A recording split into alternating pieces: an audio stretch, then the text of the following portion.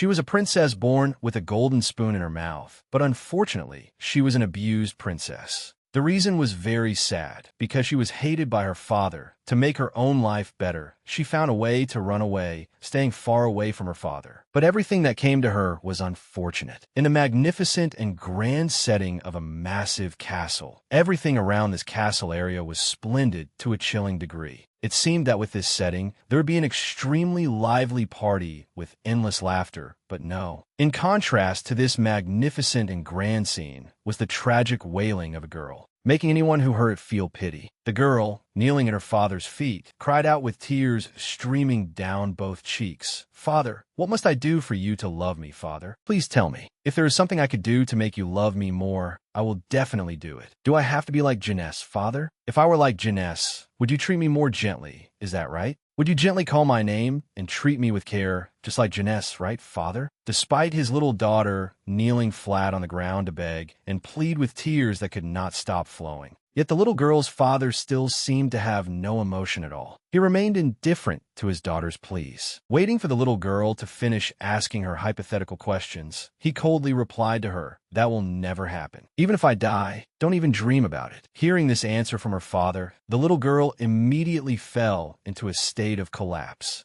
She once again cried out in pitiful resentment, "Why, Father? I'm also your daughter. Moreover, I have been by your side longer than Jeunesse. Could it be that you love Jeunesse more than me? Or what?" Before these continuous questions from the little girl, her father looked at her with an extremely cold gaze and answered, "How foolish. Just for such a simple reason. You expect me to love you more than Jeunesse. Or what?" Only at this moment did she truly realize one thing, that from before until now, her father had never considered her to be his daughter, so of course, he had no obligation to treat her well. Even when his daughter completely collapsed from his highly hurtful words, Claude remained just as heartless. Even if the crystal blue eyes of his daughter, Athanasia, froze in disappointment, he did not have a single shred of sympathy. To explain Claude's coldness, we must turn back the clock to the past, to when Athanasia was still a newborn baby who knew nothing of the world. From a young age, as soon as she was born, Athanasia realized that she seemed to have been born as a princess. However, the way people around treated her did not seem quite right. She kept feeling like an out-of-favor princess.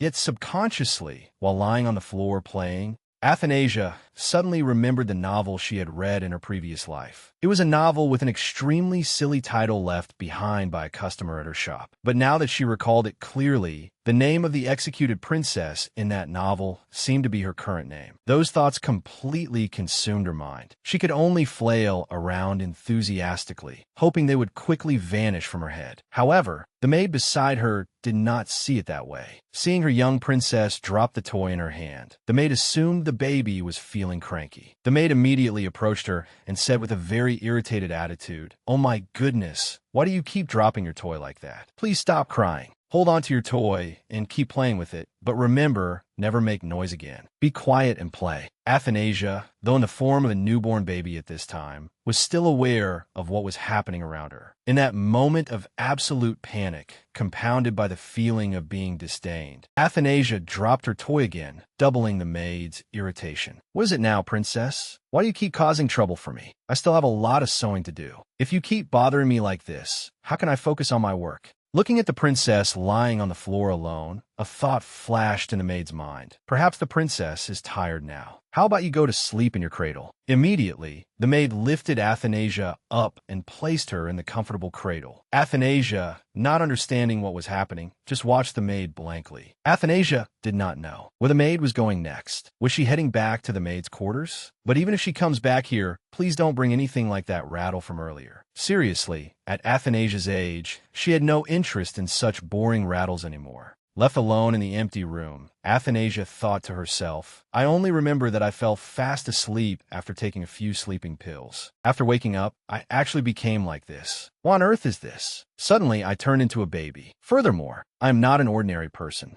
I was born in the form of a princess." Before Athanasia could think any further, the maid from earlier quickly returned with a very sullen attitude. She handed Athanasia a flimsy toy, which caught even Athanasia by surprise. staring blankly at the maid for a moment. She thought, I was an orphan girl in my past life, suffering enough disadvantages. Now I was born as a princess, born with a golden spoon in my mouth from the start. But wait, being born as a princess is indeed lucky. But why am I an abused princess? Currently, Athanasia was living in the Ruby Palace. The emperor's former wives used to reside here as well. Moreover, they were very close to one another, so they often gathered here to chat and gossip in their spare time. Athanasia's mother was originally an extremely beautiful dancer. With her natural beauty and gifted talent in dancing, she was invited to the Ruby Palace to attend a royal banquet. Naturally, because of her stunning appearance, combined with her enchanting dance, she immediately caught the attention of the emperor. However, with the emperor's utterly inhuman nature, he had wanted to put Athanasia down and kill her since she was a newborn. But later, perhaps a father's instinct kicked in, and he spared her life, only to immediately abandon her, leaving her all alone in an extremely helpless and cold state, being born and left behind in the brutal massacre of that palace. Worse yet, one caused by her own biological father, had truly traumatized Athanasia, making it impossible to forget. Every night, just as she was about to fall fast asleep, she would hear the sound of children crying, or even worse, she would repeatedly dream of endless nightmares. This made her feel incredibly insecure. But that was not Athanasia's most terrifying trauma, for there was still something scarier than those nightmares: the face of Emperor Claude. That was the absolute greatest fear in her heart. However, in this life, she had tried hard to be born in the form of a princess. Was she to continue enduring such an unhappy fate once again? While various random thoughts were running continuously in her head, suddenly, she remembered the meaning of the name she carried. This was truly her healing medicine right now. Everyone around her told her one thing: that the name Athanasia was given to her by her own mother. Athanasia was indeed a very luxurious name for a princess. The name Athanasia meant to live a healthy and happy life in the hands of the emperor. But this also coincided perfectly with the princess in the novel she had read. Princess Athanasia in that novel also faced a tragic death when she had just turned 18. And what made Athanasia feel that she and the princess in that novel were incredibly similar was that the unfortunate princess was also killed by her own biological father's hands. Indeed, all the information regarding the two of them matched in a strange way, making Athanasia herself feel perplexed. Athanasia kept thinking about the plot details of the novel, so she could not sleep peacefully. The maids surrounding her at this time could not understand what their mistress was thinking. Why had it been so long, and their little princess still refused to go to sleep? They chatted animatedly with each other about why their princess did not close her eyes at all, but they could not just stand there guarding the little princess forever. At this time, Athanasia only silently wished that someone could hear her tiny cries and understand them, which would be so much better. The maids all said that once she stopped crying, everyone would go out to do their work, and furthermore, once she stopped crying, Lily would not have to worry so much anymore. But from before I was born until now, the emperor has never come here to meet me even once. He is my biological father, yet he is the very person who abandoned me when I was small, showing absolutely no humanity. My next goal is that I must live like a princess now. I will try to take all the decorations in this house as discreetly as possible, and after that, I will have a comfortable life for the rest of my days without having to worry about anything anymore. I will definitely do my best to leave this place. No one wants to be confined in a cramped space forever. Everyone eventually wants to seek greater freedom. I am the same. I will not live in this boring palace forever. I will try to gather enough money and then run away from here.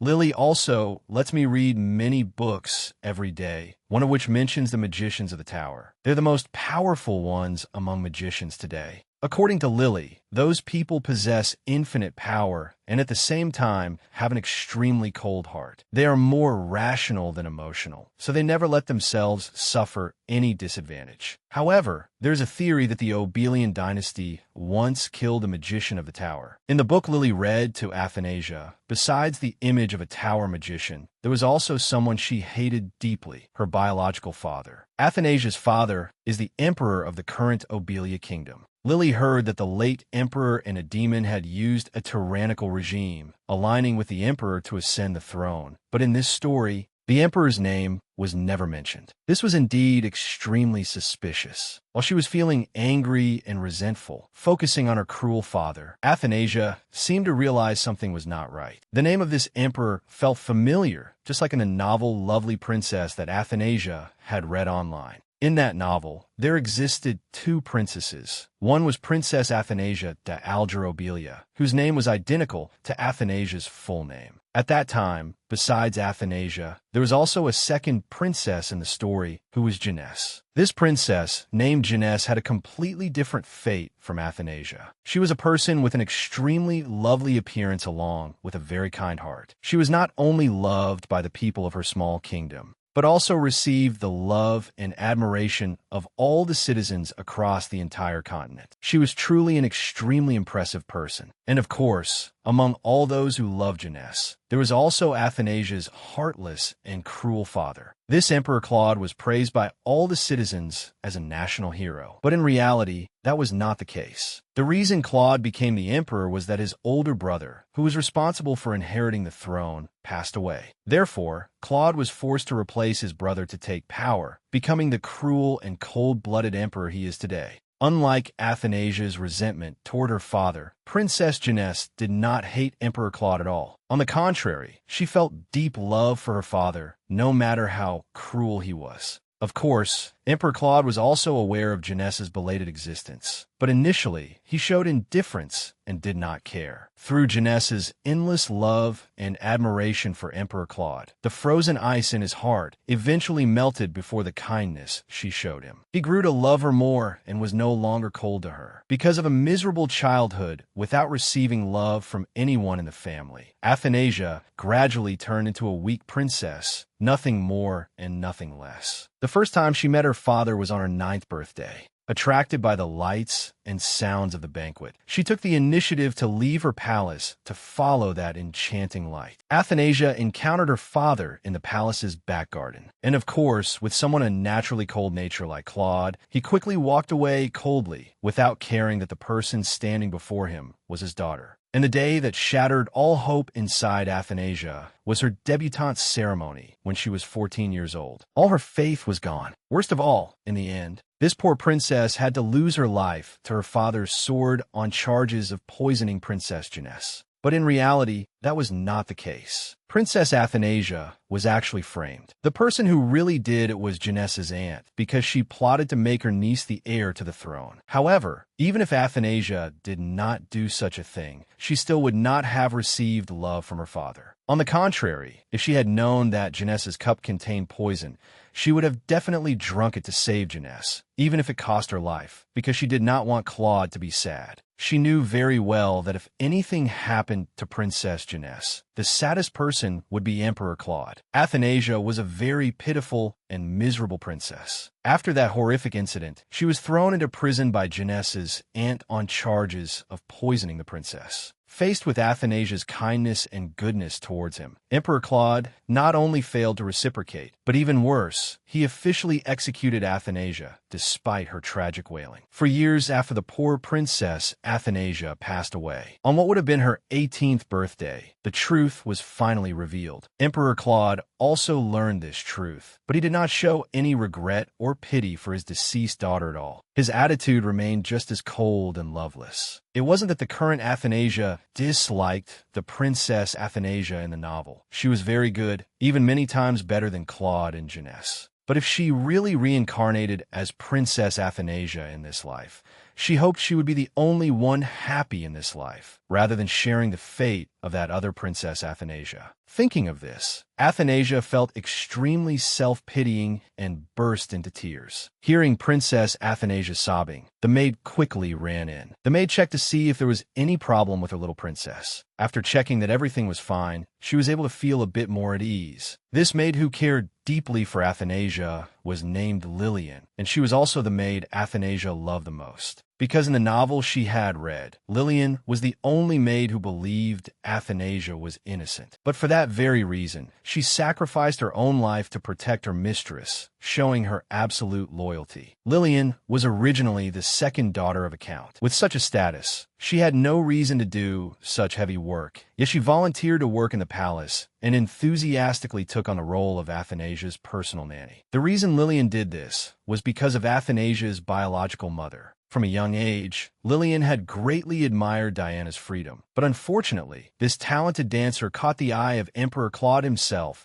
and was subsequently imprisoned forever in the Ruby Palace. The more she thought about the tragic fate between herself and Lillian, the more Athanasia could not control herself. She cried louder and louder, making Lillian feel extremely worried. Athanasia always wondered why she had to be Athanasia. Why was Athanasia named Athanasia? She did not want to live in such a miserable life forever. After all, she still wanted to be Janess, living such a peaceful life. Time quickly passed, and in the blink of an eye, Athanasia was already 5 years old. On a sunny morning, she came across the maids walking in the palace. Therefore, she expressed that she really wanted to eat chocolate and hoped the maids could give her some. Initially, several maids objected, because Lillian had said that no one was allowed to give Princess Athanasia chocolate, as it would affect the princess's teeth. However, faced with Athanasia's adorable appearance, the two maids could not refuse. The older Athanasia grew, the more she realized that the valuable items around this ruby palace were becoming fewer and fewer, no longer as many as before. She also learned that the maids working in the castle were slowly stealing these valuables for their personal use. At first, they were cautious, fearing the emperor's authority. But after realizing that Athanasia was a neglected princess, their greed grew day by day, causing the palace items to gradually become sparse. Fortunately, thanks to Lillian's discovery, she officially reclaimed everything in this palace. Moreover, she took the opportunity to fire all the disloyal staff and send them away, which finally preserved the valuable items in the palace. Athanasia kept walking and walking, not understanding where in the palace she had wandered. She kept walking until she came across a water well. Curious, Athanasia leaned over to look down at the water surface of the well. Surprisingly, this was the first time she could witness the true appearance of her face like this. Even she herself was shaken by her own beauty. But wait, now that she had seen how beautiful she was, where was she? Athanasia looked around in confusion, not knowing where she was. Perhaps she was lost. After realizing that she was lost, Athanasia quickly moved, walking fast in the hope of finding a way out. The further she walked, the more she realized that this was not her ruby palace. But as for where this place was, she still could not determine. She stepped inside the castle before her. There was not a soul here, yet everything around was extremely clean, as if someone lived here and cleaned it regularly. While she was bewildered and confused, not understanding what was happening, a thought suddenly flashed in her mind. If no one is in this palace, could I use it?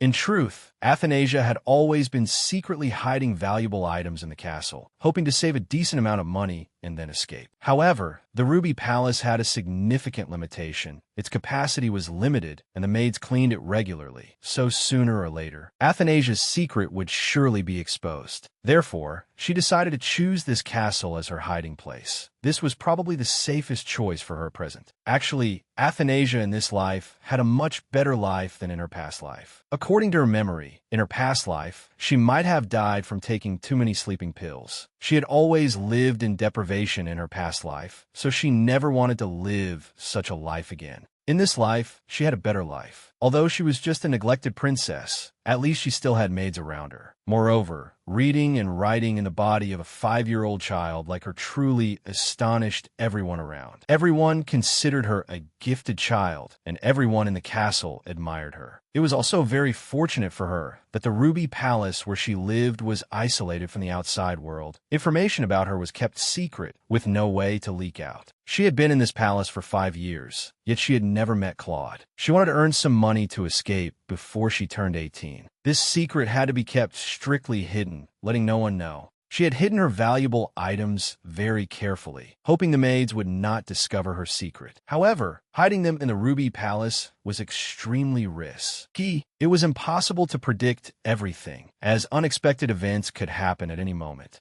leaving her unable to react in time. Every day, she had to run back and forth from her room to the empty lot where she hid these items. This seemed to drain her energy more and more every day. Actually, Athanasia did not want to hide these things so carefully, but there was still a time bomb in this palace, which was Claude. She wanted to accumulate as much as possible so that, if anything unfortunate happened to her, she would still have them to escape. This palace she was lost in was a wonderful location. It was spacious enough to hold all the valuable items she had. Furthermore, as she went deeper inside, she discovered that the statues here were all made of gold, whereas in her ruby palace, they were only made of marble. Athanasia felt a bit skeptical, so she decided to use her teeth to test them. While she was intently testing, a voice suddenly spoke from behind, startling her completely. "Since when does a child live here in my palace?" Athanasia turned around in shock, and she was immediately so terrified that she could not move. The person standing in front of her was the one she feared meeting the most, Claude. Claude stared at her for a moment and said, "Your face looks very familiar." This face and these eyes made Claude pause for a long moment. He thought for a while and then exclaimed, "Ah, that's right. The dancer from Sayadana. You really look just like that woman." Then Claude reached his cold hand toward Athanasia's face. His eyes flared with an anger that made the attendant walking beside him wary. It seemed as if Claude was about to devour Athanasia, but no, he only said softly, "I finally remember now. Your name was given by that woman. If I remember correctly, your name is Athanasia, isn't it?" Without giving Athanasia any time to answer his question, Claude seemed to step even closer to Athanasia, making her so tense that she could not bear it. Claude approached Athanasia and said softly, "When I met you, you were just a newborn baby. With just one squeeze, you could have lost your life. But there was one thing that saved your life, the name you bear now. Legend has it that in Obelia, a name like Athanasia means immortality, suggesting one who could succeed to the throne and officially become the emperor in the future. However, it was not that simple. To receive that blessing, the name had to be bestowed by the emperor himself. Ever since Athanasia was born, Claude had immediately wanted to kill this baby, not wanting to give her another chance to live in this world. But when he learned that Diana had named this daughter after his own middle name, his curiosity was piqued once again, which was why he spared Athanasia's life. Claude stepped closer and closer to Athanasia. He hissed in an extremely terrifying tone that made Athanasia feel quite frightened. "I really want to see if the lucky child who survived back then can live as well as her name suggests. But today you surprised me, kid. You've grown much taller since the first time I met you." Claude stepped closer and lifted Athanasia high up, freezing her in complete bewilderment. Athanasia thought to herself, "Why did Claude say that? Does he want to kill me right here and now? I don't want to die here at all." Didn't that novel say that even though Athanasia was 9 years old, she still did not receive any attention from her father? Why has everything turned out like this now? The moment Claude lifted Athanasia up, her eyes met Claude's ice-cold gaze, making her shiver instantly. She had never thought that her life in this world would end so quickly. Just like a nightmare she wanted to wake up from right now. However, contrary to Athanasia's fears, Claude did nothing to threaten her life. He just looked at her face and said loudly, "Why are you so heavy? I didn't expect you to be this heavy. No wonder you're so chubby." It seemed this sudden disaster had passed, and Athanasia could rest assured that her life was saved. But suddenly Claude paused. He stared straight into Athanasia's eyes and said, "Wait, but what are you doing inside my palace?" Athanasia was stunned at this moment. What she least expected had actually happened in such a perfect way. How could such a grand and magnificent palace belong to him? This palace was decorated more simply than her ruby palace, but only the real emperor could use it. If Athanasia remembered correctly, it seemed that when Athanasia was 9 years old, she went to the imperial palace. If she knew the progression of the story beforehand, she could just follow Athanasia's path, so she could escape faster than the character Athanasia in the novel she had read. The servant nearby saw his master holding the child in the air for a long time. Fearing that the child would get tired from being held for too long, he spoke up, "Your Majesty, do you think this child is a toy? Why are you holding her up for so long?" Contrary to the anxiety of the servant beside Emperor Claude, Athanasia was not tired at all. On the contrary, she had an even greater fear. "Am I really going to die? This is his palace. I came here without his permission, so he will definitely never spare my life. Furthermore, I even left teeth marks on the angel statue. If he finds out, my life in this world will end right here." Athanasia's fear rose higher and higher. making her too terrified to breathe heavily. The emperor thought for a moment, then tossed Athanasia to the servant beside him and said loudly, "It seems this kid got lost while playing at the Ruby Palace. Quickly bring tea and cakes here so I can host my guest. Hurry up." Soon after, tea and sweets were prepared thoughtfully and neatly, exceeding Athanasia's expectations. Athanasia was seated opposite Claude, which left her extremely bewildered. She did not know what was happening. What kind of situation was this? Athanasia looked at her surroundings with very cautious eyes. She knew that if she carelessly did anything to displease the emperor, she would surely lose her life instantly. Claude crossed his arms and stared at Athanasia. Seeing the child in front of him grow increasingly bewildered, he cleared his throat and spoke. "Are you mute? Why aren't you saying anything? Is there something strange about this palace?" Hearing her cold and cruel father speak, Athanasia quickly replied in fear, "Yes. Greetings, your majesty." After receiving Athanasia's reply, Claude lazily tilted his head and said, "You speak too little, making me lose all interest in you. I was much more interested in you before than I am now." Fearing that if she failed to interest Claude, he would surely kill her, she quickly sought ways to speak more. Furthermore, she actively smiled brightly at Claude, hoping her childlike, cute smile could soothe the anger inside him. And this actually worked on Claude. After hearing more of the voice of the child sitting in front of him, he replied, "Is this your real voice? Why did you stay silent until now, when you have such a cute voice?" Hearing all of this, the servant beside Claude quickly spoke up to rescue the poor child who was receiving countless questions from an emperor known to be cold and brutal. "Your Majesty, I am very sorry to interrupt your conversation like this, but at the princess's age, almost any child would be shy when meeting a stranger like this, Your Majesty. Like a fish finding water just in time to save its life." Athanasia smiled once again, hoping Claude would soften a bit and let her return to her Ruby Palace. Unfortunately for Athanasia, her smile and voice did not work this time. Claude was no longer interested as before. Instead, he turned and ordered his close servant to wait outside, leaving the private space for Athanasia and himself. Waiting for his servant to leave, he raised his head and continued from earlier. "Your nickname seems to be Athi, is that correct? While your official name is Athanasia. Do you know the meaning of your name?" Athanasia knew very well that her name was chosen based on the name of the emperor sitting in front of her. But to protect her life, Athanasia could only smile and reply, "It is a great name." However, Claude still did not seem very pleased, and he continued to hiss in response. "Who does that woman think she is to dare name you this? She truly did not know what fear was. If she were still alive, I would definitely lock her in the cold palace to teach her a lesson." Claude demanded that Athanasia eat all the cakes and tea he had prepared, as if that fiend liked children, hence preparing such a grand feast. If Athanasia did not eat, Claude would quickly punish her and kick her out of the palace. Although she did not want at all to preserve her life, Athanasia was forced to eat. In her nervousness, Athanasia accidentally mentioned Lily, surprising Claude. He did not expect the name Lily to be brought up here today. Claude looked straight into Athanasia's eyes to tell her a story. 5 years ago, Lily York was the one who dared to stand in front of me without any fear. Furthermore, the first time I heard your name was from her mouth. She blocked my way, but I could not kill her. Only your mother.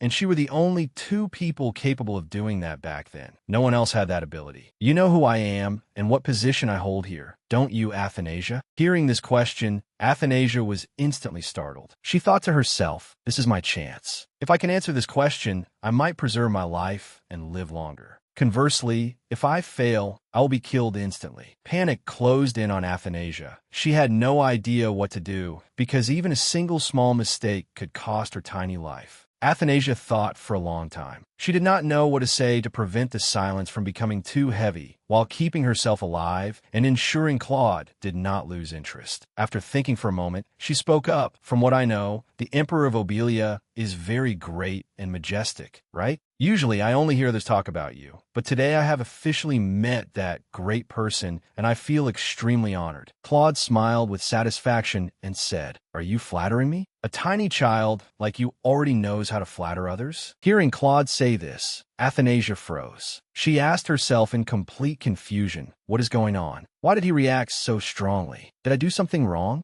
Athanasia paused to buy more time to think. She had to keep finding things to talk about with Claude if she did not want the silence to kill her. She thought for a bit. Claude seemed to really like Jeunesse. If father only cared about Jeunesse, the risk of her dying in the future would be extremely high. But if she could make father love her too, not only would she not have to die, but she could also live a life of luxury. Action followed thought. Athanasia quickly called out, "Papa." Athanasia remained silent for a moment to see if Claude had any reaction to these two affectionate words of hers. But strangely, Claude didn't react to her at all. On the contrary, it seemed like he was the one who was frozen. Why didn't he react to her at all? Realizing that her previous action had a chance for a better outcome, Athanasia took the opportunity and continuously called out, "Papa, Papa." After this incident, she also learned a valuable lesson for herself. If she continued to talk to Claude like this, her chances of survival would be extremely high. But if she just stayed silent, she would immediately face a fit of rage from Claude. After a very long conversation with Emperor Claude, Athanasia was sleepy, so she was taken home by the emperor's servant. At this time, everyone in the Ruby Palace was feeling extremely anxious. It seemed that losing the princess had devastated everyone here. Worried about the princess, everyone ran around the Ruby Palace looking for her. Even when Athanasia was carried back from the palace by the night, everyone in the Ruby Palace regarded him as a kidnapper. However, Athanasia didn't speak up to explain for him because he had left her alone in the room with that cruel Emperor Claude. He deserved to be criticized by everyone like that. But before he left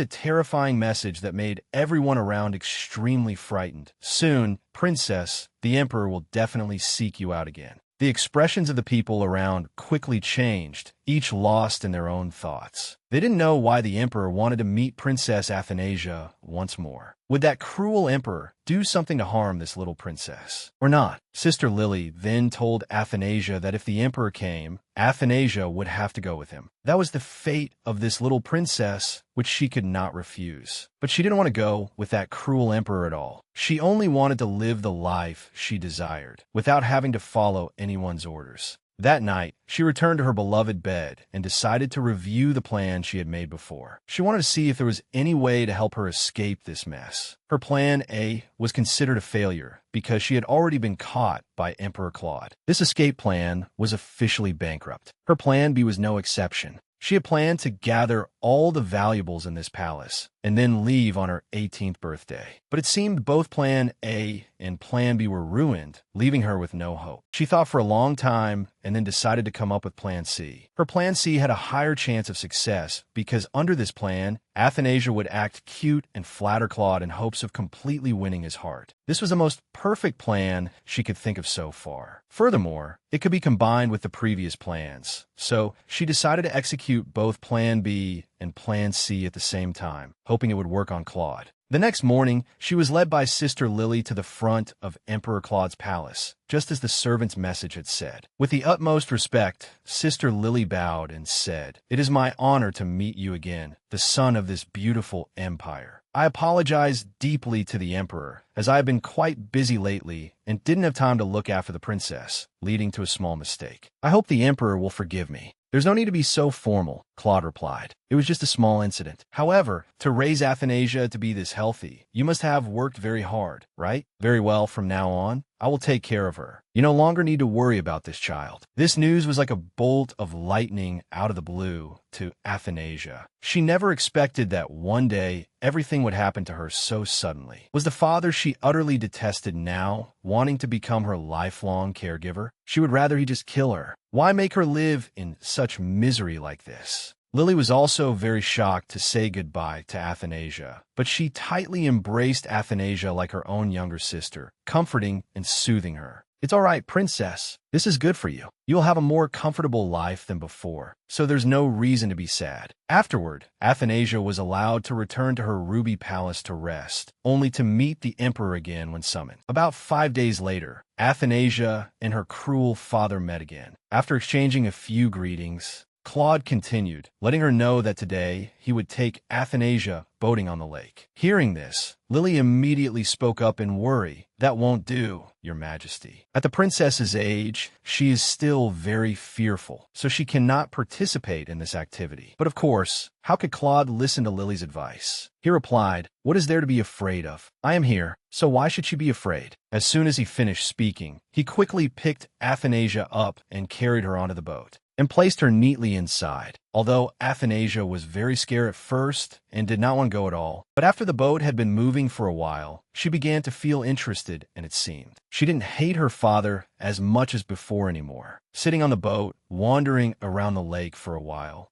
Athanasia began to feel comfortable and let herself drift with the current to admire the surrounding scenery. Oh, the scenery around here was very beautiful, especially a lotus flower in the middle of the lake, which caught her attention, making Athanasia curiously lean down close to the lake to see what kind of flower it was. This was the first time she had seen such a strange lotus. Why was it silver? The flower blooming on the lake's surface shattered all of Athanasia's preconceptions about lotuses. The water inside the lake was still a deep blue. So how could this lotus be silver? Could it really bloom on a lake like that? The more she thought about it, the more curious Athanasia became. She leaned closer and closer to the lotus growing on the lake. This also meant she was getting further and further away from her boat, and what everyone could have predicted finally happened. Athanasia lost her balance and immediately fell into the water right in front of Claude. Seeing his little daughter fall into the water like that, Claude did not show the slightest bit of worry for his daughter. He just kept his eyes on his daughter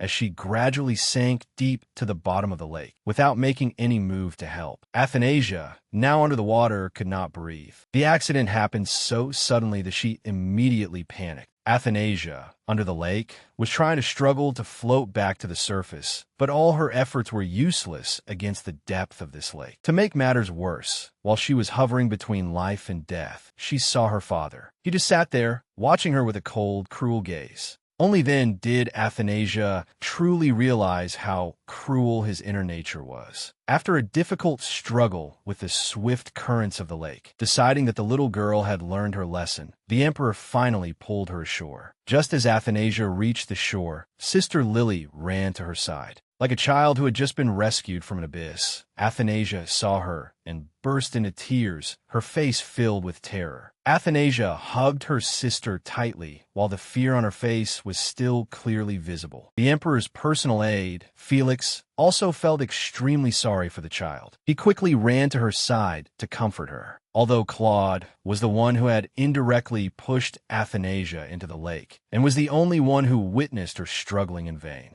Under the water, Emperor Claude still didn't show any pity for the little girl. With a cold face, Emperor Claude went over to the servant Felix and said, starting tomorrow, have Athanasia take swimming lessons. If my daughter doesn't even know how to swim, how disgraceful would that be? Wouldn't it make us a laughingstock to the world? After that, he quickly walked away, causing Athanasia to turn from fear to extreme anger. After an afternoon filled with so many upheavals, Athanasia was finally able to sleep peacefully in her palace tonight. She had been home for a while, but she was still deeply resentful. Lying in bed, she thought crossly, how could that bastard cruelly leave me struggling in the lake like that? I need to make a lot of money quickly and leave this place. If I stay here any longer, I'm afraid I won't even be able to protect my life. But making money could wait. Right now, Athanasia was craving chocolate. She had to quickly find some chocolate to eat. But before Athanasia could find the chocolate, Lily's shout echoed from outside, startling Athanasia. Princess, please come out here and see what's happening. Athanasia quickly ran outside as Sister Lily called. But once she got outside, it was her turn to freeze completely, unable to comprehend what was happening in front of her. Now, there were hundreds of maids standing ready, and right beside them was Emperor Claude's personal aide, Felix, waiting for her. She really didn't know what was going on. Not keeping Athanasia waiting long, Felix spoke up. Felix respectfully greets the princess. From this day forward, I will be the one to protect you. I hope the princess will agree to come with me to Emperor Claude's palace. His Majesty has made it very clear to me that my duty is to take good care of you. Because from today, the princess will no longer live here. From this day on, I will officially take care of you. I hope the princess will look kindly upon me. After receiving the news that she would be moving to Emperor Claude's palace to live, Athanasia really did not want to go at all. Who would want to move to live next to someone who had cruelly watched them drown like that? Even worse, Emperor Claude not only failed to assign more maids to Athanasia, but he also dismissed her closest attendant. This was truly unacceptable. Seeing his new little mistress in an unstable state, unsure of whether to leave or stay, Felix spoke up to advise her, "Princess, please don't be angry anymore. Why don't you try to have a talk with His Majesty? Coincidentally, His Majesty wants to have dinner with you today." This news from Felix's mouth was like a bolt of lightning to her ears. She never expected that she would have to dine with the person she despised the most. It felt as though she was about to lose her life once again. If she had to choose between dining with the emperor or losing her little life, she would rather choose the latter, as it would be more pleasant. But even if she didn't want to, she still had to move to the palace to have dinner with Emperor Claude. On the way there, Athanasia was told by Felix about the origin of the lotuses she had seen that morning. According to Felix, the flowers growing in the middle of the lake were magical lotuses. This was an extremely terrifying species of plant that could charm humans and then pull them underwater to suck out all their nutrients. Fortunately for Athanasia, her life had not been taken by them. When Athanasia was carried to Emperor Claude's palace, she looked around and then asked the servant Felix, "Felix, why don't I see any maids or guards standing watch at this palace?" Felix smiled and gently replied, "There are no servants because the emperor wants to do everything himself. As for the guards, actually, they're not really necessary. So, as the princess can see, this palace has no servants or guards." Felix carried Athanasia to the door of Emperor Claude's room, but he was taking an afternoon nap. It seemed like Athanasia would be allowed to return home. But no, the servant Felix came up with an idea. "Why don't you wake the emperor up yourself, princess? If he sees the princess, the emperor will surely be very happy." Without waiting for Athanasia's agreement, Felix directly placed Athanasia inside Emperor Claude's room and then left, leaving Athanasia standing alone in panic and fear. Athanasia didn't know what to do next. Why was Felix so heartless to leave her here all alone like this? He clearly knew she was terrified of Emperor Claude, so how could he cruelly leave her alone like this? He really had no humanity. But now that she was in here, Athanasia could not escape outside. What she needed to do now was to figure out what she should do next. She looked around the room. It was truly massive, yet the design was surprisingly simple. For what she knew, emperors like Claude were not only cruel, but they also lived extremely luxurious lifestyles. But why did Claude decorate his room so simply? It was truly hard to understand. However, this room was really too big. How could Athanasia find the emperor? Bewildered and not knowing what to do, she decided to run quickly to the far end of the room in the hope of finding the emperor sleeping somewhere. On the way to where the emperor was sleeping, Athanasia discovered that the palace was decorated entirely in gold. Indeed, the golden hue of the surrounding decor completely overwhelmed Athanasia. Why was there so much gold? In her past life, she had never seen so much gold. This was the first time in her life seeing such a vast amount of gold. But no matter how much gold there was, Athanasia couldn't take any of it. She still had to keep running fast to find the emperor before it got too late. The room was so large that she didn't know when she would find Emperor Claude. As she ran quickly to find Emperor Claude, her eyes caught a portrait hanging on the wall. The portrait depicted an extremely beautiful woman. The woman's beauty caught Athanasia's attention, causing her to stop for a few seconds to admire it. But in her heart, she thought that this must be one of Emperor Claude's countless wives, and she shouldn't look at it for too long. However, there was a truth she probably didn't know. The woman depicted in that portrait was her birth mother. Athanasia kept running and finally found the emperor.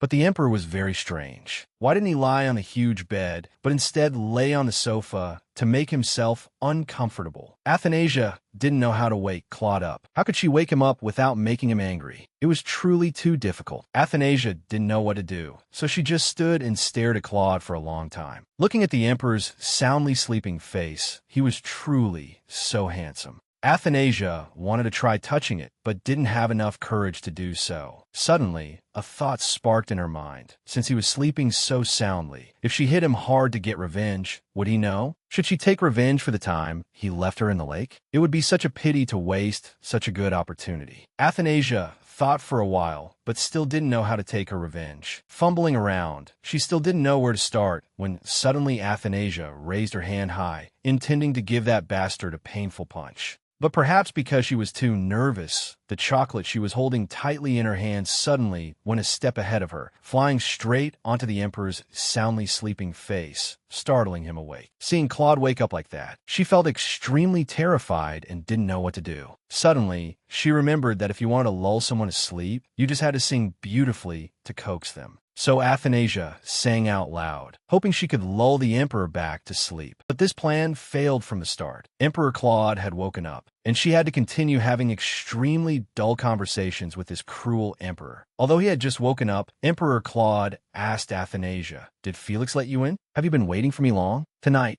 we will prepare a lavish dinner here." Just as Emperor Claude said, after a while, a sumptuous dinner had been prepared in an extremely complete manner on the dining table, consisting only of dishes that Athanasia liked. It seemed the emperor had researched very carefully about the preferences as well as the personality of Princess Athanasia. Although it was said to be a dinner together, Athanasia sat on one side, while Emperor Claude sat on the other, making even talking to each other difficult, let alone dining together. Seeing that the atmosphere seemed a bit too silent, Claude spoke up to ask Athanasia in order to break the silence that was hanging over them. "Your mood today seems very good. It seems like you haven't been living too badly lately, have you?" Although Athanasia had just recovered from her illness, she still cheerfully replied, "Yes, my papa is truly so handsome. Up until now, I have never seen anyone so handsome." The reason Athanasia kept showing extreme interest in Emperor Claude was because of her Plan C. She absolutely could not miss the opportunity to execute Plan C. This was an extremely important plan to help her escape from here. Therefore, she had to actively focus on executing this plan. All right, talking like that is quite enough. Now it is time for dinner, so the two of them began to enjoy their meal. However, tonight's dish was beef. Athanasia had never eaten such a large piece of beef by herself before. In the past, Athanasia's maids would cut it for her to eat. She was not even clear on how to use the dining utensils. So how could she eat this dish, despite trying her best? In the end,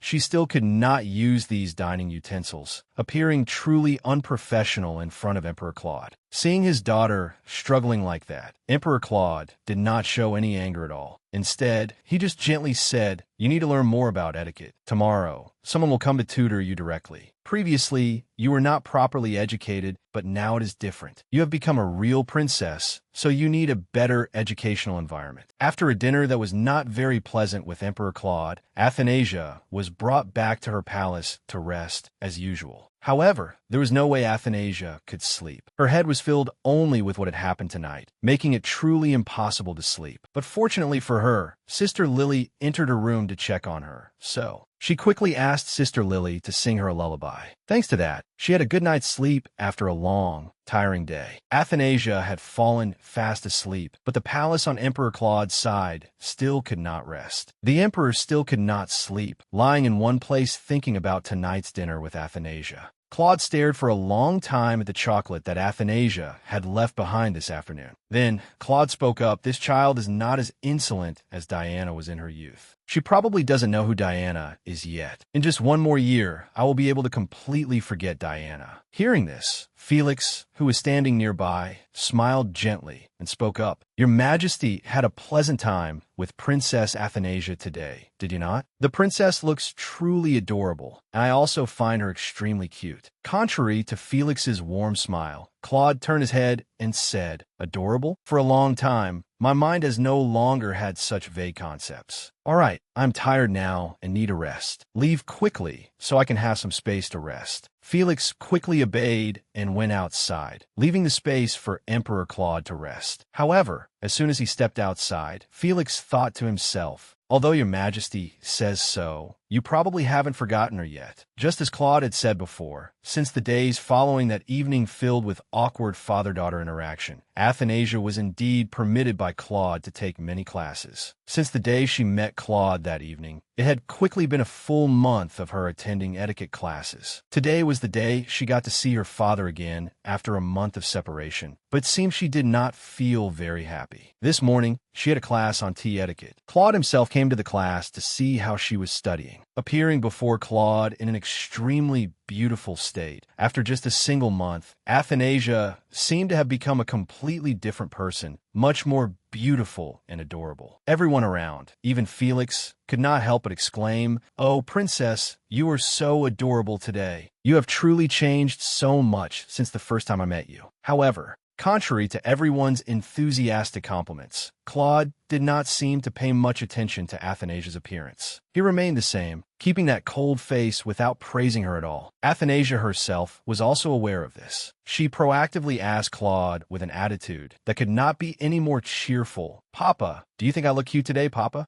Although she appeared cute and lovely on the outside, deep down inside, Athanasia did not want to act this way at all. She did not know how many times she had to practice over and over again to become this adorable. Contrary to Athanasia's enthusiastic attitude, Claude did not feel moved in the slightest. Furthermore, his face remained the same, without any change in expression. Even though she was treated so coldly by Claude, Athanasia did not feel sad at all. On the contrary, she still acted extremely cute and continued to make conversation with Claude, regardless of his indifference toward her. Smiling sweetly, she said, "Good morning, Papa. I wish you a very wonderful day." Actually, the first time Athanasia met Claude in his bedroom, it was already afternoon. No matter how she greeted him, he would not approve. Therefore, Athanasia had learned a lesson that from now on, whenever she met Claude, she would only say good morning. This way, she would avoid being nitpicked by Claude. And of course, Claude had never responded to Athanasia. But that was fine, as long as she could preserve her life and nothing bad happened. She would be at peace. Conversely, no matter how coldly he treated her, she did not need to care. Speaking of coldness, she remembered that last night she had an extremely beautiful dream. In the dream, she, along with Sister Lily, Felix, and Claude, played together very happily. She had never had such a happy feeling, even though it was only a dream. Although it was just a dream, Athanasia still felt very lucky because to her, it was the most beautiful dream she had ever had up until now. She had never had such a beautiful dream before. Indeed, the feeling of playing with one's father was truly wonderful. For someone who had been deprived of affection since childhood, like Athanasia, this was even more amazing. However, looking at Claude's face and current attitude, Athanasia knew very well that this would never happen.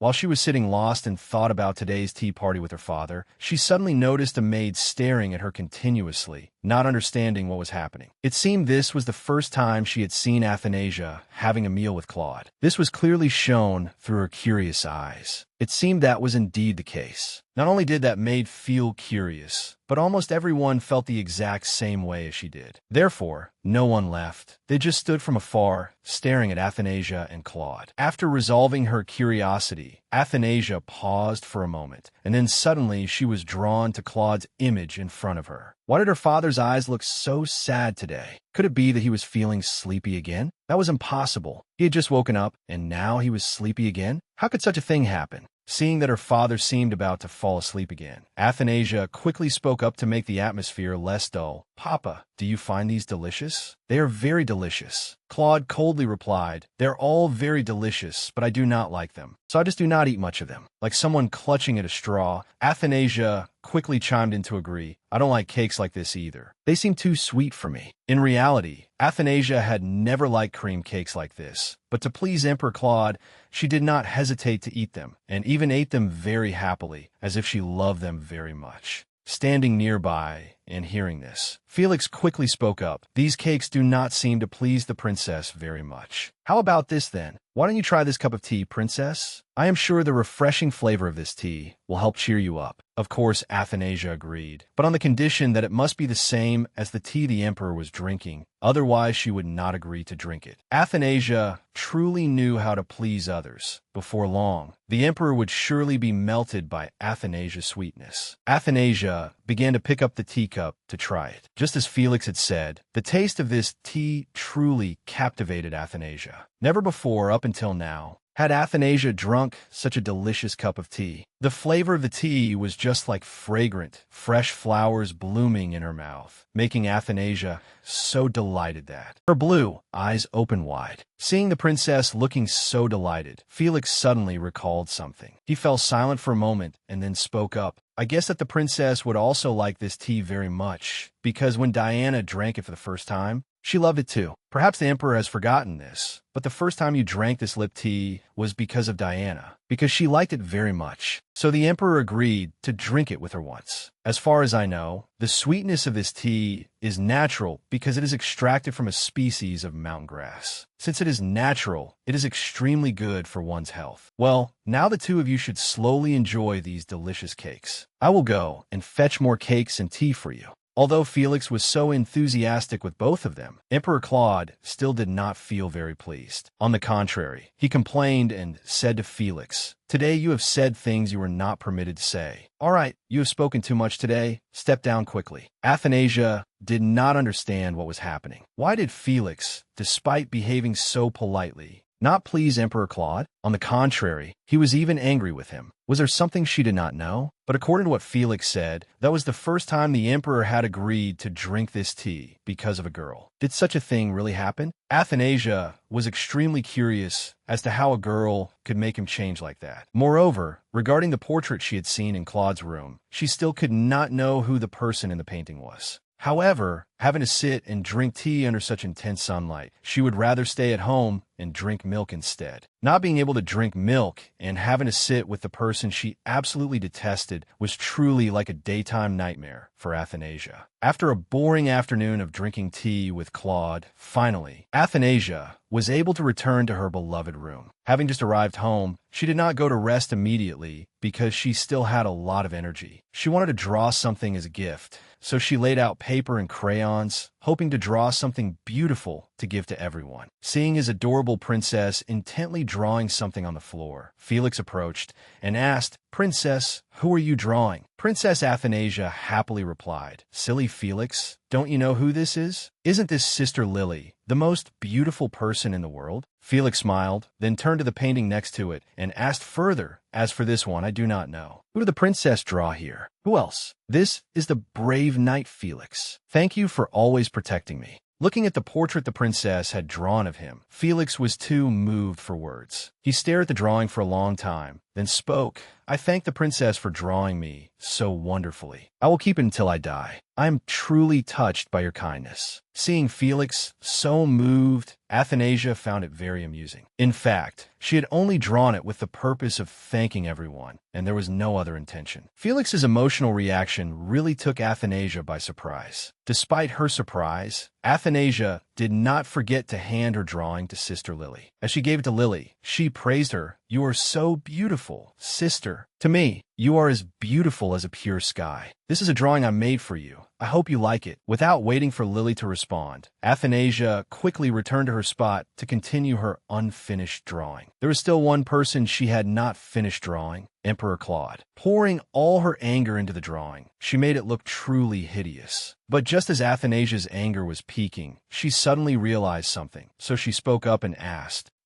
Sister Lily, I have a question I want to ask you. What was my mother like? I am truly very curious." For some reason, the atmosphere suddenly became terrifyingly silent. It was just a simple question from Athanasia, but it made both Felix and Lily freeze for about 1 to 2 minutes. It seemed Athanasia did not notice this strange silence. She continued her innocent questions, even though Felix and Lily's faces at this moment had become extremely awkward. "I really want to see my mother. I wonder what my mother would look like in real life. What is my mother's hair like, Sister Lily? Does my mother's hair look like yours? If not, what is it like?" Although Lily was extremely awkward when this matter was mentioned, with the continuous questions of such a cute child, she could not possibly not answer. Lily still smiled brightly, then described each feature on the face of Athanasia's mother to help Athanasia understand. After receiving full information from Lily, Athanasia excitedly said out loud, "Oh, sister, with that description, I can imagine it now. Now I will start drawing my mother beautifully, and then I will show it to you." Watching the innocent child in front of her carelessly drawing her mother, without knowing what terrible things had happened to her mother, truly broke Lily's heart. So she continued, "Your mother was truly beautiful, Athanasia. Your mother was as beautiful as the Princess Athanasia in the story I read to you. It is no exaggeration to say that your mother was as beautiful as a fairy. Even I was mesmerized by her beauty. However, being too beautiful was not a blessing. Because Diana was too beautiful, she became Emperor Claude's choice, and later gave birth to Athanasia, giving the child an incredibly unfortunate childhood. Furthermore, as a princess, Athanasia did not deserve to be treated like this. Although Athanasia was innocently drawing, she could actually clearly see the awkwardness in the eyes of the two people sitting next to her. Why did they suddenly become so quiet? And regarding the portrait she had seen the other day, according to Sister Lily's description,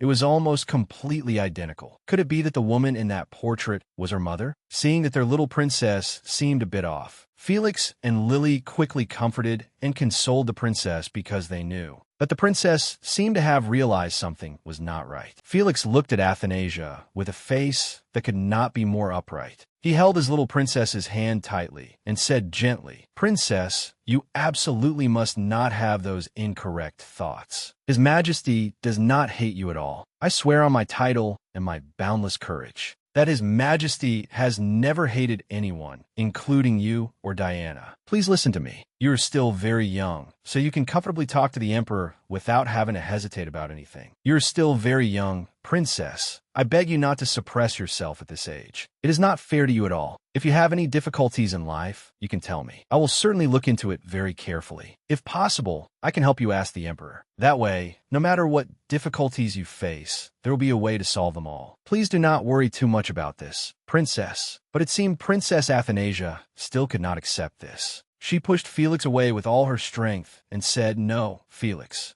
I can't do that. If you ask the Emperor for me, he will hate me. He will really, really hate me. I know that very well." After that, Athanasia could no longer sit still on the floor like a child. She immediately stood up and ran to her room, crying as she ran, leaving Lily and Felix behind, not knowing what to do. Perhaps this was the first time they had seen their little princess so emotional after a terrifying night for all three of them. In the morning, they had to meet in the living room, but their expressions were very strange. Everyone seemed extremely exhausted, unlike usual. Perhaps they had a sleepless night last night, especially Athanasia. She had stayed up the entire night and couldn't sleep at all. Perhaps that shock had severely affected her mind. Although she didn't want it at all, Athanasia had to go to Claude's palace this morning as scheduled. It was impossible to refuse. Before leaving, she took the initiative to make up with Felix because it seemed her own reaction yesterday was a bit too much. She should have been calmer to resolve everything. Seeing their little princess take the initiative to make up with everyone, Felix and Lily felt truly glad, and they all breathed a sigh of relief. After that, as planned, Felix carried Athanasia back to Emperor Claude's palace. Before they left, she and Lily said goodbye to each other very emotionally, as if they couldn't bear to be apart. She thought she would be able to see her father as soon as she arrived at the palace. But upon arriving, Athanasia learned that she could not meet him right away because, as usual, Claude had very peculiar rules that only the Emperor himself understood. So today was no exception. Claude wanted everyone to wait outside, so no one was allowed to enter. While Athanasia and Felix were standing outside waiting, someone suddenly appeared out of nowhere and caught both of their attention. He was indeed a man of great presence, from his posture to the attire he was wearing, which truly made everyone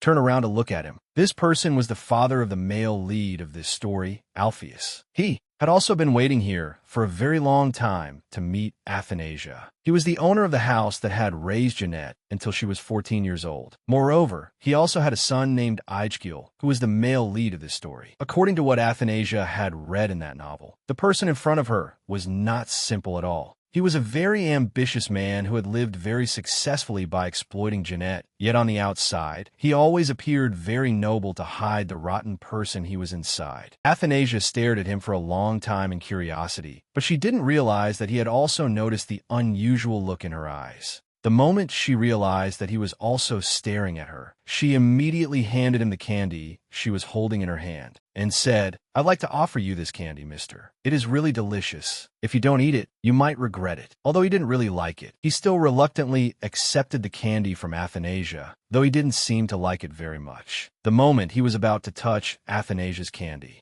Athanasia suddenly acted up and screamed, "How could you take my candy, mister? No way." Although extremely surprised by Athanasia's dramatic reaction, he still acted very politely, smiled warmly, and said, "What a truly lovely princess. Perhaps this is the first time I have met such an adorable princess." Right after that, word was sent out that the emperor wished to see the princess. So Felix carried Athanasia inside to see the emperor first, cutting short the conversation between her and this polite gentleman. Soon after, Athanasia was carried inside to meet Emperor Claude. Before starting on today's main topic, she told her father that she had met a Mr. White outside. Because he has white gold hair, I called him Mr. White. This witty story from Athanasia cheered Claude up a bit. Perhaps since meeting Claude until now, she had never seen him smile. But today's main topic was not just that. Today, Claude informed Athanasia that she was about to meet. This witty story of Athanasia had cheered Claude up a bit. Perhaps since meeting Claude until now, she had never seen him smile. But today's main topic was not just that. Today, Claude informed Athanasia that she was about to meet another friend in this castle. This would be the first time Athanasia had a real friend in this castle, so she felt extremely excited. She only knew that this friend was 2 years older than Jeanette and 3 years older than her, with no other information besides that. While Athanasia was lost in thought, she was suddenly lifted upside down, which took her completely by surprise. It turned out Emperor Claude had picked her body up like that. He complained that she talked too much, which invaded his privacy and gave him a terrible headache. So he carried her to his bed and then demanded that she sing the lullaby she had sung the other day to put him to sleep. Athanasia had really talked so much that he felt exhausted, so he wanted to sleep to regain some energy. Although she didn't want it all, Athanasia still had to sing Claude to sleep. She really didn't know why she had to do this. She probably knew that if she didn't, she would struggle to preserve her life, so she just quietly did it. In reality, Athanasia had to sit for a very long time singing the lullaby to put the emperor to sleep. She didn't know how long she had been singing. She only knew that while she was singing, the emperor had fallen asleep at some point, and only then did she stop singing. Seeing the emperor sleeping so soundly, she wondered if he was actually asleep. To make sure the emperor was really asleep, she started pulling his hair, but Claude still didn't react. He must have truly fallen asleep. Felix, standing guard outside, could no longer hear Athanasia's singing. So he asked, "Has His Majesty fallen asleep, Princess Athanasia?" After receiving confirmation from Athanasia, Felix nodded and said, "It is truly rare for His Majesty to sleep without letting his guard down like this. Perhaps the princess's song has put the emperor in a much better mood, which is why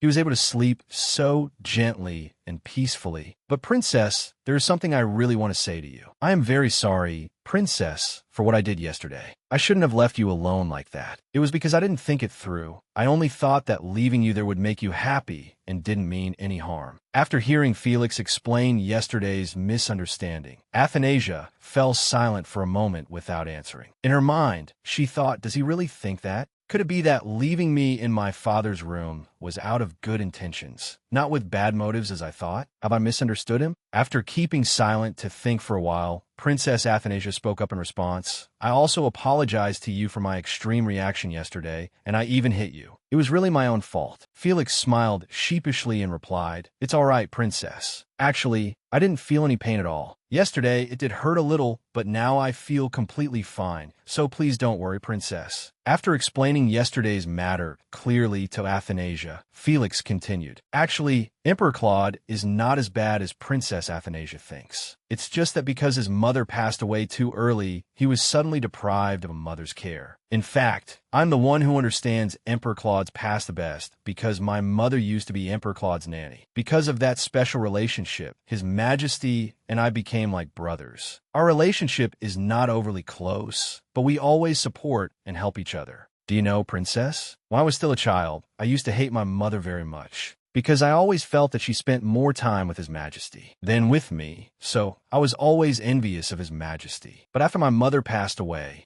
I truly missed her so much. I miss my mother deeply and wished I could have spent more time with her. Now, I no longer hate her for not spending enough time with me. On the contrary, I understand her more than anyone. As a child, I always believed that there was no place for me in my mother's heart, that she only cared about His Majesty. That was why I always saw her taking care of His Majesty so devotedly. But one day, I found an embroidered handkerchief that my mother used to carry with her. And do you know what I saw on that handkerchief, Princess? My name was embroidered prominently right there on it, making me unable to believe my own eyes. She was quite mean, wasn't she, princess? Although only my name was embroidered on that handkerchief, I knew very well that she also missed and loved me deeply, wanting to be by my side more before she passed away. Hearing all of Felix's feelings through the story of his mother, Athanasia was silent all this time, which also made her think a lot. Although she had no memory of her mother, she was her only mother. In any case, she was very curious to see what her face looked like. Athanasia had thought about this many times. She didn't know if she was a princess truly born in this region, or if she was simply a child picked up and adopted, and brought back to this ruby palace. Athanasia really had so many things to tell her mother. If she had the chance to meet her mother just once, she really wanted to let her know that she was now 5 years old. Moreover, she was living very harmoniously with her father. She could now sing lullabies to put her father to sleep on her own without needing her mother to do it anymore. This was truly meaningful to her, although Athanasia knew very well that her father was a very bad person, not only cruel but also favoring Jeanette over her, which was truly unfair. In the end, if everything happened according to the story, Claude would even be cruel enough to kill his beloved daughter, Athanasia. After pouring his heart out for a while, but seeing no response from his princess, Felix asked, "Oh, that's right, Princess Athanasia, what is your dream?" Speaking of the word dream, Athanasia actually had only one dream, that when she turned 18, her father would not kill her and she wouldn't have to disappear from this world. But she couldn't possibly answer Felix like that. She only gave a strained smile and said, "My dream? I want my papa to love me even more, hundreds of thousands of times more than this." After telling Felix about her dream, the little girl was also exhausted after singing the lullaby and chatting happily with Felix. She quickly lay down next to her father to fall asleep. Before sleeping, she reminded herself that she would definitely achieve that dream. She hoped that by the time she was 18, Emperor Claude would not kill her. She believed in her ability to do it, and she would definitely survive without any unfortunate events happening. Soon, Athanasia fell into a sound sleep. This was truly the first time she had slept so well. In her dream, she caught sight of a woman who looked exactly like her from her hair to her appearance. Moreover, this woman's singing voice was so beautiful that she couldn't tell who she was actually meeting and whether she was a fairy descending to the mortal world. While Princess Athanasia was falling into her dreamlike sleep, Emperor Claude had already woken up at some point. Seeing his beloved daughter sleeping peacefully beside him, he found her truly adorable. Perhaps it had been a long time since he slept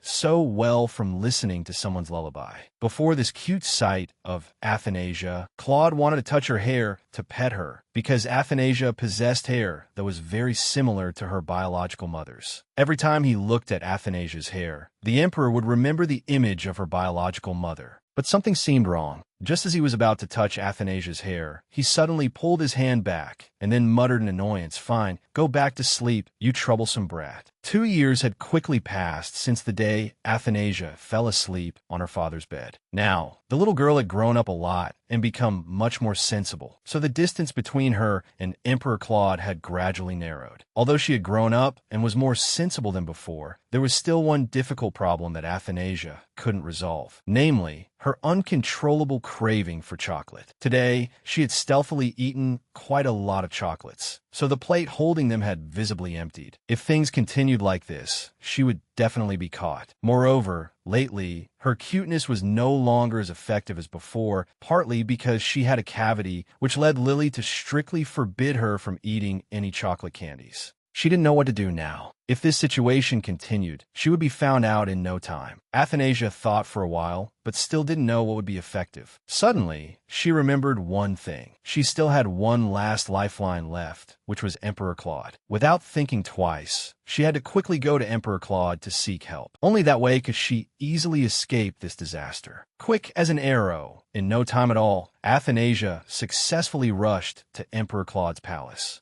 Seeing his daughter arrive, Claude only said softly, "You're here, huh? You seem to come and go in my palace quite freely now." Ignoring all of her father's words, Athanasia stepped forward, placed both of her hands on Claude, and said in a cute voice, "Today, I suddenly wanted to see Papa so much, so I ran here as fast as I could. I don't know why I wanted to see Papa so much today, either. Maybe because I missed you." Actually, the way Claude spoke to Princess Athanasia wasn't much different from before. However, since Athanasia clung to him much more than before, and he didn't show any overly annoyed attitude. It could be said that this was Athanasia's success in conquering Claude. Claude knew very well what Athanasia had come to see him for today, so he had prepared a table full of pastries for Athanasia to choose from. Looking at Athanasia with an extremely gentle gaze, he said, "There are plenty of them. Just take whichever you like." Just seeing the sparkling pastries on the table, Athanasia really couldn't help but gasp in amazement. This was probably the largest spread of pastries she had ever seen in her life. Seeing his adorable daughter so delighted with the gift he had prepared, Claude felt very pleased. He spoke up in a slightly petulant tone. "It seems seeing these cakes makes you happier than seeing me. I haven't seen you open your eyes so wide with joy in a long time." Watching his little daughter eat, the more he looked, the cuter Athanasia seemed. Her cheeks looked exactly like buns, which Claude found incredibly cute. But then he remembered something and asked, "Oh, by the way, Athanasia, on your way here, didn't meet anyone else, did you?" Athanasia, who was mid-bite, stopped upon hearing her father's question and replied, "Meet who? I didn't meet anyone on the way here." Hearing that, Claude replied with satisfaction, "Yeah, that's fine. It's good if you didn't meet anyone, but if you do meet anyone, just ignore them and don't pay them much attention." It turned out that the person Emperor Claude was most wary of and did not want Athanasia to meet was that polite man named Alpheus. However, man proposes, God disposes. On the way back to the Ruby Palace, Athanasia accidentally crossed paths with this man, so the two stopped to talk for a moment. Spotting the princess from afar, Alpheus knew exactly what his goal was in coming here. This was a great opportunity for him to best execute his plan without anyone being able to stop him. Alpheus approached close to Princess Athanasia and then spoke up to ask, "Princess Athanasia, do you not feel lonely at all without any friends to talk to?" Receiving this question from Alpheus, Athanasia didn't find it strange at all. On the contrary, she replied innocently, "Why would I feel lonely? Isn't Felix always by my side? He's my closest friend."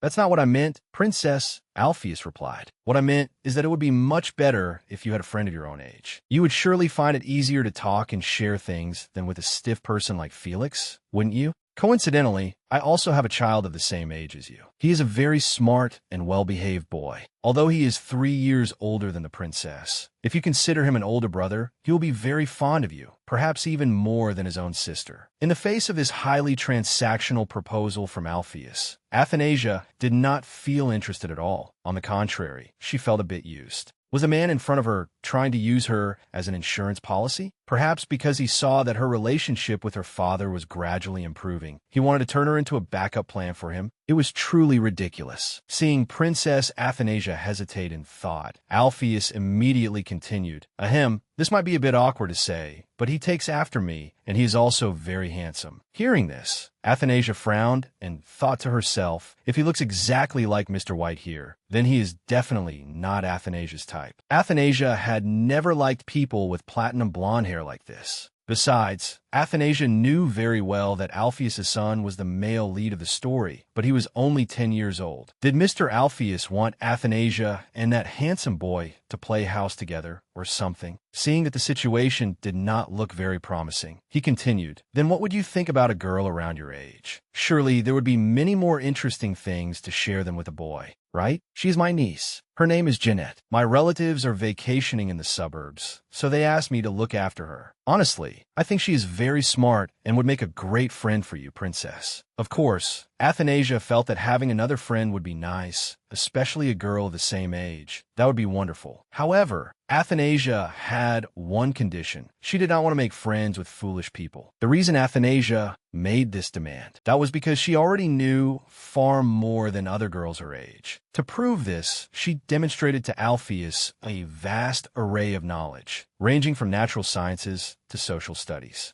that leaving him completely astonished. Perhaps Alpheus's niece had not yet reached the princess's level, but Alpheus had no intention of giving up. He continued, "Indeed, in terms of knowledge, the princess is far ahead of my niece. But comparing the two children is truly difficult for me." After that pointless conversation with Claude, which ended up going nowhere, Athanasia quickly forgot about the matter entirely. Lately, she had been visiting Claude's palace more frequently. Not only did she play inside the palace, but she also loved to explore everywhere just outside of it. One day, as usual, she was walking around the garden when she suddenly saw something running and jumping. It looked like a squirrel. It was incredibly adorable, and Athanasia could not resist. She wanted to rush over, catch it, and hold it tight. However, this black squirrel did not seem very friendly. Just as Athanasia was about to hug it, it suddenly ran away, sending her into a frantic chase. She was completely captivated by the creature's beauty and cuteness. She quickly sped up as fast as she could to catch up to the creature. As she ran, she shouted, "Stop! Who allowed you to run?" She chased the beast for a while, but eventually lost track of it. Looking in all directions, she suddenly saw something black near the adjacent bushes. It was black and very long. She guessed it must be the fur of that adorable beast from earlier.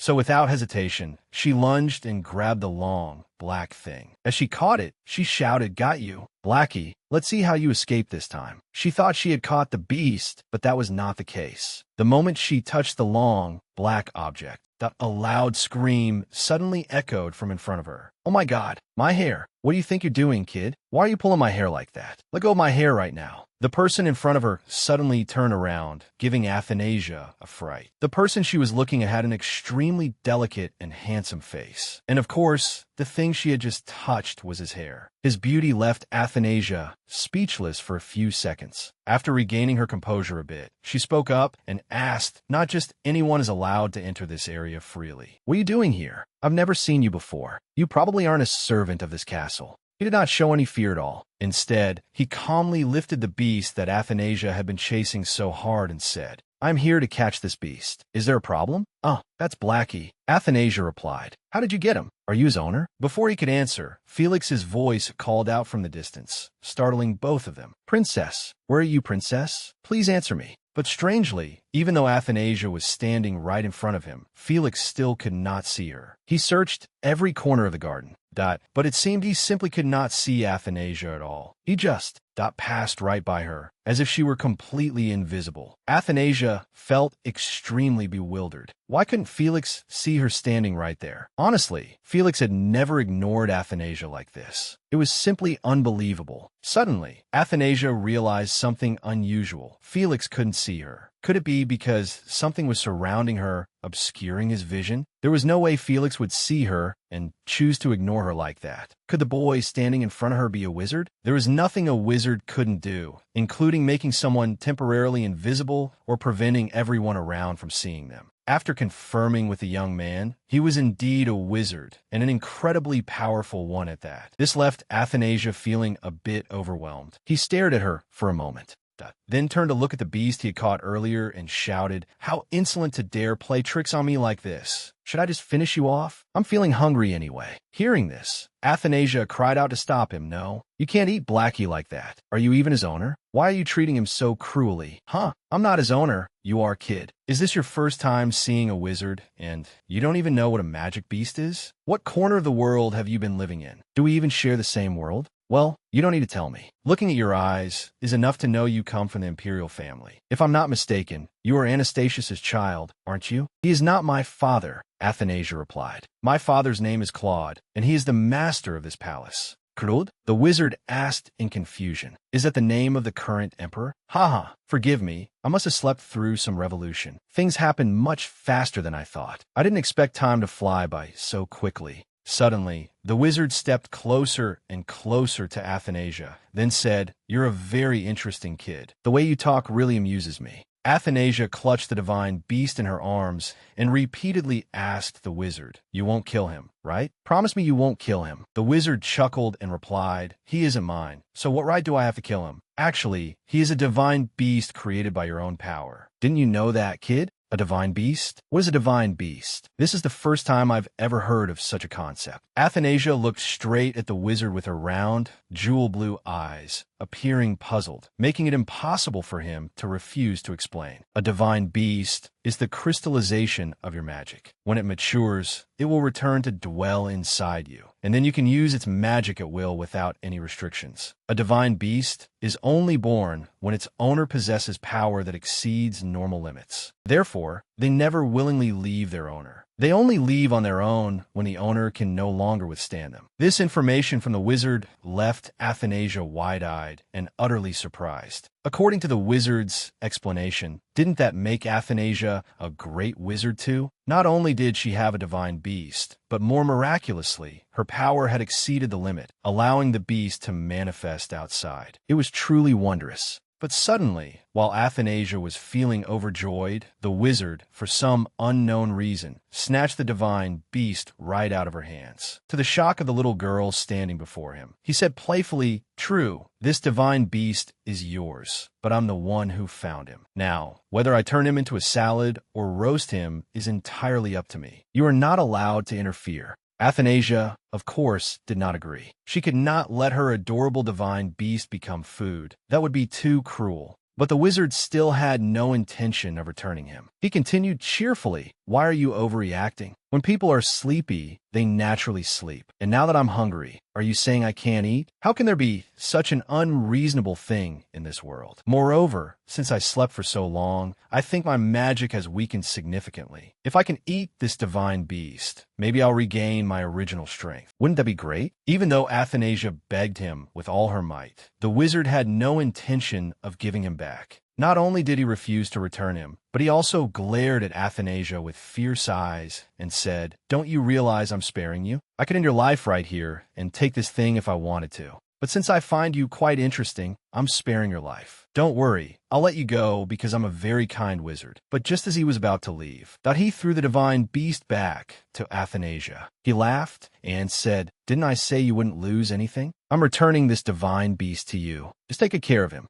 I'm not a bad guy. My name is Lucas. If we meet again, call me by my name. I prefer being called by my name. All right, I must go now. See you next time, kid." With that, he snapped his fingers and quickly vanished, in a thin air, leaving Athanasia standing there in a daze. Not knowing what had just happened, she stood there in a daze for a long time before deciding to head back home with the divine beast in her arms. Lucas had promised her that he would definitely come back to see her when he had the chance, so there was no reason for Athanasia to linger. What she needed to do now was to return to her palace. Upon returning home, she immediately bumped into Felix, who was standing guard. Seeing his little princess return, Felix smiled brightly and teased her, "Princess, what is that in your hands? Did you leave me all alone at home just to bring back some strange toy? This truly makes me very sad." Hearing this, Athanasia felt very puzzled. She couldn't remember when she had said she wanted to be alone. She had only wanted to go for a walk in the garden. So how did it turn into her wanting to play by herself? With a bewildered look, Athanasia asked, "Really? Did I say that to you? Truly?"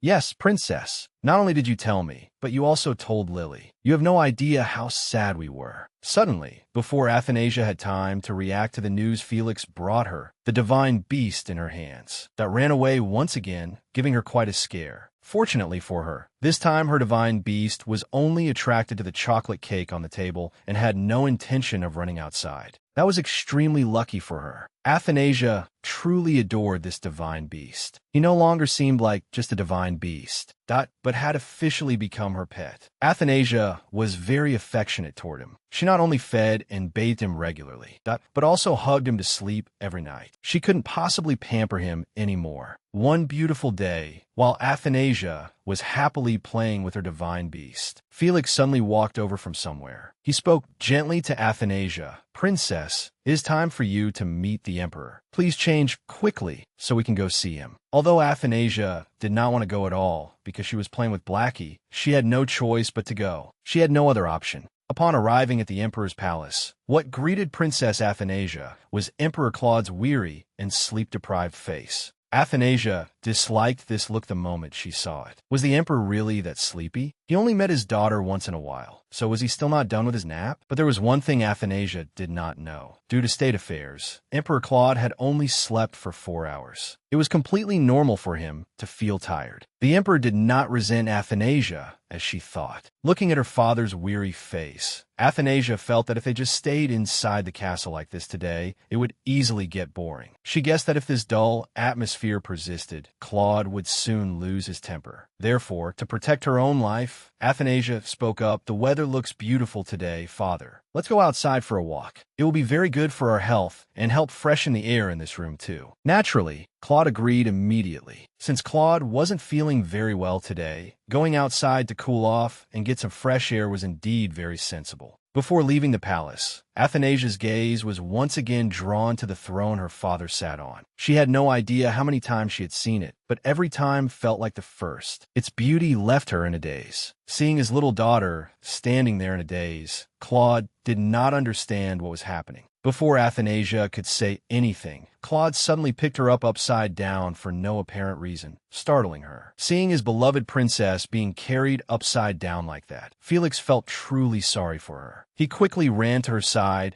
and repeatedly said to the emperor, "Your Majesty, please do not carry the princess upside down like that. If you continue to do so, the princess will feel very uncomfortable." However, Emperor Claude was far too stubborn. He always had absolute confidence in his own choices, and opposing him would only lead to a tragic end. This case was no exception. He did not think that holding the princess in this manner was too difficult for her at all. On the contrary, he thought that moving Athanasia around without her having to use her feet at all was much better for a princess, wasn't it? In theory, Claude's logic might have made sense, but if he kept dangling Athanasia upside down like this, her body probably wouldn't be able to take it anymore. Feeling sorry for her, Felix quickly ran up to Emperor Claude and said, "Carrying her like that will truly make the princess uncomfortable. Why don't I demonstrate it for you once? Perhaps you can do it better next time." As soon as he finished speaking, Felix gently took the princess from Emperor Claude's arms. He then showed Claude how to cradle a child properly and how to hold her so she wouldn't feel uncomfortable. Indeed, as someone with experience caring for a child since infancy, Felix's way of holding her was completely different from Claude's. With this hold, Athanasia felt much more comfortable, no longer having to dangle upside down in midair. Gently taking the princess from Emperor Claude's arms, Felix then showed Claude the proper way to hold a baby, showing him how to hold her so the princess wouldn't feel uncomfortable. Indeed, as someone with experience caring for a baby since infancy, Felix's way of holding was completely different from Emperor Claude's. With this hold, Athanasia felt much more comfortable than before, no longer having to be held upside down in midair like that. Feeling that this was a once-in-a-lifetime opportunity, Athanasia clung tightly to Felix's neck and kept telling Claude, "Father, I really like being carried by Felix. Can you let him carry me for a walk?" Of course, Felix also really liked carrying Princess Athanasia. Moreover, he felt very happy to be loved so much by Princess Athanasia. Seeing the displeased expression on the emperor's face, Felix quickly spoke up to rescue both sides. "Your Majesty, please go ahead on your own to feel comfortable. The princess and I will follow behind. We will definitely walk close to you to observe and follow your lead. We won't get lost. So please don't worry, Your Majesty." But of course, how could Claude easily agree to that? He spoke in a tone that could not be more displeased. "Let me carry her. I want to hold her a bit longer. For what I observe, it seems you carrying her looks extremely comfortable, not difficult at all. But it seems Athanasia doesn't really want me to carry her, does she, Athanasia?" Hearing this, Athanasia froze completely. She knew for certain that Emperor Claude was about to lose his temper, so she had to act sensibly if she didn't want to lose her life here today. Even though she didn't want to at all, Athanasia still threw herself into Claude's arms, wanting him to carry her. Only by doing so could her life be preserved. Claude felt very satisfied with Athanasia's behavior, so he quickly carried her and walked off rapidly. Along the way, he carried her while asking many questions related to her and Felix. The emperor at this moment was like a child who refused to grow up, constantly repeating old stories. Suddenly, a mosquito buzzed in front of Athanasia, making her feel extremely annoyed. Out of natural reflex, she reached out her hand to slap it, but she could never have expected that the mosquito would land right on the emperor's face, and thus Emperor Claude received a free slap. After realizing that she had apparently done something wrong, Athanasia quickly kissed the spot on Claude's face that had just been hit, coaxing him in hopes that he wouldn't get angry and would forgive her. Just as Athanasia expected, Claude wasn't angry in the slightest. However, after returning from their walk, he remained completely silent and didn't ask her anything else, which made her extremely bewildered. But then he sat and meditated for a moment before speaking. "Perhaps I should have you learn martial arts, Athanasia. You couldn't even catch a simple mosquito." It really makes me feel concerned. Starting tomorrow, I will find a class for you. We cannot let this happen ever again." Athanasia was still listening intently to her father speak. But it was strange. A fishy smell of blood rose continuously from somewhere, making her feel extremely uncomfortable. Suddenly, about 2 seconds later, Athanasia's nose suddenly started bleeding a lot of blood, and then Athanasia fainted, not knowing what was happening. Athanasia herself did not know how long she had been unconscious. She only knew that when she woke up, she had slept for a very long time. She heard Felix's voice echoing in her ears. "Princess, please wake up quickly. I am extremely worried about you." With all her remaining strength, she forced herself up and finally managed to open her eyes. But not long after Athanasia woke up, a sharp pain flared up intensely in her chest, making it unbearable for her. The pain grew more and more intense, making her chest feel as though it was about to burst open. For the first time in her life, she felt such agonizing pain. Seeing his lovely princess writhing in extreme pain on the bed like that, Felix felt truly flustered. He didn't know what to do to make his cute little princess feel better. He could only call for the emperor in a panic. Other than that, he didn't know what else to do. Emperor Claude was someone who never showed his emotions on the outside, but Athanasia's current condition was truly critical. Seeing his daughter suffer so much pain, how could any father bear it? He was a loss, even though he felt extremely worried about his daughter. Knowing beforehand that this day might come, he had prepared a magician to look after his daughter's illness. But perhaps this magician's talent only went so far. He could do nothing but bow deeply before the emperor and keep saying, "Your Majesty, with all my respect, I have truly done my best to treat the princess." Observing the princess's symptoms right now, I can somewhat understand the pain and torment she is enduring. However, with the princess's current condition, I truly cannot find a way to cure it. Please forgive me, Your Majesty. I have done my utmost to treat the princess, but according to my experience, the princess's symptoms resemble being cursed rather than being sick. Now, to find a cure for the princess, I must first find the source of this magic. Otherwise, I fear there won't even be a chance to cure the princess anymore.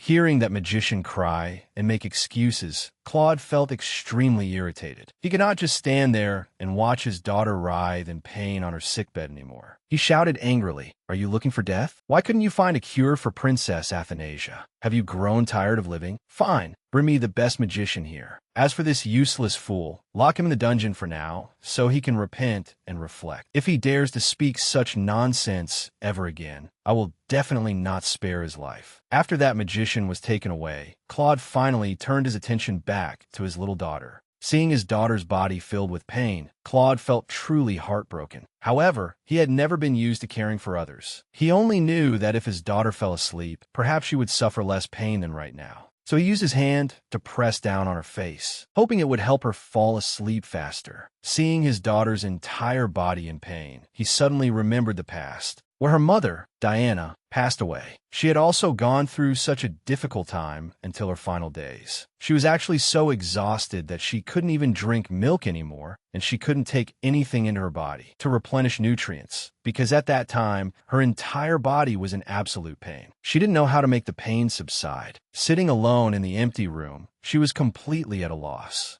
She could only sit and talk to herself, hoping the pain would lessen, just like a monologue. Standing outside, Claude could no longer bear it. He angrily walked into the room and began to question Diana. "Fine, I yield to you. I beg of you, please make your choice. Please stop playing with my feelings. If you knew it would end like this sooner or later, then why did you intentionally seduce me? I beg you, please choose me, because the child in your womb is gradually consuming your body." After passing out for a while from exhaustion, Athanasia gradually woke up. To her surprise, the person in front of her now was Lucas. She didn't know when he had arrived, but she was certain that he was the magician who saved her from death. It was he who cured her illness. After teasing Athanasia for a bit, she found out that the person standing in front of her actually used to know Emperor Claude, who is currently her father. This was truly a huge shock to her. Suddenly, there was a sound outside. It was the Emperor and Felix returning. Seeing the magician before them, the two of them didn't know what was happening or how he could have entered so easily. even though just a few minutes prior, he had acted extremely arrogant and had even personally teased the princess to the point of driving her crazy. When he met the emperor and was praised by him for successfully treating the princess, he did a complete 180-degree turn, turning into a gentle magician in the blink of an eye. Upon hearing that her princess had woken up, Lily quickly ran into the room to check on Athanasia.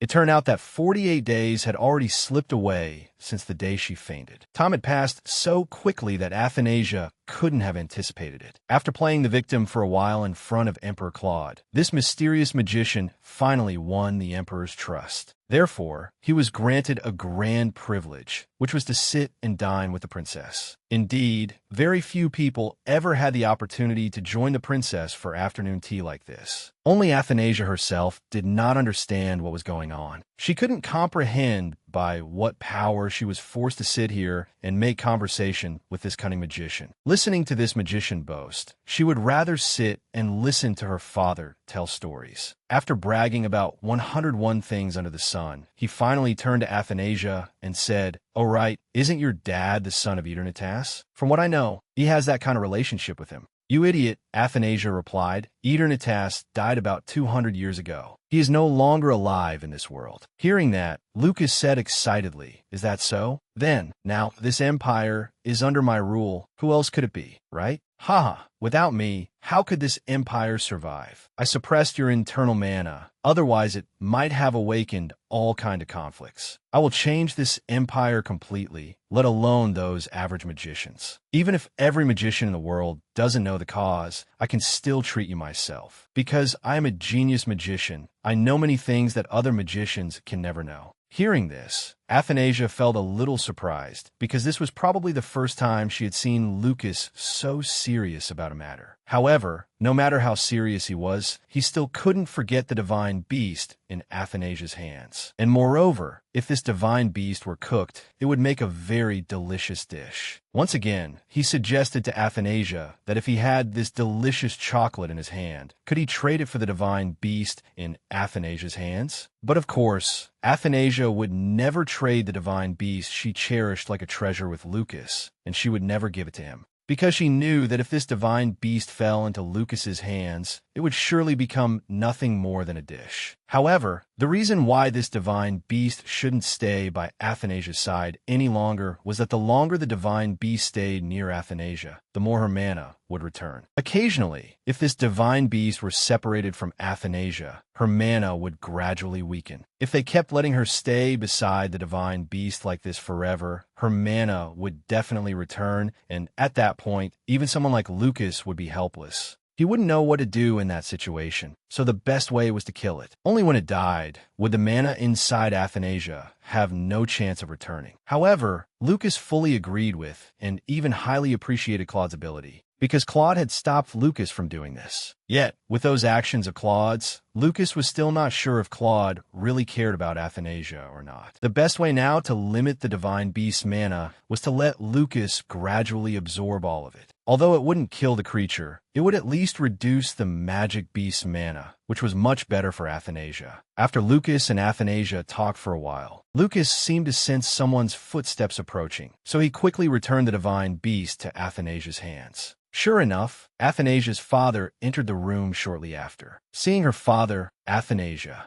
immediately ran to him, sobbing. Originally, she wanted to complain to her father about what Lucas had been doing to her, but she never expected that he would play the victim so quickly. As soon as he saw Claude, he immediately acted like a pitiful, touching magician. He explained very clearly that the divine beast Athanasia was holding in her hands was an extremely dangerous animal. It could bring a lot of bad magic to the princess and even affect her very negatively. Therefore, the best course of action was to keep this divine beast as far away from Athanasia as possible to ensure her safety. Of course, Claude also completely agreed with all of this. He immediately ordered his people to take the divine beast away. He would definitely not let it harm his daughter ever again. After telling his servants to deal with the magic beast, he quickly carried Athanasia to bed to rest. After a day of going through so much hardship like this, Athanasia should return to her bed and rest more. Although Athanasia did not feel sleepy at all if she did not sleep, Claude would stay in her room until she fell fast asleep. Therefore, if she didn't sleep, she would have to face Claude the entire evening, so she preferred to go to sleep. After Athanasia had fallen fast asleep, Felix came in from outside to report everything he had accomplished today. Felix had investigated that magician, Lucas, but so far had not found anything suspicious. If Felix found anything bad about that magician, he would definitely report it to Claude immediately. In truth, whether Princess Athanasia lived or died originally had nothing to do with Emperor Claude, because ever since this child was born, he had always harbored the intention of killing her. He had been waiting for the right opportunity to kill her, but he could never bring himself to do it. He had always deeply resented Princess Athanasia's mother. Since she was dead, she should have just stayed dead. Why does she have to give birth to a child who resembled her in every single way? He seemed to have forgotten almost everything about Diana, but upon seeing his daughter, all the memories between him and Diana came flooding back, causing him immense pain. He had always wanted to kill Athanasia, but when she was in danger, he did everything he could to save her, because more than anyone, he wanted to gaze at this mini version of Diana for a little longer. Emperor Claude truly hated Princess Athanasia because she was the one who had taken away the person he loved most. Yet, he could not bring himself to kill her with his own hands either. Claude was trapped between these two conflicting thoughts, feeling an unbearable frustration. A few days later, when Athanasia had fully recovered, Claude often carried her outside to breathe some fresh air. After all, Athanasia had been unconscious for 48 days. If she didn't walk around and go outside to breathe fresh air regularly, it could very likely affect her muscles. Thus, regular outdoor physical activity like this was extremely necessary. Claude had carried Athanasia a short distance when suddenly the hair clip on Athanasia's head fell off and landed right on Claude's hair. Seeing this incident occur, Felix quickly ran over, wanting to help. However, Claude absolutely refused. He always demanded that Felix stand far away from him and Athanasia, saying that he could do such simple tasks himself. He then gently put Athanasia down on the ground. He picked up Princess Athanasia's hair clip that had just fallen, and then clipped it back on her shiny golden hair. After seeing Athanasia's smooth hair neatly clipped, he happily took the princess's hand and continued their walk. Athanasia felt very surprised by this. Although she had been unconscious for 48 days, Emperor Claude had truly changed a lot. He had become twice as attentive and gentle with her as before. His gestures really touched her deeply. After their outdoor stroll, Athanasia was quickly brought back by Claude to her familiar ruby palace. However, just as they stepped through the palace gates, Claude was so astonished that he cried out in horror. Good grief, since when did the Ruby Palace become so shabby? How could Princess Athanasia be allowed to live in a place like this, right? Very well, let us temporarily move Princess Athanasia to live in the Emerald Palace. That'll be much better for the princess. The Emerald Palace has always been the palace intended for the princess to reside in. In the novel Lovely Princess that Athanasia had read, this palace was originally meant for Princess Jeanette, and of course, Athanasia would have lived in the Ruby Palace for the rest of her life. But why did Claude now agree to let Princess Athanasia live in that palace? If Jeanette appears later, will he snatch it from her hands and hand it over to Jeanette? This really gave Athanasia a lot to think about. Felix, after pondering for a sufficient amount of time, decided to bring this up with Emperor Claude, which was that Princess Athanasia was now grown up. She needed a friend of her own age to easily talk and confide in, otherwise it would greatly affect the little girl's development. Hearing Felix suggest this, Athanasia naturally spoke up immediately. I said it from the very beginning. I don't want to be friends with that Mr. White's son. Besides, Athanasia didn't want to be friends with anyone at all. The only person she wanted to be friends with was Felix. Although Felix was very touched to hear Athanasia say that, he knew she could only truly get better if she became friends with people of her own age. Furthermore, a friendship with such a large age gap as Felix and Athanasia's would become very odd. If Athanasia had more friends of her own age, she would learn many more interesting things, and the prime candidate selected today was none other than that strange wizard. To Athanasia, this was worse than the apocalypse. She could not possibly be friends with someone she absolutely detested, let alone someone who spent all day eyeing and threatening to eat her favorite pet. Truly, this made no sense at all. But no matter how much she refused, that as long as Emperor Claude agreed, she had to obey without talking back. Thus, even if she didn't want to, she still had to be friends with Lucas. Seeing Lucas's act of playing the victim, she couldn't help but blurt out, "If I knew this would happen, I'd rather be friends with that Mr. White's son." But rather than this, after sitting in silence for a moment, Athanasia suddenly remembered something. She suddenly spoke loudly, startling Ijgil. "All right, by the way, why don't you go find your sister? It seems she has been waiting for a long time."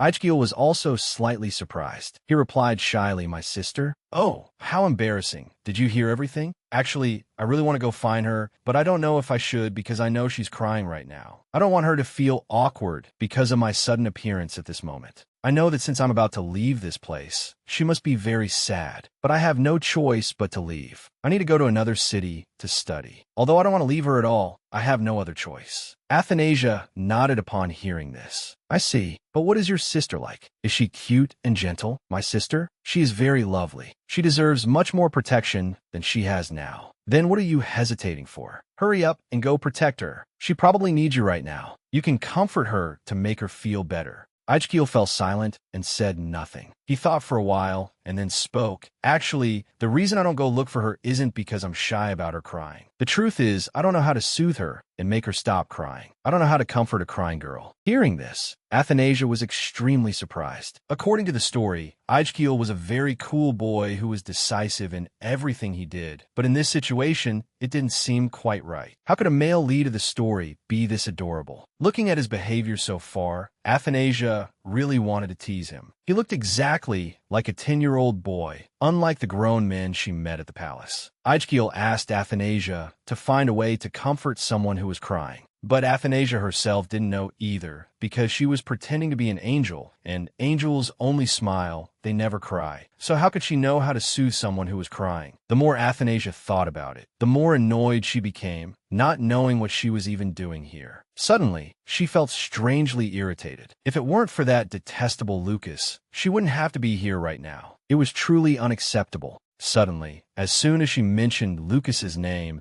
she was immediately lifted into the air once again. And after that, she returned to her familiar room in the palace. As soon as he saw Athanasia, Lucas spoke up. "Oh, it looks like you had quite a lot of fun. You called me much later than I thought. You seem to get along pretty well with that new friend of yours. Have you learned how to introduce yourself yet? If you have, let's hear it." Without even letting Lucas say another word, Athanasia immediately landed a hard punch right on his face, leaving Lucas completely baffled as to what was happening. Why did Athanasia suddenly hit him? Lucas felt extremely shocked by this, because Athanasia was the first person to ever hit him like this. Even his parents had never beaten him once. But why did Athanasia hit him? He had only taken Athanasia to meet Mr. White's son, as she had said. He had the good intention of taking her there quickly, yet she still hit him. He really couldn't understand what was going on. Athanasia replied angrily, "Do you take me for a fool? How could you send me off so abruptly like that?" I dropped out of thin air, looking like an absolute idiot. Seeing Athanasia's angry face, Lucas knew he was in the wrong. He quickly bowed his head to apologize to Athanasia. To make up for his mistake, Lucas let Athanasia know one thing. In truth, Lucas was an extremely powerful wizard. If he wanted to, he could do anything in the world, including blowing away this kingdom. If Athanasia ever needed his help with anything, she just had to tell him, and if it was within his power to help, he would definitely do so. Athanasia didn't bother to care about this anymore. She quickly brushed it aside to go study. After all, studying to be praised by her father later meant this anger was nothing to fret about. While Athanasia was studying,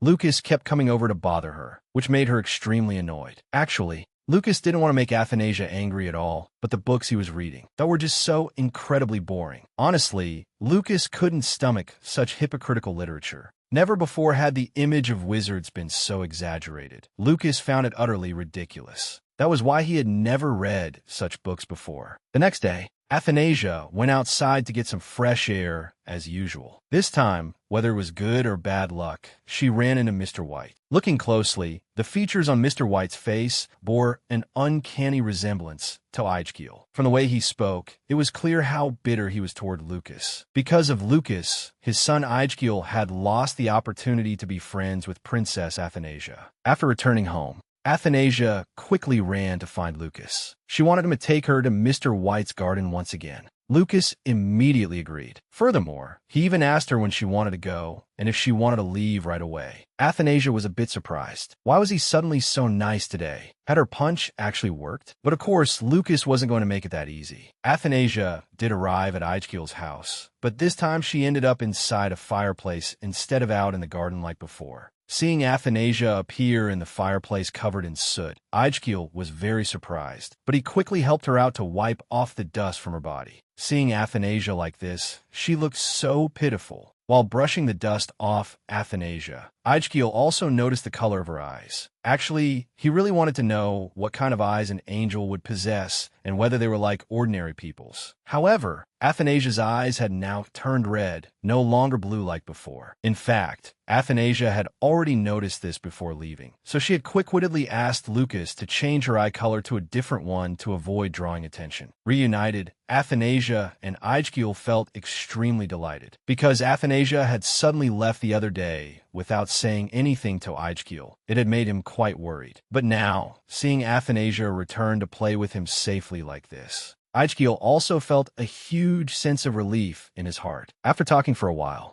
the two of them quickly switched the topic to education. From this, it was clear that both Athanasia and Ijkeel were highly knowledgeable in this area. The knowledge of both surprised each other. It was unexpected that despite being so young, the amount of knowledge they both possessed was by no means small. While they were both debating their favorite academic subjects, a knock suddenly came from outside, followed by the very gentle voice of a little girl. "Brother, are you in your room? Can I come in?" Hearing the call, Athanasia knew it was Ijkeel's sister. Ijkeel hesitated for a moment and then replied, "I'm here. Wait a moment, I'll open the door for you." Because Athanasia was in the room, Ijkeel could not let Jeanette inside. He stood at the door and called out, "Jeanette, is something the matter?" "Not really, brother. I just wanted you to read to me the book you're currently reading. But I finished reading that book 2 days ago. Did you forget? Then, can you help me brush my doll's hair? I can't do it myself at all." Ijkeel sighed and said, "You forgot again. This morning, you washed it along with the other dolls, and it's still not dry yet. So how can we brush its hair? Then will you come to the greenhouse with me? I heard the white roses are in bloom today. I think it will be absolutely beautiful, brother."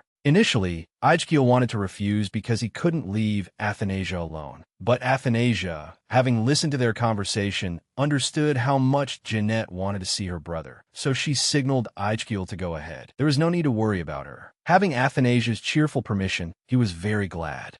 So he quickly went outside to join Jeanette. At this moment, Athanasia was all alone in the room. Suddenly, a voice spoke up right beside her, startling her. It was none other than Lucas. Out of curiosity about Athanasia's friend, he had come here. Overhearing that the two of them wanted to go to the greenhouse, Lucas quickly wanted to take Athanasia along to watch what they would do. He would certainly not be detected, so he guaranteed that Athanasia could tag along to see what the two of them would actually do in the greenhouse. In the end, Athanasia agreed to go to the greenhouse with Lucas. Although she agreed to go, she was still very worried. She feared that the other two would detect her presence. Sensing the worry in her eyes, Lucas comforted her. "It's fine. They can't see us from this distance, so don't worry, kid." Lucas, standing nearby, kept questioning Athanasia. "But who is that girl? Is she the sister of that Mr. White's son? She looks cute, but the more I look at her, the less like a pure noble she seems. It feels like there's some kind of mixture here. Other than her eyes resembling yours, nothing about her looks noble." After comforting Athanasia, the two remained quiet to listen to what Ijkeel and Jeanette came to the greenhouse to discuss, as they knew very well the two didn't come here simply to look at the blooming flowers. Indeed, from a distance, loud voices kept coming back and forth from where Ijkil and Jeanette were standing, drawing the attention of Lucas and Athanasia on this side. Jeanette's face grew sadder and sadder as she spoke with her brother, and her crystal-like eyes began to fill with tears. If you don't want to go, you can tell them clearly. Why force yourself to do things you don't really like? Ijkil replied in an incredibly somber tone. Even if I say I don't want to go, I still have to.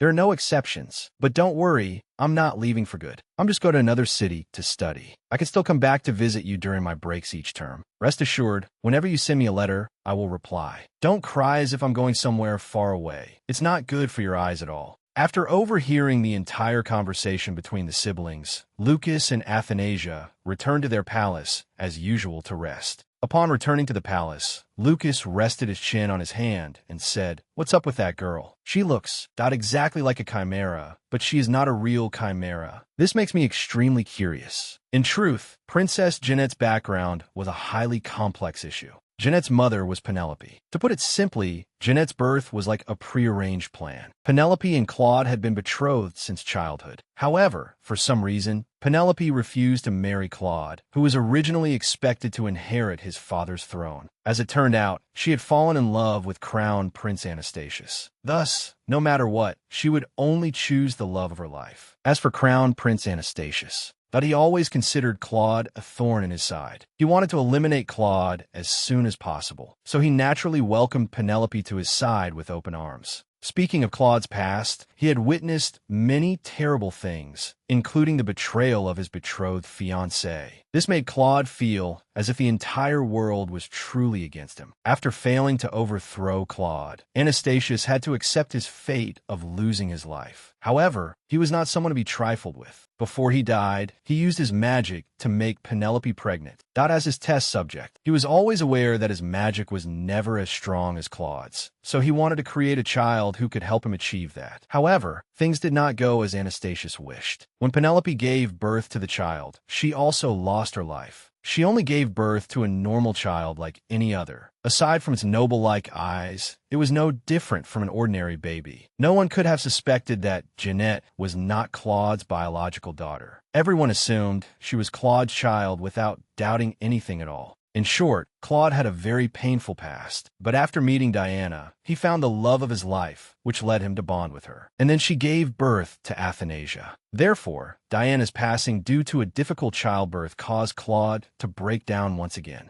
One could not blame him for becoming cold toward Athanasia. Everything happened for a reason. Early the next morning, after waking up, Athanasia quickly ran to the garden to find her father and then hugged him tightly for a long time. Athanasia wanted to do this because after meeting Jeanette, she herself felt that the girl was so adorable. If her father were to meet her, he would definitely lose his heart to her. So now that she was closer to her father, she wanted to be as close to him as possible. That way, when Jeanette met Claude, the possibility of Athanasia losing favor would be less likely to happen. Claude carried Athanasia for a walk around the garden as usual, but this time, the topic he wanted to ask her about was whether the friend Felix had introduced to her really suited her. He had said that she didn't need any more friends, but Felix kept insisting, so he had no choice but to send that wizard to be friends with her. But of course, Athanasia was already old enough to reply tactfully to avoid offending anyone. She smiled brightly and replied, "I'm very happy, father. The new friend is indeed very suitable for me. And Felix as well. The friends father brings to me are all wonderful, and I'm very glad to play with them."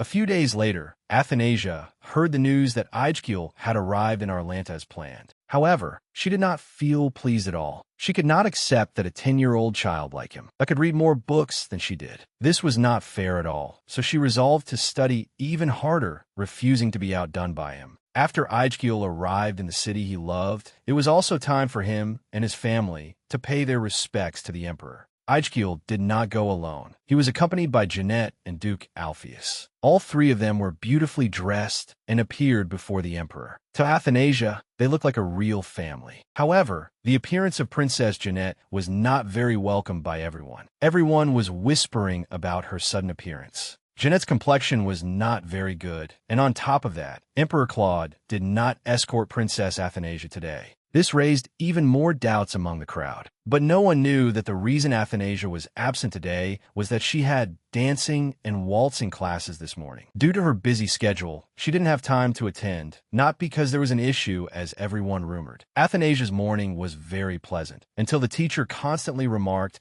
that she must have fairy blood to dance so beautifully. Or perhaps it was because her mother was a professional dancer, so she inherited those talents from her mother. Athanasia understood all the teacher's insinuations, but she chose to ignore them all to have a peaceful day. After the class ended, Athanasia was quickly picked up by her father to go home. On the way home, Athanasia chattered endlessly about today's class. She even mentioned the teacher's insinuating remarks about her mother, which really displeased her. Furthermore, her birthday was approaching. What she needed to do right now was to prepare everything for her upcoming birthday. In previous years, she never wanted a big celebration because her birthday was also the day her mother passed away. She didn't want to hold a grand birthday celebration when it was the same day her mother died. This was the first time Claude asked her for her opinion on her favorite gift. Usually, every year, the servants around her would only bring her chocolates. But this year was different. This year, she would receive a gift from her biological father. Although the story said she didn't meet Claude until she was 9 years old, she was now about to receive her 9th birthday gift from him. This was truly an extraordinary progress. Time flew by, and Athanasia had soon grown into a beautiful 13-year-old girl. She didn't even know how many wonderful birthdays she had spent. She could only remember that ever since her 9th birthday, everything had become absolutely wonderful. This year, her birthday had come once again. Emperor Claude had also asked about the birthday gift she wanted to receive this year, but she still couldn't give him an answer. Because her current life was so complete and she lacked almost nothing, she didn't know what gift she wanted to receive for her upcoming birthday. It was truly too difficult for her. However, this year's birthday was also more special than in previous years. Aside from having a grand birthday party, she also had to perform a dance at her debutante ball this year. Perhaps this would cause her a much bigger headache. For her debutante ball, she had to choose a male partner to dance with her. This made her hesitate for a long time, unable to make a choice. That person could be Princess Athanasia's fiancé, a friend, or opposite-sex relatives like her brother or cousin, all of whom were acceptable. But after thinking for a while, Athanasia spoke up, "But I only want to dance with Felix. Is that okay, Felix?" Hearing Athanasia say this, Felix was immediately so shocked that he spat out all the water in his mouth. He was so shocked that he couldn't reply right away. After regaining his composure, he spoke slowly. "The princess wants to dance with me? That is an honor I have never dared to dream of in my entire life. But I have this concern, princess. You still have many other choices out there. If you think about it a bit more carefully, perhaps you will find someone more suitable than me." Hearing Felix say that, Athanasia quickly walked away in a huff. She said bluntly, "All right then, I'll think more about it when the time comes. Anyway, there's still a few months left until that day, so there's no rush."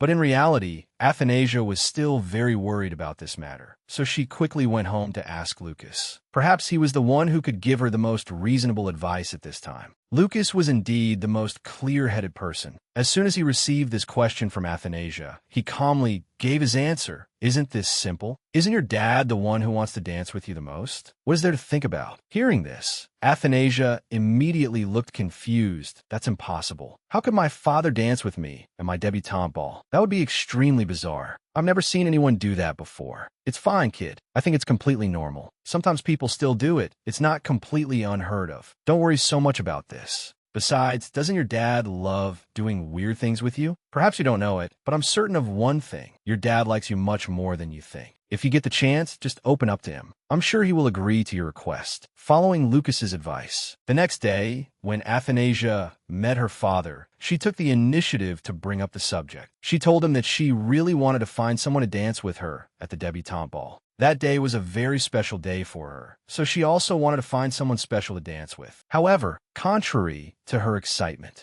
according to Claude, he still believed Felix was the most perfect choice for Athanasia at the moment. In truth, he still couldn't find anyone more worthy than Felix. Athanasia had not made her choice yet. In reality, she really wanted her father to dance with her. But seeing Claude's attitude, it seemed he wasn't very keen on dancing with her, which made her hesitate a little. However, Athanasia still remembered what Lucas had told her, that her father still liked doing these things with her anyway. If she wanted her father to dance with her at the debutante ball, she first needed to open up. After returning to her palace, Athanasia immediately went to look for Lucas to ask for help, because right now, only Lucas could help her. She actually wanted Lucas to practice dancing with her, but it seemed difficult to get Lucas to agree. Despite her persistent begging, Lucas still refused to dance with Athanasia. Even if he wouldn't dance with her, could he at least help her create a mannequin that was close to her father's height and build? That way, she could practice. Although he didn't like it at all, if given the choice between practicing with her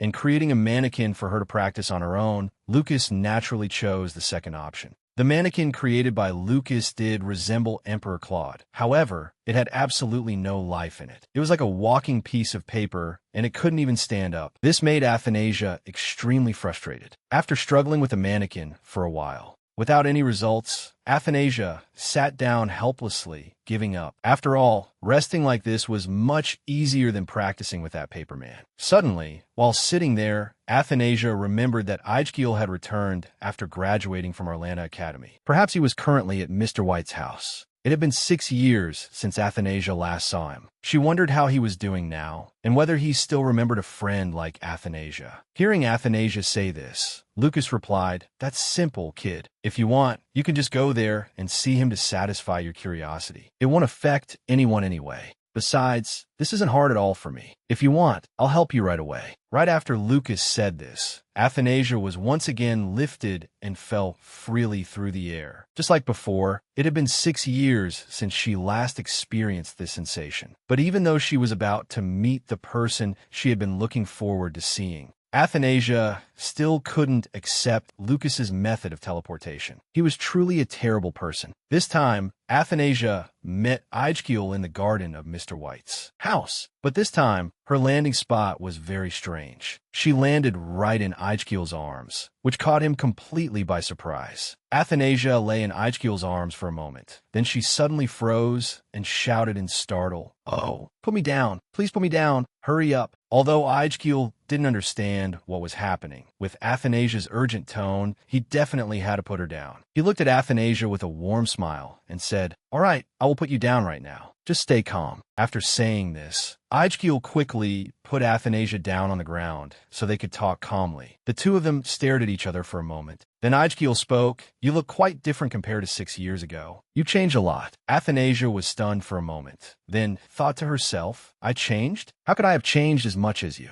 But no matter how much you've changed, I would still recognize you. With such a unique way of appearing, how could I ever forget you?" Athanasia looked at Ijgil shyly for a moment, then said, "It's been so long since I last had the chance to meet you. I wonder if you've told anyone about meeting me? I'm really curious." Ijgil smiled and replied, "No, I have never told this story to anyone, so don't worry. I know that keeping our secret is necessary, so even if you didn't remind me, I would still keep it. Don't worry." Suddenly, while Athanasia and Ijgil were talking, a loud voice called out from the bushes over there, "Brother Ijgil, where are you?" "Brother Ijgil, I'm over here." Athanasia still didn't understand what was happening. She stood in confusion for a while before recognizing that this soft, elegant voice definitely belonged to Jeanette. It could be no one else. But despite hearing Jeanette call out loudly, Ijgil didn't show any intention of answering. Not only did he ignore Jeanette, but he also quickly ran up to Athanasia and said, "Please forgive me, but may I hold your hand for a moment?" Before Athanasia could reply whether he could, Ijgil quickly grabbed her hand and ran off into the back garden to hide from Jeanette's search. Seeing Ijgil quickly dragging her to hide like this, Athanasia felt very puzzled. You could have just left me there and run off. Why did you have to drag me along with you?" "I couldn't," Ijgil replied. "If I leave you behind again, you will surely disappear suddenly, just like the last time we met. I don't want such a terrible thing to happen again. If you disappear again, I really wouldn't know how to contact you. It has been 6 years since we last met." Meanwhile, Jeanette stood outside calling out, but since she couldn't see Ijgil anywhere, she felt extremely worried. She wondered where her brother was and whether he would make it to the party in time. In contrast to Jeanette's fading calls, Ijgil kept running as fast as he could deep into the garden, hoping to hide as securely as possible, or at the very least, escape Jeanette's search. Holding hands, They ran for a long time before finally arriving at their destination. Ichkiel let go of Athanasia's hand and said cheerfully, "I'm sorry for making you run for so long, but this is the place I usually visit when I want to be alone. Don't worry, because no matter what, no one will be able to find us here. Or to put it another way, this is my own private secret hideout." Athanasia felt a little touched. Ichkiel said this was his private secret hideout, yet today he brought her here. He must truly cherish her a lot to let her personally step into his private space. After helping Athanasia calm down, Ichkiel quickly continued, "Actually, for the past 6 years, I have always thought about you. I really wondered why it had been so long, and yet you never came to visit me again. Honestly, I missed you a lot. This time, if you came here to meet me, I would be very happy. But looking at your reaction, I guess that's not the case, is it?"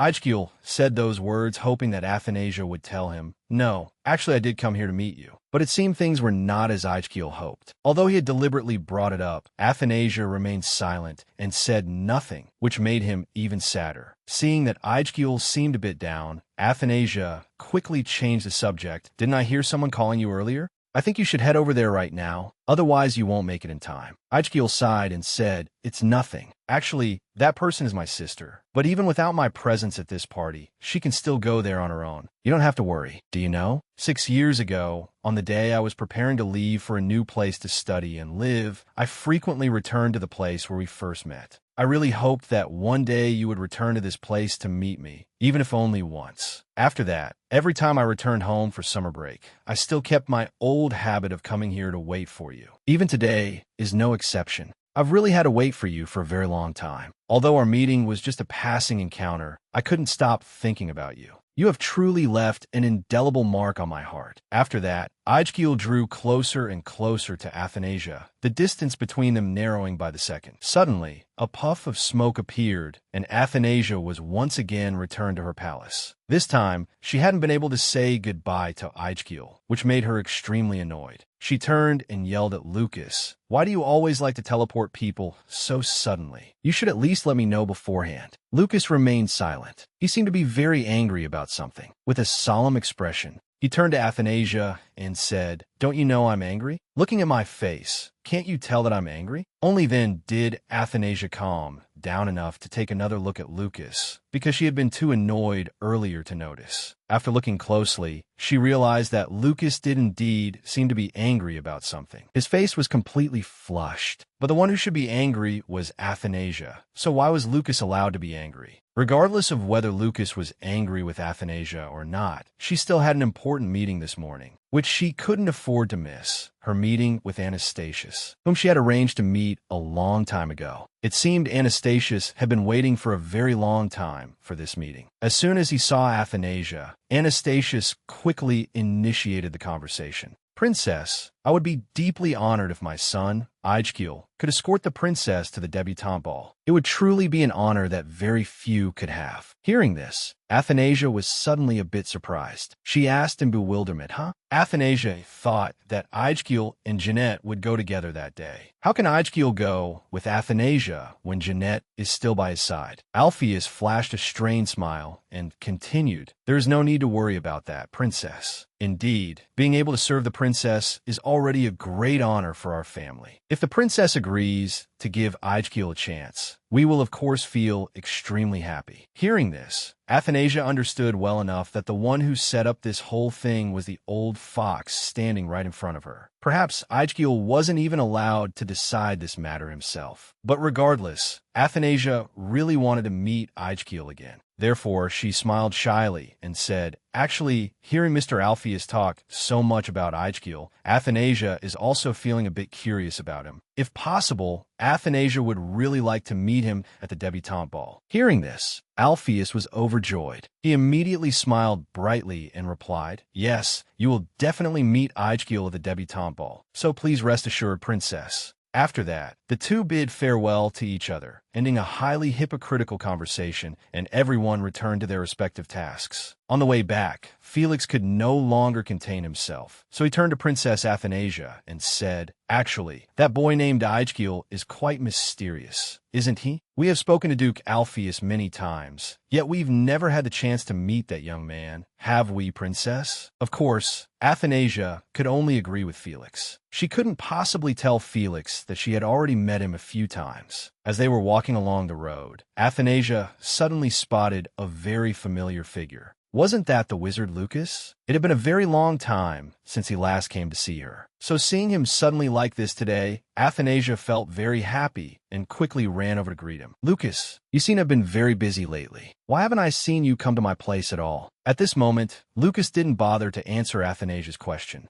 This made her feel that something was a bit off. Lucas stood silently looking at Athanasia for a moment. Then he immediately knelt down in front of her, catching Athanasia completely by surprise. It turned out that all this time, Athanasia's shoelaces had come undone without her realizing it. She had almost tripped if Lucas hadn't helped tie them. Not stopping there, he gave Athanasia a light tap on the head and said, "You've grown up quite a bit, kid. You can't keep walking around with a leaf on your head like this. It looks really silly." After sorting out all those little things for Athanasia, and cleaning her up, Lucas then cheerfully continued, "Honestly, I've been extremely busy lately, but if I have time, I'll still visit the princess once in a while. I didn't expect that you would miss me, though." After the two of them chatted happily for a good while, Felix signaled that it was time for Princess Athanasia to return to the palace. So their brief conversation quickly came to an end. After returning home from outside, Athanasia could not have expected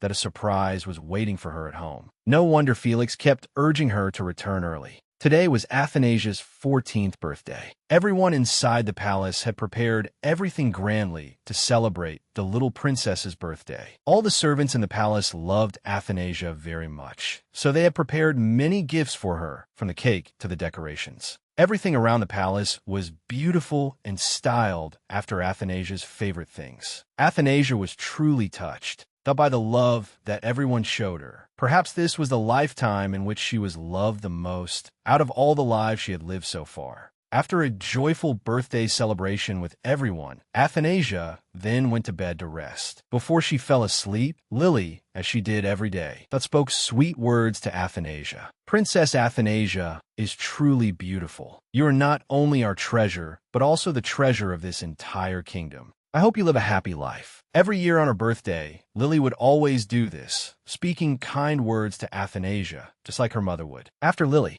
left Athanasia's room, that was when she felt most deep in thought. Perhaps she had expected too much, wishing to see Claude on her 14th birthday. However, Claude had indeed appeared much less frequently lately. While this meant that Athanasia's life was increasingly secure, for some reason, she felt frustrated and uneasy. Perhaps it was because Claude had recently become much more human-like than before. While she was lost in thought, a familiar figure suddenly appeared. It was Lucas. He smiled at her and said, "I told you that I've been busy lately, but no matter how busy I am, I still have to attend your birthday, right?" In the end, Athanasia had a completely perfect birthday. She was able to see all the people she loved. However, there was a more difficult issue that gave Athanasia a massive headache, and that was the relationship between her and Aijgil. Thinking back on it now, she realized that perhaps Aijgil had fallen in love with her. At first, she denied it, but after a few of Aijgil's gestures and actions, she could be certain that it was the truth. But if that was the case, the storyline would change. Aijgil was supposed to love Jeanette, so how could he fall in love with her? This really gave her a headache. She knew there was one person who could help her, and that was Lucas. But he had been quite busy lately, so she couldn't ask him. So there was only one other person who could help her, and that was none other than Emperor Claude. Deciding to act, early the next morning, Athanasia ran to Claude's palace,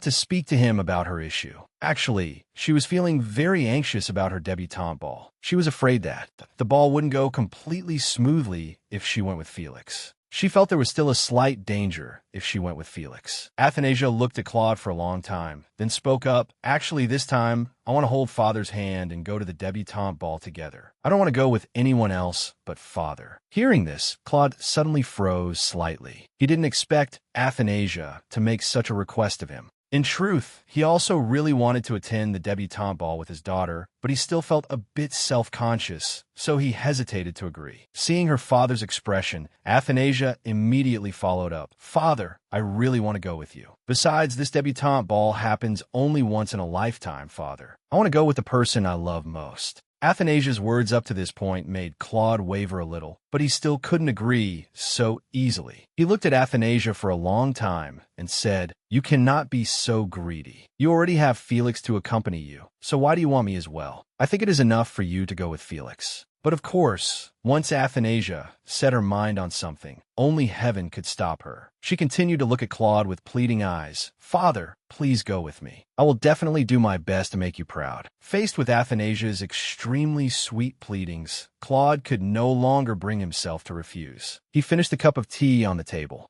and slowly began to speak. "Fine, since you want it so much, there is nothing I cannot do. I will attend the debutante ball with you." The moment Athanasia heard Claude say this, her eyes lit up. She repeatedly asked Claude, "Are you telling the truth, Father? But as far as I know, don't you dislike dancing?" "It is just a dance," Claude replied. "If my daughter likes it, I am willing to do it. There is nothing I cannot do." "But do you know what, Father? I heard that girls usually do not invite their fathers to dance with them at the debutante ball. I am very happy to dance with you, but I also fear that people will judge us." "Do not worry about those trivial matters, Athanasia. If they no longer value their lives, they're free to judge. It has nothing to do with you and me," Claude gently reassured Athanasia. "If you want me to attend your debutante ball, I have no other choice. Although I do not care much for crowded places, if it pleases you, I will certainly do it." Hearing Claude say this, Athanasia was ecstatic. She jumped onto Claude and said, "Father, are you telling the truth? You will really dance with me at the debutante ball, right? Oh, I'm so happy, Father. You won't break your promise, will you? I am truly so happy to have you escort me to the debutante ball." The atmosphere inside the palace instantly became extraordinarily joyful. Perhaps it hadn't been this lively in a very long time. The one who was happy was not just Athanasia alone, but also Felix. He was truly delighted. If the emperor agreed to accompany Princess Athanasia, it meant he didn't have to go anymore. He was actually so happy that he almost cried. Seeing Felix's ridiculous behavior, Athanasia truly didn't know how Claude had treated Felix. For him to be this happy upon being freed from an unexpected duty. After celebrating together, Athanasia quickly returned to her palace before nightfall. Just as she walked out the door, she immediately ran into that annoying Duke Alpheus again. It seemed that the more people disliked each other, the more likely they would meet. As soon as he saw Athanasia, Alpheus immediately bowed and greeted her warmly. "Oh, what an honor for me. It is my good fortune to arrive for my audience with the emperor slightly earlier than usual, which is why I have the opportunity to meet Princess Athanasia here." Just as expected, after a very flowery greeting, he immediately got straight to the point. "Princess, your debutante ball is coming up soon. I wonder if you have chosen anyone to be your escort yet?" Knowing full well the less than noble intentions of the man in front of her, Athanasia happily replied, "Of course Athanasia has already chosen Mr. Alpheus. Athanasia's father will accompany Athanasia to her debutante ball. It's truly wonderful news, isn't it, Mr. Alpheus?" Hearing this, his heart skipped a beat. Really? So the emperor has truly agreed with the princess? In truth, from the past until now, I have never seen the emperor favor anyone like that. It is indeed wonderful news. But it is also a pity, isn't it? I was going to ask you once more about who would escort the princess to the ball, but the princess has already made her decision. It is truly a great pity.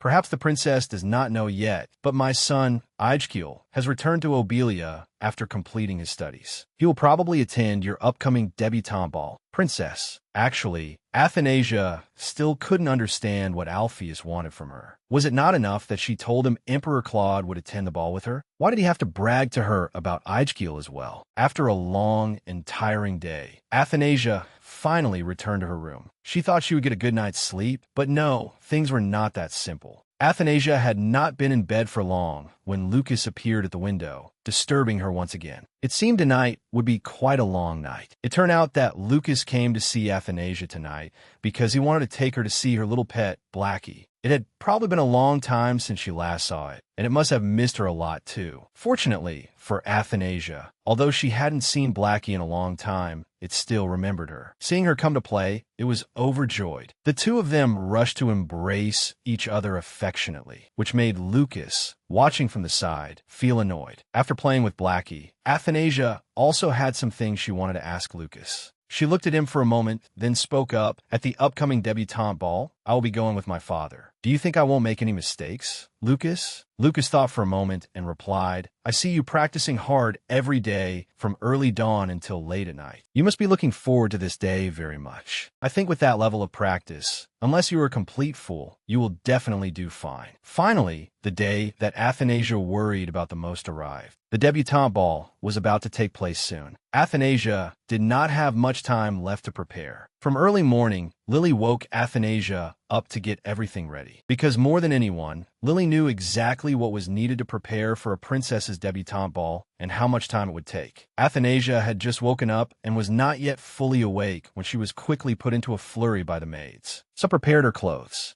Some styled her hair, and others applied her makeup, leaving her unable to process what was going on. In truth, she had probably underestimated what was actually required to prepare for a princess's debutante ball. All of this made her feel truly exhausted. After a period of extremely rushed preparation, everything was finally in place. Athanasia was at last dressed up beautifully for today's ball. Everyone was completely amazed by Athanasia's appearance today. Even Felix could not help but exclaim in disbelief. The princess is so beautiful today. I can hardly believe my eyes. Outside, Emperor Claude was already waiting. To escort Princess Athanasia to the ball. Seeing the princess's appearance today, Claude was also quite taken aback. As Athanasia drew closer, Claude reached out his hand to support her.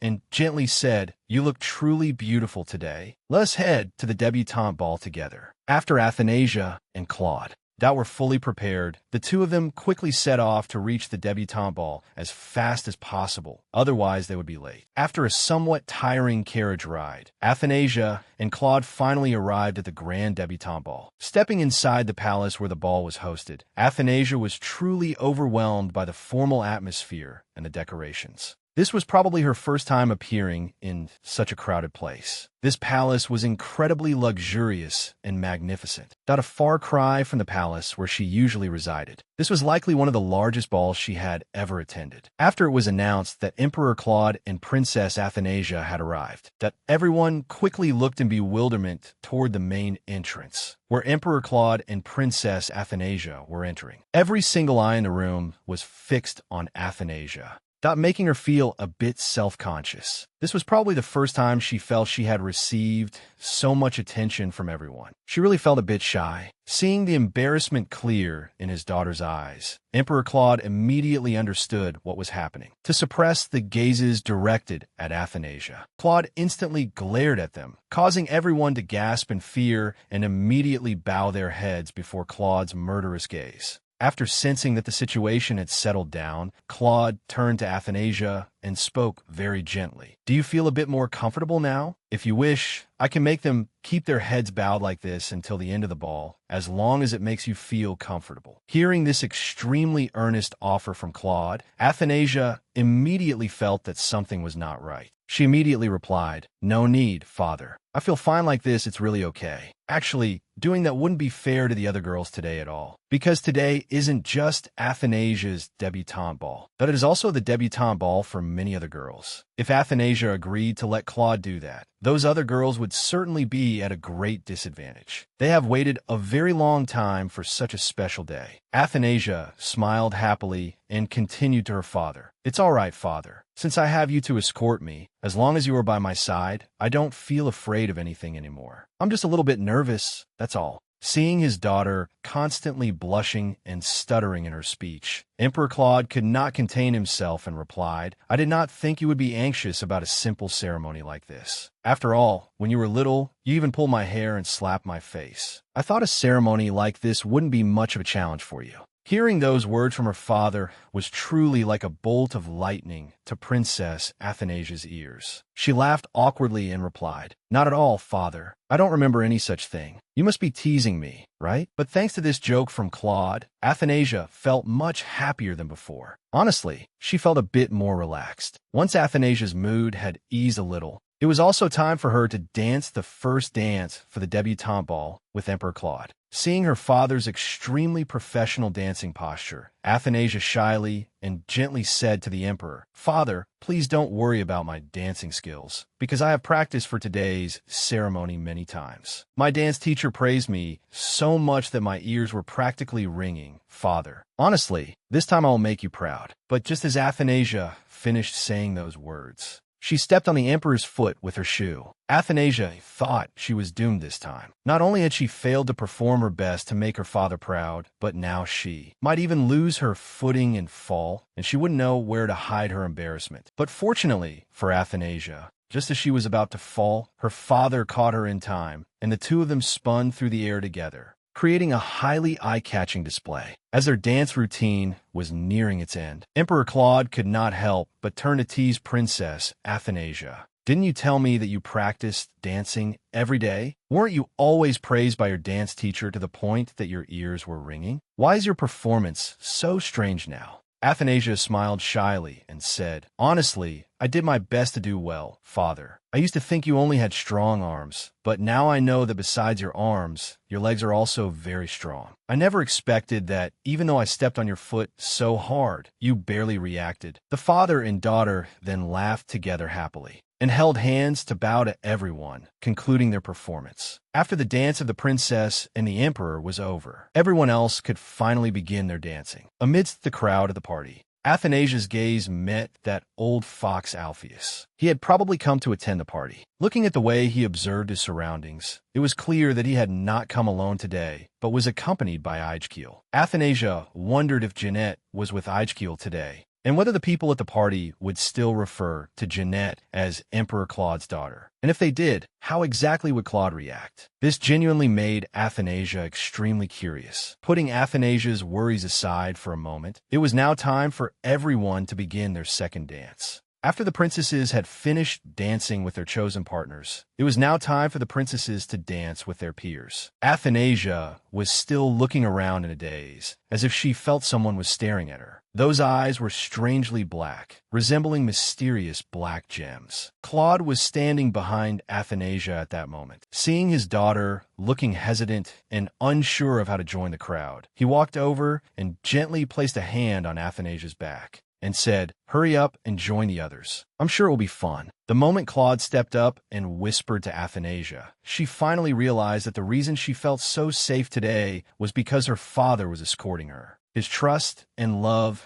made her feel more confident than ever. Thanks to Claude's presence today, Athanasia's debutante ball had become more meaningful than ever. She felt truly grateful to her father. This was the first time she could express everything from the bottom of her heart. She also deeply cherished these rare moments with her father. But from now on, with Jeanette's appearance, she would have to live a life of deceiving everyone to hope for a chance at survival. She absolutely had to do so if she wanted to protect her life. After whispering these thoughts to herself, Athanasia quickly rejoined the crowd dancing in the center of the palace. She did not forget to express her gratitude to those attending her debutante ball today. While Athanasia was happily dancing with her peers, a voice suddenly called out from behind, making her turn around in surprise. "The ribbon at your waist has come undone. May I tie it back for you, princess?" A fleeting thought crossed Athanasia's mind. Indeed, she had asked herself many times, if she had the chance to meet Jeanette when she grew up, would Athanasia be able to recognize her? When Athanasia turned around in surprise, she saw that the person standing in front of her was an extremely lovely girl. A radiant smile shone on that very delicate face, making Athanasia feel a bit strange. The moment she saw the girl in front of her, Athanasia knew the answer to the question she often asked herself. Honestly, this beauty had captivated her at first sight. However, in contrast to the bright smile on Jeanette's face, Athanasia immediately rejected Jeanette's offer. Perhaps she did not want to interact with Jeanette too early, as it might disrupt the structure of the story. After refusing Jeanette, Athanasia quickly ran away.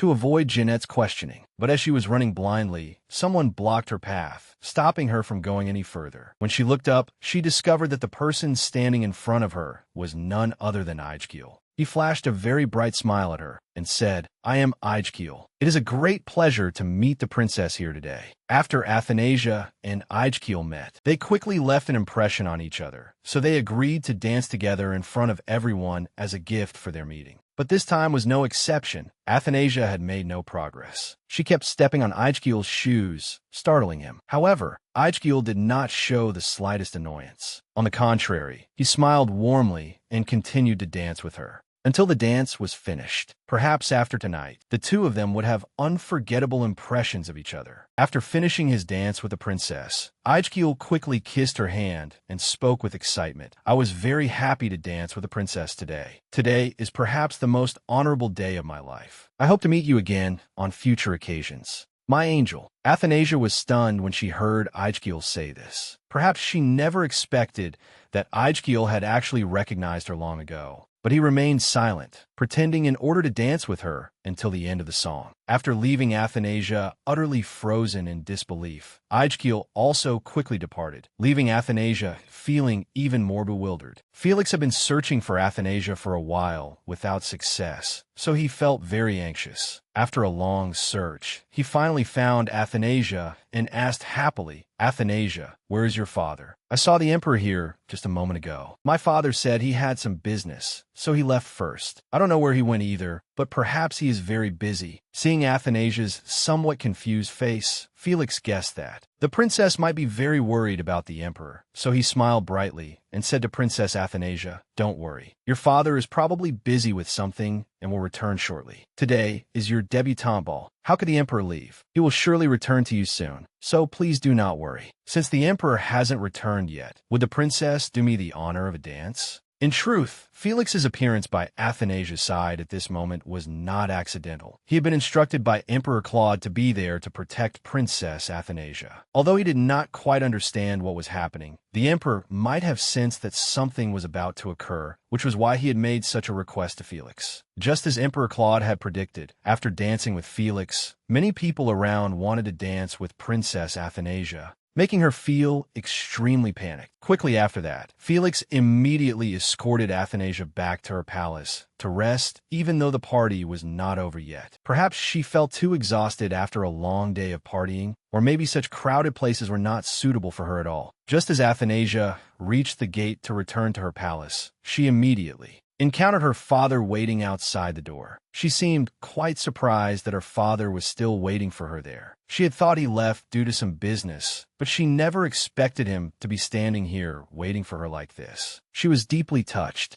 Before Athanasia could say anything to ask about him, Claude immediately raised his voice to question her and Felix, startling her. "Why are you here when the party isn't even fully over yet? What reason makes you want to leave before the party ends like this? Did someone upset you?" After finishing his question, seeing that Athanasia still hadn't answered, Claude suddenly became very angry, so he turned to harshly reprimand Felix. "Felix, what did I instruct you? I told you to protect the princess carefully. I hoped that with your ability, at least the princess would not face any mishaps. But looking at the current situation, it seems I misplaced my trust in you. You truly disappoint me." After scolding Felix, Claude turned back to Athanasia and continued asking, "What is it? Did someone bully my daughter? Why did you want to leave so early? Do not worry about such things. If anyone dare to tease you, just tell me. I will eliminate them. Tell me who made you uncomfortable, and I will surely make them pay. I will cut off his arms and legs, then hang them at the city gates for everyone to see. He deserves this for making my daughter uncomfortable. Now, then, Felix, take the princess back to the Emerald Palace. I will surely find that bastard and kill him to avenge you. You must not suffer any injustice." Hearing this, Athanasia was instantly frozen in shock. She never thought her father could fly into such a rage because of her. Even Felix, standing nearby, did not understand what was happening. This was truly the first time he had seen Emperor Claude like this. If the emperor were unleashed right now, he would be no different from a tiger escaped from its cage.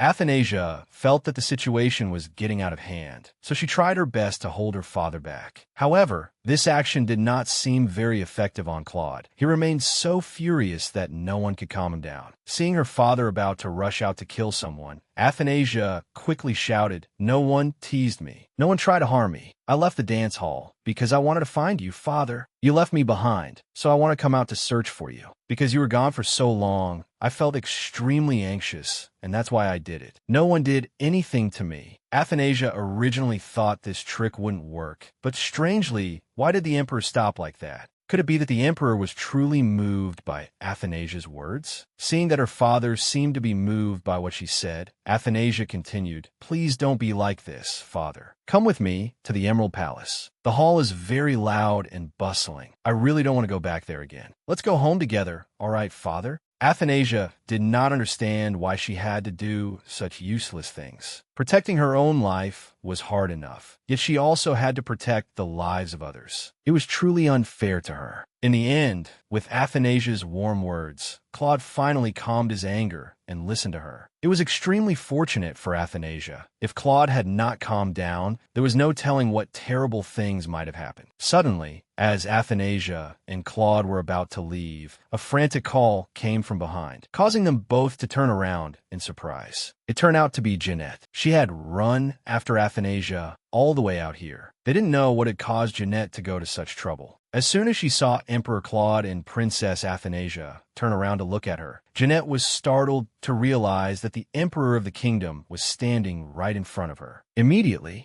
Jeanette gasped and immediately bowed, saying, "Please forgive my rashness. I did not see your majesty standing here. With all due respect, I bow before the son of the Obelia Empire." It turned out that an accessory on Athanasia's outfit had fallen off, so Jeanette had picked it up to return it to her. After a brief exchange, Claude learned that the person in front of him was that old Alpheus's adopted daughter. No wonder her behavior was not much different from Alpheus himself. But no matter how sweetly Jeanette smiled, Claude coldly turned away and said, "All right, let us go, Athanasia. Didn't you want to return to the Emerald Palace? If we do not leave now, it might be late, my child." Immediately after, Athanasia also quickly followed her father to return to the palace to rest, leaving Jeanette standing alone, not understanding what was happening. As they neared the carriage, Claude, without saying a word, took the accessory Jeanette had just returned to Athanasia and threw it away, leaving her utterly shocked. Seeing his daughter's bewildered expression, Claude spoke up, "This thing has fallen on the ground, so you shouldn't hold it anymore. It will dirty your hands. Also, if there is anything you want to say in the future, just tell me. I will surely make it happen. If anyone bullies you, you don't need to suffer in silence. Tell me, and I will surely take revenge for you." While waiting for the carriage to arrive, Emperor Claude was approached by that old fox Alpheus.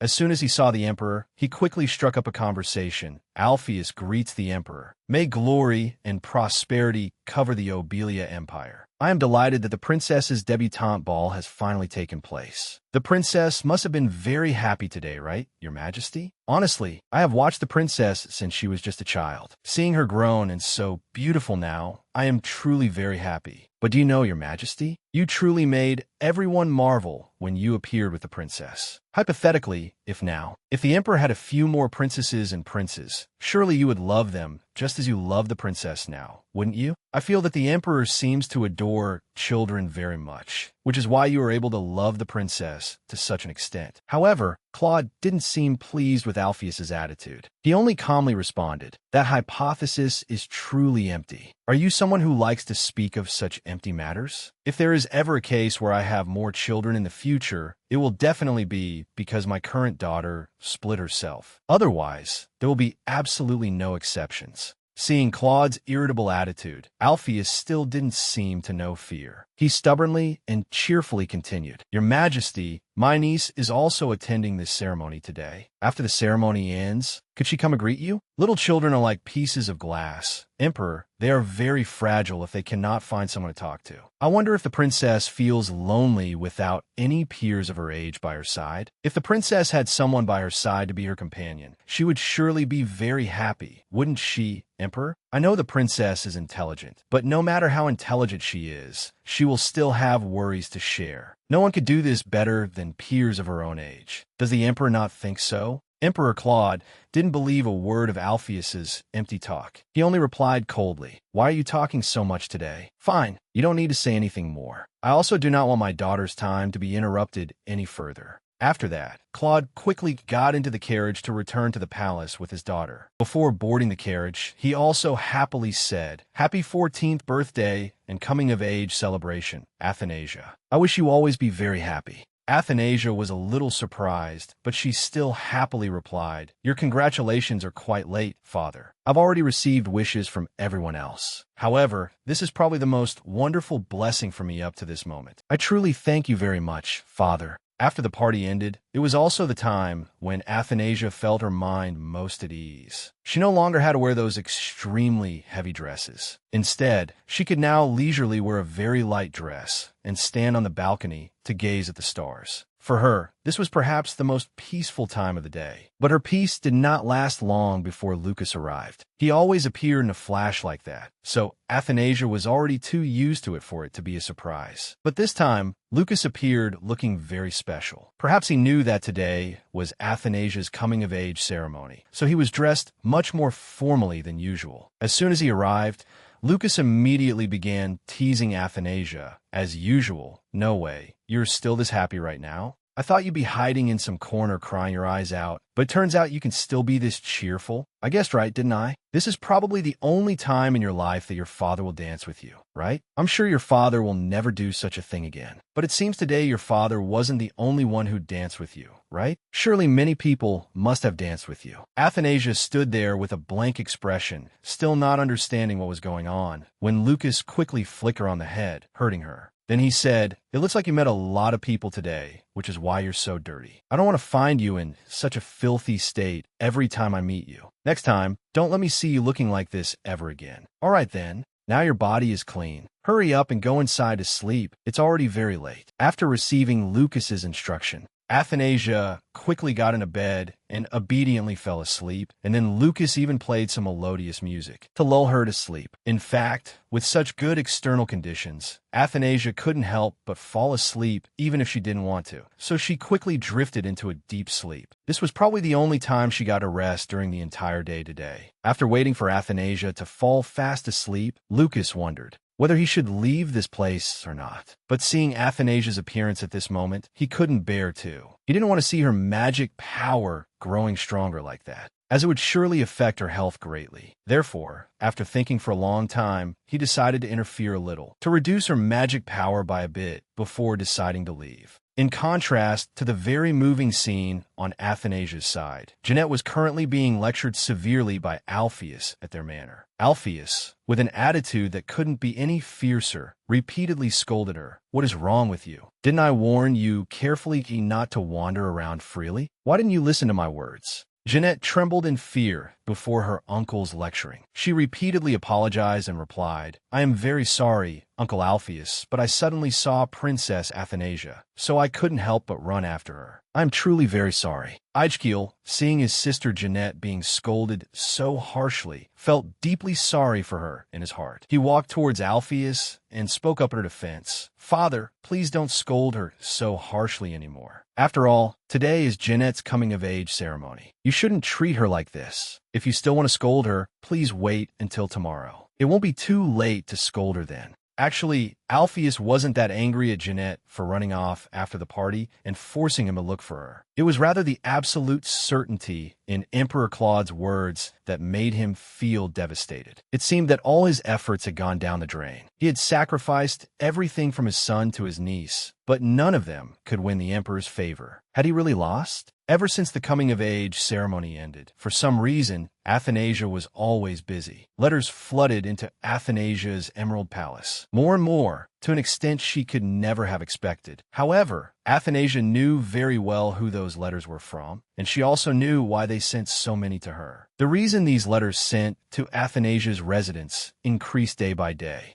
stemmed from Emperor Claude escorting her at the debutante ball. Perhaps the Emperor's appearance had left a deep impression on everyone present at the party, so everyone wanted to meet Athanasia once, hoping to connect with the great Emperor Claude through her. But receiving so many letters in her hands, Athanasia really did not know what to do. She had never met any of these people. Moreover, she had never left this castle before. She felt extremely flustered and did not know what to do. Should she go and ask for Emperor Claude's opinion? After thinking for a while and still not knowing what to do, Athanasia couldn't come up with any ideas. Therefore, she decided to visit Emperor Claude, hoping he could give her some good advice. But when Athanasia went to the study to find her father, unfortunately, Emperor Claude was busy with work. Knowing her father was working, Athanasia didn't want to make any noise. She behaved very quietly, hoping not to make a sound that would disturb her father while he worked. Normally, Athanasia did see Claude having some leisure time.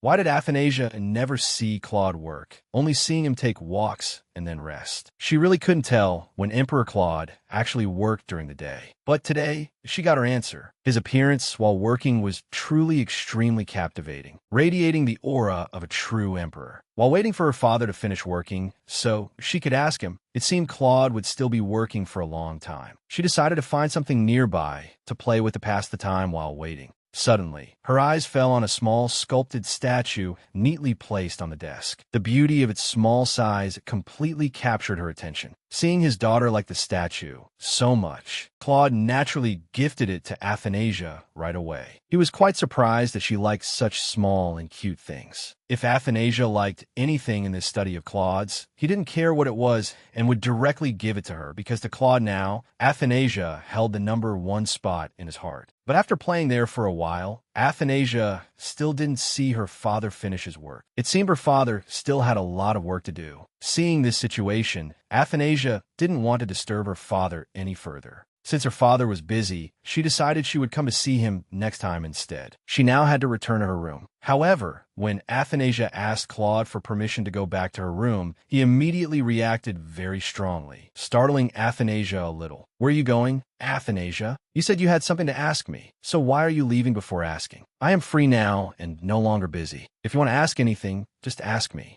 After saying this, Claude quickly called Felix, who was standing outside, and handed over all the remaining work to Felix, so that he could have time to be with Athanasia. For him, Athanasia was always more important than anyone else. Nothing could replace his beloved daughter. But now, the father and daughter had free time together. However, where to go to continue their conversation was a difficult problem for both of them. Where could they go that offered both private space and a comfortable atmosphere to talk? Suddenly, an extremely familiar place flashed in Athanasia's mind, which was the lake where she used to walk with her father when she was young. It could be said that even up to this moment, it was the most ideal place for the father and daughter to talk comfortably. But upon arriving at the lake, memories flooded Athanasia's mind more and more. Among that series of chaotic memories, the incident of her falling into this lake for the first time and almost drowning was probably her most unforgettable memory. Therefore, taking this opportunity today, she wanted to test whether Emperor Claude had truly changed or if everything he had given her all this time was just fake. Athanasia didn't know how to start. She stared intently at the lotus flowers floating on the lake's surface,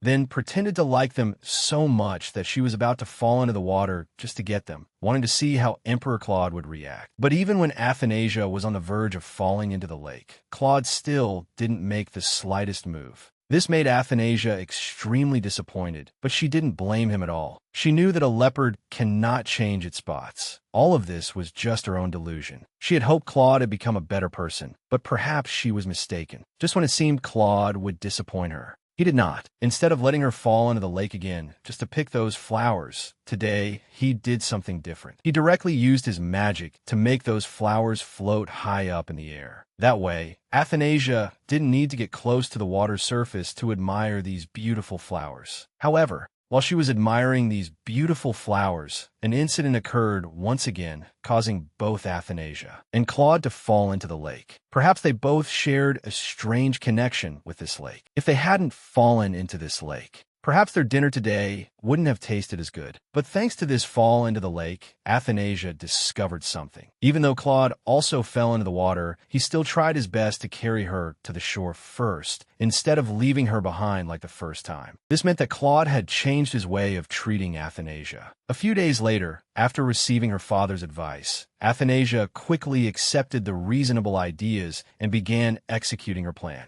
Honestly, she really wanted to go outside to meet everyone, but leaving the palace would be too dangerous, which didn't suit her at all. Moreover, if she stayed home, she would feel very bored. Therefore, the best way the emperor could suggest was for Athanasia to host a tea party at home, inviting all her close friends. That was indeed a perfect plan. Most of the young ladies invited to Athanasia's tea party today were strangers. There were some she was seeing for the first time, but it didn't matter at all. As long as they agreed to attend her tea party, she was happy. She didn't care much about how noble these young ladies' backgrounds or families were. And of course, among the young ladies who appeared today, Jeanette was naturally present. She was one of the first young ladies to agree to attend this tea party. Honestly, she was one of Athanasia's biggest fans, so she definitely wouldn't pass up such a good opportunity. The young ladies around them also quickly realized that the person sitting with them was the younger sister of Aijgil, who was famous for being extremely handsome and talented in this empire. Naturally, who could pass up such a golden opportunity? All the young ladies nearby took the chance to ask about Aijgil through Jeanette, hoping to find some common ground between themselves and Aijgil. But unfortunately for everyone present at this tea party, the most important information they wanted to know, what Aijgil's ideal type was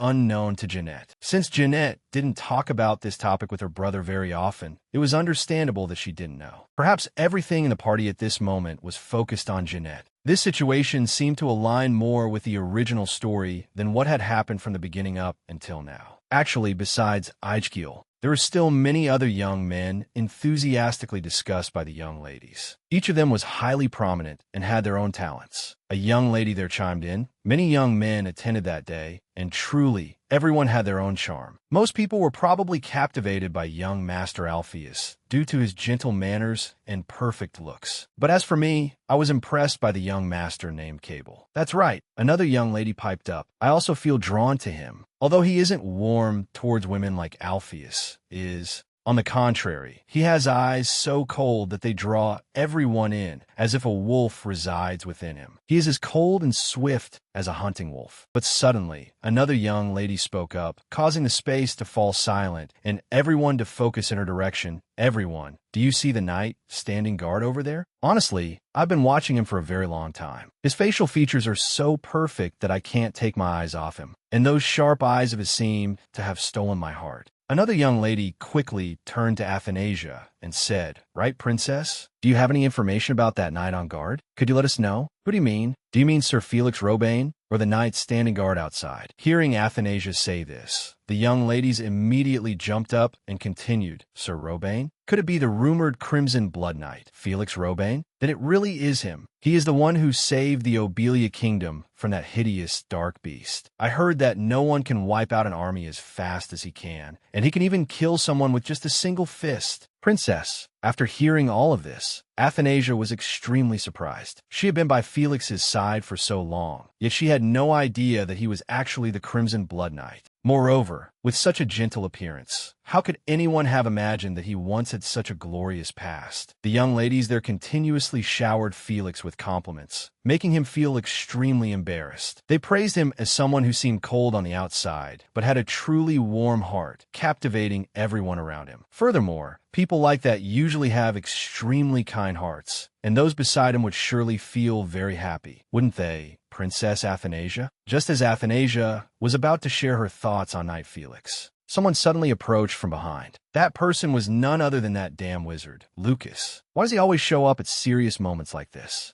After Lucas came closer, he realized that Princess Athanasia was hosting a tea party today and all the young ladies in the empire were invited. Out of common courtesy, he greeted all the young ladies, present there as a matter of course. However, this attitude of Lucas did not please Athanasia one bit. Why is he being so polite today? Normally when he meets me, he snaps back at every word. So why is he so polite upon meeting everyone here today? And of course, with such a mysterious appearance and a highly pleasing way of speaking, Lucas immediately captured all the attention and admiration of the young ladies present at the party that day. After the tea party ended, everyone quickly returned to their respective homes, but they did not forget to promise to meet again at the next tea parties. Once everyone had left, Jeanette was the last one to stay behind, and she directly approached Athanasia to strike up a conversation. Jeanette smiled brightly and said to Athanasia, "I feel very honored to attend your tea party today, Princess. I hope that whenever I want to come and visit the princess, I'm allowed to do so, instead of waiting for tea parties like this. Could I come to visit the princess more often?" Athanasia hesitated for a moment before agreeing,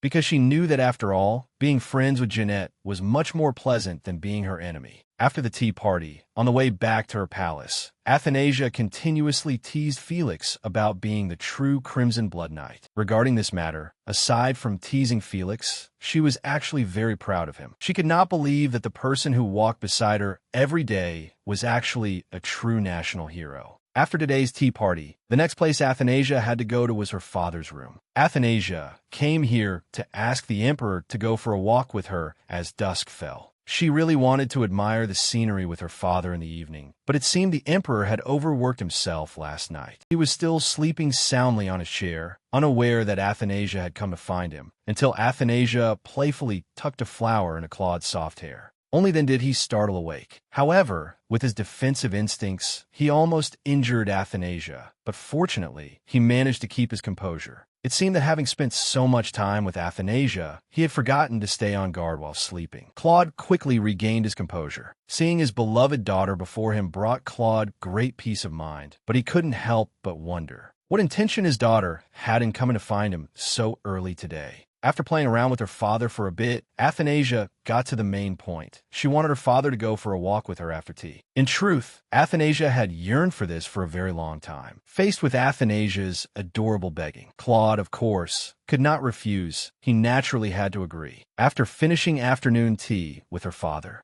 Athanasia also took the opportunity to visit her library to brush up on her knowledge to keep up with her peers. Although it wasn't much, Athanasia always wanted to enrich her mind to improve day by day. But perhaps the thing she least expected was the appearance of Aijgil inside her very own private library. How on earth did Aijgil have the chance to appear here? This was truly absurd. But when Athanasia showed surprise and questioned Aijgil, he acted very nonchalant, as if he did not know this library was private to Athanasia. Furthermore, he kept warning Athanasia to be more careful when wandering around the palace alone like this. Even though he knew Athanasia had a very skilled guard, Felix, by her side, it wasn't everything. No one knew when Felix would be unable to fend off the dangers from the outside to protect Athanasia. Was she sure that he would protect her for the rest of her life? The things Aijgil was saying were truly impolite. It seemed Aijgil was turning himself into an unreasonable person. He had entered Athanasia's private library without permission, and then even argued loudly with her. It was truly unacceptable. Athanasia could not understand why the person standing before her right now was saying such harsh words. Clearly, Aijgil was a well-educated person, so why was he acting in such an incomprehensible way? Could it be that Aijgil also wanted to follow in his father's footsteps? Suddenly, it seemed Aijgil realized his mistake. He quickly bowed before Princess Athanasia and said, "Please forgive me, Princess, for speaking nonsense. First, I was wrong to enter the princess's private library without asking permission beforehand. That was my mistake. Second, it is for my rude way of speaking today, as well as my arrogant and dismissive attitude. I truly feel that I was completely in the wrong. If the princess decides to punish me now, I will not utter a single word of complaint." But in reality, Athanasia had no intention of scolding or punishing Aijgil. She only wanted him to speak with more propriety and to never enter someone else's private room without permission again. It was truly extremely impolite. After listening to all of Athanasia's admonishments, Aijgil showed sincere remorse and replied, "I understand, Princess. I also do not think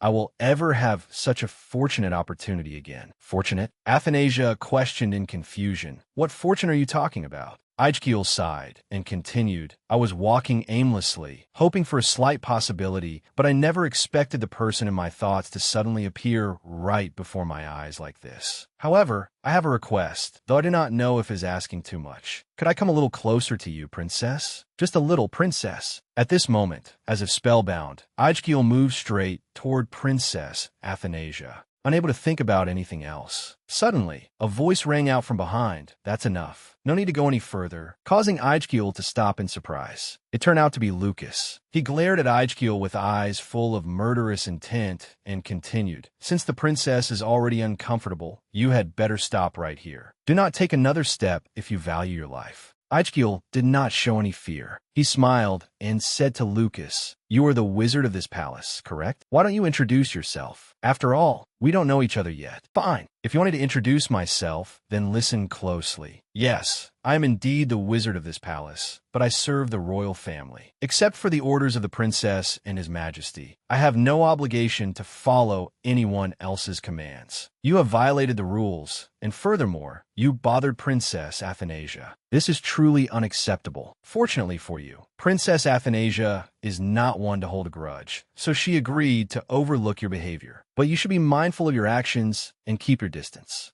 Ijkiel showed no signs of remorse. He tilted his chin up and replied to Lucas, "You speak as if you are not stepping into the princess's private quarters yourself. What right do you have to set foot in the princess's private library?" At this point, a war seemed about to break out, with neither of them yielding a single word to the other. If there were no intervention, a fight would have broken out immediately, but fortunately, Athanasia stepped in to stop them. Otherwise, there was no telling what would have happened. Once everyone had calmed down a bit, Lucas quickly pulled Athanasia away from the place because, from his observation, it was no longer safe for Athanasia. However, it seemed Ijkiel did not want Athanasia to leave just yet. He held her hand back and continued, "I apologize for borrowing a few things from you without asking first, but I found some very interesting books in your library." Then he approached Athanasia once more, letting his finger brush against hers, and whispered, "I am also very honored to be the next person to receive an invitation to your tea party. I hope you will not disappoint me." After whispering into Princess Athanasia's ear, Ijkiel quickly departed, leaving her standing there in confusion, unable to understand what was going on. Even Lucas, who stood beside her, was puzzled as to why that brat tried to leave in such a dramatic way. Acting so mysterious was truly annoying. But that's right. He suddenly turned around, grabbed the book Athanasia was holding, and said, "Let me see what kind of title you are reading. What kind of books does a princess like you enjoy reading?" Lucas immediately snatched the book from Athanasia's hands, leaving her unable to react. It was only when Lucas read the title aloud, "The Sweet Love Contract of the Elegant Lady Devi," that Athanasia finally snapped back to her senses and reacted. She tried her best to snatch the book back, but it was futile. No matter what she did, she couldn't get it back because it was already in Lucas's hands. Recovering it was harder than reaching the heavens. Despite Athanasia begging and pleading, Lucas had no intention of stopping. He continued reading the titles of the books on the shelves of the princess's private library. Most of them were romance-themed books, which made Athanasia even more embarrassed. The reason she reacted so strongly was that although the book was indeed in her library, she had no intention of reading it. The reason it was in her hand was because before leaving, Ijkiel had thrust it into her hand, forcing her to take it. But Athanasia could never have expected that an exemplary person like Ijkiel would enjoy reading books with such titles. The two guards outside the palace heard the struggle, so they quickly ran inside to check the situation. After all, the princess had been in there for a long time without any sound, and now that such a loud noise was heard, it was certainly something they could not ignore. But when the two guards entered,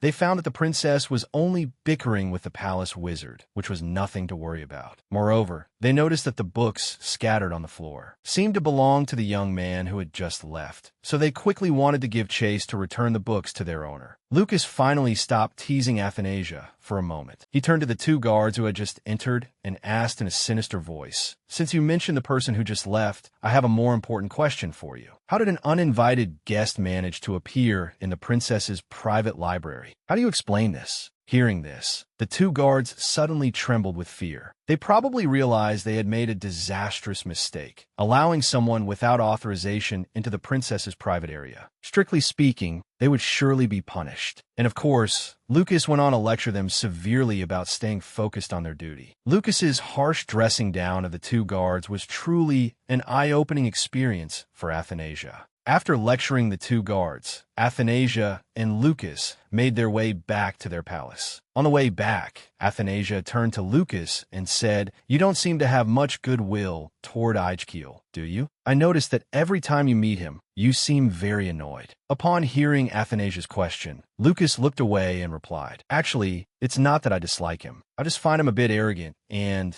I don't like people with that kind of personality at all. Athanasia paused slightly after hearing Lucas's answer. She thought to herself, that's a bit too harsh on the male lead. After all, he is the male lead, so how can you call him arrogant? Athanasia looked at Lucas with a concerned expression and replied, Actually, you're the first person to describe Ijgil that way. I don't think he's that bad. Why are you so hostile toward him? What? Lucas retorted, Don't tell me you have feelings for him, just like those girls at the tea party. Only a fool would like a guy like that. Seeing the way he treated you just now, I could tell he's not a decent person. Athanasia still did not understand why Lucas was suddenly behaving so strangely today. After all, Ijgil wasn't really a bad person. How could Lucas easily judge someone after only meeting them a few times? This wasn't like his usual self at all. Are you jealous of Ijgil, Lucas? After all, he is extremely handsome and highly accomplished in his studies. He is the most promising candidate for the Empire, isn't he? Is the reason you call him arrogant and dislike him because he's so perfect? Only a reason like that would explain why you suddenly changed your attitude so quickly.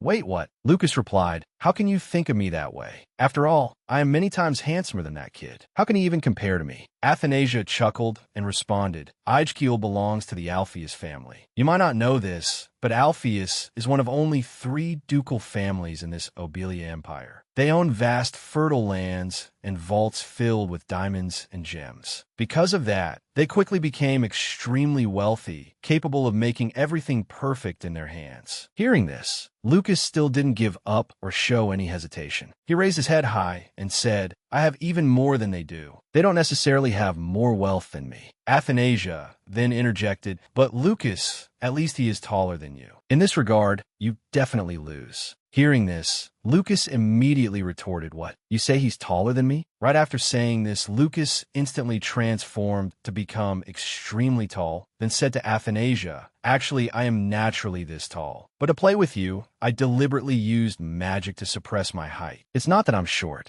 Seeing Lucas's tall form, Athanasia was instantly startled. She then slapped Lucas and said, Hurry and change back to normal. I didn't even do anything to you. Change back quickly, or else someone will find out. After a day of playing, with both happy and sad moments with Lucas, this morning, on a beautiful day, the young ladies of the Empire held another small gathering to meet. However, this time, it was not a grand tea party held in the palace like before. This time, everyone wanted to enjoy the fresh air, so an outdoor picnic took place. The reason today's gathering happened was because of the promise the young ladies had made to one another. They had agreed that before the end of the month, they would hold another joint gathering. The setting of this party was completely different from the last one. However, the topics of conversation remained the same, still discussing the young gentleman at the coming-of-age ceremony the other day. It was an endless topic that could be discussed forever without running out of things to say. Athanasia originally intended to be more cautious about participating in these parties, but this time, after reviewing the guest list, she completely agreed to attend. Because on the guest list, there was absolutely nothing related to politics or social status. She thought that her father had surely brought her to parties like this because he wanted her to have true friends rather than those who came to her for her status. Indeed, this was a dream party, but it would have been even more wonderful if the young ladies at this party did not constantly chatter about the boys they had met at the party, such as how the ravishing beauty of one boy had stolen their hearts, or how the very coldness of another boy at the party kept the young ladies awake at night. Even Lucas, beside Athanasia, could not escape this fate. He was also deeply adored by everyone at the tea party upon their first meeting. The girls here could not forget the figure and that honey-sweet mouth of Lucas. Honestly, it goes without saying that Lucas was also a name discussed quite enthusiastically. But more than anyone, Athanasia was the one who knew Lucas best. She felt very annoyed, but she couldn't speak the truth either, because doing so would be unfair to Lucas. However, seeing each of them being deceived by Lucas's second personality like that, Athanasia truly couldn't bear it. Unable to do anything in this crowd, she had to walk away to a nearby tree to seek peace and quiet. Sitting alone was still much more comfortable than enduring all of that noise. Not long after Athanasia went to the base of the tree. Jeanette also quickly approached. She flashed a very bright smile at Athanasia and said, "The weather is so beautiful today, isn't it, princess? It has been a long time since I last saw such pleasant weather." Athanasia smiled, as if agreeing.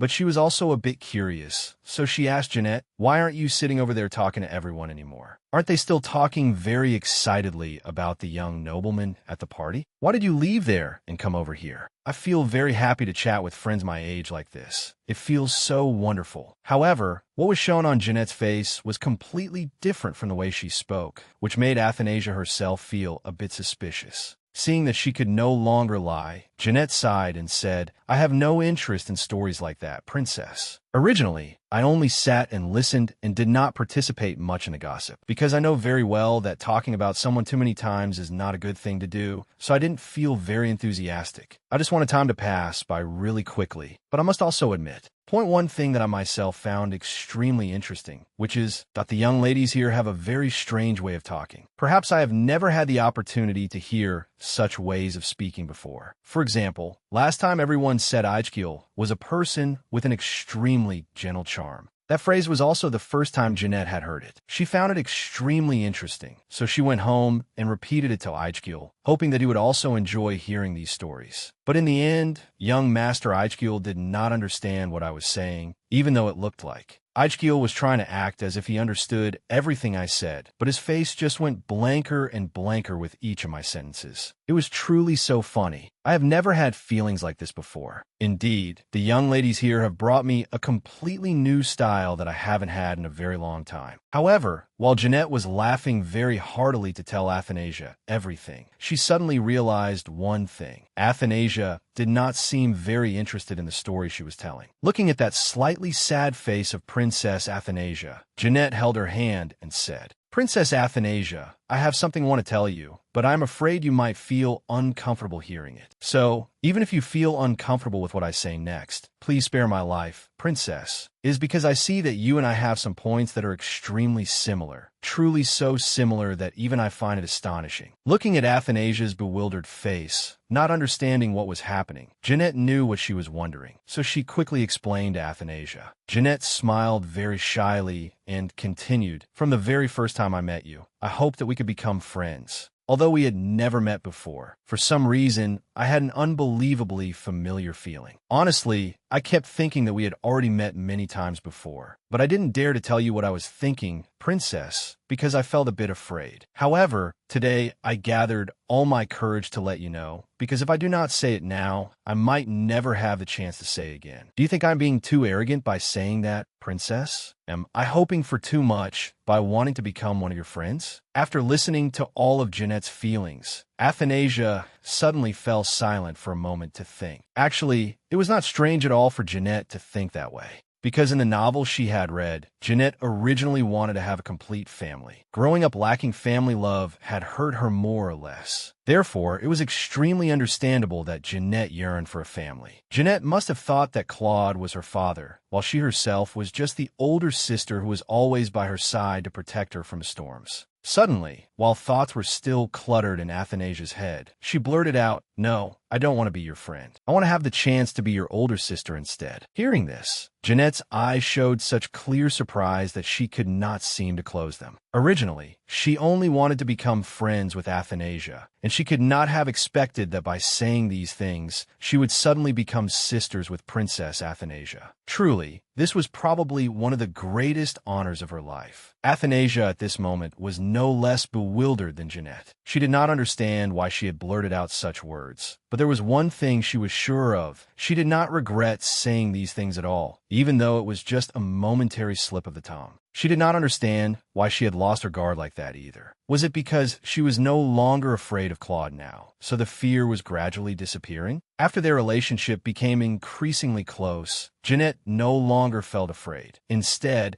she actively became much more talkative than before. She happily looked at Athanasia, smiled brightly, and said, "Would you like to come over to my family's mansion next time, princess?" I have wanted to invite you to my family's mansion for a long time, but I was still very hesitant. Now, I think with our current relationship, this is something I should do, right, princess? Of course. Athanasia also felt very happy to have another good friend in her dull life, but she still felt a bit hesitant towards Jeanette. So she said cheerfully, "Sure, but I will visit when I have free time. When I have free time, I will definitely visit you first." After having some private time talking to Athanasia, Jeanette and Athanasia quickly returned to the picnic that was being held in a lively manner. Perhaps the mood of both of them was much better now. As soon as Jeanette returned to this lively picnic, she immediately became the center of gossip. Everyone crowded around to interview and ask her questions. And, of course, the topic they wanted to explore was young Master Eichgiel. A young lady there said, loudly, "Lady Jeanette, what is young Master Eichgiel like? For example, what does he do in his free time, or what kind of colors does he like? Don't tell me that you don't even know such simple things. You live under the same roof as Eichgiel, so why is it that you don't know anything at all? Are you really Eichgiel's sister?"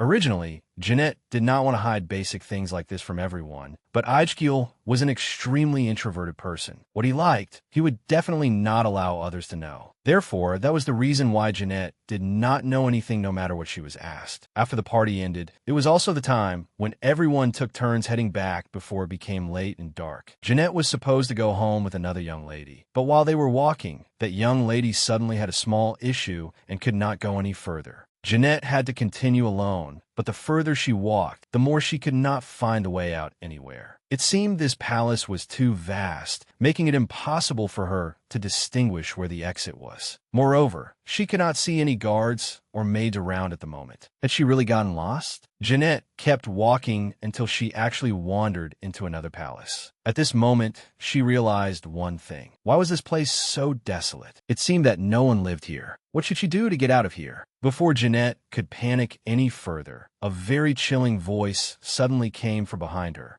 causing her to startle immediately. "Who are you? Why are you wandering in the palace on your own like this? You have quite some nerve, don't you?" Jeanette startled and turned around, and it turned out that the person standing in front of her was the son of the current Obelia Empire, Emperor Claude. Seeing the emperor standing in front of her like that, saying she was not afraid would be a lie. Deep down, Jeanette felt extremely terrified. Her face was turning paler and paler from fear. Really, she had never felt her heart beat so fast. It seemed like it wanted to jump out of her chest. Jeanette's face was turning pale, and a clear SOS signal was written all over her face, making the person opposite her, Claude, also feel a bit concerned. Although Jeanette really wanted to speak up to explain, for some reason, her throat felt as if something was blocking it. Her inner mind was screaming, causing her to panic and be unable to make a sound. With all her courage, Jeanette slowly spoke. "Does your majesty still remember me?" She hoped that their brief encounter could make the emperor remember her and spare her life this time. But no, perhaps she was wrong. The emperor looked at Jeanette very coldly and said, "Tell me the reason why I should remember the person standing in front of me. Who are you? Do you have something so important that I must remember you for so long?" Claude's words made Jeanette suddenly shudder in fear. If the emperor deliberately did not remember who she was, no matter how much she hinted, he would never be able to remember. Just when it seemed she would lose her life here this time, Claude unexpectedly spoke up.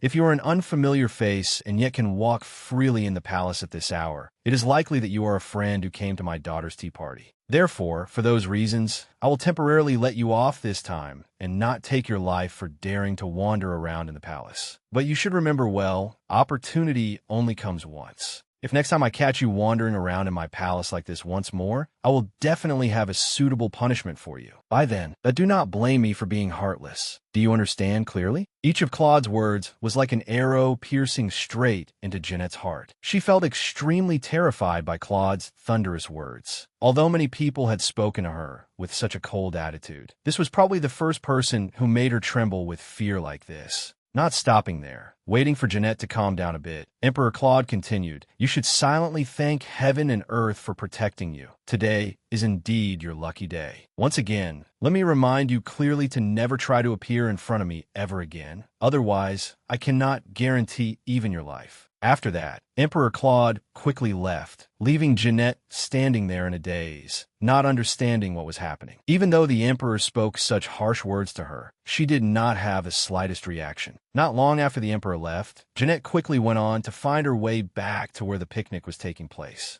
While walking back, Jeanette smiled and comforted herself to stay positive, saying to herself, "It's okay, His Majesty doesn't know who I am yet. Maybe Uncle hasn't told His Majesty about my identity, but Uncle will surely tell him soon, so I have nothing to worry about. All right, there's nothing to fear, and there is no reason to be sad anymore. My important task now is to find the way back to the campsite. Otherwise, when it starts to get dark, I won't know how to leave this place. I must hurry up." After the outdoor picnic ended, Princess Athanasia did not have any more parties. This truly made her feel extremely bored. She really wanted to go outside to look at everything around her, but she did not like meeting too many people, and she was not allowed by Emperor Claude to go anywhere out of the palace. Therefore, she became increasingly bored in her room. Studying was one of the things she was most interested in, but lately, she had no mind to do anything. She felt extremely tired, and all she wanted was to lie sprawled on her study desk. She really did not want to do anything at all. Lucas also had more free time lately, so he came to visit Athanasia a bit more. Seeing Athanasia's sluggish appearance, Lucas did not feel happy at all. Lucas watched for a moment and could not stand it anymore. So he spoke up and said, "If you feel so tired, don't force yourself to lie there like that anymore. I think you should go outside for a walk. Maybe you will feel much better." Athanasia smiled faintly, looking even more tired than before. She looked at Lucas and replied, "How can you say that? Do you think I have the ability to escape from this castle for that long to go for a walk?" Hearing Athanasia say so, Lucas smirked and said, "It's simple. If you want to go for a walk, we will go together. What's so hard about that?" And immediately after Lucas said these words, Athanasia was quickly transported to another location with just a snap of Lucas's fingers. Athanasia was very surprised at this moment, but she was no longer startled because she was too used to such rapid teleportation. Speaking of this, Athanasia suddenly remembered. It turned out she had forgotten one thing, which was that Lucas had the ability to teleport instantly. If only she had remembered this a bit earlier. If she had thought of it sooner, she would not have felt so bored during the past few days. The place where Lucas wanted to bring Athanasia today was the market center of the Obelia Empire. This was the busiest part of the city, where the most merchants gathered. No place could be more bustling than this. So, of course, it was the first choice Lucas could think of. Seeing the people here trading so bustly, Athanasia truly felt very excited, because from her childhood until now, this was the first time she was allowed to go out of the palace without her father's permission. Seeing everything so crowded and bustling, Athanasia felt extremely happy in her heart. But wait, no one goes down to the city center to shop dressed like Athanasia. It was too grand and luxurious, truly not fitting the surroundings here at all.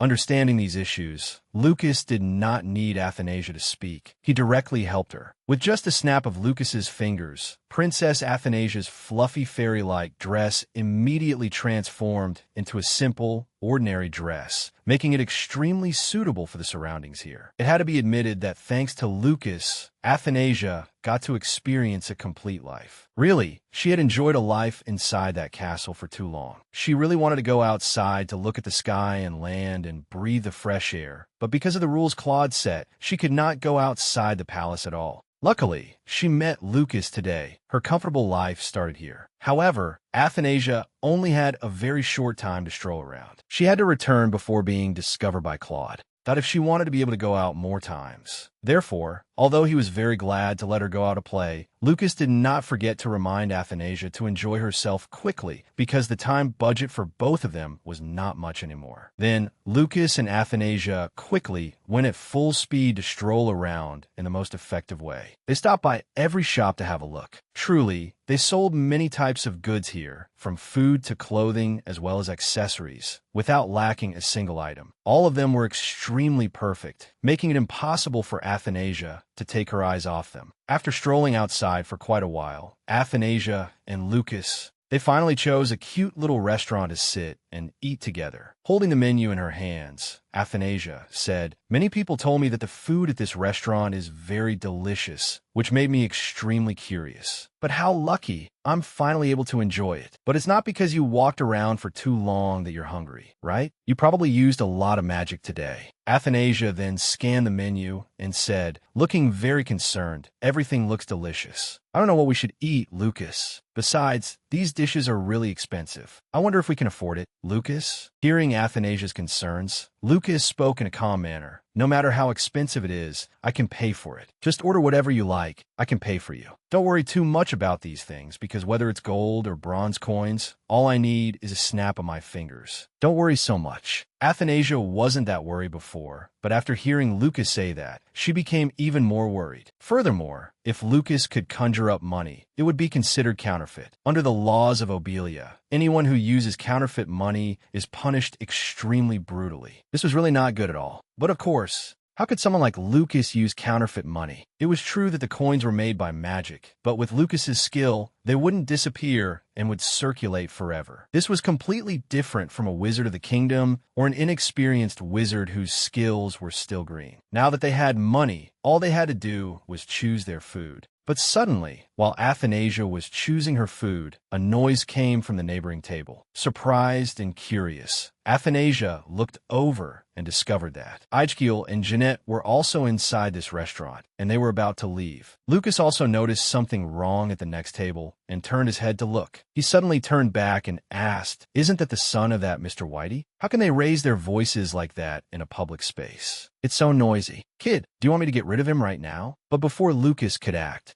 Jeanette and Ijkiel, after raising their voices at each other, quickly left, restoring the peace of the restaurant. Athanasia finally let out a sigh of relief and said, "Phew, I thought we were busted. These young nobles are really troublesome." After finishing their meal at the restaurant, Athanasia and Lucas continued their stroll. Before they returned to the palace, the place they visited this time was a shop selling colorful birds. These birds really made Athanasia feel extremely excited. While she was standing and staring blankly at the birds, suddenly a voice came from behind. She startled, only then hearing that someone seemed to be calling her. That person was none other than Ijkiel. He spoke up, "Excuse me, have I met you before, young lady? You look very familiar to me." It turned out Ijkiel had quickly recognized Athanasia long ago. He quickly left his younger sister, Jeanette, behind and ran towards her. Originally, Athanasia wanted to ignore Ijkiel and pretend she didn't hear him calling her, but it seemed she didn't succeed. Ijkiel was drawing closer and closer, making Athanasia feel extremely uncomfortable. Furthermore, he kept speaking, "Young lady, you look very familiar to this subject. I wonder if I have had the opportunity to meet you somewhere." Athanasia felt extremely terrified at this moment. If Ijkiel found out she was here, her life would be over. How could a princess of a kingdom sneak out to play like this? And furthermore, dress no differently from a commoner. With this appearance, no one would accept it. It felt like danger was standing right behind Athanasia. She couldn't bear this oppressive panic anymore. She only had a very short window of time to think about what to do next. In that moment of decision, she ultimately chose to run and save herself, which seemed to be the best option for her at this moment. When Athanasia left everything behind to run, she couldn't think of anything else. She just ran headlong as fast as she could. Ijkiel was also startled, not understanding why the young lady in front of him suddenly ran away so fast. It was truly incomprehensible. Lucas didn't understand what was happening either, but seeing Athanasia's quick flight accompanied by that bit of panic, he knew for sure that it had to do with Ijkiel. But the thought from earlier flashed in his head once more. Should I make this guy disappear to avoid trouble? He really is too annoying to tolerate. Contrary to the panic on this side, Jeanette still didn't know what was happening. She was still calmly choosing the gift she wanted. In truth, this was many times more of a headache. While Jeanette was still struggling with her thoughts, a voice called out from behind her, giving her a sudden start. "Young lady, are you choosing a gift for yourself?" Jeanette was slightly startled, but she still replied politely, "Ah, yes, that's right. I need to choose a gift for my little sister." Jeanette felt very happy because it was the first time a stranger had initiated a conversation with her, but she was also a bit worried about whether this person had any ulterior motives. Seeing the hesitation clear on Jeanette's face, the man smiled gently and said, "Actually, I asked because I saw you choosing so carefully. It seems this person must be very special to you. But if you're choosing for your sister, these things should be examined a bit more closely, because as people often say, a gift expresses the giver's heart. Forgive me if this is a bit forward, but would you mind if I took a look at these?" Without waiting for Jeanette to agree, the strange man quickly touched the gift she was holding in her hands to examine it. As he touched the gift, he commented, "This is truly an extremely finely cut crystal. The structure of this crystal is also quite remarkable. It is as if a bright sun is hidden deep inside it. Furthermore, it is no exaggeration to say that this gem is as beautiful as your blue eyes. It really makes one impressed by this gift. I think the time you spent choosing it was not in vain. This gem is indeed a very worthy gift for someone you love. I believe there is no gift more perfect than this. The strange man said this while smiling warmly at Jeanette, causing her to freeze for a moment. What is this? Could I have Miss Scene? Did the strange man just smile at me? Returning for a moment to Princess Athanasia, who was running for her life. Athanasia felt so terrified that she went into overdrive to run faster. She ran for so long without seeing anyone chasing her that she finally decided to stop. After stopping for a few seconds, she realized, why does this place look so unfamiliar? It seems I really am lost. Indeed, Athanasia was scared out of her wits, unable to determine her direction anymore, just running blindly. While standing there trying to figure out how to find Lucas to go home, she also angrily cursed that Ichikyo guy. If he hadn't appeared and startled her into running away, she probably could have strolled around with Lucas a few more times by now. But the more important matter now was how to call Lucas to pick her up. If she called him as usual, would he know how to get here to fetch her? She had to try. While waiting, wondering whether Lucas could hear her if she called him now, Athanasia naturally opened the door and walked into an old bookstore in front of her without any other thoughts. Before Athanasia even had time to try calling Lucas, a voice suddenly called out from the corner of the room, sending a slight shiver down her spine. Young lady, you have been cursed. Do you know that? Athanasia startled and turned around. It turned out there was an old man suddenly sitting in the corner of the room. Those eyes and that voice really made anyone near him feel frightened. But it was different for Athanasia. She was a bit scared at first, but later she didn't feel that way anymore. She put back the book she had just taken from the shop's shelves, then asked, "A curse? Did you say I am cursed?" Hearing Athanasia's answer, the old man calmly replied in an extremely raspy voice, "That's right, you didn't hear wrong. You really have been cursed. Furthermore, you were cursed by someone who always brings misfortune to you." How truly pitiful. Anyone would have been psychologically affected after hearing the old man's answer. But there was one thing Athanasia kept wondering about. How did this old man know everything about her so well? Could he be a black magician? Only a black magician could know all the information about the person standing in front of them. The man in front of her didn't deny his identity either. He just smiled softly and continued, "Yes, I used to be a black magician, but not anymore. I used to practice this art a lot when I was young, but now I don't practice it anymore." Hearing this, Athanasia was a bit curious, so she quickly replied, "You said I am cursed, right? Then tell me, what kind of curse am I afflicted with?" "The curse you are afflicted with? Forgive my honesty, but it is a truly skillful and masterfully crafted curse. However, no matter how powerful it is still just black magic. Naturally, it will also carry its own risks and troubles." Looking at the way the old man spoke, Athanasia actually didn't believe him much, because he didn't get straight to the point but kept beating around the bush. Furthermore, even if he were really a black magician, he should be in a more comfortable place rather than a dilapidated place like this. Regardless of whether the girl in front of him believed what he said or not, the old man continued, "Actually, I just want to remind you that among those who use black magic to harm others, hardly anyone has a good end. Everyone will eventually suffer the consequences of their own actions." Hearing this, Athanasia's heart sank a bit. She fell silent, then slowly continued, "I have a question. May I ask you? Since you were once a black magician, you must have gained some experience for yourself, right? So, could I ask you for some advice?" The old man stared at Athanasia for a long time, then spoke, of course. "So, what is the matter you want my advice on?" Athanasia spoke in a serious tone. "If a child is created by black magic, will that child suffer any risks to themselves?" The old man's mood was no less tense than Athanasia's. He rubbed his face with his hand for a while and said,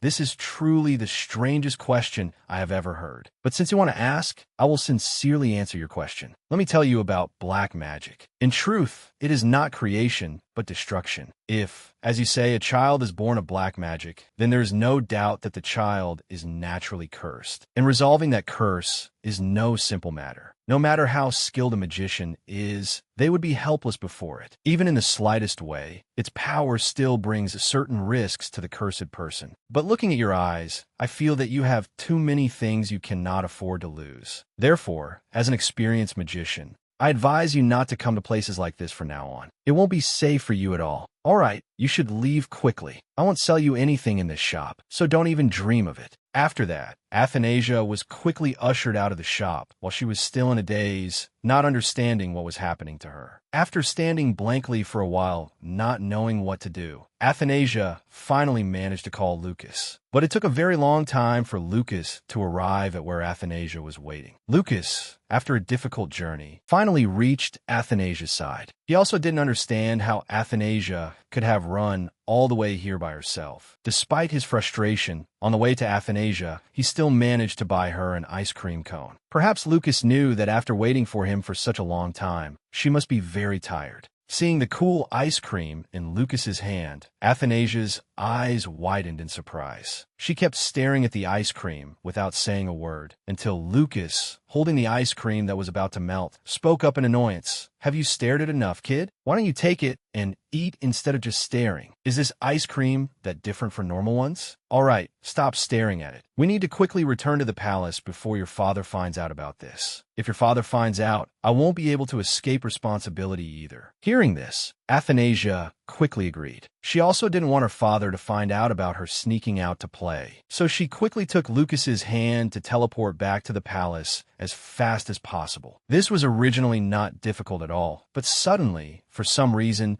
Lucas became extremely grumpy when Athanasia touched his hand, leaving Athanasia in a daze, not understanding what was happening. Lucas brushed Athanasia's hand away from his and shouted, "Hey kid, don't touch my hand like that." Holding the ice cream in her hand, Athanasia asked back in confusion, "Huh? Don't I need to hold your hand when we teleport? I thought we needed to hold hands when teleporting." Athanasia truly didn't understand why Lucas was acting so strangely. After all, we're just holding hands, so why did he suddenly get so mad? She hadn't done anything wrong. Following Athanasia's gentle explanation and her bewildered face, Lucas suddenly let out a sigh and said, "Fine, hold my hand, let's go home." Fortunately, with Lucas's teleportation magic, everything happened faster than Athanasia had imagined. With just a small snap of his fingers, they were back home. But one thing Athanasia didn't expect was that when she set foot in her room, a girl who looked exactly like her suddenly appeared in the room. From her face to her hair, she was unbelievably identical to her. Even more surprisingly, when this girl saw Athanasia, she smiled brightly and said, "This subject bows to the princess. Have you returned?" Athanasia didn't understand what was going on. Seeing a girl in her room like that, truly no one could stay calm. Moreover, the girl looked exactly like Athanasia. Even an ordinary person wouldn't be able to bear this shock, let alone a princess with a sensitive soul like Athi. Startled, she looked at the girl in front of her and shouted, "She is a doppelganger. How did she get into my room? There's so many guards outside. Could it be that no one detected her?" Seeing Athanasia panic like that, Lucas really couldn't stay silent anymore. He looked at her and said urgently, "What are you talking about? I just left a doll that looks like you in the palace, just in case. Your father came, and we hadn't made it back in time. This doll would handle it." Athanasia looked at Lucas in surprise and said loudly, "What did you say? That is a doll? Excuse me, but she looks no different from my twin sister. From her face to every gesture and action. If you hadn't spoken up to tell me, I would have thought I had split myself in two." Hearing Athanasia say that, Lucas shrugged and replied, "This is only rough draft level for you, since my power is too perfect. If I had tried to make it look a bit more identical, it could have actually replaced you." Athanasia stared the doll in front of her for a long time, then spoke up, praising it. "This doll looks so much like me. I never expected that I would have such a beautiful appearance. It's truly absolutely perfect." Listening to Athanasia's words, Lucas gradually felt that something was not right. It seemed to be an omen that Athanasia was about to ask him for another favor. Well, prevention is better than cure, so he had to act quickly before Athanasia could ask him for any favor. Disregarding Athanasia, who was admiring the doll with delight, he snapped his fingers, making the doll disappear instantly. Seeing her twin sister vanish like that, Athanasia, puzzled, turned around and suddenly asked Lucas, "I haven't finished looking at it yet. How could you just delete it on your own like that? There were still many things I wanted to see." In the face of Athanasia's panicked reaction, Lucas still didn't seem to care much. looking at Athanasia with the calmest attitude possible. He slowly spoke, "There's nothing to regret, because I saw that it didn't look like you at all. Since there were a few details that didn't resemble the original very much, I found it to be an eyesore, so I just made it disappear. There's nothing to wonder about." Athanasia was extremely surprised at this point. She replied to Lucas, "Didn't you say earlier that your power was extraordinary and that you could create someone who looked exactly like me? Why have you changed your mind and are saying something else now? And also, explain to me, why did you change my outfit to look like this?" Hearing Athanasia's question, Lucas laughed out loud and said, "You wearing this dress might be slightly uglier than that doll from earlier, but anyway, you are the original, which is much better than that doll. All right then, I won't talk to you anymore. It's time for me to go do my work. Goodbye, kid. I'm off." Not long after returning to her palace, Athanasia completely forgot that today she had a boating trip on the lake with the young ladies. Fortunately, she made it back in time to attend. Since each boat could only seat 2 people, everyone competed against each other in hopes of getting the chance to sit close to the princess. And after a very fierce struggle, the chosen one was none other than Jeanette. Sitting on the boat for the ride, Jeanette excitedly said, "Princess, right now your eyes are deep blue like the surface of the lake, which really makes one feel drawn to them. May I be so bold as to say this? I actually feel that your eyes and my eyes are very similar. They both have a beautiful shade of blue, you know."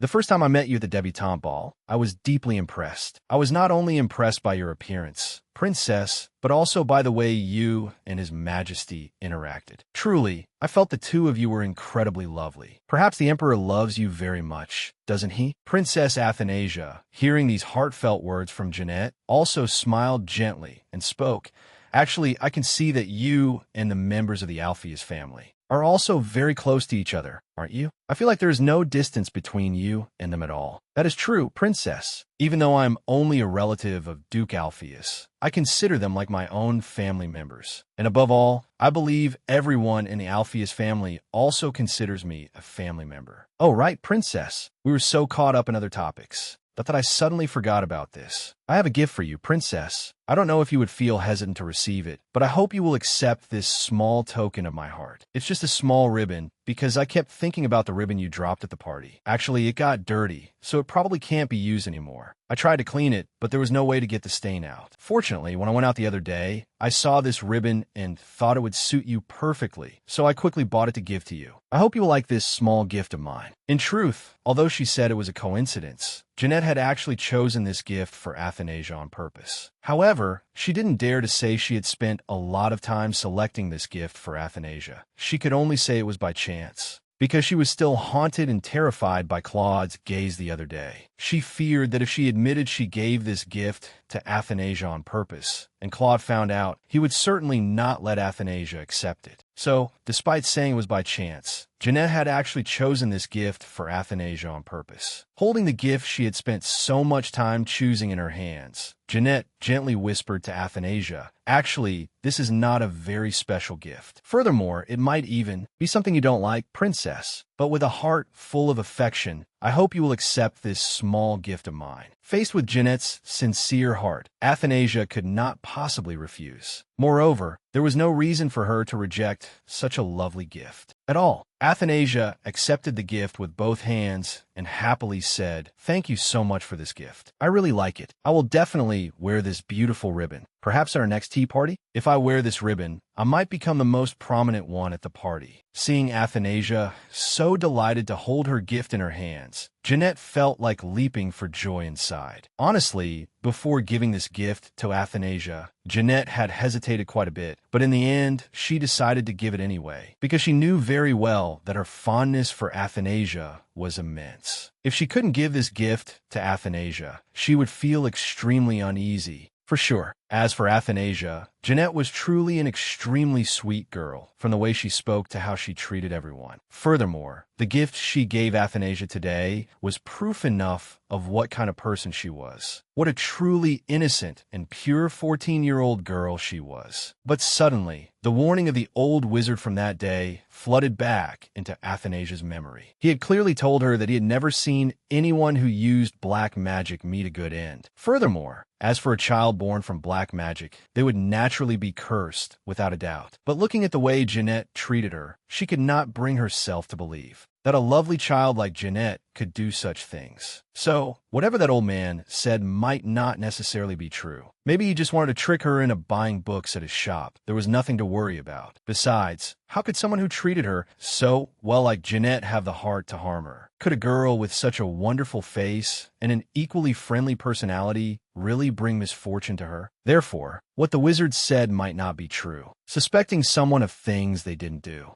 is falsely accusing an innocent person. Such a thing must not happen with Athanasia. After returning from a day of strolling around the lake, Felix was waiting to welcome Athanasia back to her palace. Seeing the small gift Athanasia was holding in her hand, Felix smiled warmly and said, "It seems the princess made a friend today." Before leading Princess Athanasia back to the palace, as was the custom, they stopped by where Blackie was being cared for so Athanasia could visit him. It had been a while since Athanasia last saw Blackie. He must feel very lonely. However, after they had played for only a short while, Felix quickly took Blackie away. This was because, according to Lucas's instructions, Athanasia should not interact with Blackie too much. Excessive contact with Blackie would have a bad impact on Athanasia's health. After visiting Blackie, Athanasia finally returned to her familiar room. Today, Lucas also came to visit her. Taking advantage of the free moment, she asked him, "Lucas, is there any way for me not to absorb Blackie's power? I really like playing with him, but the closer I get to him, the more I fear I will absorb all his power. That's why I only dare to play with him for a little bit." Hearing Athanasia's words, Lucas replied with a serious tone, "Didn't you tell me you wanted to become a great wizard? Why didn't you want it anymore?"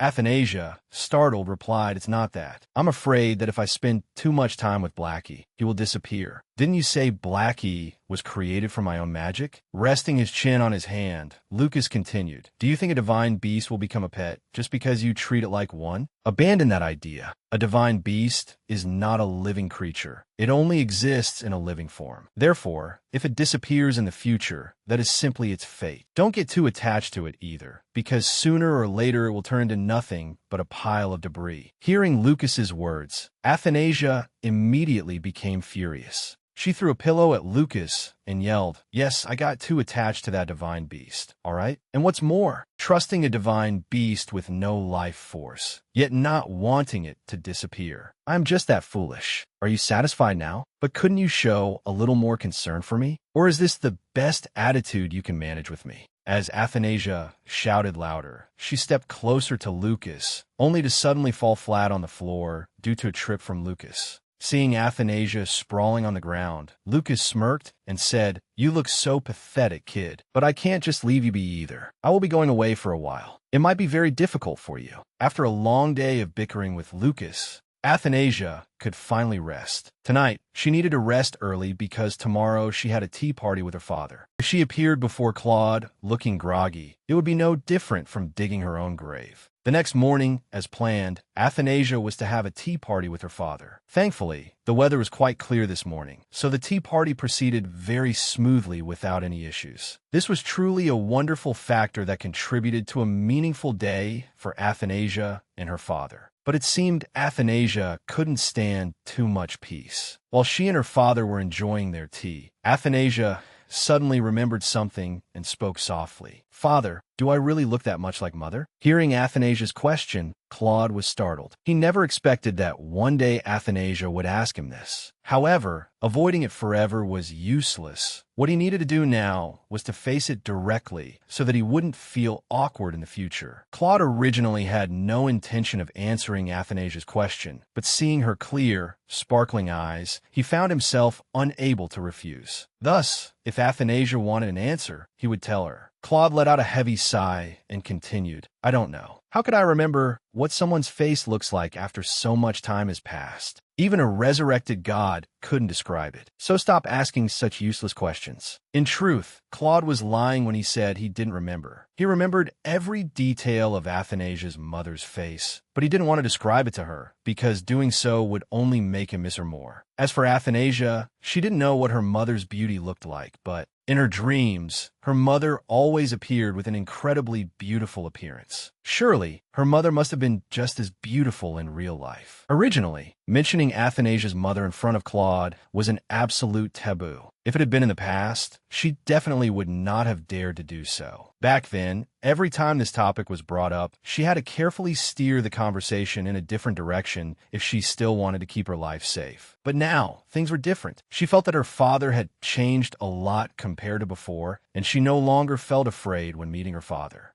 And naturally, the feeling that her father wanted to take her life had also suddenly vanished. She didn't feel it anymore. That was why today, she could comfortably speak her mind like that, which felt incredibly liberating. After asking her father such a shocking question, Athanasia continued to look directly at Claude and went on, "Father, I have a simple wish like this, but it is also quite a difficult one, and only you can help me fulfill it." It was still unknown what wish Athanasia wanted her father to grant her. That matter was still left open. However, right after having tea with her father, Athanasia hurried back to her room because she had plans to meet Lucas today. If she didn't rush, she might not make it in time to see Lucas for the last time. But it was not at all as Athanasia had imagined. She thought that today she and Lucas would have some private space to say goodbye, but that was not the case. The moment Lucas met her, the two immediately started bickering, making the room's atmosphere livelier than ever. Athanasia still couldn't believe that after today, she would be separated from Lucas for a while, and she had no idea when he would return to spend time with her again. Although they were both in the middle of a heated argument, thinking about not seeing each other tomorrow really made Athanasia feel sad. Putting aside all their bickering up to now, Athanasia asked, "Are you really leaving tomorrow? Have you decided where you will search for it and how long it will take?" Receiving this question from Athanasia, Lucas was actually a little flustered. He scratched his head and said, "Actually, I only recently located the world tree, but I think it will be quick. I'll find it and return soon."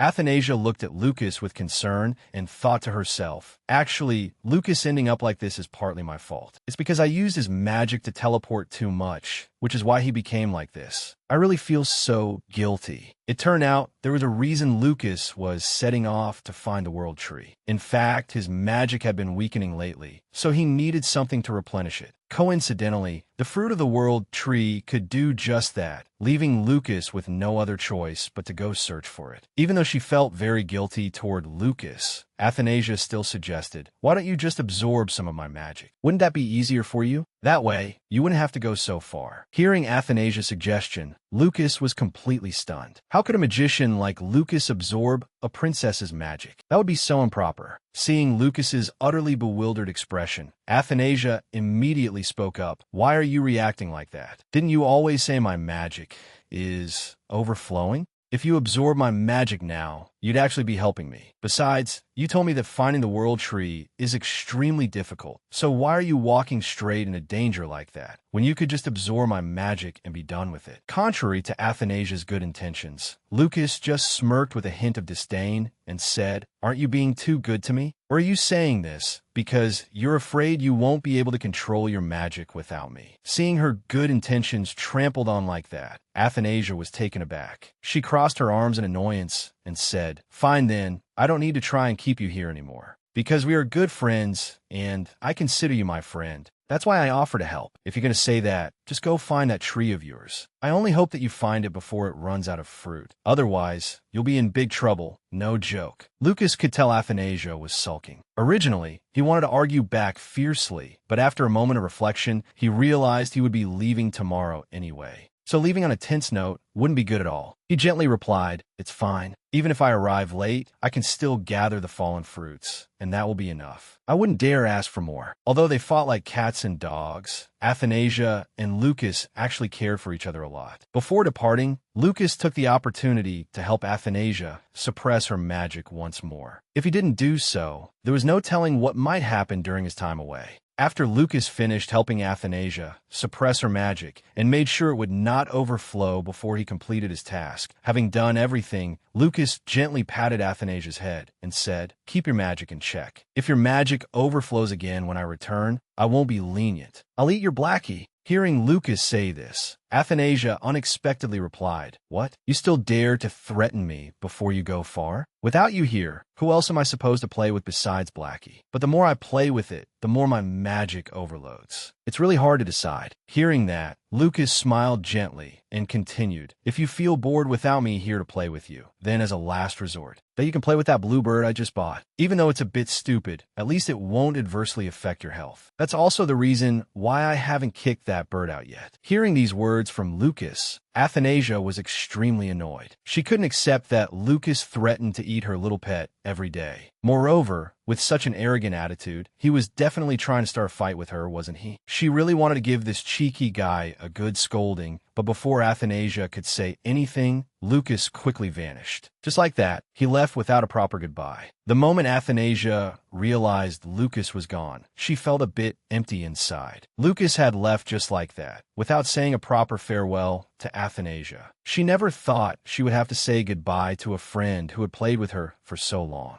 In the future, no one would be able to give her the feeling of teleportation like Lucas did. It felt as though everything that happened recently flashed by like a movie. The more she recalled the memories, the sadder Athanasia became. But after all, Athanasia and Lucas were very good friends. Though they constantly bickered, now that Lucas was truly gone, Athanasia sat alone and thought to herself, that idiot left without even saying a proper goodbye. I really don't like you at all, but in the future, you must return here as a great wizard, Lucas. At this time, Lucas had also gradually arrived at his desired destination. However, Athanasia's emotions and words from earlier lingered in his heart. He could not forget them. I am worried about you because we are friends. This seemingly simple sentence from Athanasia was deeply engraved in Lucas's heart, keeping it in his mind until he encountered the challenge of his life. In Lucas's imagination, a woman appeared and said slowly, "You are truly a pitiful child, Lucas. You thought you had the whole world, but in reality, you have nothing. You're truly very pitiful. In this world, you were born empty-handed. You were born with nothing, then lived a lonely life, and of course, when you die, you will have nothing either. What tragic life." After listening to all the words that woman said, Lucas smirked in disdain and replied, "Don't make me laugh. Why would I have nothing?" From now on, Lucas realized that he had a friend by his side. Furthermore, a friend who worried about his survival. So, it turned out he had gained so much. How could anyone say he gained nothing in this lifetime? Truly ridiculous. With a smug face, Lucas smirked and said, "Get out of my way. I don't want to hear such useless nonsense ever again." It is unknown who the person Lucas met last before he left was, or if they were just figures that appeared in his imagination. However, one thing was certain. This person must have had a very powerful impact on Lucas's life to appear at such a critical moment in his life. Another dark night arrived. The scene now was not inside Athanasia's colorful room, but inside Claude's dark, gloomy room. After a vase was knocked to the ground, Claude was seen clutching his head in agony, writhing in pain. Indeed, this was the first time Claude was seen in so much pain. Amidst that intense agony, the person he called out to was not Athanasia, but Jeanette. In his pain, he kept calling out Jeanette's name loudly, causing her to quickly run into her father's room to see how he was doing. Just as Jeanette reached the door, she witnessed the most horrifying scene. Her father, Claude, had collapsed on the floor in extreme pain. She didn't know what to do to help her father. She quickly approached to help Claude sit up and repeatedly asked about his condition. However, Claude seemed to be in too much pain to answer. Suddenly, while Jeanette was in a state of utter panic over her father's condition, a voice spoke up beside her. "Has His Majesty ended up like this again? How pitiful. His Majesty can no longer even manage his daily tasks, let alone rule Obelia. That is truly a far-off prospect. Lately, this palace has really fallen into chaos. Don't tell me you haven't heard anything about the Emperor. Princess Jeanette, there are rumors spreading more and more rapidly in this palace. People are whispering that Emperor Claude has been cursed, and with a very vicious curse at that, which is why the Emperor has ended up in this state." The man beside Jeanette suddenly spoke up again. "Princess Jeanette, what are you still doing there? Just leave him be and come with me quickly. Otherwise, you might suffer the exact same consequences as him." At that moment, the sky suddenly turned pitch black, and the surrounding environment became increasingly suffocating. Yet, Claude still lay there, with no one coming to help him. It was truly cruel. Just when it seemed like everything was over and Claude was not going to make it, Athanasia suddenly woke up. It turned out that everything that had happened so far was just Athanasia's dream. She breathed a sigh of relief, glad that nothing bad had happened to her father like in that dream. Perhaps since Lucas had just left yesterday, the sudden feeling of emptiness in her had caused her to have such a nightmare. However, something was very strange. Why did Athanasia wake up this morning to find so many people in her room? Normally, only Lily was there, so why were there so many people today? Before Athanasia could fully process what was happening, one of the maids spoke up. "Princess, are you awake? Look at who sent you a gift. You might be quite surprised by this present." Before Athanasia had even fully woken up, a letter and a colorful bird were presented to her, leaving her even more bewildered. It turned out to be a gift from young Master Eichkiel. Not only did Eichkiel send Athanasia a beautiful bird, but he also wrote an extremely sweet card. At a glance, one could tell how much effort he had put into this gift. As soon as Athanasia's maids saw it, they immediately went wild. They were overjoyed that their master received such gifts from noble young masters. On the contrary, unlike the maids, Athanasia did not feel happy at all. Instead, she grew increasingly anxious because she recognized the bird immediately as the one she had stared at for a long time in the market. But now that Eichkiel had brought it as a gift for her, it meant Eichkiel had recognized her at the market that day. It was the most horrifying realization of her life. While Athanasia was still worrying about Eichkiel's gift, the maids revealed another, even more terrible secret. While delivering the gift, the card had fallen out, and naturally, everyone had read the sender's name. This was truly a disastrous turn of events. If anyone else found out, it would surely spread all over the palace. At that point, she wouldn't know how to handle the situation. And what she least expected was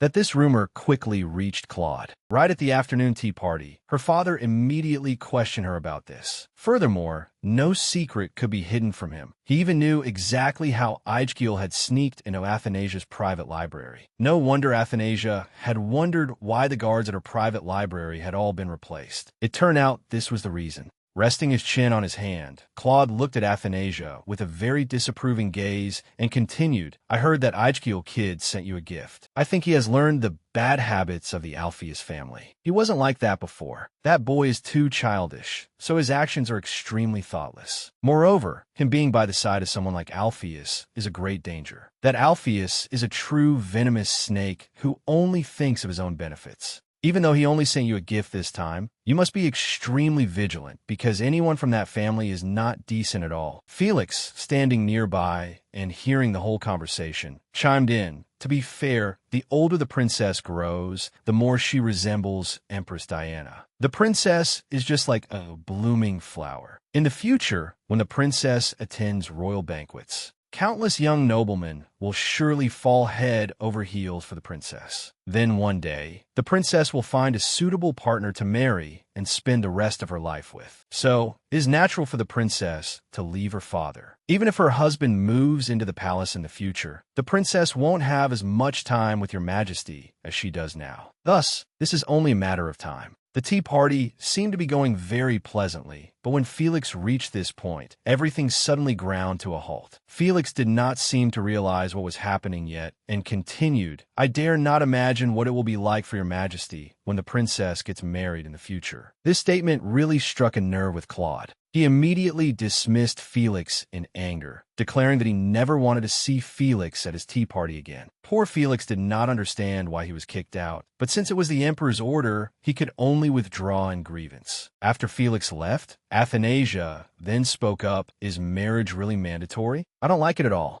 I don't want to get married at all. I only want to stay by father's side for the rest of my life. Even if I marry someone in the future, I am certain of one thing. Father is the one I love most in this world." And just like that, Claude's anger was completely pacified by Athanasia's sweet words. He gradually regained his initial good mood. Furthermore, he repeatedly told Athanasia that if Eichkiel ever bothered her again, she should just tell him. He would make sure it was the last time the boy ever saw her. Not just Eichkiel, but any boy who dared to bother her. As long as she found it annoying, she only had to tell him, and he would immediately take care of that annoyance. Hearing her father's threats, Athanasia could only smile it off, not knowing what else to do. Time passed by so quickly, and in the blink of an eye, the day for the young ladies' gathering had arrived. Today, as usual, Athanasia arrived early to help prepare for the gathering. But perhaps today was a bit more special than other days. Athanasia was dressed in blue from head to toe, making her stand out exceptionally in the crowd. The moment Athanasia appeared, she instantly captured everyone's attention. Everyone turned their eyes to her. Upon arrival, Athanasia immediately redirected everyone's focus.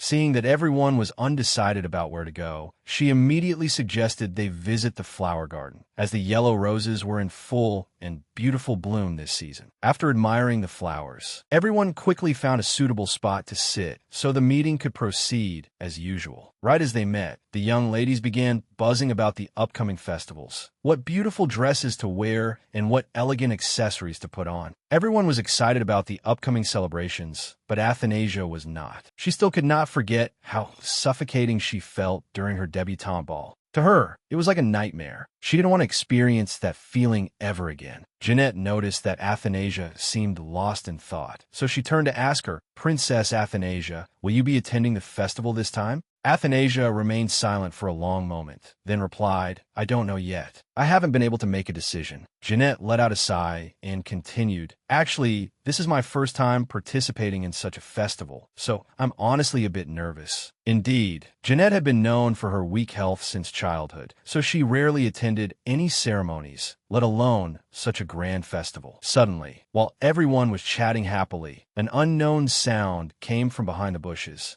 instantly catching everyone's attention. As everyone stared at it, a magic beast suddenly rushed out from the bushes, causing everyone to tremble and panic. The scene instantly fell into unexpected chaos. Everyone took turns running away. Jeanette was also terrified, but she did not choose to run away alone. She ran toward Princess Athanasia and shielded her, as if using her own body to protect Athanasia. No one understood what was happening. Everyone agreed to push Felix forward to fight, hoping he could save them. But they were probably mistaken. This magic beast was actually Princess Athanasia's pet, so there was nothing to fear. To prove this, Princess Athanasia stepped forward to pet and cuddle her pet. On this occasion, Athanasia also introduced her pet to the young ladies here. But on the other hand, while everyone was running away due to Blackie's appearance, only Jeanette stayed. This truly moved Athanasia deeply. Once everyone knew it was the princess's pet, they all wanted to try patting it. Since Blackie was very gentle, everyone wanted to pet it right away. Just when everyone was focusing on Blackie the most, Athanasia felt like something was not quite right with her body. A spark of electricity surged through her, making her shudder. Immediately after that, blood began to pour uncontrollably from Athanasia's nose, making everyone around her feel extremely terrified. Seeing the princess in such trouble, Felix scrambled as fast as he could toward Athanasia to help her. However, something was strange. A powerful glow erupted, pushing everyone away so that no one nearby could get close to Athanasia. Inside the palace, Emperor Claude was still unaware of what was happening outside. He was busy preparing for the upcoming festival until a servant rushed through the door and shouted, "Your Majesty, something terrible has happened. Our Princess Athanasia is in grave danger." Upon hearing this news, Claude immediately cast aside everything he was doing and rushed to where Athanasia was to check on her. Athanasia was currently in a semi-conscious state. She did not know what to do. She felt as though she was sinking into a beautiful dream from which she could never wake up. Her chest felt completely empty, yet she felt as if someone was trying to tear it open. It felt like she was losing something very important, but she could not remember what it was. Just like that, she continued to sink deep into the endless void of a beautiful dream she could not escape, until Athanasia gradually drifted out of that dream state. It was also the moment she saw two familiar faces, Felix and Lily, looking at her with extreme worry and anxiety. As soon as the two of them saw Athanasia open her eyes, they cried out in unison, "Princess, you have regained consciousness. Do you feel unwell anywhere?"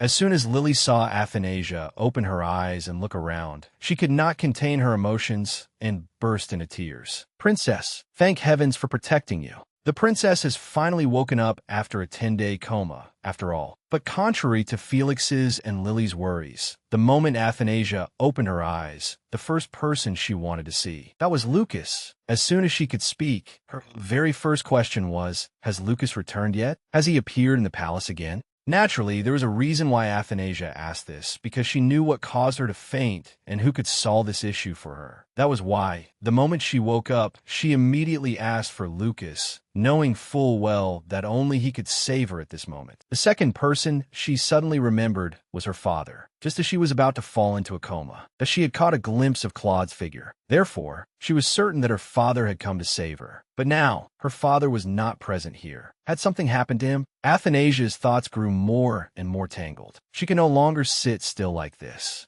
If the two people beside her could not give her an answer, she would find the answer herself. Thinking of this, Athanasia's legs could no longer remain still. Her longing to see her father had reached its peak. Athanasia immediately stepped out of her bed to search for him. Seeing the princess like this, Lily immediately ran over to stop her and cried repeatedly, "Princess, I beg of you, please go back to bed quickly. You have just woken up from a 10-day coma. You need to rest more rather than neglecting your health like this. If you truly want to hear news about His Majesty, please let me explain it to you clearly. That is, after saving you 10 days ago, the Emperor has shown no signs of waking up. There was no other way to absorb the magic overflowing outside, so the Emperor risked his life to rush in and save you. That is also the reason why Emperor Claude has been in a coma and has not woken up yet." Seeing her stunned expression, that upon hearing this news, Felix really could not bear it anymore. He immediately approached Athanasia, lifted her up, and said, "If you want to go, Princess, I will carry you. In any case, it is better than letting you walk by yourself like this." Then, Felix also quickly carried Athanasia to Claude's private chamber, hoping that Athanasia's newly awakened, fragile vitality could touch Claude and wake him up.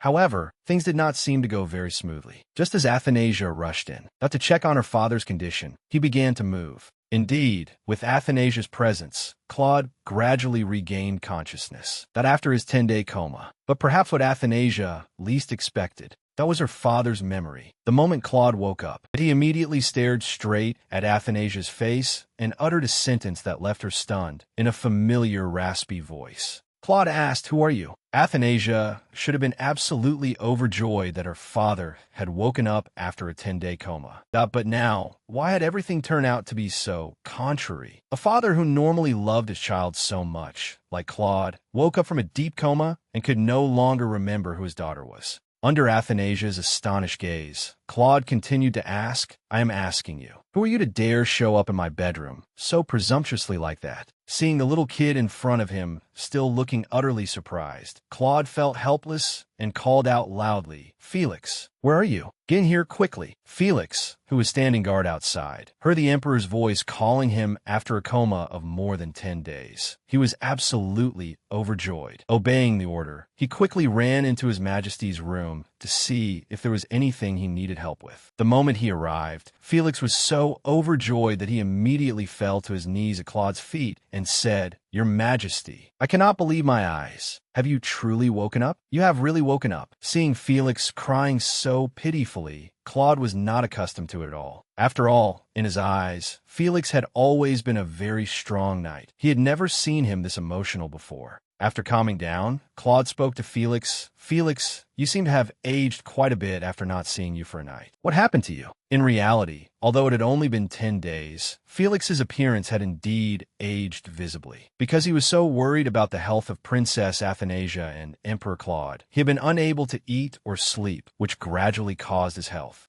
to deteriorate. Anyway, whoever aged or stayed young did not matter. Claude did not care much. What he was truly concerned about now was why a strange child had appeared in his originally peaceful bedroom. Furthermore, how did this child manage to enter his bedroom so presumptuously? There must be someone behind this helping her, and the prime suspect was none other than Felix. Putting aside the earlier confusion, this was a massive question Claude posed to Felix. But facing this question from Claude, Felix was completely baffled. He could not understand why a princess like Athanasia could not appear in her father's bedroom. Felix spoke in a very bewildered tone. "Actually, I still do not understand what you mean. But I'm absolutely certain of one thing, that Princess Athanasia is truly very worried about you. So the princess's presence here is only natural." Before Felix could finish his sentence, Claude immediately interrupted him and continued, "But who on earth is she? I have never met that kid even once. Furthermore, that if you have defined your role as a guard, I believe your top priority should be to tear to pieces anyone who sets foot in this room. Yet, completely contrary to my expectations, you just let that wet behind the ears brat that stands so boldly in my room like this. This is truly unacceptable. That girl must confess what she did today to get inside my room. We absolutely cannot let this slide so easily. Hearing this, Felix and Lily were completely shocked, unable to understand what His Majesty was talking about at all. Why was it that, after waking up from a 10-day coma, all of Claude's memories of Athanasia had suddenly vanished so easily? It was as if Athanasia had never even existed in his mind. Seeing this distressing situation, Felix quickly spoke up to explain, "Your Majesty, Princess Athanasia is your only flesh and blood. How could you say such things to the princess? Perhaps because you were in too deep a coma, you accidentally lost your memories of the princess, but she is truly your only biological daughter." One would think that after Felix's explanation, Claude would recall something about Princess Athanasia. But the reality was harsh. Not only did Claude not remember anything, he even snapped, "What are you talking about, Felix? Have you really lost your desire to live? Still, what you said isn't entirely wrong. Looking at that girl's eyes, she indeed deserves a place in the imperial family. I am wondering, if you say anything more relating me to this girl, should I gouge her eyes out to stop you from nagging?" Hearing her father speak of her in such a way, Athanasia was utterly shocked. She never imagined that one day her father would use such terrible words against her. Never before had her father spoken to her like this. Suddenly, as Claude was trying to approach Athanasia to threaten her, a strange magic suddenly manifested within Athanasia, forcing Claude to shrink back in fear. Right after that, blood poured from the emperor's mouth and nose once again, terrifying everyone around. Athanasia stood frozen like a statue, but in truth, that she had witnessed everything that happened. She could not believe that her father had truly lost his memory. Even though her father no longer remembered her, he was the one who had saved her life, a deed for which she would remain grateful for the rest of her life. And after Athanasia returned to her room with deep disappointment, she received yet another piece of news. Blackie, that her only pet, had also disappeared. Naturally, the servants had no way of finding him. When Athanasia received this news, she was initially a bit shocked, but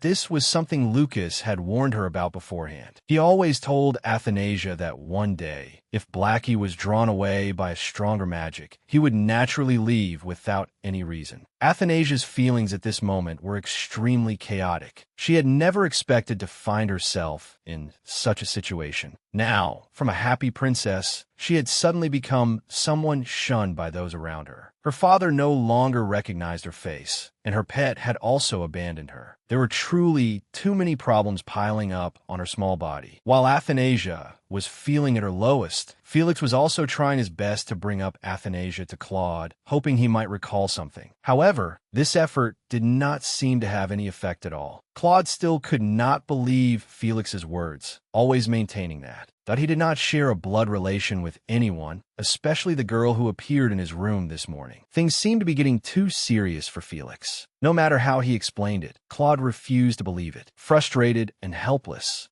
he grabbed Emperor Claude's hand and continued, "You once ignored my warning to rush in and save Princess Athanasia. How can you deny everything so easily now?" Although Emperor Claude did not care about what Felix said, but because of poor Princess Athanasia's fate, Felix could not stand by and do nothing. Since Felix spent all day by Claude's side, he took every opportunity to tell the emperor more about Athanasia, hoping that out of all the information he provided, the emperor might be lucky enough to remember something about her. However, this method did not seem very effective. Despite Felix constantly bringing up information related to Athanasia, Claude remained completely unmoved. In response to Felix's enthusiasm, Claude only said calmly, "You are out of your mind. Do not speak of such nonsense ever again. I do not wish to hear it, not even once." In reality, Claude outwardly appeared not to care, but in fact, he was also asking himself a question in his heart. Why had he risked his life to save that girl to the point of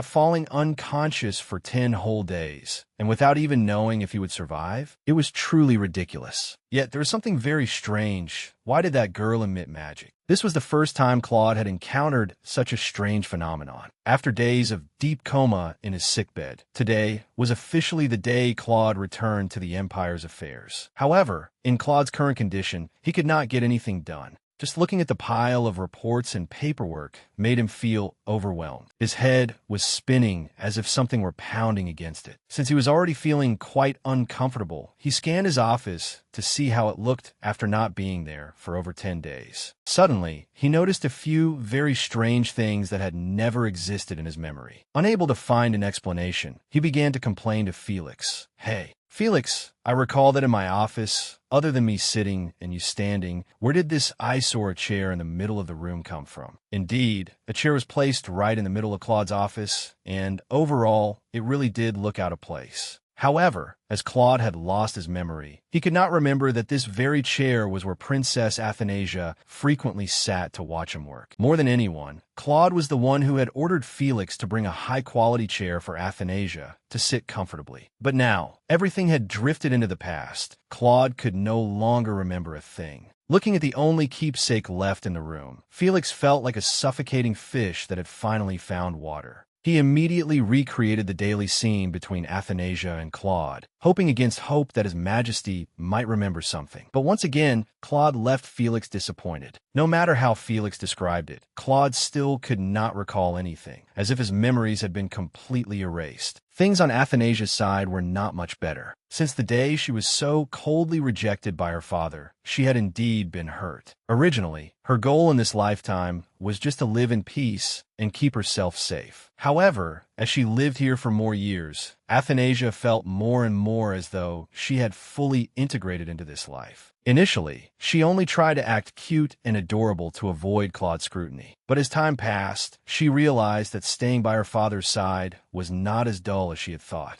Moreover, now that her father's figure and voice were suddenly missing, she felt extremely empty and lost. Meanwhile, still restless in his office, Claude suddenly looked out of the window. What caught his eye was an extremely spacious and grand mansion, which truly surprised Claude. He quickly turned to ask Felix, because in his memory, he had never permitted such a large building to be constructed within his palace grounds. Felix, once again finding a lifeline, quickly replied, "That is the library that you had built specifically for Princess Athanasia. It has been 3 years since you built it. At that time, you said you wanted a private space for the princess to read, which is why this library was built." But of course, Claude dismissed this answer. He scoffed contemptuously and said, "Drop it. Stop babbling. Why would I do such a ridiculous thing? Fine, I will go check it myself. If I find out you are lying to me, I will definitely not spare you." Then Claude personally went to Athanasia's private library to see. Immediately, he could not believe his eyes. He never expected that the moment he stepped foot there, that the guards on duty there all shouted, "Glory to the son of Obelia. We will do our utmost to protect the princess. Please rest assured, Your Majesty." By this point, Claude could no longer keep his cool. He stormed off, muttering under his breath, "Damn it, why won't this thing leave me alone?" During the days Athanasia was still comatose in her bed, many handwritten letters had been sent to her. Now she was much better than before, so it was the perfect time for her to read through these letters and reply to them. Of course, among the thousands of letters sent to Athanasia at this time, there was naturally one from Jeanette. How could a letter from Athanasia's best friend be missing? Indeed, it was a letter from Jeanette. Not only was this letter beautifully presented, but it was also very fragrant. Jeanette had truly poured a lot of love into this letter to send to Athanasia. In the letter, Jeanette expressed that she had felt extremely worried upon hearing that Athanasia had met with an accident. Every night, she prayed for Athanasia to wake up soon, and as soon as she learned that Athanasia had woken up, she immediately wrote this letter to ask after Princess Athanasia's health. Although Jeanette had so much affection for Athanasia, she did not forget to send her sincere apologies to Athanasia in the letter for writing to Athanasia on her own accord, without anyone's permission, which was truly extremely impolite. But Jeanette still decided to do it because she was too worried about the princess. Felix. She really wanted to know how the princess's health was now. After reading the content of the letter, Athanasia truly felt that the distance between her and Jeanette had also closed a great deal. Therefore, with all her joy, Athanasia decided to write a very quick reply letter to send to Jeanette. While Athanasia was diligently writing a letter to Jeanette at home, at this time, Emperor Claude had still not escaped from the nightmare. Named Felix. Yet, Felix continued to take him to the blooming rose garden, then whispered in the emperor's ear, "Do you have any thoughts upon seeing this field of flowers?" Actually, because Princess Athanasia is someone who extremely loves flowers, you build a private garden like this, and then selected the best flower varieties to plant here. Truly, from the bottom of your heart, your majesty, do you still remember anything about these things? At this time, Emperor Claude had had enough of such absurd things. He decided to return to his room, but Felix also followed him closely without leaving. In addition, Felix kept instilling thoughts about Princess Athanasia, making Claude extremely irritated. Normally, in the past, Felix would certainly not do something that put his life in danger like this. But now, both Emperor Claude and Princess Athanasia were gradually becoming strangers to each other. If Felix did not sacrifice himself, perhaps the two of them would never be able to get back together again. Therefore, no matter what Claude did now, Felix was no longer afraid. At this time, although Athanasia no longer had her father by her side, she still had afternoon tea by herself. Out of habit, while sipping her tea, Athanasia thought that in the story she had read, after Princess Jeanette entered the palace, what would her own fate be? Could they really become a truly happy family? But indeed, it was also too pitiful for Jeanette. She should have been living a comfortable life in this palace right now, instead of living miserably like that. Why is it that the course of her life now is completely different from the story she had read? In a 24-hour day, Felix followed Claude for 23 hours and 50 minutes. He put aside all other duties just to follow Claude. Claude was naturally a very decisive person, but with Felix's stubbornness like this, he was also at a loss. Until one day, he could no longer stand it. He turned to Felix and said in an extremely grumpy tone, "I really feel exhausted with you constantly tagging along behind me. Now I seriously order you to get outside immediately, and do not let me see you ever again." Felix, of course, would not obey Claude's order. He smiled brightly and said, "Right now, the emperor has amnesia, so I must stay by your side to remind you of things in the past. How could I leave the emperor here and go anywhere else?" Fine, since he couldn't chase him away, Claude didn't bother to force him either. At the moment, he felt extremely tired, so he only wanted to go rest. Just as he was about to lie down on his beloved bed, he suddenly discovered something posted near his bed. Therefore, he wondered and exclaimed, "Wait, why are these posted here? They look so messy. Were they? Are they amulets?" Hearing Claude say this, Felix also quickly poked his head in to look. Surprisingly, Athanasia's life buoy rose once again, and Felix had to rely on it to save Athanasia. Felix happily exclaimed to Claude, "Oh my goodness, you've kept them all this time? I knew you naturally loved Princess Athanasia very much, but I never imagined that the emperor would treasure the princess to this extent. These are the pictures the princess drew and gifted to you when she was very small. Normally, after such a long time, they would have deteriorated, but it seems you used magic to preserve them, which is why they are still so intact. I cannot believe that you love the princess so much. Actually, in front of us, you always showed an annoyed attitude when receiving these drawings. But we had no idea how much you treasured them. Not only did you use magic to protect them, you also carefully arranged these drawings in order from smallest to largest. You have made me feel very touched, Your Majesty." Claude at this moment still didn't understand what was going on. The words Felix said were like thunderclaps striking right over his head. Claude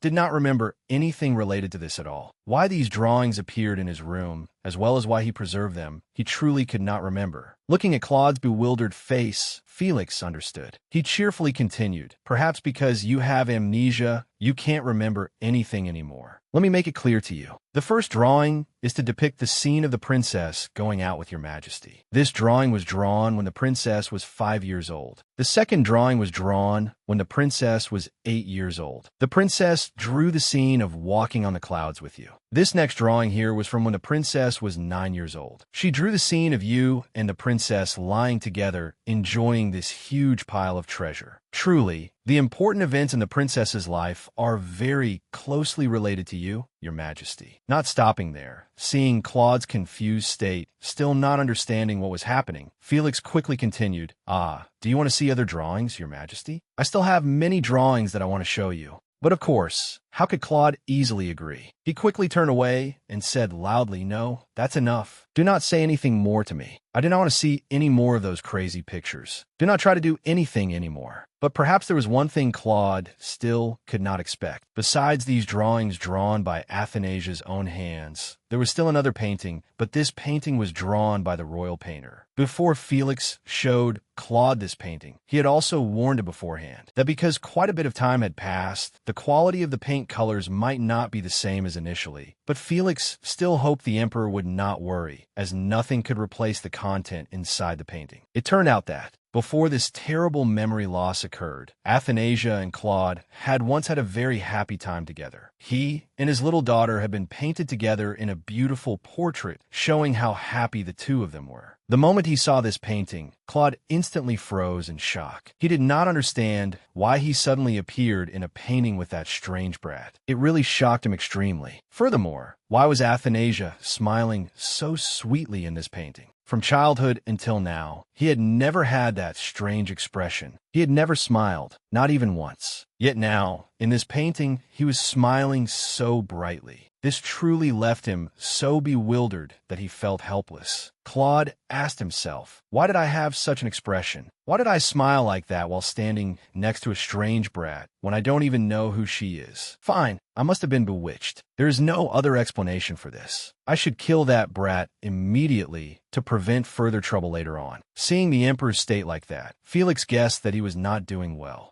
Therefore, he quickly asked for permission to step outside to leave Claude in peace to think. Right when Felix stepped outside was also the moment Claude felt most devastated. Why do I suddenly have such a headache? Why do these things keep lingering in my head without stopping? Are the people in that painting really that important? Furthermore, do I really have a daughter? A few days after Athanasia and Emperor Claude woke up, Claude's birthday party, which had been prepared and planned beforehand, was also quickly carried out on schedule. Claude's birthday was only a few days away. Soon, that day arrived. The emperor's birthday was one of the most important events of the Obelia kingdom. So, of course, everyone came to attend in crowds. Most of them were wealthy nobles and high-ranking officials in the kingdom. Everyone was fully present. Shortly after Claude's birthday celebration began, Princess Athanasia was also quickly brought by close knights to attend the party. But perhaps it had been a very long time since Athanasia last attended such a party, so she was a bit timid and did not know what to do. Even when Athanasia stood before the emperor, she did not know she should kneel down to greet the emperor. Seeing this, the knights beside her quickly whispered in Princess Athanasia's ear, "Princess, please quickly kneel down and pay respects to the emperor. Why do you keep standing like that?" Princess Athanasia, after hearing these reminders from the knights, also quickly knelt down in front of Claude to pay her respects, but it seemed to be too late. No matter how sincere Athanasia was, Claude at this moment did not care anymore. He looked at her with eyes that could not be colder and said in a raspy voice, "Athanasia, you are someone who made me do extremely foolish things all this time. For someone like Emperor Claude here to let a brat make a fool of himself for so long is truly a disgrace that I cannot erase for the rest of my life. Today is my birthday too, yet you dare to pull off things like this, truly turning the atmosphere of this party upside down. How should I punish you to make it fitting?" Felix, standing nearby, saw Emperor Claude suddenly getting angry with Athanasia like that. He truly did not understand what was happening either. Although he did not understand, he still spoke up to protect Athanasia in front of Claude, but this time was not like the previous times. Claude was no longer lenient with Felix. He glared at Felix with fiery eyes and hissed, "Felix, are you trying to rebel against me lately? Who gave you the right to interfere in matters like this? Not only you, Felix, but every single person here calls that brat a princess, so she herself also thinks she is a real princess. Therefore, she does whatever she wants without caring about anyone else. But now look at who she really is. I don't care whether she was a princess before or after, nor do I care, but but since she is kneeling in front of me like this now, she is naturally a criminal. These words from Claude made everyone attending the party feel extremely strange. In the past, everyone had seen how much Emperor Claude doted on Princess Athanasia. Yet now he spoke to his daughter like that, leaving the guests in disbelief. Those heartless words from Claude showed no sign of stopping there. Looking at Athanasia kneeling flat on the ground, he continued coldly, "You should feel lucky that I do not want to see blood today. But from now on, if you ever let me see your face again,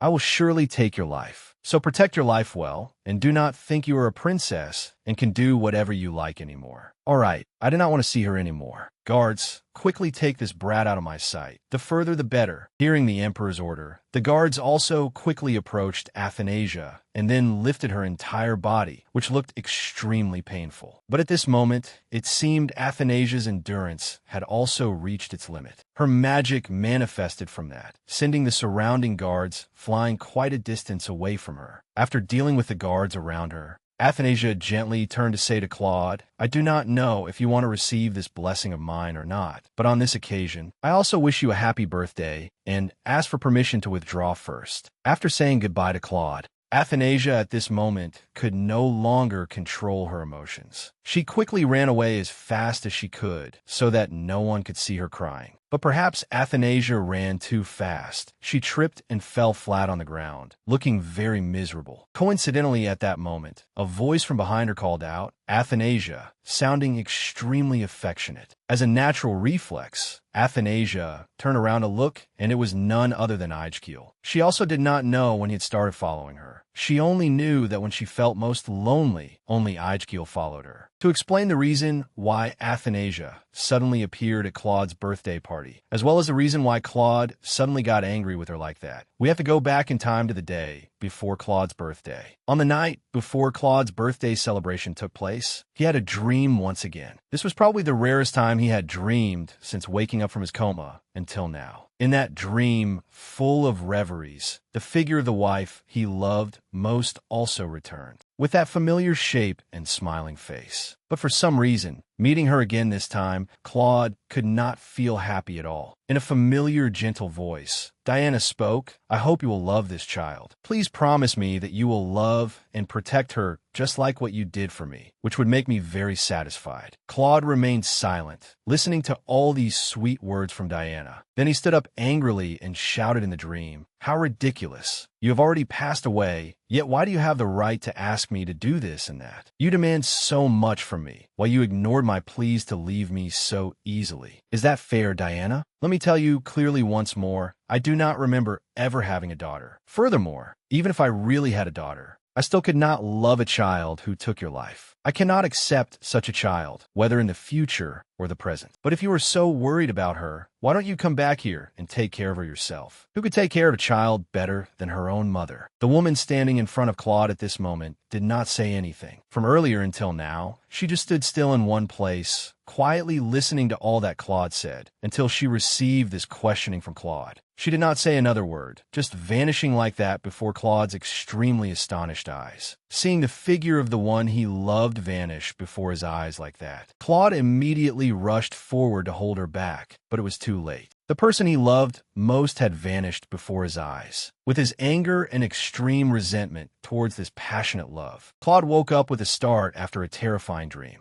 Right at the moment Claude woke up, he was also extremely surprised to learn that today was his birthday. After that, he was also quickly prepared with a truly solemn appearance by everyone to start his birthday ceremony. But when the party was about to start, he suddenly realized that there was no sign of Athanasia anywhere. Feeling concerned for the child who everyone around him claimed was his daughter, Claude turned to Felix and asked, "Where's Princess Athanasia? Is she not participating in this party?" At the same time, Athanasia was leisurely enjoying herself at her residence. She kept wondering about the bird that Lucas had gifted her before embarking on his journey to find the world tree. According to what Lucas said, this bluebird was capable of delivering letters if trained properly. But Lucas hadn't told her how to train it, which left her thinking about it constantly. While she was still absent-mindedly wondering how she could train this bird, a call suddenly came from outside the door. It turned out to be one of her maids. She didn't know why they were calling her so so early in the morning. It turned out that, fearing the princess would feel bored and have nothing to snack on, the maids had made sweet pastries for Athanasia, hoping these delicious treats could cheer Athanasia up a bit after being ignored by Emperor Claude for days. The pastries were indeed delicious, but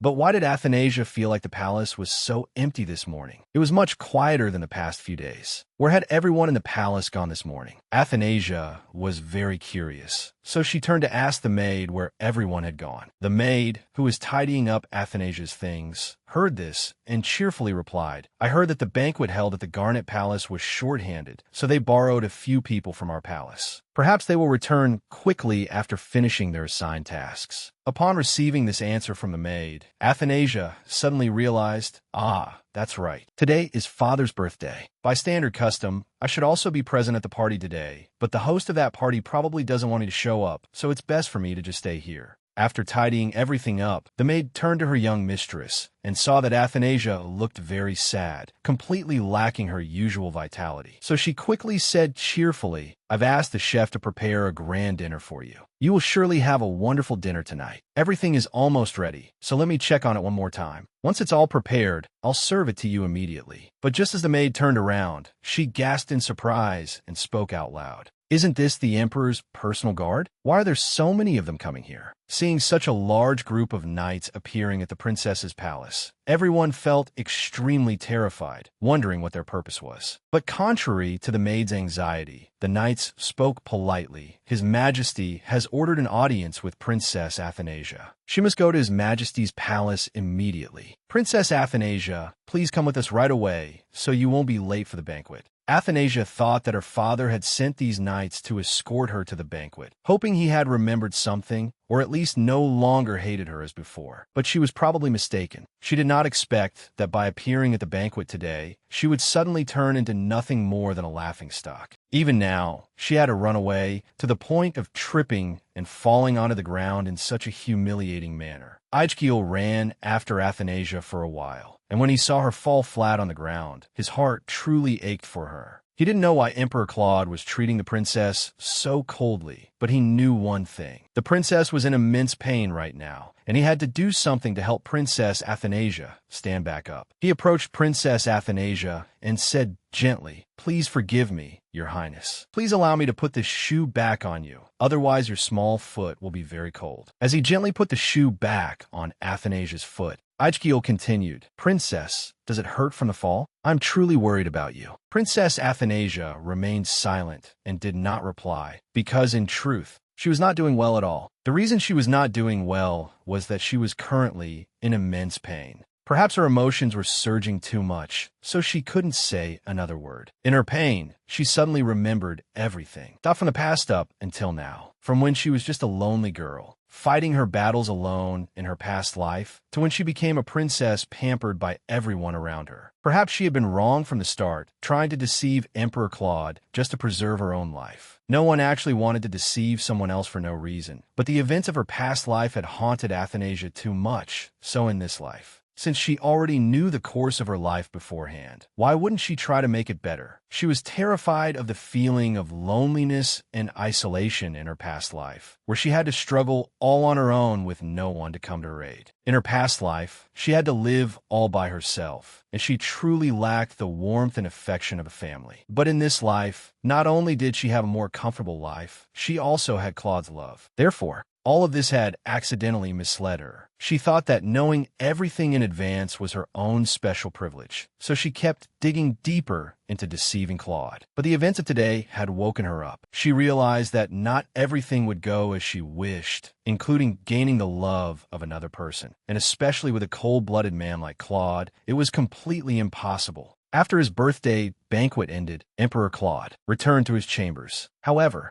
contrary to his arrogant and haughty attitude toward Athanasia earlier, now, as he returned to his own chambers, all the loneliness and regret within him began to completely consume his mind. His previous feeling of comfort was gone. Now, everything surrounding him was just memories becoming clearer day by day. and clearer. Only now did he realize that he seemed to have missed something, as if he had forgotten something extremely important. After confirming that Princess Athanasia was fine and could return to her palace on her own, only then did Ijkiel return to the banquet that was still ongoing. However, everything Ijkiel had done so far had been witnessed by his father, Alpheus. As soon as he saw Ijkiel return to the party, he angrily yelled at him, "Ijkiel, why on earth did you run over to Princess Athanasia's side? If Emperor Claude saw you and flew into a rage, what would you do?" Even though we don't know why Princess Athanasia has lost Emperor Claude's love, staying close to Princess Athanasia right now is extremely dangerous. If Emperor Claude sees you, you could lose your life at any moment. Alright, for now, let's get into the carriage and go home first. In the future, you must act with extreme caution. You're not allowed to act without my orders. Do you understand, Ijkiel? In the face of his father's warning, he didn't feel afraid at all. Furthermore, he calmly replied, "Father, today I feel like I've done something completely meaningless. I don't have the courage to see Athanasia shed tears ever again. And above all, I cannot tolerate anyone who makes her cry. I know you didn't interfere in this today, Father, but what about the many times to come? Are you sure you won't get involved? Let me tell you one thing. If you ever hurt her, I will absolutely never forgive you. I will never stand by and watch you hurt the person I love the most. So this is my decision, and I hope you can understand, and I sincerely apologize to you." Facing Ijkiel's firm stance, Alpheus showed dissatisfaction on his face, then coldly replied, "You really are a rebellious child, aren't you? All right, let's get in the carriage and go home first. We will talk about this later." After that horrifying birthday banquet, one would think that everything was over, but things were not that simple. After the banquet, somehow Athanasia had the opportunity to meet Claude again. And of course, this meeting wouldn't be easy, as Claude wasn't going to let Athanasia off the hook again. The moment he saw Athanasia's face appear before him, Claude immediately flew into a rage like never before. Images of him and Athanasia in the past flooded his mind, making him feel extremely suffocated. He knew that sooner or later, he would not be able to tolerate this suffocating feeling anymore. Therefore, it was best to make Athanasia disappear from his sight as soon as possible, in hopes of escaping this unpleasant feeling. Facing Claude's storm-like wrath, Athanasia did not feel afraid at all.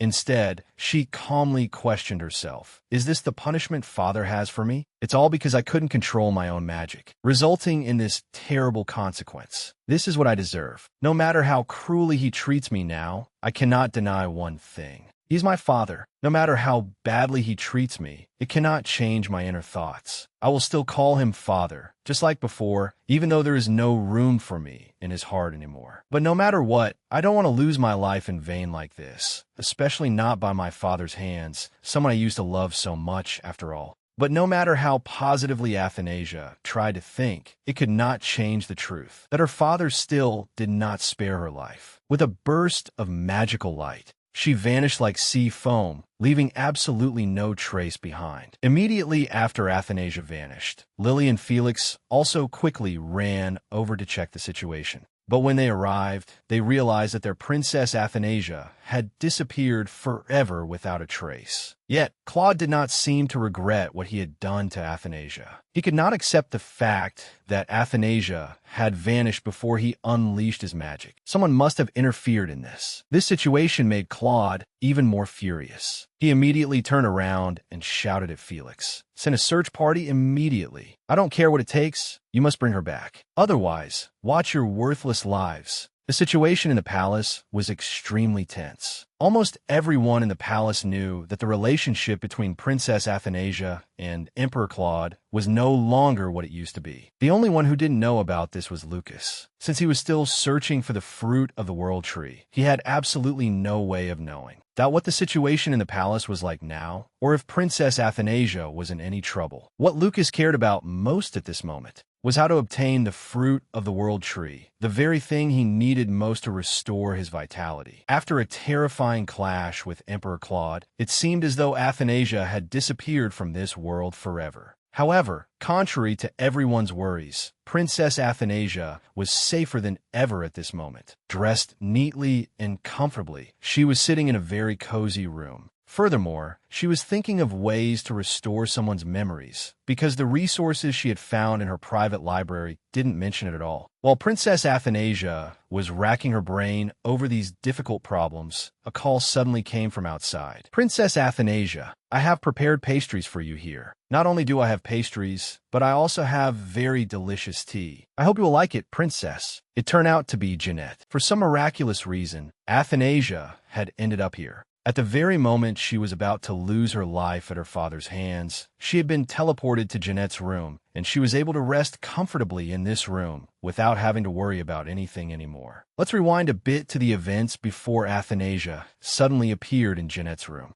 A day earlier, Athanasia was sitting idly in her room, wondering, why hasn't Jeanette replied to the many letters I've sent her lately? Is she busy with something? But surely she isn't so busy that she can't even send one letter. Maybe Mr. White has blocked all of Jeanette's letters. Ever since I lost the Emperor's favor, Mr. White hasn't wanted me to have much contact with Jeanette. While she was sitting idly in her room, lost in thought, the staff outside were also gossiping actively. It had been a long time since anyone saw Princess Athanasia go outside, nor did she host any lively tea parties like she had recently. Perhaps because the relationship between her and Emperor Claude was not good, there were few opportunities for such parties to take place. But if this state of affairs continued, the maids feared that Princess Athanasia might become so depressed that she would do something foolish. Although they prepared plenty of delicious food and gorgeous dresses for the princess, Athanasia did not touch them at all. She only wanted to stay in her room alone with the door locked. Seeing their princess looking sad all the time, the maids were so frustrated that they whispered to each other, "Honestly, I really want to knock the princesses and the emperor's heads together. Maybe by some miracle, the two of them might remember something. But that's impossible because doing so would definitely be treason, an attempt on the royal family. Even if we died 1,000 deaths, we could never pay for such a crime." Lily couldn't bear it any longer. She couldn't let her beloved princess stay in this depressed state forever. She pushed open the door, stepped into Princess Athanasia's room, and said, "Princess, the weather is really beautiful today. The sunlight is mild and not too harsh. Would you like to go out for a walk?" Of course, Athanasia was going to refuse. Even if aliens appeared outside, she wouldn't want to go out at all. Ever since the conflict with the emperor, she only wanted to stay quietly in her room.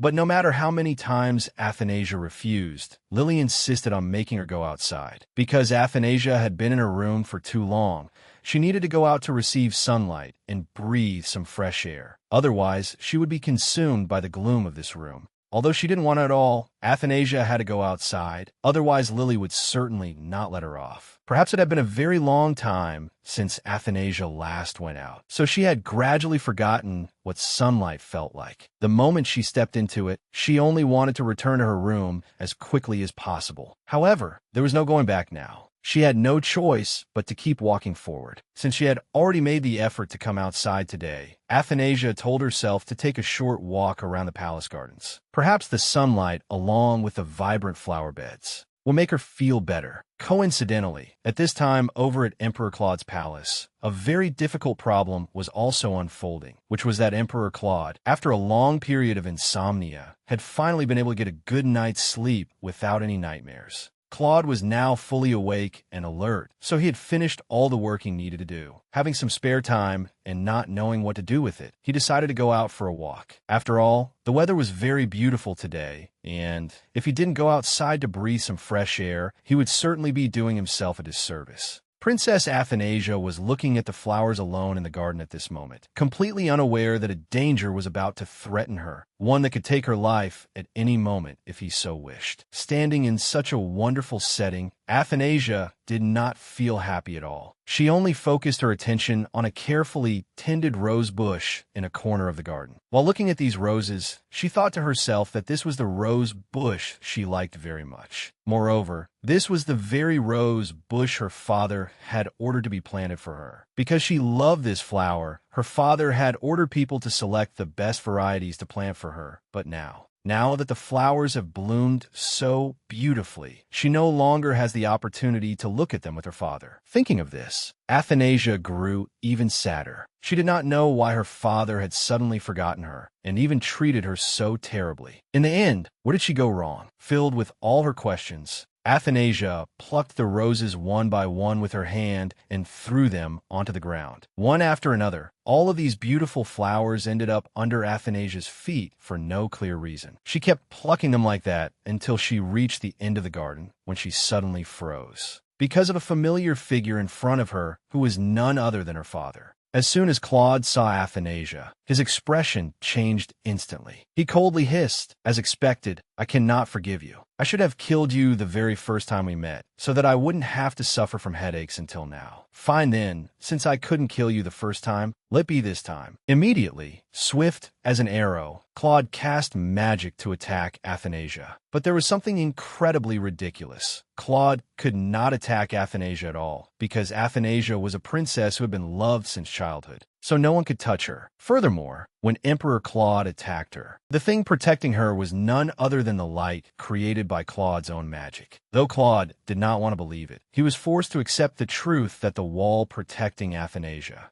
was created by him. However, what he did not expect was that he would also be the one to break this wall, destroying the very creation he himself had made. But no matter how many walls he had to break, Claude was determined to take Athanasia's life today. He could not keep yielding to something that affected him forever. Only when Athanasia disappeared would the annoyance in his mind end. And of course, once Claude's attack finished, Athanasia vanished without a trace. Not even a tiny fragment could be seen anymore. No one knew whether she had managed to preserve her life or where she had wandered off to. However, she was very fortunate that, after all her wanderings, she found shelter at Jeanette's house. But now, as she sat leisurely with Jeanette like this, she recalled the difficult journey it took for her to get here. It was truly not easy at all. After being attacked by Claude's magic, luckily, thanks to her own magic, she was able to safely preserve her life. But she knew that if she stayed here any longer, her life would certainly not be guaranteed. Therefore, she chose to leave, waiting until her father's anger subsided before she would automatically return. Speaking of using magic in such dangerous situations, this was not the first time Athanasia had done it. Since she discovered her magic, she had created many gold coins to serve her escape plan. She had also once intended to become an imperial magician, but after thinking it over, she decided not to go through with it. This was because anyone in this empire who wanted to become a magician had to register publicly. This was a law in this Obelia Empire. If she became an imperial magician, it would mean that everyone in the empire would know she possessed magic. The reason she didn't do it was also partly thanks to Lily. Lily had advised Athanasia many times not to reveal her status as a magician too early, as it would surely bring disadvantages. And now, everything had happened just as Lily said. Thinking of this, Athanasia could only silently thank Lily for stopping her. However, even after escaping Claude's wrath, Athanasia did not lead a very free life. With the gold coin she had created herself, she quickly fled the palace to avoid Emperor Claude's attention.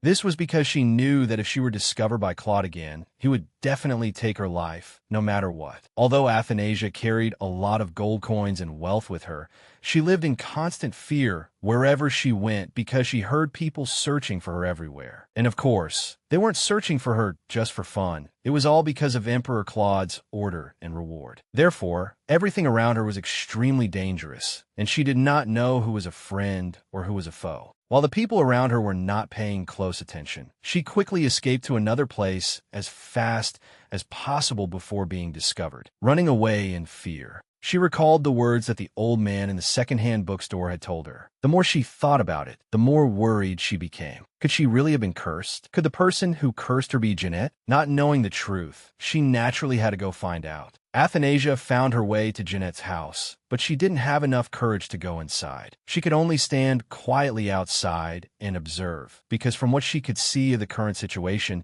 it seemed that inside Uncle Alpheus's house, a heated argument was taking place. Even from outside, separated by a large glass window, Athanasia could still clearly hear Jeanette shouting loudly. "She is my aunt. Other than me, who else is qualified? Why can't I go out today? No matter how you stop me, I will definitely go out. No one can stop me." This was the first time Athanasia had seen Jeanette like this. Perhaps this was the first time Jeanette could not calm down and control her emotions. Athanasia had never seen Jeanette scream loudly at anyone. Yet now, Jeanette stood in front of her uncle and shouted so loudly. Something completely unbearable must have happened to Jeanette. Seeing Jeanette unable to control her emotions, Uncle Alpheus calmly spoke. From a moment he learned that Lady Rosalia was dying this morning. I have reminded you countless times to take good care of yourself. I know that no matter how many times I beg you now, you will no longer listen to me. Therefore, I'm not begging you anymore. I am forbidding you. I forbid you from going out, even just once. But looking at your current state right now, tell me, where could you possibly go? If you cannot even control your own emotions right now, how do you think you will react when you see Lady Rosalia pass away? So the aunt whom Jeanette loved so dearly had passed away. According to the original story that Athanasia had read, this aunt played a very important role in Jeanette's life. Aunt Rosalia had used every trick to secure all rights and benefits for Jeanette, and was also the one who framed Athanasia so Jeanette could become the princess. But now, before Jeanette could even become a princess, Aunt Rosalia had passed away. What could this mean? If she is no longer here, how will the story unfold next? Has the plot changed once again? All things considered, it was truly pitiful for Jeanette. Aunt Rosalia was her only blood relative. Yet now she has passed away, and Jeanette could not even go in person to see her off. She could only send a white flower to Aijgil to ask him to deliver it to her. Seeing Jeanette's situation now, it was indeed very pitiful. Athanasia could not just stand by and do nothing. She felt that it was so unfair to Jeanette. After all, when Athanasia felt the loneliest, Jeanette had always sent letters to encourage her, which gave her comfort during a very brief time. Now that Jeanette was the one who was not doing well, she had to write a letter to encourage her too. Afterwards, a letter was delivered to Jeanette's room, promising that in 3 days, Athanasia would meet her right here. Perhaps by then, Jeanette would feel a bit happier than she did now. Having settled Jeanette's matter, Athanasia suddenly missed her father so much. It had been a long time since Athanasia last saw her father, so she missed him. She had to use teleportation magic to quickly go see her father. Soon, she arrived at Emperor Claude's study, but contrary to the lively atmosphere of usual days, everything here was so quiet at night. Only Emperor Claude was sleeping alone in such a large room. It was truly lonely. While still feeling dazed by the messy papers scattered in her father's study, Athanasia suddenly stepped on a small piece of paper. But the drawing on it piqued her curiosity, so she picked it up to take a look. It turned out to be a drawing she had given to her father when she was very young. Not only was there that one drawing, but next to it were many other drawings, all drawn by her. Looking at these colorful drawings, she couldn't help but wonder why Claude had collected the drawings she made. Could it be that he wanted to take her life once again? But putting these thoughts aside, after all, no matter how she guessed, it was just speculation. There was no definitive answer, so it was best to push it aside. The more she thought about it, the more of a headache it would bring. After putting these things aside, Athanasia suddenly noticed the appearance of her father lying in front of her. Recently, her father seemed to have gotten much thinner. People outside, who didn't know what was happening, might think that Claude missed his daughter so much that he refused to eat, looking so thin and haggard. But if Claude hated Athanasia so much, why didn't he try to live a better life than Athanasia? Why did he have to make himself lose so much weight? Seeing Claude look so terrible, Athanasia felt quite satisfied. After all, Athanasia was still living much better than him. But despite feeling satisfied, she could not deny the fact that the bond between father and daughter still existed within Athanasia and could not be severed so quickly. Seeing her father's condition grow worse day by day, to tell the truth, Athanasia was also extremely heartbroken. While Athanasia was still blankly gazing at the father she hadn't seen in a long time, Claude suddenly opened his eyes and looked at her before she realized it. One would think Claude would immediately get up and settle scores with Athanasia, but instead, he only spoke softly. "Is it you again? I really find you so annoying. You linger in my dreams every day. Are you that free? But why are you so quiet today? Normally, if you appear in my dreams, it would be very noisy. Why are you sitting in one place so calmly today?" It turned out that ever since Athanasia disappeared, not a single day went by without Claude dreaming of Athanasia. He himself did not understand this. Perhaps it was because he missed Athanasia too much, or perhaps his desire to take Athanasia's life was so great that he met her in every single dream. Realizing that her father could not tell whether this was a dream or reality at this moment, Athanasia gently sat down beside Claude and spoke. "Do you still want to search for me? Do you really want to take my life like that?" At this, Claude did not even need time to think. He immediately replied as soon as he heard this question from Athanasia. "Yes, I truly want to take your life. I only wish I could tear you into 100 pieces right this instant. If only I had been more decisive, I would not have had to suffer this much pain."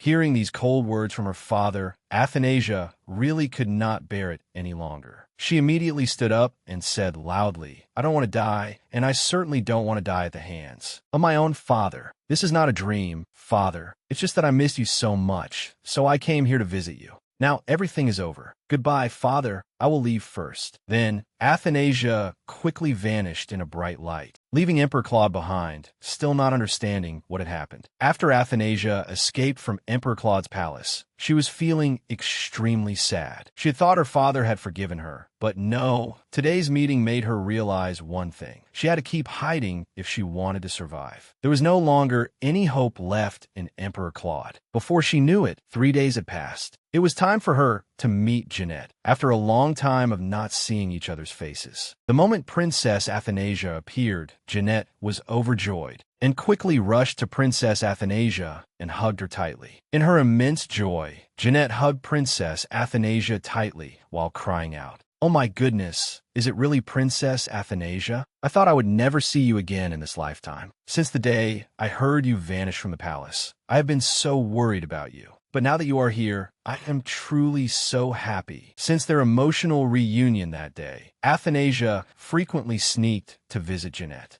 on her free days. And of course, Jeanette was also very pleased to have a friend who frequently came to play and have fun with her. Every time Athanasia came to see Jeanette, she would be treated by Jeanette to very delicious cakes. Athanasia found them really delicious, but there was one thing that made her feel a bit uneasy. That was, if Duke Alpheus brought Jeanette to see the Emperor while he had amnesia, things would become extremely difficult. Actually, saying Jeanette was the unluckiest girl in this story was not wrong, because whenever she was about to reach a higher place with more love, something would appear and crush her hopes. For example, her aunt, Lady Rosalia. Jeanette's aunt had unfortunately met with a landslide on her way to the imperial capital, and just like that, she lost her life for no other reason. If it followed the original story, Jeanette would probably be living a very happy life right now instead of this. She should have been living in a magnificent palace with countless servants and the boundless love of Claude, instead of being locked up within these 4 walls like this, which was truly suffocating. Seeing her in this constant situation, she felt really sorry for Jeanette. So, after thinking for a long time, Athanasia suggested, "Jeanette, let's go out and have some fun, shall we?" Originally, Jeanette had not been allowed to go out alone for a long time. She was always kept in Duke Alpheus's mansion, so the opportunity to go outside was extremely rare for her. Seeing Jeanette's situation, Athanasia felt a strong sense of empathy because she had been in the exact same situation before. She understood how uncomfortable it felt to be confined. Thus, seeing Jeanette in the same situation as her, Athanasia felt even more pity for her. But Athanasia's invitation to Jeanette to go out was not just because she wanted Jeanette to get some fresh air, but because she thought that under these tragic circumstances, Jeanette would never have a chance to go to the bustling streets to have fun. That was also why she wanted to invite Jeanette out to the streets today to see what everyone was doing.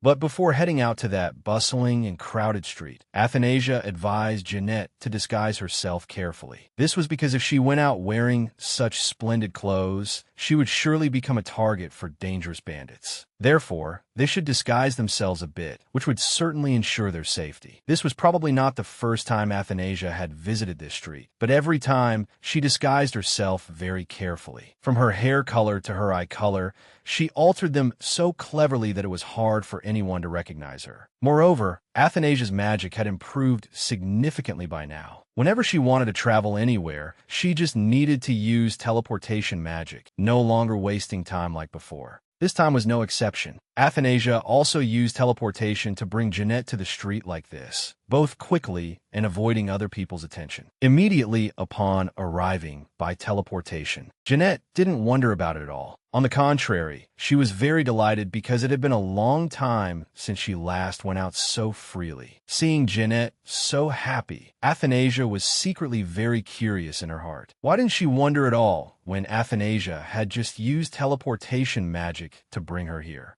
There wasn't a single question about how she was able to use magic. Why didn't Jeanette wonder about such strange things? However, after thinking for a while, Athanasia realized that perhaps Jeanette had lived in such an environment for too long, which made her realize that she shouldn't question too many things. Therefore, she just silently did what she should do without asking anything. But putting all these things aside, she and Jeanette had originally come here to have fun, so why worry and wonder about such useless matters? Now was the time for her and Jeanette to blend into this crowded stream of people, living like real citizens of this kingdom and shedding their usual luxurious, aristocratic image. After walking around the streets for a while, Jeanette praised admiringly, "This is so wonderful. You know so much, princess. How can you know so many things in this world?" Actually, originally, Athanasia didn't want to learn so much either, but since she was in a situation where she had to run away, she had traveled through many places in this kingdom. Therefore, it wasn't strange that she knew so many things. Spending the day together, Athanasia and Jeanette grew closer. They realized they couldn't keep addressing each other with honorifics forever, so they exchanged nicknames, Athie and Jenny, to make it easier to address each other. While the two were still practicing how to pronounce each other's new names naturally, suddenly a voice called out from behind Jeanette. She turned around in surprise. It turned out that a man had appeared behind them at some point, with a pleasant face and a sweet smile. He gently said, "Excuse me, young lady, we met at the souvenir shop before. Do you remember?" It turned out this was the man who had helped Jeanette choose a suitable gift the other day to give to Athanasia. At that time, because she was in such a hurry, Jeanette hadn't had the chance to thank him. Now, she could thank him properly. Meeting this man again, Jeanette felt very happy, but Athanasia found it a bit strange. How could Jeanette and this man know each other when Jeanette's chances of going out were almost non-existent? Moreover, meeting each other in this sea of people was highly implausible. Besides, with such an eye-catching appearance, why would he actively approach Jeanette? Well, but putting all of this aside, it wasn't that important. The key thing here was to see what kind of person he was and whether he was good enough for long-term contact. Of course, this man was also very curious about Athanasia, who was accompanying Jeanette today. Fortunately for Jeanette, he hadn't yet revealed the ribbon that Jeanette had spent a long time choosing for Athanasia the other day. Otherwise, Jeanette wouldn't know how to continue talking to Athanasia. In her haste to stop him from revealing the secret, Jeanette accidentally misspoke, saying that Athanasia was her younger sister. This slip of the tongue seemed like it would make Athanasia very angry. But no, not only was Athanasia not angry, but she also felt deeply touched. For a very long time, she had wished to have an older sister. Now that Jeanette had claimed to be Athanasia's older sister, it made her feel incredibly emotional. While the three were standing and chatting happily, suddenly a group of people ran past,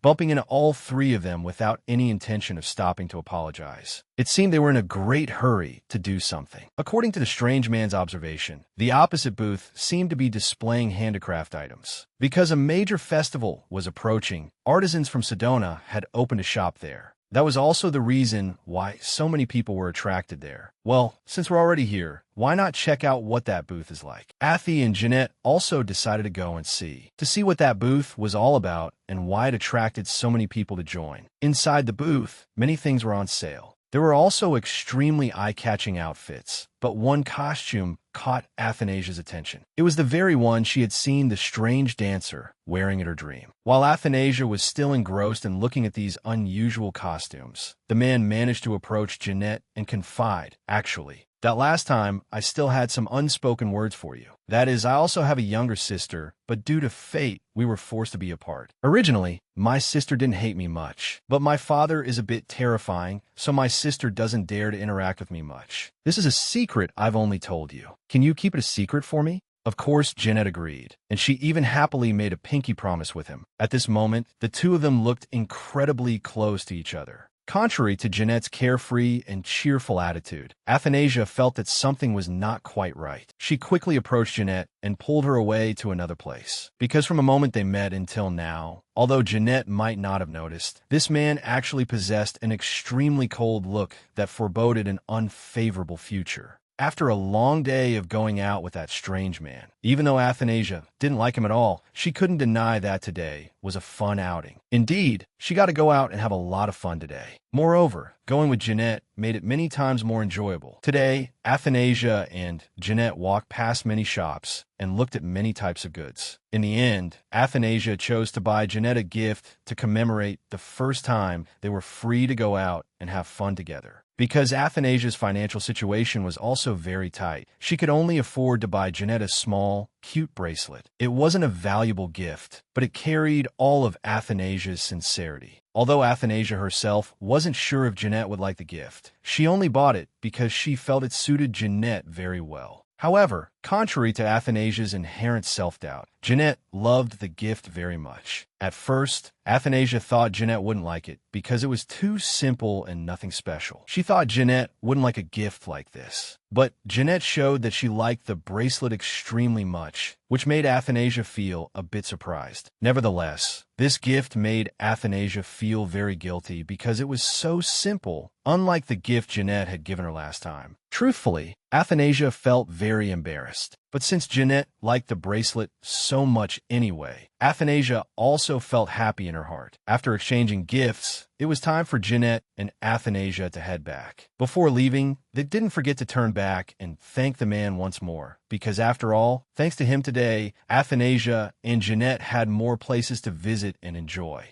They were truly grateful to him for taking the time to show directions to Jeanette and Athanasia today. Perhaps Jeanette didn't think as much as Athanasia, but for some reason, the more she looked at this strange man, the more she felt he resembled someone she had met before. But she quickly brushed the thought aside. She just clicked her tongue and thought, he probably has black hair too, which is why I mistook him for Lucas. Or maybe it's because I haven't seen Lucas in a long time, so my eyes are playing tricks on me. Don't think too much, otherwise I'll soon get confused by my own thoughts. Just watch. On the way back home, Jeanette still couldn't stop chattering about their outing today. Truly, Jeanette's heart must have been very happy today. Athanasia had never seen Jeanette laugh so much. Smiling, Jeanette turned to Athie and chattered, I was so happy today. I've never felt a day go by so quickly. It's such a pity we had to go home so early today. If we had more time, we would have definitely visited more places, and we would have had much more fun. Princess. Seeing Jeanette's excited expression,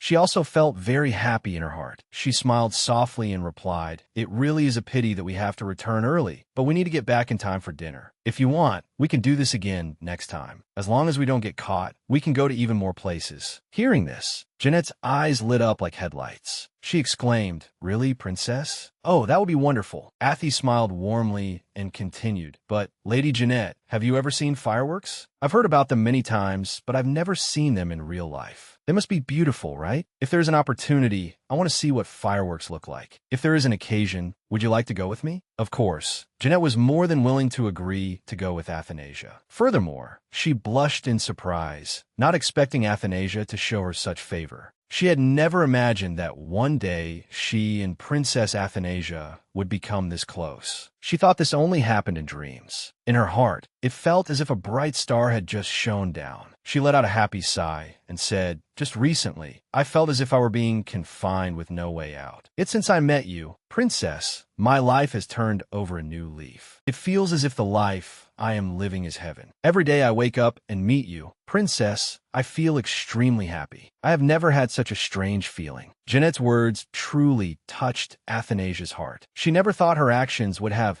such a profound impact on Jeanette. For Athanasia, as long as the people around her could be happy like this, she was fully satisfied. But since Jeanette placed so much hope in her, she couldn't disappoint her. She smiled warmly and said, "I promise you, the journey ahead will be wonderful. I only need you to accompany me, and I'll take care of everything. By the way, don't forget, we still have a date to watch the fireworks together." In contrast to Athanasia's peaceful situation at this moment, Lucas, on this side, was struggling immensely with the world tree. After so many days of tiring struggle with it, he was finally able to obtain his product. Holding the result in his hand, he shouted, "If you had handed it over earlier, your outcome wouldn't be this miserable. How foolish to think of resisting me. Do you see the result now?" Lucas smiled brightly and said, "All right, I'll let you off for now. I must return home immediately. The princess must be missing me a lot. I have to get back to the palace quickly." Returning to Alpheus's mansion for a moment, after returning from going out with Athanasia, the rain started to fall heavily. Therefore, Jeanette also became a bit lazy. She only wanted to lie on the couch to watch the rain. Other than that, she didn't want to do anything at all. Suddenly, while she was blankly watching the rain, Eichkiel entered her room unnoticed. This really surprised Jeanette because she didn't expect Eichkiel to appear at her room at this hour. It turned out that a long time had passed,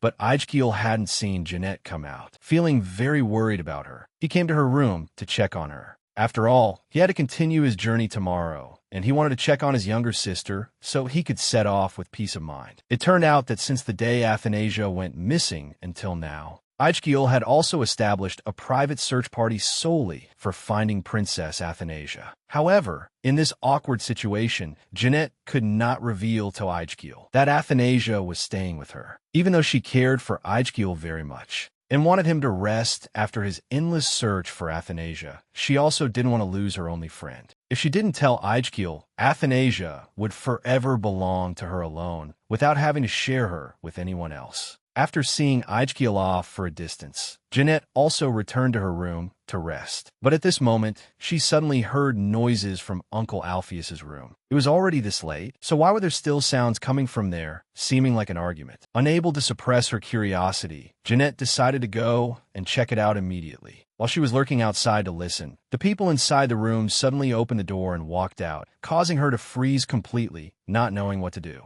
Even in her dreams, Jeanette could never have expected that the person arguing loudly in Uncle Alpheus's room was the very same person she had met on the street. With that build and appearance, it was definitely the man she had accidentally run into, without a doubt. Seeing Jeanette frozen stiff like this, looking quite pitiful, Alpheus quickly spoke up to break this bleak and silent atmosphere. "Don't be so surprised. This is an acquaintance of mine, so he will be staying here for a few days before setting off to handle some business. But it's already very late. Why are you still here? Don't you plan to go rest?" Faced with Alpheus's somewhat harsh question, Jeanette replied, startled, "I'm sorry, Uncle Alpheus. I was planning to go rest, but then I suddenly heard arguing, so I decided to come over to see what was happening. Before I could process what was going on, you and this man walked out, so I didn't have time to react, Uncle." To Jeanette's rather timid reply, Alpheus angrily responded, "Why are you appearing at an hour when everyone should be resting? Besides, you're only wearing your pajamas. Return to your room quickly. What are you waiting for?" Hearing Alpheus say this, Jeanette suddenly remembered. Oh, that's right. Earlier, in her haste, she hadn't paid much attention to her attire. It was only due to Alpheus's words that she now realized. Therefore, she quickly ran back to her room to avoid showing disrespect. Running back to her room, she thought to herself, "I never could have imagined that the person I accidentally met on the street is actually Uncle Alpheus's acquaintance. He probably won't reveal that he met me outside, right? After all, he promised me, so he can't go back on his word like that." Before Jeanette could even finish running back to her room in embarrassment, Alpheus and the man returned to discussing their unfinished business.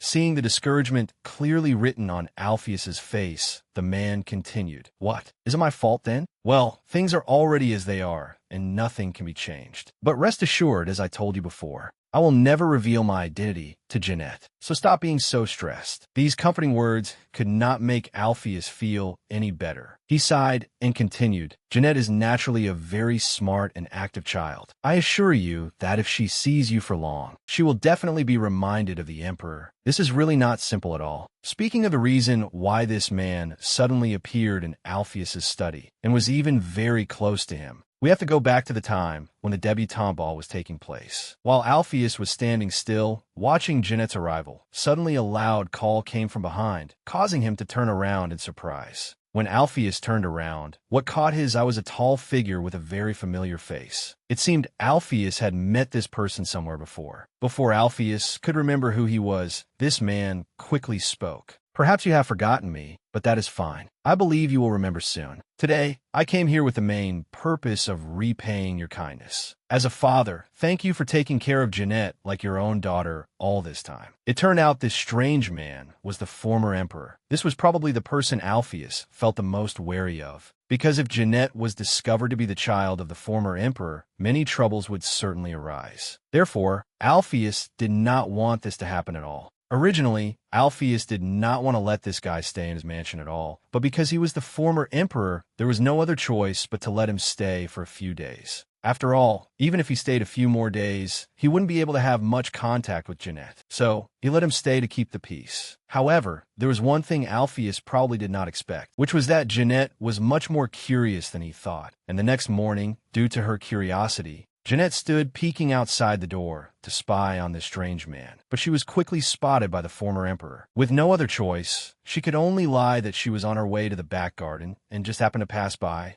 and had no intention of going inside. But as it coincided, the former emperor also intended to go to the back garden, so he asked Jeanette to guide him. Of course, how could he miss the opportunity to get close to his daughter? While they were looking at the garden outside, the former emperor spoke, making Jeanette feel extremely anxious. "I see that Alpheus seems to shelter you quite a bit. It seems you don't even have the freedom to go outside, but you still went out to attend the festival, right?" Hearing the former emperor say this, Jeanette was terrified and quickly replied, "Could you help me keep the secret that I sneaked out? I really don't want anyone to know about this. Otherwise, I would feel extremely awkward." Of course, the former emperor happily agreed. After all, he had made a pinky promise to Jeanette, so how could he break his promise? However, while Jeanette and the former emperor were talking with each other, very happily in the back garden, Alpheus suddenly called her back. She didn't know what was going on for him to call her back so urgently. It turned out that, standing on a high floor all this time, he had accidentally seen the entire conversation between Jeanette and the former emperor. Knowing that something bad was about to happen, he thought it was best to pull Jeanette away. After all, she would be safer by his side, rather than next to that detestable former emperor. After calling Jeanette to his room, he first quickly asked what on earth she and that detestable former emperor had discussed. After confirming that no danger would arise from the conversation between Jeanette and that former emperor, Alpheus finally got to the main point. Actually, he wanted Jeanette to accompany him to the palace tomorrow. Originally, he wanted Ichkiel to go with him, but the boy said he was busy, so Jeanette was forced to go with Alpheus. Of course, she could not refuse, but there was a more difficult problem. If she went, what should she do when Athanasia came to meet her? This was really hard to explain to Athanasia. However, when Athanasia came to visit her as she did every day, she decided to tell Athanasia about this. After all, she wouldn't be home tomorrow afternoon, so she didn't want Athanasia to make a wasted trip. Furthermore, she didn't want to disappoint Athanasia by letting her arrive to an empty room. Truly, hearing the news that Jeanette would accompany Uncle Alpheus to the palace, Athanasia felt a bit hesitant. It had been a long time since she last returned to that palace. The maids who used to serve her would surely miss her, and she missed everyone so much too. A transient life was truly miserable. Athanasia didn't know what to do at this moment. Honestly, whether to return home or not was a question that made people ponder a lot. As planned, the next day arrived, and it was time for Jeanette to follow her uncle into the palace to work. This was truly the first time she had taken on a role to replace Ichkiel like this. She was feeling extremely nervous, but thankfully, everything went very smoothly, so Jeanette felt somewhat relieved of the pressure. While waiting for Uncle Alpheus to finish his work, Jeanette felt a bit bored. So she took the initiative to walk around the palace for a few laps to clear her mind a bit. But after walking for a while, she suddenly discovered the Emerald Palace in front of her. This was the palace where the princess used to stay. Originally, Jeanette didn't want to be too curious, but since she'd come all this way, she wanted to see what this palace looked like without Princess Athanasia around. But the truth made her feel very surprised. Although this palace was no longer a place the princess frequented, one thing was that the plants the princess loved the most were still here intact. None of them had been moved. Suddenly, she noticed something The princess's flower garden, which was supposed to be meticulously cared for, why was it shedding so many petals? Driven by her curious nature, Jeanette decided to walk along the rose fence to see what on earth was happening to these fresh flowers. But before she could find out why the roses were suddenly falling in tatters, Jeanette suddenly discovered another earth-shattering thing. Right behind the flowers, lying scattered on the ground, something suddenly appeared. It looked like it was a person. Looking a bit closer, Jeanette suddenly realized that the person lying on the ground was none other than Emperor Claude. Instantly, like an arrow, she rushed to the Emperor's side. Before she could figure out why the Emperor had fainted here, Princess Athanasia suddenly appeared out of nowhere to support Emperor Claude, startling Jeanette. But in a situation like this, if Princess Athanasia remained, she would surely be doomed. Jeanette looked at Princess Athanasia with worried eyes. "Princess, please leave quickly. If you stay here and the Emperor wakes up and sees you, you'll be finished, Princess. Please go quickly." Hearing this, Athanasia was startled because she had been so worried about Emperor Claude that she had forgotten everything else. Fortunately, Jeanette reminded her. Otherwise, if Emperor Claude woke up in a moment, she would definitely not be able to escape. Just as Jeanette had warned, not long after Athanasia left, Emperor Claude woke up. Right after that, the Emperor's knights also found their way here. If earlier, Princess Athanasia had not run away in time, there would probably have been a lot of trouble. Fortunately for Jeanette this time, she originally thought that when the Emperor woke up and saw her wandering in the Emerald Palace, he would definitely take her life as he had once threatened. But she was so lucky, perhaps because the Emperor had just fainted and was quite tired, he did not remember anything about taking her life if she dared to set foot here again. As soon as she returned to Uncle Alpheus's mansion, Jeanette was immediately informed that she was summoned by Emperor Claude for an audience. Needless to say, one could tell how happy Alpheus was. He kept patting Jeanette on the shoulder and praising her profusely. Perhaps from her childhood until now, she had never been praised so much by Uncle Alpheus. This situation also changed Alpheus's thoughts. Originally, he believed that it would be extremely difficult for Jeanette to have contact with Emperor Claude. However, as today's incident showed, it was not as difficult as he thought. Maybe things would become easier now. Because Princess Athanasia had disappeared, Jeanette had even more opportunities to approach Emperor Claude. After reporting the situation to Uncle Alpheus, Jeanette also immediately returned to her room to look for Athanasia. Just as she predicted, Athanasia was already sitting in the room waiting for her. The moment she saw Athanasia, Jeanette immediately asked, "Princess, why did you appear at the palace? I thought you wouldn't come." Athanasia replied sheepishly, "Because I was feeling restless, I followed to see if there was anything fun, but I didn't expect things to turn out like this. But setting that aside, how is Emperor Claude's health?" "I'm not sure either, Princess," Jeanette replied. "Because when the Emperor woke up, the knights came and took him away right away. So I don't know about afterwards. But it seems the Emperor was like that because his old illness relapsed, right? It seems his body is still not very well." "Ah, that's right, Princess. The Emperor has granted me an audience with him. Perhaps he did so to reward me for being the first to find him unconscious." Hearing this, Princess Athanasia remained calm on the outside, but her heart felt like it was on fire. It was not comfortable at all. If Jeanette met the Emperor at a time like this, wouldn't it be too risky? If Emperor Claude accepted Jeanette as a princess, her fate would be no different from that of Princess Athanasia in that novel. By then, her fate would be just as miserable as that princess's. Despite her anxiety, Athanasia ultimately could not do anything because this was the Emperor's order and no one could disobey it. The next morning came. At this time, Jeanette was sitting in a daze by herself in the living room when that strange man arrived. Although she was not ready at all, Jeanette had to converse with him. Otherwise, she would appear impolite. Suddenly, while the two of them were talking very happily, the man suddenly stopped and exclaimed, "Oh my, what's wrong with your eyes, my lady?" Only then did Jeanette startle and realize that her eye color was slightly different than usual. Because she had stayed up all last night talking to Princess Athanasia, she had not noticed that.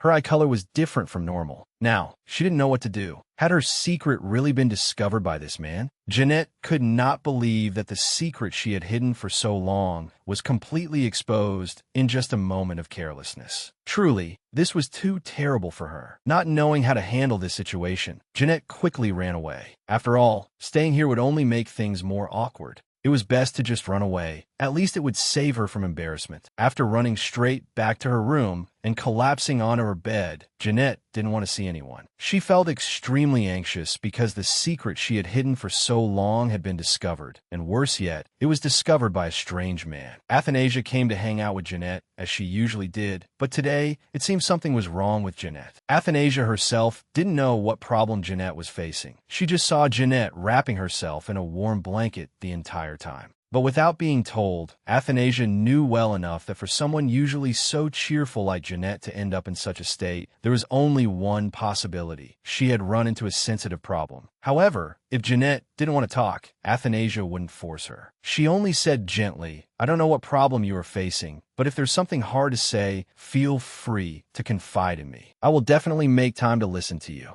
At first, Jeanette had no intention of confiding this to Athanasia, but Athanasia's words changed her mind a little. She wondered to herself, should she tell the princess about this? That she was the princess's elder sister, and moreover, both she and the princess had the exact same eye color, and this secret had just been accidentally discovered by someone. But after weighing it back and forth, Jeanette still felt this choice was somewhat risky. So, she decided not to confide in Athanasia. Not everything could be shared with Athanasia. This morning, Jeanette woke up extremely early to find that man, hoping that by some miracle, she could beg him not to reveal her secret. But now that she was standing very close to him, she still couldn't think of any way other than begging him not to speak of it. The former emperor was naturally very sharp. With just a few quick glances, he could tell if anyone was tailing him. Seeing Jeanette peeking from afar, he smiled warmly, approached her, and said, "My lady, I have a very important question to ask you." Jeanette was extremely surprised by his action. Originally, she could have guessed that he would ask about yesterday's matter, but she never expected it to come so quickly. She didn't know if it was because she was too worried, but she seemed to see the question clearly written on his face.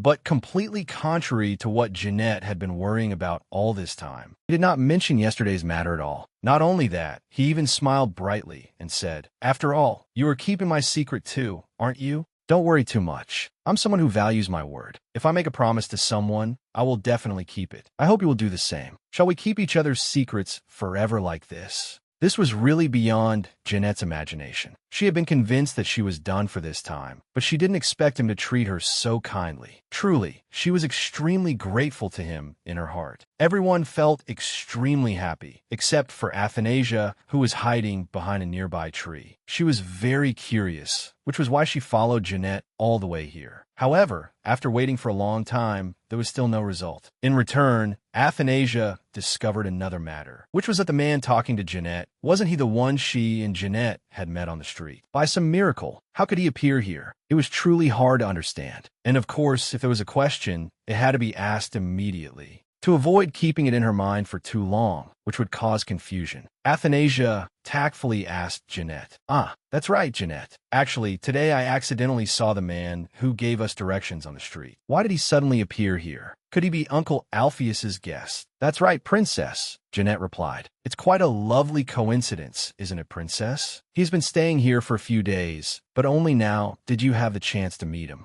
Hearing this, Athanasia replied, "That is indeed interesting. But what is his relationship with Uncle Alpheus after all? Originally, Alpheus was a very particular person. How could he easily let an unfamiliar person stay in his house so comfortably?" Hearing this, Jeanette suddenly felt a bit curious too, but she quickly dismissed it and added, "I'm not sure about this either, and I didn't ask anyone else about the relationship between him and Uncle Alpheus, because he promised not to let Alpheus know about the two of us going out without permission. So please rest assured, Princess, there's nothing to worry about." Hearing this, Athanasia was completely speechless with Lady Jeanette. Jeanette was truly too naive to suspect anything, so she let it go. In any case, Athanasia would investigate this herself, which would probably yield better results. However, this matter was not as simple as Athanasia thought. She had read many books, but none of them mentioned the life of that stranger. Yet, the more she looked at him, the more he resembled Emperor Claude. Who on earth was he? There was only one person who could resolve this issue, and that was Lucas. But he was not here right now, so how could he help Athanasia? At this very moment, Athanasia did not feel annoyed with Lucas like she used to. She only wanted him to return here as quickly as possible. Although it was that difficult, Athanasia was not discouraged. She still continued to monitor, but the target this time was Alpheus. However, it seemed this mission was not very feasible either. It seemed Athanasia had spent a whole day monitoring, but in the end, what she got in return was only a very simple agreement between him and Alpheus, which was that he had the right to interact freely with Jeanette without needing Claude's permission anymore. Everything was just that simple, yet it took Athanasia an entire day to eavesdrop. All the secrets in Jeanette's heart were now kept safe, so she didn't have to worry about anything else anymore. However, there was one thing that still kept her thinking. That was the upcoming meeting with the king. What should she do now? Honestly, she still couldn't think of what she had to do on the day of that meeting. And finally, the day she feared most arrived. Although she was very afraid, being granted an audience with the king was an honor that hundreds of people dreamed of, and she could not miss this once-in-a-lifetime opportunity. Just as Jeanette had anticipated, the atmosphere of the meeting was extremely quiet. Never before had she felt as tense as she did right now. It was understandable that Jeanette remained silent because she felt frightened, but it was unclear why Emperor Claude was also completely silent. Indeed, the atmosphere, which was already tense, became even more suffocating because of the silence from both of them. It seemed this tense atmosphere was suffocating Jeanette, so she decided to speak up first to break the silence. "Your Majesty, has your health improved recently? Seeing you faint like that last time, I was truly worried. Is there any part of your body that feels unwell, Your Majesty?" It was thought that Jeanette's opening question would break the silence. But no, Emperor Claude had already fallen asleep at some unknown point. No one knew if he had even heard Jeanette's question. Facing this awkward situation, Jeanette did not know what to do. Clearly, the Emperor had called her here for an audience, so why was he sleeping now? But it was fine, perhaps the Emperor was just too tired. It would be best for her to go home now, to give the Emperor a quiet space to rest. Thus, whether the audience took place or not was no longer important. Thinking so, Jeanette quickly stood up and left, leaving behind a quiet space for the Emperor to rest in peace. However, when Emperor Claude opened his eyes, Jeanette was nowhere to be seen. That pain struck inside him again, tormenting him and causing his entire body indescribable pain. It seemed that because the audience between the king and Jeanette was too boring, the Emperor fell asleep. But just as she arrived home, there was another order for an audience with the Emperor. This truly made her feel extremely surprised. Jeanette was not the only one surprised by this. Even an experienced person like Alpheus could not escape the astonishment. Originally, Jeanette had returned last time because the Emperor fell asleep while talking to her. So why was there an order to summon her once more? These matters were progressing much faster than he had thought, to the point that he himself had not yet adapted to it. But this was also a good thing.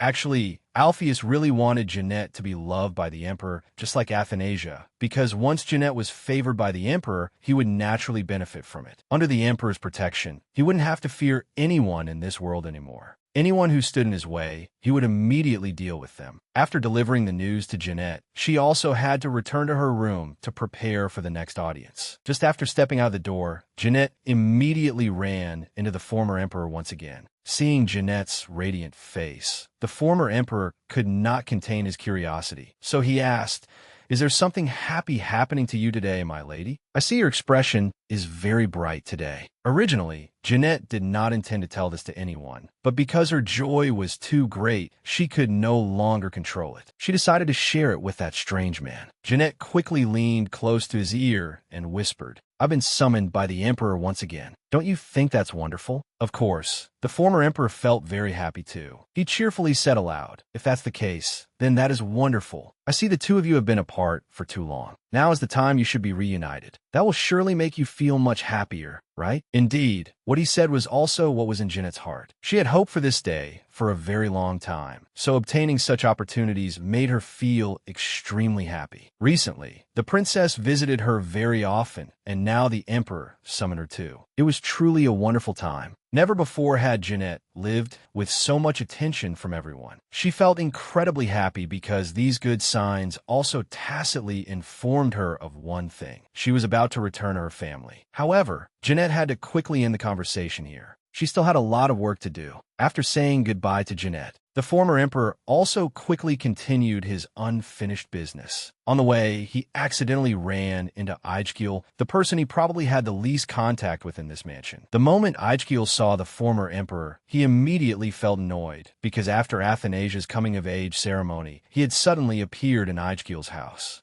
and stayed there until now. This was truly not normal at all. Thinking about it for a bit, since his appearance, Aijgil's father had also become more tense than ever. Then there was the matter of Jeanette losing control of her power, followed by Emperor Claude suddenly acting extremely strange, culminating in the mysterious disappearance of the princess. Could all of these things just be a coincidence? Returning to the Emerald Palace at this moment, perhaps since the day Princess Athanasia went missing, Lily was the one who felt the most heartbroken, being the closest person to Princess Athanasia in the palace. Now that the princess had suddenly disappeared without any reason, who wouldn't be heartbroken? While Lily was sitting absent-mindedly embroidering handkerchiefs by the window, suddenly there was a noise outside that caught her attention. When Lily turned around, it was the moment she felt the most shocked. The person outside that window was none other than Athanasia. Moreover, the princess was waving her hand at her. The moment she saw Athanasia, Lily immediately stood up and ran as fast as she could towards her. This was probably the first time in her life that she ran so fast,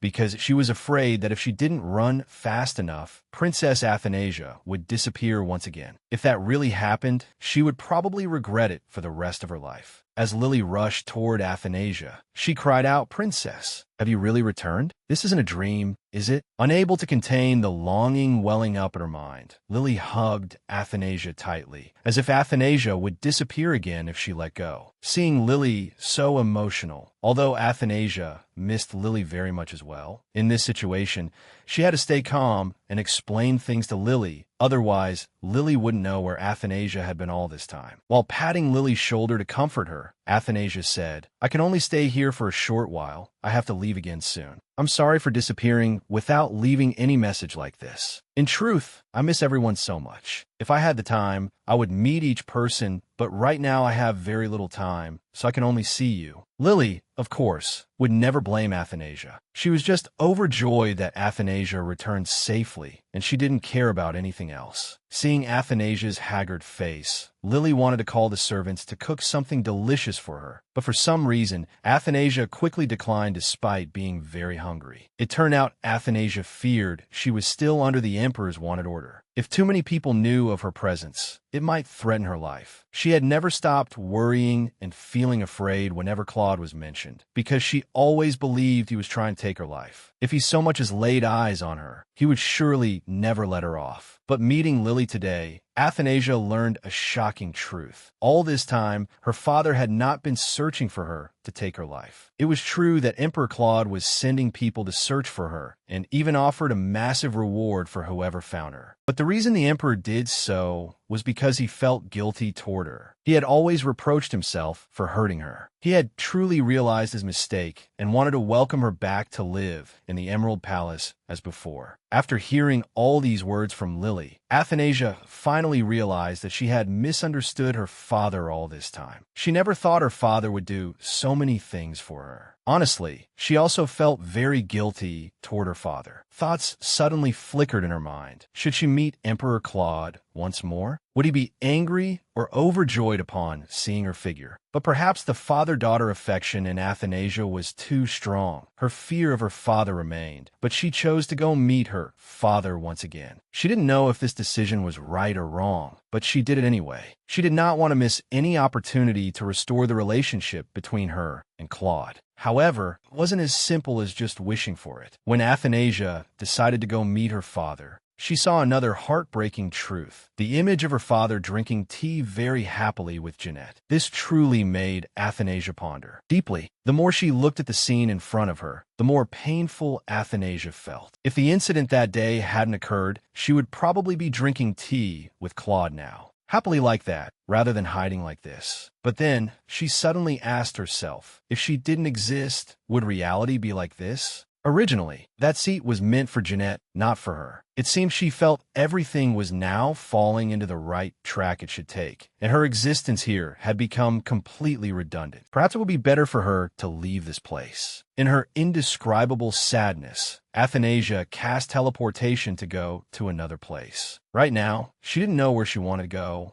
as long as it was a place where she didn't have to witness such heartbreaking things. Anywhere would do. But Athanasia probably couldn't have anticipated one thing, which was that the place the teleportation brought her to was Ijgil's room. By some magical intervention, she appeared right when Ijgil was preparing to change his clothes. Needless to say, Athanasia froze completely in shock. At first, embarrassed and panicked, she quickly tried to run away. But how could she escape from under Ijgil's hands? When Ijgil saw Athanasia, he was also extremely surprised. He couldn't believe that the person he had been spending so much effort looking for all this time suddenly appeared before his eyes. Just like that, it was like a fairy tale. But surprise aside, what Ijgil cared about at this moment was where on earth Athanasia had been all those days. What had she eaten, and where had she stayed? How could a princess like Athanasia endure hardship outside that splendid palace? After learning that during all this time, Athanasia only stayed at ordinary taverns and ate cheap food to get by, Ijgil was truly shocked. How could a princess like Athanasia eat uninspected food and sleep in taverns without a single night by her side? It was truly the height of danger. Unable to let this situation continue, Ijgil suggested to Athanasia that she stay here for a while. For during the time Ijgil studied away from home, he was privileged to have an extra room built for his friends to stay overnight. Best of all, his father did not care about this room at all. Therefore, this was the safest place for Athanasia to take shelter, although it was not as good as Athanasia's Emerald Palace. Still, it was much better than those taverns out there. Under normal circumstances, Athanasia would have refused immediately without a second thought. But under her current situation, she could only say softly, "All right then, I would like to stay here for a while. Sorry for bothering you so much."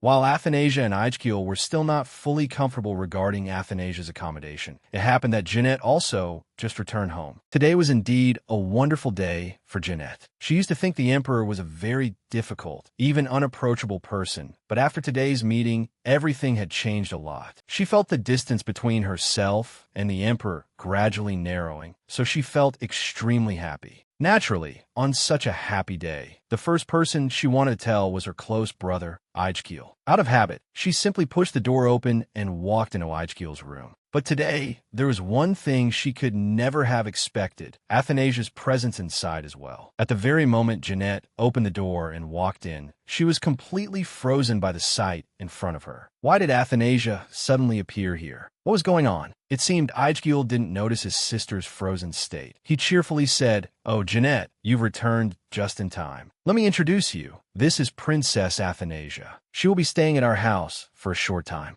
Realizing that if she didn't act, she would be the next one to freeze, Athanasia quickly ran towards Jeanette, feigning excitement, and said loudly, "Hello, Jeanette. I'm very glad to meet you." But behind that loud greeting, Athanasia whispered into Jeanette's ear, "Please act as if you don't know me. I've been backed into a corner. There's nothing else I can do." At this moment, Ijgil still didn't seem to understand what was happening. He still carefully advised Jeanette, "Jeanette, I know I don't need to tell you this, but I still hope you know that Princess Athanasia's stay at our house is a secret. Therefore, unless there is something important, I also hope you won't bother the princess." After confirming that Athanasia would indeed stay at his house, Ijgil then ordered a few servants to clean Athanasia's private room first before bringing her there to check in. Before those servants left, he also carefully said to Princess Athanasia, "These are the hourly servants I have arranged. Furthermore, I have limited the number of servants working in your room to the minimum, so please rest assured, no one will disturb you."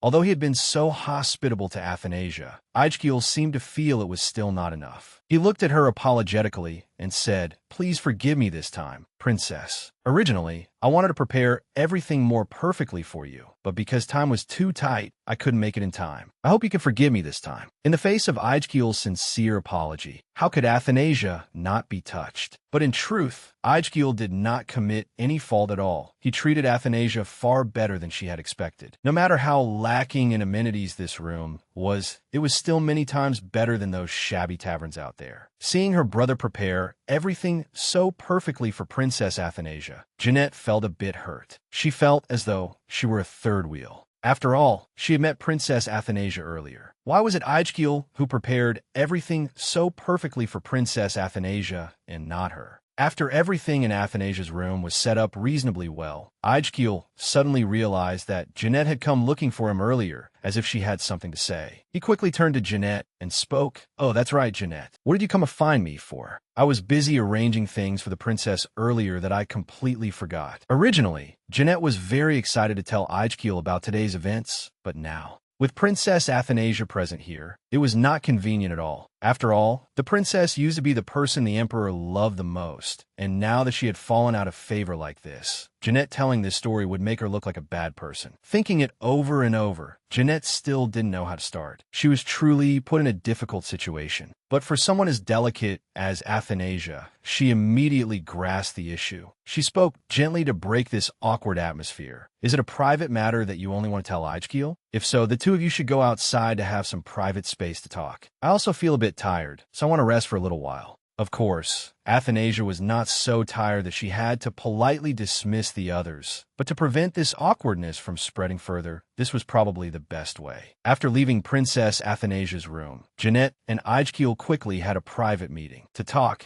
and of course, Jeanette would definitely tell Ijkiel about her meeting with the emperor today. Ijkiel was also very happy because the relationship between Jeanette and the emperor was gradually improving. That way, Jeanette would no longer be under pressure. Everything happening to Jeanette was good news. But why did Ijkiel feel that Jeanette looked a bit sad today? Unable to bear his curiosity anymore, Ijkiel spoke up and asked, "We found the princess. Shouldn't you feel very happy about that?" Hearing this question from Ijkiel, Jeanette was immediately startled and replied, "Yes, of course I am happy. It's just a bit surprising, so I'm still trying to calm myself down to get over the surprise." Ijkiel also agreed with Jeanette's point. "Yes, it really is a surprise. I don't know by what miracle Princess Athanasia suddenly appeared in front of me. Besides, the princess has no place to stay right now, so I let her stay at our house temporarily for a few days. Once she secures a place to live, she won't need to stay here anymore. Looking at her current situation, I feel extremely sorry for her. To reach our mansion, she must have suffered a lot." Ijkiel smiled and continued, "I know I can completely trust you, but I also want to make this clear to you one more time. Unless it's something important, please limit your visits to Princess Athanasia's room. That way we can avoid more awkward situations. Don't disturb the princess." After Jeanette and Ijkiel left,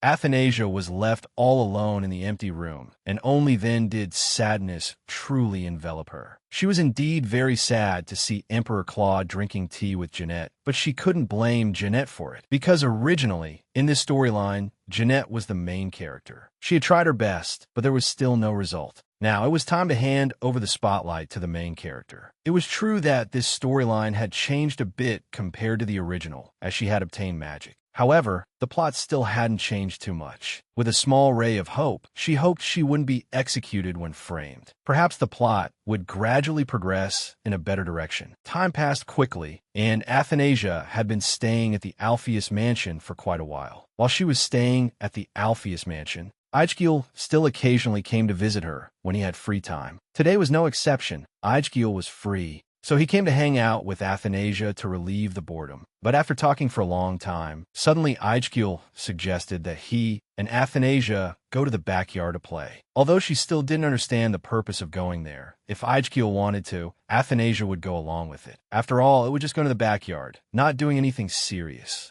Ijkiel's backyard was indeed a place containing many memories between her and him. Recalling the times Athanasia met Ijkiel here, she always fell from the sky, making Ijkiel extremely surprised. Now, mentioning it again, Athanasia could say nothing but feel embarrassed. However, Ijkiel's purpose in leading Athanasia to the backyard wasn't just to reminisce about simple memories like that, because he felt that Athanasia staying in the room was too suffocating. He wanted Athanasia to go outside more. Breathing fresh air would also help her feel much better, especially for her health. Athanasia didn't expect Ijkiel to treat her so well. Since she moved here, Ijkiel had never let her lack anything. Today, he even took her outside to breathe the fresh air and then picked flowers in the garden to give to her. Indeed, it had been a very long time since Athanasia last smelled the fragrance of such beautiful flowers. She felt extremely comfortable. While Athanasia was still blankly smelling the beautiful flowers, suddenly she saw Ijkiel's hand coming very close to her.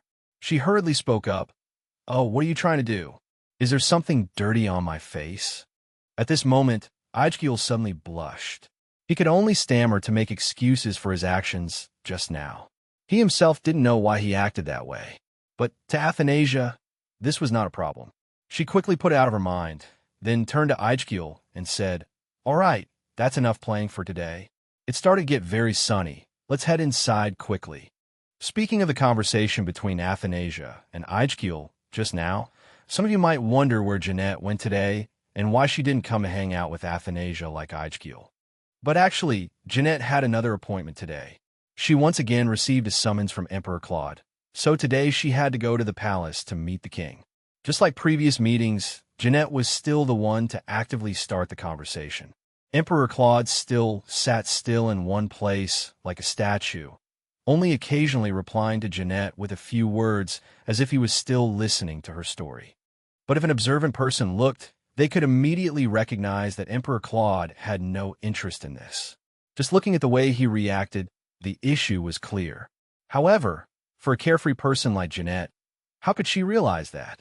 She still happily told the emperor one story after another. She only stopped when she saw him fall asleep again while she was talking. But even so, Jeanette didn't feel sad at all. She only comfortably thought that perhaps the emperor was too tired from work, and moreover, the emperor must have felt comfortable around her, which was why he slept so soundly. She also felt very happy to make Emperor Claude sleep so well. After returning home, the only person she wanted to meet right now was Princess Athanasia. But before being allowed to visit Athanasia, she had to report to Uncle Alpheus first. This seemed to happen as a habit. The moment Jeanette entered, Uncle Alpheus showed a very serious look. He asked in a stern voice, "Jeanette, lately I've seen you getting very close to Emperor Claude. I see him summoning you all the time. Surely Emperor Claude must like you a lot, right?" Faced with this question from her uncle, Jeanette also very happily answered, "Yes, lately Emperor Claude has indeed summoned me to the palace more often. At first, when I interacted with Emperor Claude, I was a bit shy, but after talking a few times, I felt he wasn't as unapproachable as I thought. So from then on, the way he and I talk has become much more comfortable." Hearing this, Alpheus felt a bit surprised. He knew that the emperor had been very fond of Jeanette lately, but he didn't expect things to progress so quickly. However, there was one thing he was a bit curious about, which was since the first time Jeanette met Claude, had he ever actively asked for information about her? Faced with this question from Uncle Alpheus, Jeanette was actually a bit surprised. As a very carefree person, Jeanette rarely paid attention to such things. But today, thanks to Uncle Alpheus's question, Jeanette realized one thing. So far, she had been the only one actively talking and asking about things around Emperor Claude. Conversely, he had never asked her a single question. She was extremely bewildered right now. In her mind, she secretly thought, does the emperor really care about me? Why is it that from before until now, only I have been active in these meetings? Even after Jeanette left, she still couldn't rid her mind of those thoughts. At times when she had so many thoughts like this, the only person she wanted to meet was Athanasia. She immediately ran to Princess Athanasia's place to play. It had also been a very long time since she last met Princess Athanasia. Even though they lived in the same house, lately the emperor had summoned her to the palace so much that she didn't have much time to visit Princess Athanasia like before. As soon as she opened the door, Jeanette was welcomed by a very beautiful smile from Princess Athanasia. Before Jeanette could speak, Princess Athanasia asked her about all sorts of things in the world. Princess Athanasia was even happy enough to offer to lend Jeanette the book that Ijgil had just lent her. Although Athanasia hadn't finished reading the book herself, she eagerly lent it to Jeanette. Indeed, if Athanasia had anything good, she wanted to share it with Jeanette. Faced with these actions of Athanasia, along with the words of Uncle Alpheus just now, Jeanette realized one thing. So far, the princess had always cared about everything that belonged to her. Moreover, the princess even gave her the best thing she had. She felt extremely grateful for this. The relationship between Athanasia and Jeanette improved day by day like that. Never in her imagination could Jeanette have expected that one day she would have this, that one day she could sit and talk next to Princess Athanasia as comfortably as this. That day was indeed a wonderful day. The best things the princess had. Indeed, she felt extremely grateful for this. The relationship between Athanasia and Jeanette improved day by day like that. Never in her imagination. Could Jeanette have expected that one day she would have this, that one day she could sit and talk next to Princess Athanasia as comfortably as this? That day was indeed a wonderful day. Although she spent the whole afternoon talking with Emperor Claude, when talking to Princess Athanasia, she chatted the whole evening without feeling tired at all. But although the relationship between her and Princess Athanasia was so good, she still didn't feel reassured at all. This was clearly shown on her face when she sat in the living room. It caught the attention of even the person sitting next to her, who was the strange man. Seeing Jeanette showing such an uncomfortable look, the strange man also felt very curious. So he spoke up. "Young lady, is there something troubling you? Why have I been seeing the princess sighing from earlier until now?" Hearing this, Jeanette was startled and replied, "Really? I'm sorry. I was focused on thinking about a few things, so I didn't pay much attention to my actions. If this bothered you, please forgive me." Of course, the strange man didn't blame Jeanette. What he wanted to know was what had made Jeanette, who is usually carefree and happy, now look so frowning and uncomfortable. But he also knew that with his current age, giving advice might be a bit difficult. However, if Jeanette wanted to talk, he was ready. He was very good at listening to others' troubles. At first, Jeanette didn't want to tell the strange man about these things either, but then she thought that if she didn't say it, her head might explode from discomfort. So she chose to talk to the strange man, hoping it would make her feel better. However, she didn't want to say everything, so she chose to tell only half of the story. She quietly looked at the strange man and spoke. "Actually, this is not my story, but my friend's. She had a big argument with her father, so she was kicked out of the house. But I'm very close to her father, so I don't know what to do." Even before Jeanette said who that person was, the strange man already knew it clearly. She was probably referring to the story between the emperor and Princess Athanasia. Through her hesitant storytelling, he understood it. Jeanette was also quite surprised that the strange man could guess it, but this matter was already too famous. A smart person like the strange man could certainly guess it. Jeanette was indeed very confused right now. She didn't know what to do, so she could only continue to confide in the strange man. "You see, I'm actually a princess too. But right now, I'm actively helping the princess, and I also frequently meet and talk to the emperor. This is also the reason why I feel the relationship between the princess and me is becoming more and more distant. The two of us are no longer as close as before. I don't know how to keep our relationship like it used to be. I thought about directly advising the princess and Emperor Claude. I think I can make their relationship return to the way it was." Faced with this information, the strange man was actually a bit confused. He didn't know where to start solving this matter either. But there was one thing he needed Jeanette to know. She could stand up to resolve this because she shared blood with them, but whether they considered her family was another matter. Perhaps she was too close to Emperor Claude and Princess Athanasia, which was why she felt that way. But did she have a definition of what family meant? Facing this question from the strange man, Jeanette painted a very beautiful picture of family. How happy she would be living with the Emperor and Princess Athanasia.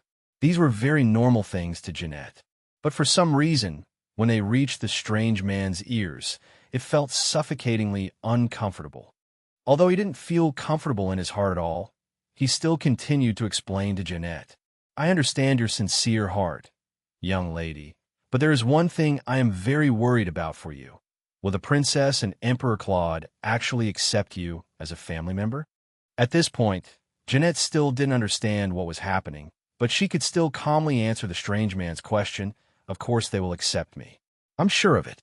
Hearing this, the strange man smiled faintly and said, "On what basis can you be so sure of that? Could it be that you are so confident just because of your blood relation?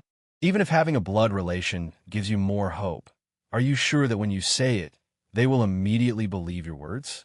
You probably don't know this yet, but royal blood is much more complicated than you think.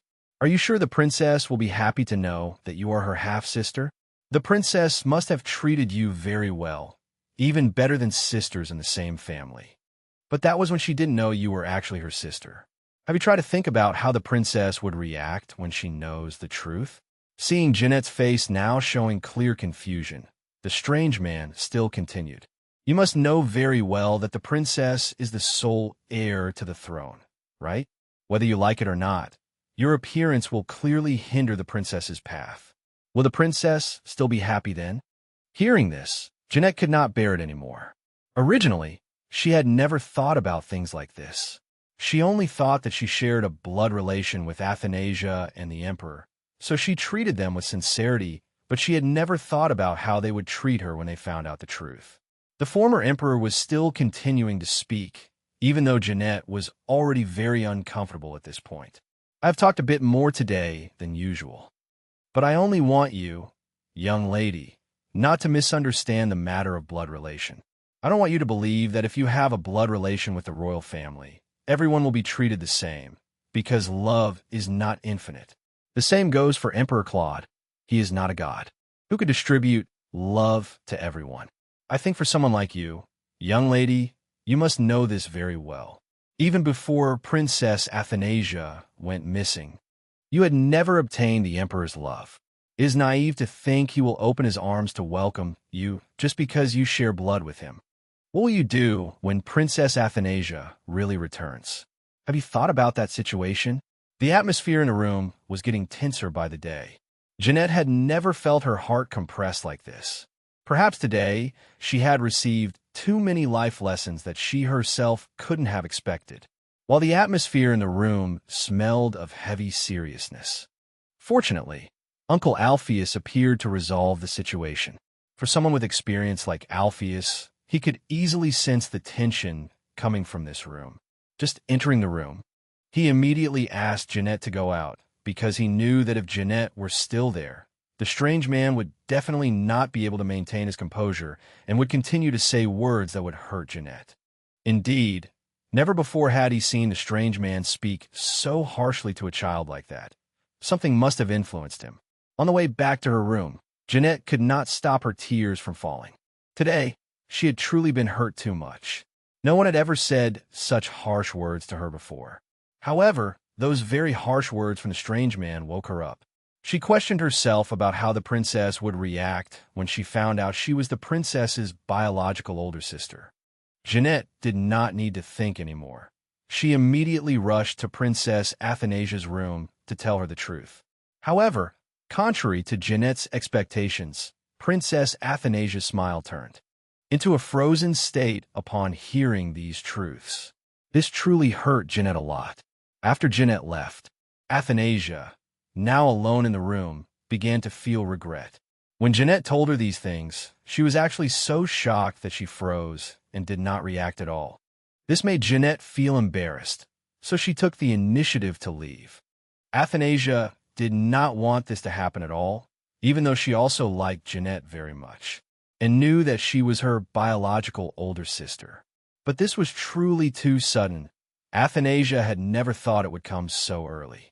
Indeed, Athanasia's reaction had hurt Jeanette deeply. Never before had she cried this much since meeting the princess until now. Yet, sitting alone in the empty room, she still comforted herself that it was fine, that it was just a misunderstanding. Princess Athanasia must have liked her very much. After a night filled with disappointment, Jeanette probably had a sleepless night. She must have been extremely hurt by everyone's actions. Although she was so miserable that day, Jeanette still woke up early this morning to greet the sun because she knew today would be a different day and she would have more joy than yesterday. And indeed, early in the morning, Jeanette's room already had a visitor. It was the strange man. He came to visit Jeanette quite early, holding a small gift in his hands. Holding the gift in his hands, he said, "Lady Jeanette, I was rude to you yesterday. I knew that saying such words would hurt you. But as someone who is far from family, I understand how painful loneliness and isolation can be. Therefore, I was afraid that you would fall into a similar situation as mine. I did not want you to be hurt at all. I couldn't sleep all of last night either. I felt that the words I said were truly excessive and unacceptable. So this morning, I brought this snow globe here as an apology gift. I hope you will forgive me." Hearing this sincere apology from the strange man, Jeanette was a bit surprised at first. She had indeed been hurt yesterday, but Jeanette was a very carefree person, so she had long since forgotten such things and no longer remembered any of it. Jeanette was even very happy to receive the beautiful snow globe from the strange man. She had never seen such a beautiful gift. However, the strange man did not give Jeanette a gift for no reason. Everything had its cause. Seeing the happy look on Jeanette's face, the strange man thought to himself, I tried to talk to her a lot, but it wasn't quite like that. This girl is harder to tame than I thought. If I make her fond of me, it will be much easier to brainwash her. It is far better than using black magic, because the power of black magic can shatter a child's soul. So this is the best way. Jeanette really liked this gift from the strange man. As she reached out to receive it, the strange man suddenly raised the gift high up, making it impossible for her to see it. She didn't know what his intentions were. After holding the snow globe up high for a moment, he finally handed it to Jeanette, smiled, and said, I'm very glad that you like it and have forgiven me. Well, I have other things to do, so I will take my leave now, my lady. The strange man then immediately turned to leave, looking in a great hurry. But coincidentally, at that same moment, Athanasia was also walking over. So they accidentally bumped into each other. But strangely, something like an electric spark seemed to flash through the strange man's body when he touched Athanasia, causing him to startle. However, they both quickly apologized to each other and went on their way. Although Athanasia did not think anything of it, the strange man was different. He cursed in his heart. That girl is indeed too formidable. She has been away from Emperor Claude for so long, yet the magical power Claude created to protect her remains fully intact like that. The fact that I cannot touch her truly makes me cautious. Returning to Jeanette and Athanasia's meeting this morning, the reason Athanasia came to see Jeanette so early was that she was very worried about Jeanette. She feared Jeanette would be hurt by her reaction last night. It was only then that Jeanette realized that she wasn't the only one worried last night. Princess Athanasia was too. The princess also cared for her deeply. Thinking about it carefully, the princess was also currently living away from her family. She had struggled so much just to get here. Yet yesterday, she had appeared and said such crazy things. It would have been strange if Princess Athanasia hadn't been shocked. After thinking for a long time, Jeanette felt she had to do something to help her half-sister and make Princess Athanasia happy, so that her small family could be happy. Therefore, during her next meeting with the Emperor, Jeanette gathered all her courage to ask Claude a question. Emperor, may I ask you a question? Princess Athanasia has been missing for so long now. Do you miss the princess? It seemed that Jeanette's question would make Claude angry, because ever since Emperor Claude woke up from his coma, he did not want anyone to mention Athanasia's name in front of him. But today was different. Claude was not angry at all, and even said gently, Actually, I have thought about this quite a lot. Everyone around me says that I loved her very much, which made me doubt myself. But from the time she left until now, I've been sending people to search for her, yet there has been no news. I promised Felix that I would not harm her again. Therefore, I really hope my guards can bring her back to me once more and, of course, bring her back in the most honorable way. This news seemed to be the best news of the day for Jeanette. Right after she returned to the Alpheus mansion, she immediately went to find Princess Athanasia to speak with her. With sparkling eyes, Jeanette held Athanasia's hands tightly and said, Princess Athanasia, the Emperor is having people search for you. He said he misses you very much and wants to meet you right now. So, how about this? Let's go to the Emperor together right away. He must miss you very much. Before Athanasia could understand what was happening, Jeanette pulled her hand and ran off. She happily turned back to say to Princess Athanasia, Today, I met Emperor Claude, and I tried speaking to him about you. Emperor Claude not only wasn't angry with me, but on the contrary, he said he missed you very much and wants you to return to the palace to live with him. Facing this half-true news from Jeanette, Athanasia didn't have much faith in it. But anyway, she didn't have anything valuable left to lose but her tiny life. However, she also thought she wouldn't be so unlucky as to run into Claude right after entering the palace. Perhaps she would meet the people she actually hoped to see. And indeed, after looking around the palace that was once so familiar to her, a familiar figure immediately appeared in front of her. At first glance, she immediately recognized that this was her knight Felix. The moment she realized the person in front of her was Felix, she felt extremely happy. Partly because it was Felix who appeared, not Claude, so her life was still safe and could continue as normal. Furthermore, it had been a very long time since she last saw Felix, not since the day she disappeared. Honestly, perhaps the first person she wanted to meet was Felix and no one else. A series of questions continuously popped up in Athanasia's mind. She wondered how Felix had been living since she disappeared. Did he still frequently go to Lily's place to look for her, as before? She really missed him so much. After scanning the surroundings once more, Athanasia determined that there was no one else here besides herself and Felix. This was a perfect moment to surprise the knight Felix. Immediately, Athanasia, who was hiding behind a corner of the wall, suddenly rushed out from behind Felix's back and called his name aloud. But Athanasia probably didn't expect that Felix was originally an excellent knight of the palace. So naturally, his best skill was self-defense. Athanasia suddenly calling his name from behind like that did nothing but trigger Felix's reflex, causing him to immediately draw the sword by his side to see who dared to ambush him like that. Athanasia still didn't understand what was happening. Originally, she only wanted to surprise Felix upon meeting him again, but why had she now become someone about to be executed like this? Honestly, in her entire life, Athanasia had never seen such a large sword. Not only that, but it was also held close to her neck. Just a slight movement from her, and she could have reunited with her ancestors. It seemed that Athanasia was the only one terrified in this situation. But the moment Felix turned around to verify, he realized that the person he had almost sent to reunite with her ancestors was none other than Princess Athanasia. Felix immediately bowed his head to the ground to confess his guilt. Never had he thought he would commit such a massive mistake. Fortunately for him, just now, before he could do anything, he discovered that the person behind him was Princess Athanasia. If he had acted like that and failed to restrain himself just now, he might have had to exchange his life for a very harsh punishment from the emperor. Right now, facing Princess Athanasia, he really didn't know how to explain his feelings.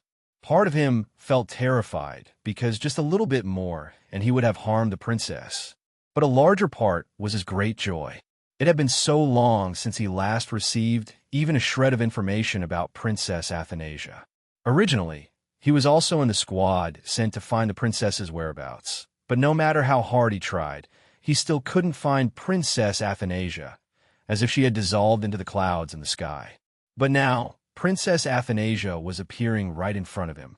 He no longer had to worry about the princess's safety, but there was another matter, more important than anything, that he absolutely had to tell Princess Athanasia. Looking at Athanasia's gaunt face, Felix spoke, "Princess Athanasia, where on earth have you been all this time? Do you know that I was extremely worried about you? I searched for you everywhere, but found no news. Both the emperor and I were truly very worried about you.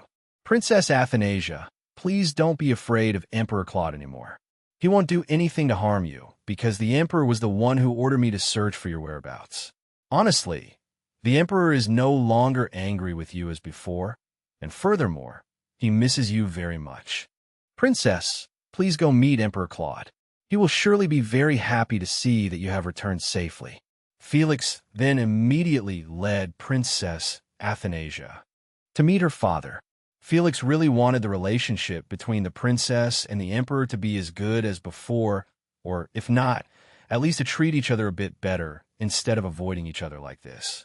Princess Athanasia didn't know what to feel either. Suddenly, she was meeting her father face to face like this, whereas for all this time, she had been living in hiding and misery to avoid her father's pursuit. Yet now she had to face him directly like this. She truly felt a little scared. But observing her father's appearance a bit, without needing to ask, she could easily tell how gaunt her father had become. Originally, if she had still been in the palace, She would have frequently had meals with her father, but it seemed that since the day she disappeared, all of the emperor's meals had returned to their old routine. Perhaps the emperor hadn't been eating properly, which was why he ended up like this. But perhaps, not only was Athanasia concerned about Emperor Claude, but he was also extremely worried about his little daughter. The moment he met her, his face brightened up significantly. He repeatedly asked how Athanasia's life had been during her days living away from the palace like this. Never did he think his daughter could live in such deprived conditions. Originally, Claude wanted to talk to Athanasia even more, but the more he talked to her, the more his headache intensified, making it unbearable for him. He quickly ordered Athanasia to go back first, not forgetting to remind her that, from now on, she could live comfortably in the Emerald Palace, so she didn't need to go anywhere else. She just needed to live happily there, and when Claude had free time, he would definitely visit her. After waiting for Athanasia to go completely outside, Claude then ordered Felix to be called into the room. At this point, his headache was almost unbearable, so he ordered that girl be brought here quickly to sit in front of him. In that way, he hoped his headache would be relieved, and of course, the girl he was referring to was none other than Jeanette. The news of Athanasia officially returning to the palace immediately became one of the hottest news in the Obelia kingdom. There was no one who didn't talk about it. For the most part, they wondered where on earth the princess had been all this time, why she hadn't returned to the palace to live with the emperor, but had instead wandered outside like that. It really didn't seem like the princess at all.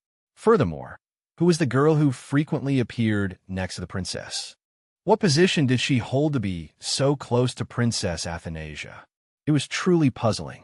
Ever since Princess Athanasia returned to live in the Emerald Palace, Lady Jeanette came to visit her every single day, not just for the sole reason of visiting Athanasia.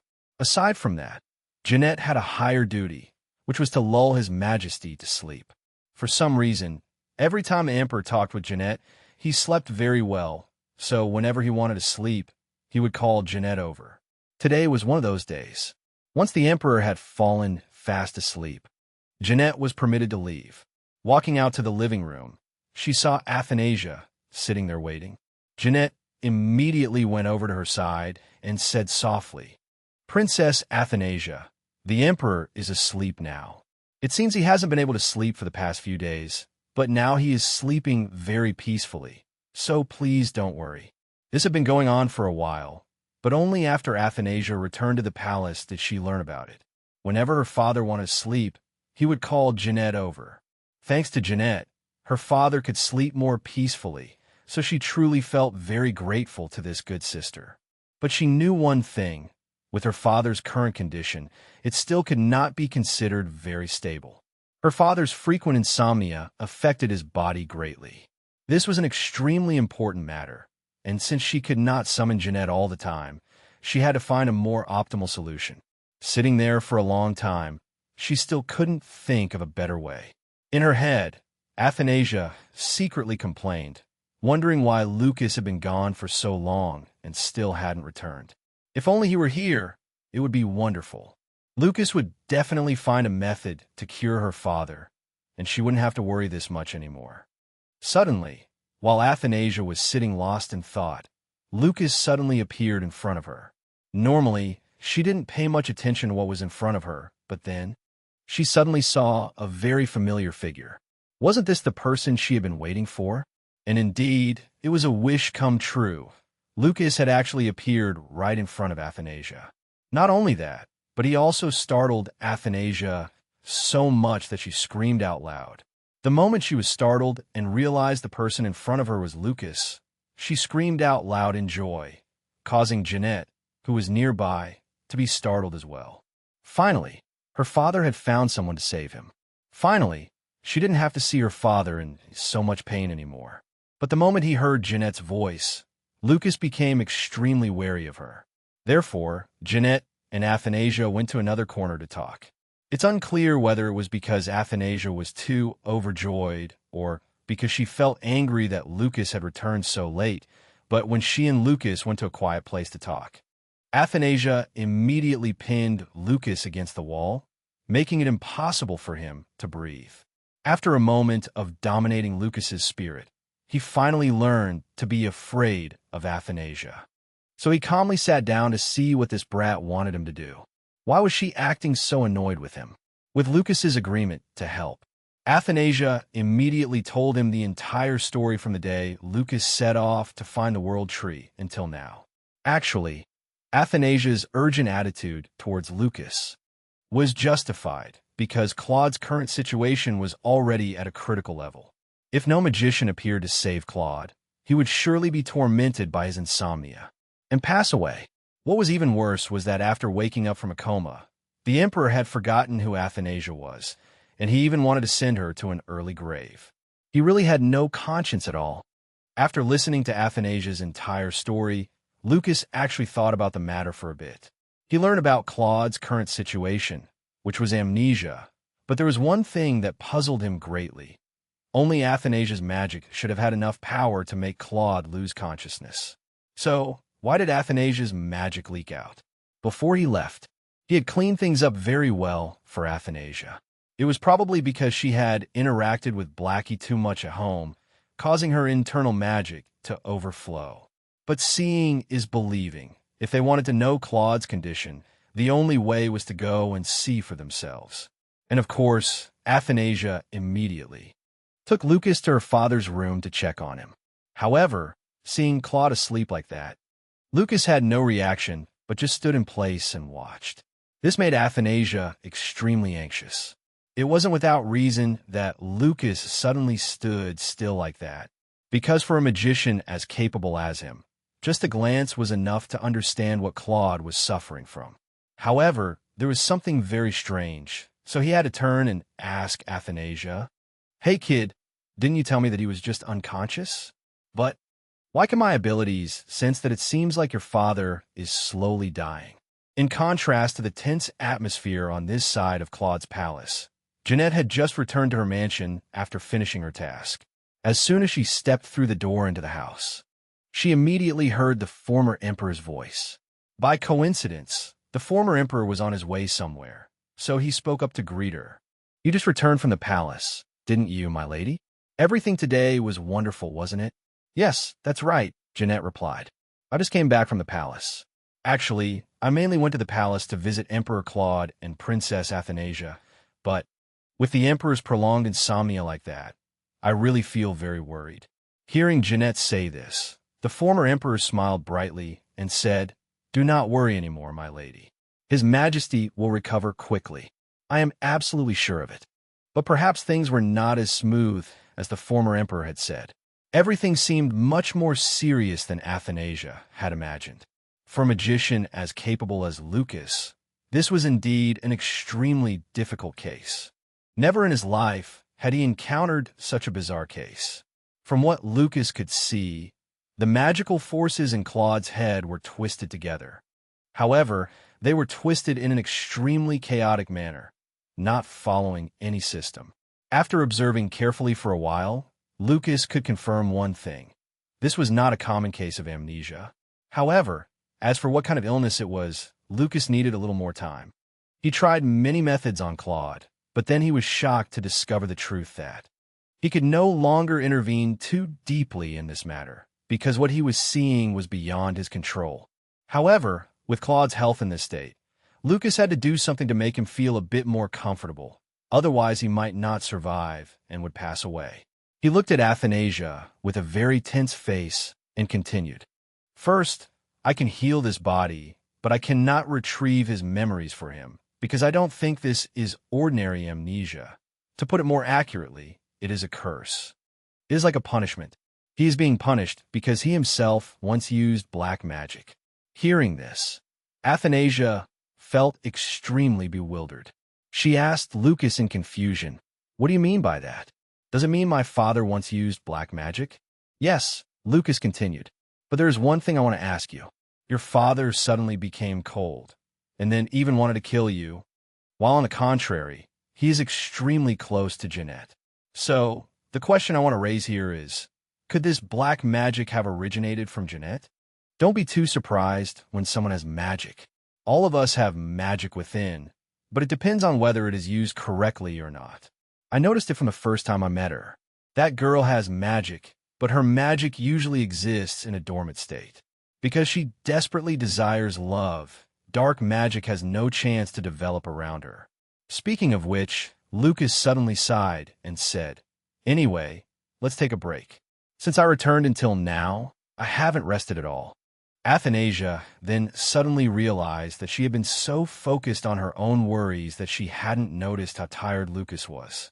After all, he had traveled a very long distance to return to the palace. Doing this to him was a bit unfair, wasn't it? After resting for a long time, Lucas finally regained his energy. He could also clearly explain what Athanasia was still wondering about. The first question Athanasia asked Lucas was why her father used black magic, and when did he start using it?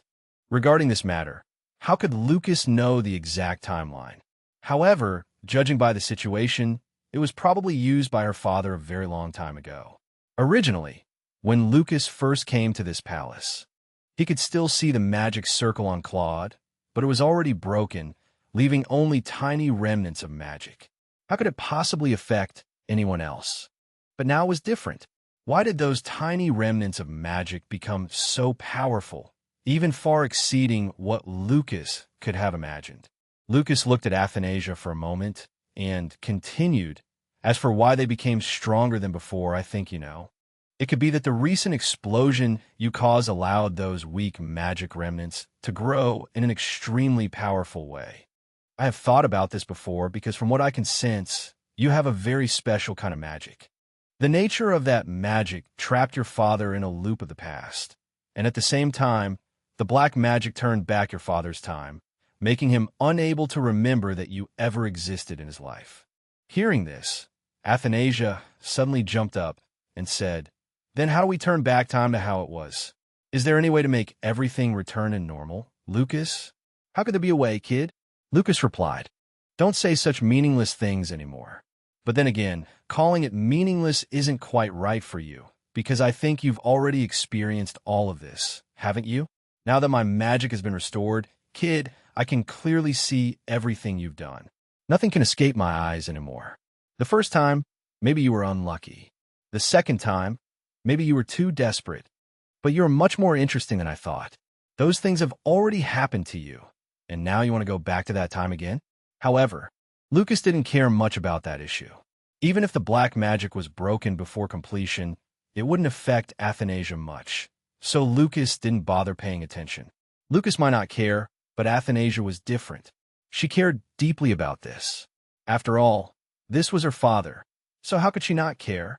After hearing Lucas say this, Athanasia pressed on and asked loudly, "What is that black magic, and how does it work, Lucas? If it has been broken so many times, would it matter if it is broken once more?" I haven't thought about that scenario either, but if I were to guess, it might gradually disappear on its own, or worse, it could change due to side effects. In short, there are two possible outcomes. I still don't know which outcome your father will face. However, if it is broken by an opposing force, one thing is certain. Your father will lose his life. I have never seen anyone survive when black magic is broken by opposing forces. So, you should prepare yourself mentally because any scenario could happen. Hearing Lucas's words, Athanasia completely broke down. She fell into a state of extreme panic and confusion. With tears streaming down her face, she spoke urgently. "What do you mean by that? How can my father lose his life? What should I do now? How can I just stand by and watch my father die so unjustly?" Seeing Athanasia cry so pitifully, Lucas also felt extremely uncomfortable. Never had he felt so uneasy. In truth, with Lucas's ability, he could clearly see how endangered Claude's life was. To him, Claude's life at this moment was hanging by a thread. It had truly reached a critical stage. It had been a very long time since he had seen anyone this sad.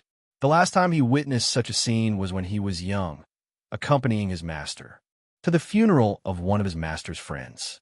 Although he didn't understand the relationship between his master and that friend, Lucas could only remember that his master had been so deeply saddened that he had no appetite at all. His master understood this very well, And he also hoped that his only disciple would never have to go through this feeling. Because above all, he himself knew how painful and uncomfortable this feeling of grief was. Yet, there was one thing that even Lucas himself could not have expected. When he saw Athanasia so sorrowful, a very strange sensation arose within him. Or perhaps this was the very feeling of sadness he had always wondered about. For a while now, Lucas had been immersed in his thoughts, accidentally forgetting that Athanasia was still sitting in front of him, asking rapid questions. Seeing Athanasia looking so innocent, Lucas couldn't help but blurt out, "I never thought about how you would feel if your father passed away. Frankly, I don't feel comfortable at all seeing you cry so pitifully like this, and seeing your father's body waste away over time is truly a hard-to-describe feeling. But I think there is still a way to cure him. Because if you observe closely, you can clearly see that although your father has temporary amnesia, the love and care he has for you have never changed. As of now, if he remains by that girl Jeanette's side, he will feel more comfortable, but the black magic is still very much present. And of course, the longer he stays near that black magic, the more endangered his life will be. Sooner or later, he will pass away." Although it was within Lucas's ability to save Claude, he couldn't be sure if he could drag that body, which seemed on the verge of death, back to life. Therefore, it was better to let go for peace of mind. If he couldn't save him, it would only waste his own energy. So it was best to do nothing. However, even though she knew her father was in a bad way, Athanasia still couldn't accept this truth. How could her father be in danger by staying next to Jeanette? This was impossible, because the novel she had read didn't have this kind of plot. In that novel, it stated very clearly that her father was very close to Jeanette. Why was he said to be in danger when he was with her now? Suddenly, a memory that seemed long forgotten surfaced in Athanasia's mind. It was the dream in which she saw her father collapse in pain while next to Jeanette. Originally, she had never paid attention to that dream, but now, connecting all the pieces, that dream was indeed very logical. Nevertheless, Athanasia reassured herself that it was fine, and that maybe she was just overthinking. Just when it seemed everything had concluded, Lucas suddenly spoke up. Crossing his arms, he said, "But I think this is really unfair. I can cure your father's illness, but I won't be properly compensated. Before, just watching over you is tiring enough. Now, I have to cure your father as well. For someone who has just returned from afar like me, it's really not fair at all." Athanasia felt extremely annoyed. She never thought someone like Lucas would be so calculating with her. It was just a small favor, yet now he was demanding a reward. She said angrily, "So why do you want me to reward you? Do I have to kiss you as payment?" It seemed like a joke from Athanasia, but for some reason, Lucas suddenly stepped closer to Athanasia's face and said, "A kiss is fine. Although it's not a very generous reward, it's still something, and something is better than nothing. So where do you want to kiss me? I'll prepare myself." Athanasia could not have anticipated this. She was only joking, so why was he taking it so seriously now? But after all, it was just a kiss. Nothing could deter her. She closed her eyes, gathered all her courage, and planted a kiss on Lucas's cheek as a form of gratitude. Athanasia felt nothing, and neither did Lucas. But the most shocked person was probably Lily. It turned out that she and Felix had been waiting outside for Athanasia to finish talking to Lucas so they could have dinner. But this was probably too shocking for her, so shocking that she could no longer stand firm, as if something heavy had just pressed down on her body. However, when Felix helped her up to take a clearer look, everything had changed. At this moment, only Princess Athanasia was sitting there. There was no one else around. Lily at this time also doubted herself, wondering if she had misjudged the princess. How could she have misjudged such a disastrous matter? In any case, everything had been resolved, debts and grudges had been settled, and now Athanasia was now able to feel much more comfortable with her father in this palace. Although it was not as comfortable as before, at least she could rest assured that her life would no longer be threatened as it had been in the past. So, from early morning, Athanasia woke up, then she tried to freshen up as quickly as possible and immediately ran to her father's place. because she knew the time she could spend with her father might not be long anymore. Therefore, she took every opportunity to be as close to him as possible. The more time she could spend with him, the better, otherwise she would surely regret it later. Claude was a bit surprised to see Princess Athanasia coming to visit him so early in the morning. How could the princess wake up so early and even come here to visit him? It was indeed a bit hard to understand. However, despite finding it puzzling, Claude did not show much of an annoyed attitude. On the contrary, he even felt a little happy in his heart to see Athanasia visiting him so often. After sitting and talking for a short while, breakfast arrived. Today, all the dishes were sweet cakes. Seeing this amount of sweets, Athanasia was overjoyed. She couldn't even remember, though when the last time she had eaten cakes was. But alongside her joy, she also felt a little worried, as she knew that her father did not like sweets at all. A breakfast filled with sweet cakes like this would surely make her father feel uncomfortable. Just as Athanasia had predicted, Claude was indeed extremely annoyed by these sugary cakes. Under Claude's contemptuous gaze directed at those cream cakes, there was no way Athanasia could eat them happily, so she knew she could not eat them right now. Therefore, Athanasia quickly switched to drinking tea. Needless to say, since this morning's menu was mostly prepared based on Princess Athanasia's preferences, this cup of tea was no exception. It was also her favorite tea. It had really been a very long time since she last felt this comfortable. Seeing the clear contentment shown on Athanasia's face, Claude curiously spoke up. "What is it? Do you like drinking that tea that much?" "Yes, that's right, father. This is the tea I've loved the most from the past until now. Its aroma is very pleasant, and when we drink it, it makes us feel as though flowers are blooming in our mouth." For some reason, when Claude heard Princess Athanasia's description, the headache inside him flared up once again, making him feel extremely uncomfortable. It seemed that in the past, a woman had also told him similar things. So when he heard it again, those long-forgotten memories suddenly returned, making him feel extremely uncomfortable. Seeing her father in such discomfort, Athanasia really did not know what to do. What could she do to make her father feel a bit more comfortable? At that moment, without thinking further, she immediately took a piece of the most delicious cake to feed her father. But after she finished feeding him, she realized with horror that she seemed to have acted impulsively. She had failed to realize that her relationship with the emperor was now much more strained than before, and was no longer as comfortable as it had been. What she did just now seemed to be far too disrespectful. Just as she had anticipated, her father was indeed furious, and naturally, both she and Felix, who was smiling at the side, were kicked out. No one was allowed to be near the emperor anymore. Now, returning for a moment to the Alpheus mansion. Perhaps it had been a long time since the emperor summoned Jeanette as much as before. Maybe now that the emperor had the princess by his side to keep him company, he troubled her less than before. This morning was another exception. Jeanette was summoned to the palace, but only to have tea with Princess Athanasia. Other than that, she was not allowed to meet Emperor Claude. On her way back, she accidentally ran into the former emperor, in other words, the strange man. Therefore, she also went in to have tea with her uncle, Anastasius. After the three of them had tea together for a while, Jeanette suddenly revealed that Claude's health had been improving recently, thanks to the wizard Lucas returning from afar to treat him. So thankfully, the emperor's health was now much better than before. In front of Jeanette, Alpheus and Anastasius both pretended to be very happy for Emperor Claude, who was now healthier and able to handle as much work as before. However, as soon as she left because she had a class coming up, immediately, the attitudes of both the strange man and Alpheus suddenly changed. Needless to say, both of them felt extremely displeased upon hearing the news that Claude had recovered. In truth, both of them felt extremely uncomfortable.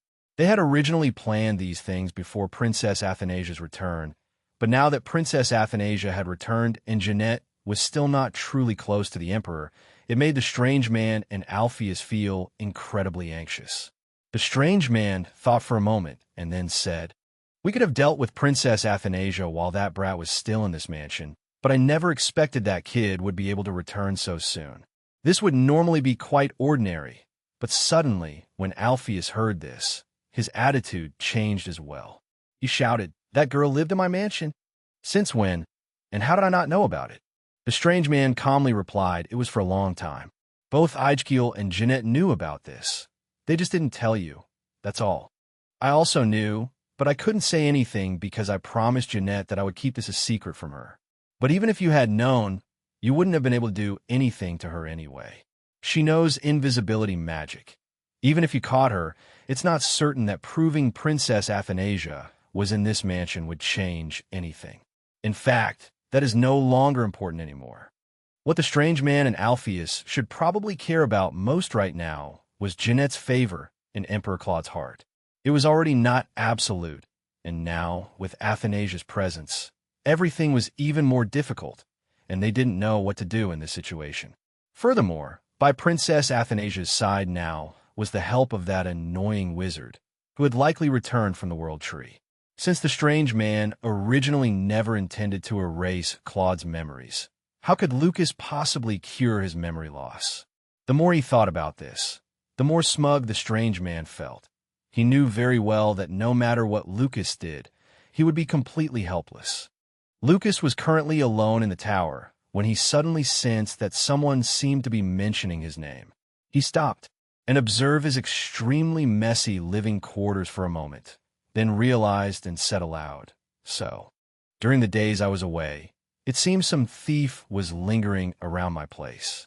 The next morning came. Usually, early morning hours like this were an extremely suitable time for Claude to work. But this morning, just as he started his work, Claude was suddenly interrupted by a flood of memories, making it impossible for him to work.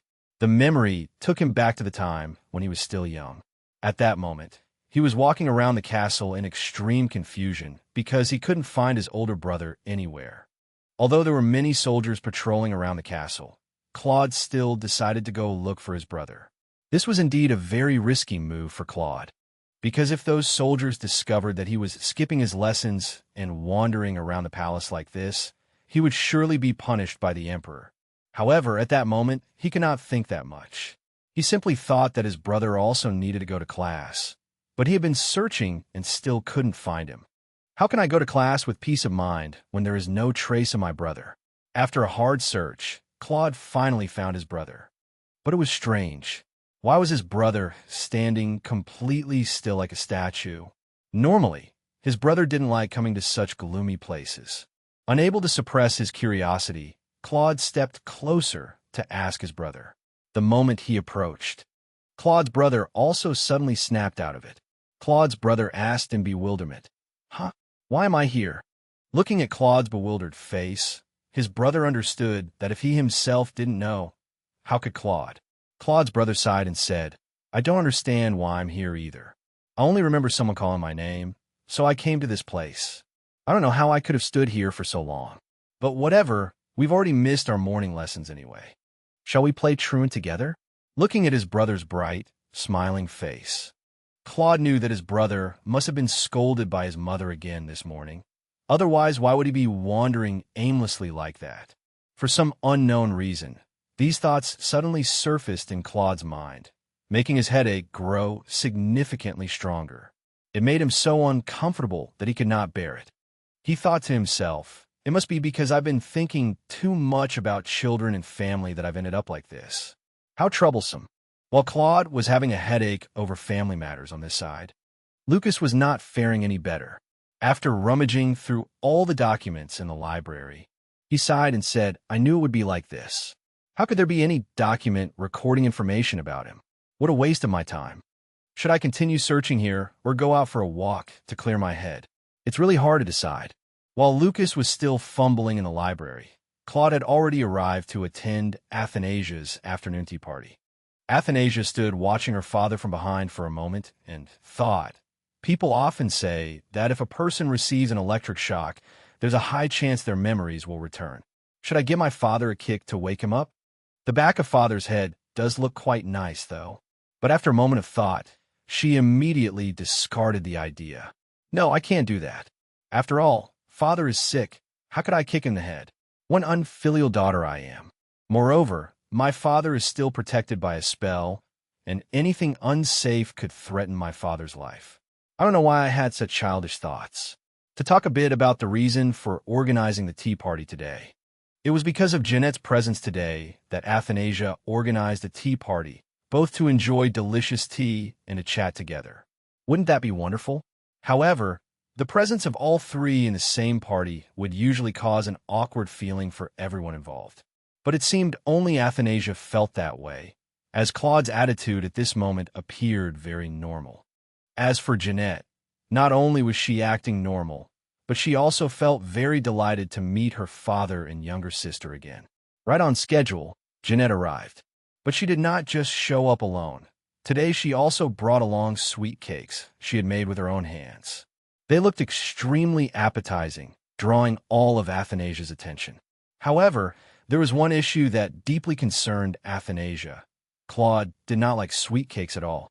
How would he react to these cakes? Would it make the expectation-filled look on Jeanette's face disappear? Or not? But everything went contrary to what Athanasia was thinking. Claude was not even annoyed by these cakes. On the contrary, he even willingly ate them. Why did such a strange phenomenon occur? Normally, even just eating a little bit of sweets would make Claude feel uncomfortable. Why was her father suddenly so easygoing today?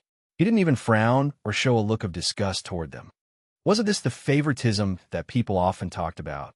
Usually she had only seen it in movies, but seeing it in real life like this was indeed an eye-opener. However, more than anyone else, Felix, who was standing guard outside, understood the situation best. Looking at Athanasia's somewhat sulky face, Felix thought to himself, "It seems the princess has misunderstood somewhere. How could the emperor favor Lady Jeanette over the princess?" After returning from the tea party, to tell the truth, Athanasia was extremely angry. Never before had she felt so angry and frustrated with herself. She was so frustrated that she vented aloud, making Felix feel uneasy. He thought to himself, "Is this the reason the princess called me over? To listen to her complain about such things?" After sighing for a while, Athanasia's anger still hadn't subsided. She continued, "Why is father so biased toward Jeanette?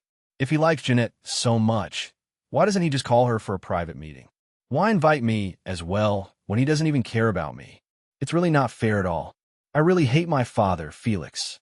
Originally, Felix only intended to stand there and listen to Athanasia's complaints, but as time went on, he felt more and more that Athanasia was misunderstanding the emperor's intentions. She was even starting to resent the emperor, which was truly a pity for his majesty. Therefore, Felix quickly explained to Athanasia, "Princess, it's not what you think. Perhaps you have misunderstood Emperor Claude. Let me explain this so you understand. His Majesty is naturally someone who does not easily show his emotions, as you already know, right? The reason His Majesty can express sincere emotions to you is because he has been with you for a long time. That is why he is comfortable expressing his feelings like that. And the reason he can show his emotions so easily is that he feels comfortable being by your side. As you have seen before, the emperor was extremely comfortable in your presence. He even happily joked with you. But now, because he has lost his memory, his actions and gestures are no longer as natural as they used to be. But princess, I can assure you of one thing. When the emperor recovers his memory, he will definitely treat you just as he did before. I'm absolutely certain he will."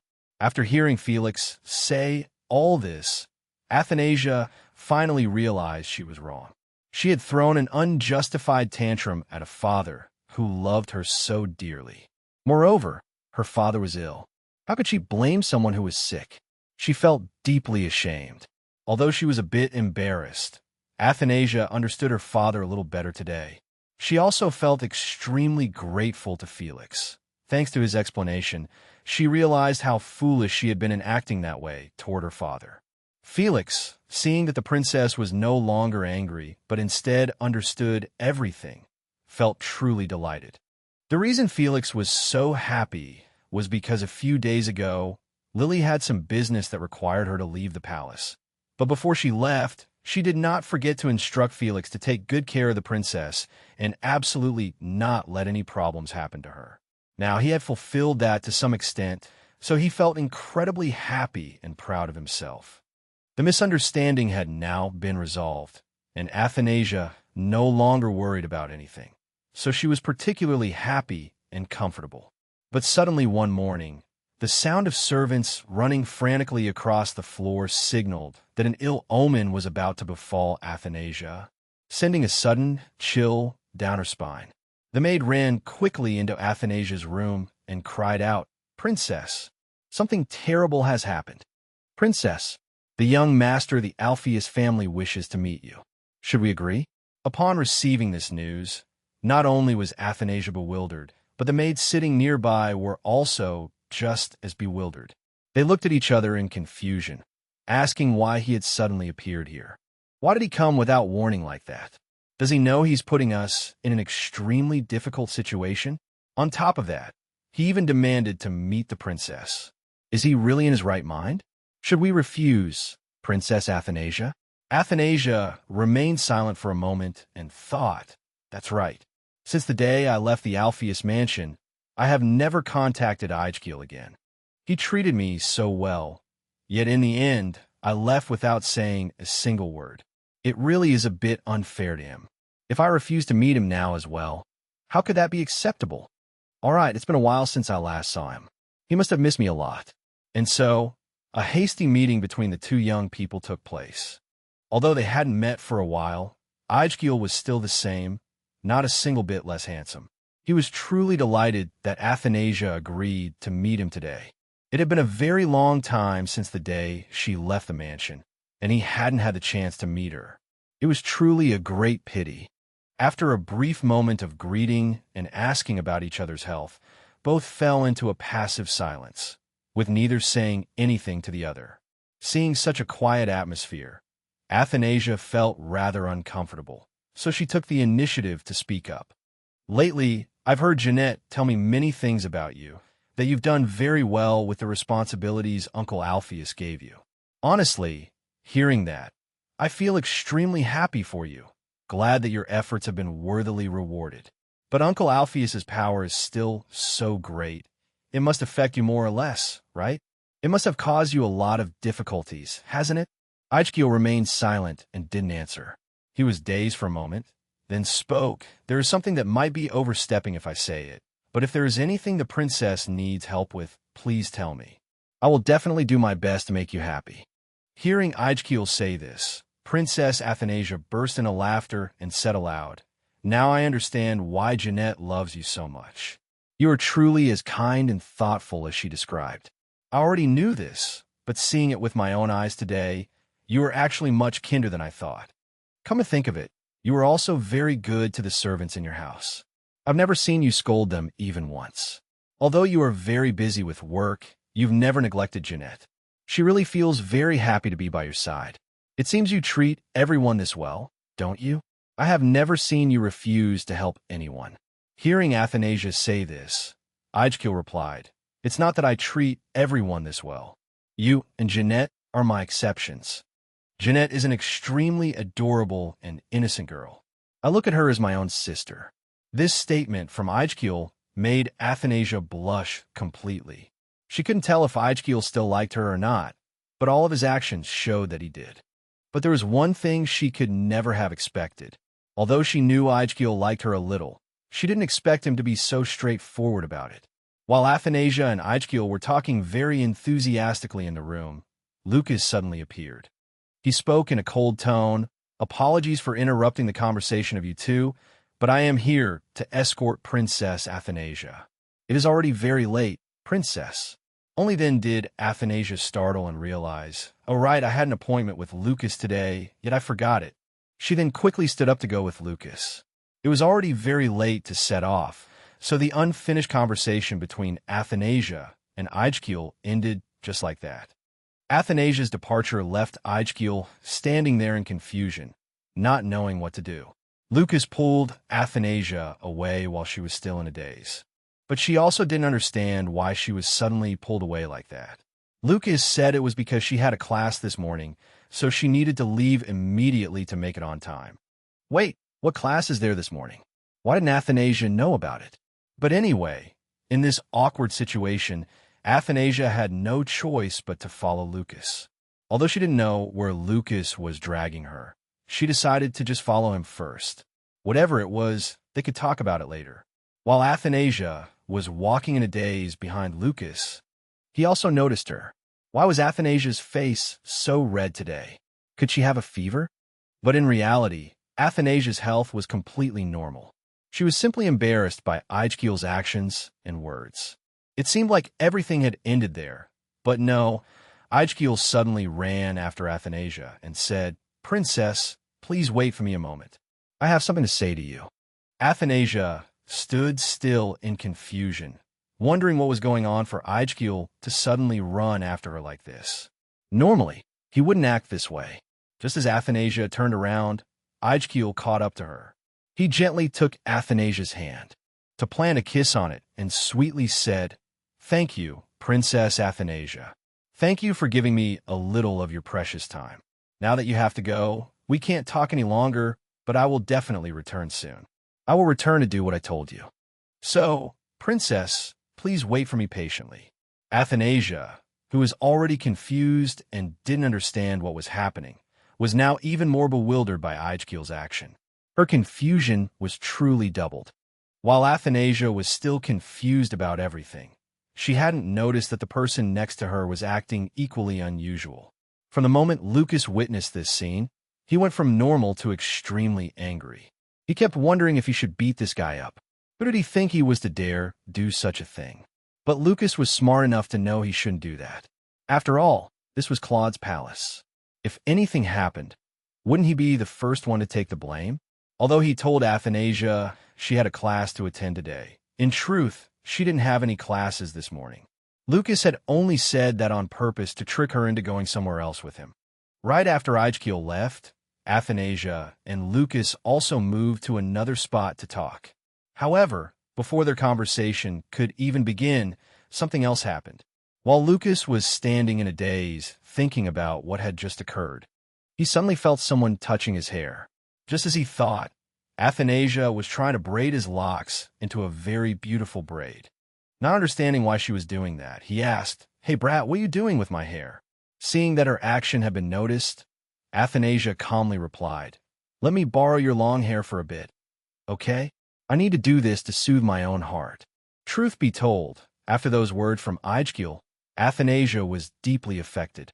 How could she have known that Ijgil still liked her? She had only thought that his actions toward her were just passing flutters of emotion. Suddenly, Ijgil confessed so directly like this. How could anyone handle it? But on second thought, Ijgil was an extremely kind boy. He was always ready to help whenever she needed it.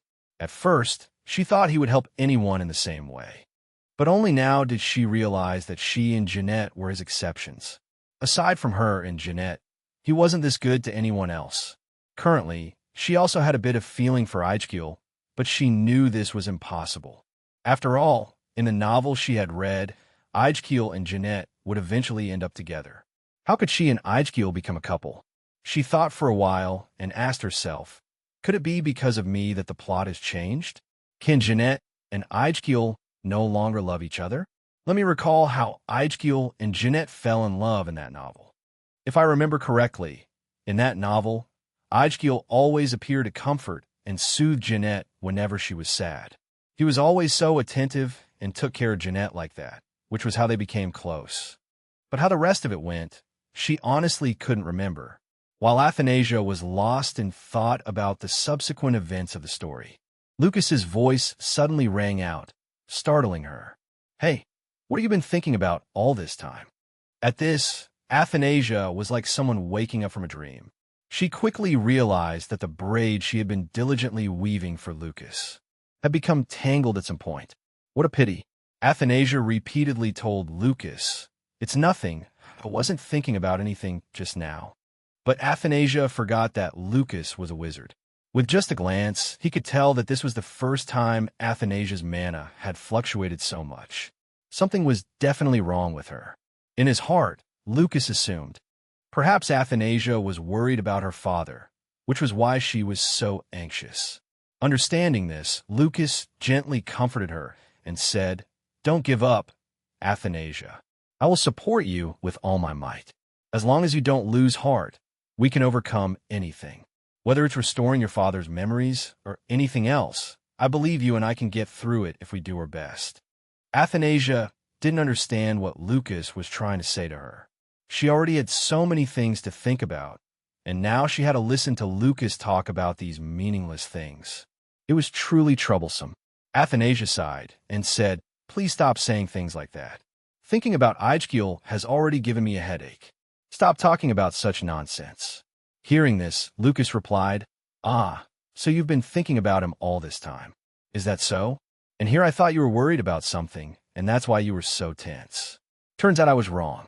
To think I didn't know you preferred that kind of pretentious person. He is someone who loves to pretending to be well-behaved and polite in front of you, but in reality, it's all fake." Hearing Ijgil insulted like that, Athanasia spoke up in annoyance. "It's not like that. Ijgil is not the kind of person you say he is. Ijgil is very polite and wonderful. He cares for me in every little way, just like a refined gentleman." Hearing this, Lucas retorted, "Is that so?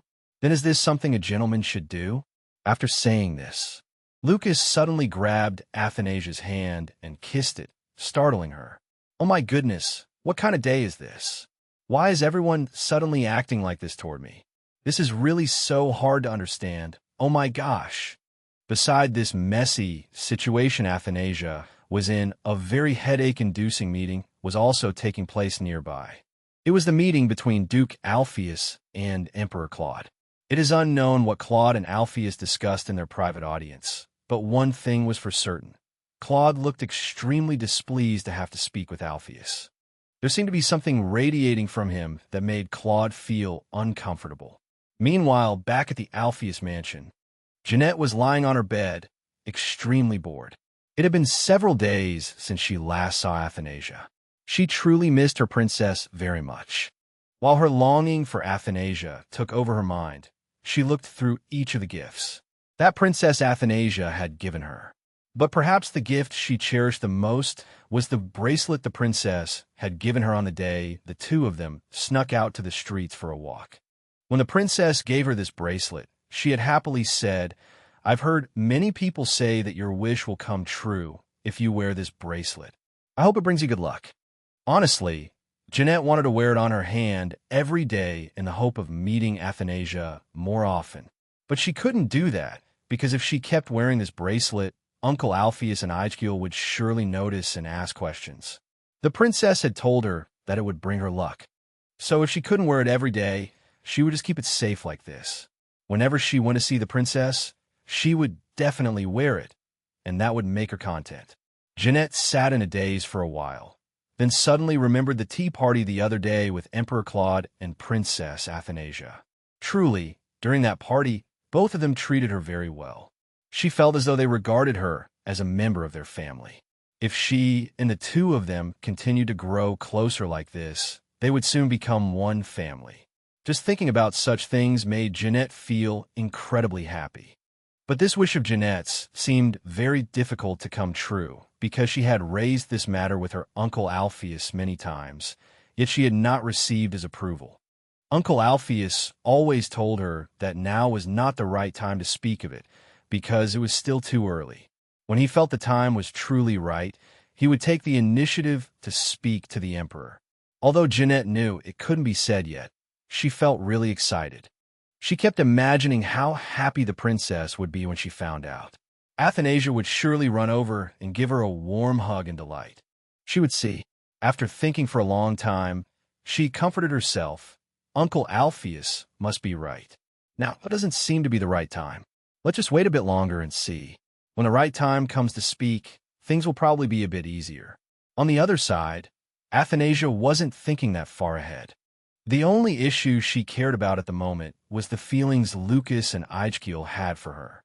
Actually, her initial goal in coming here was just to survive. She had never thought about romance.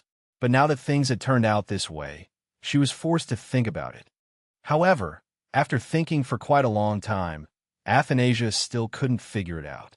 Since she had never experienced such things, how could she possibly know? Well, why overthink it and tire myself out? If there's something I don't know, I'll just go ask. Seeing Felix and Lily standing in front of her, Athanasia knew her opportunity had come. She looked at them and spoke. Have either of you ever been liked by someone? How can you tell if someone likes you or not? Lily and Felix were equally dumbfounded upon hearing this. Although they both knew the princess would date when she came of age, this seemed a bit too hasty. Seeing the blank expressions on their faces, Athanasia hurriedly explained, I'm not dating anyone. I'm just curious. Receiving this question from Athanasia, Felix also thought for a moment and replied, Actually, this is a hard question to answer clearly, princess. It depends on each individual. For example, the people I know all express their feelings through their eyes. Just seeing the person they like from afar is enough to make them content.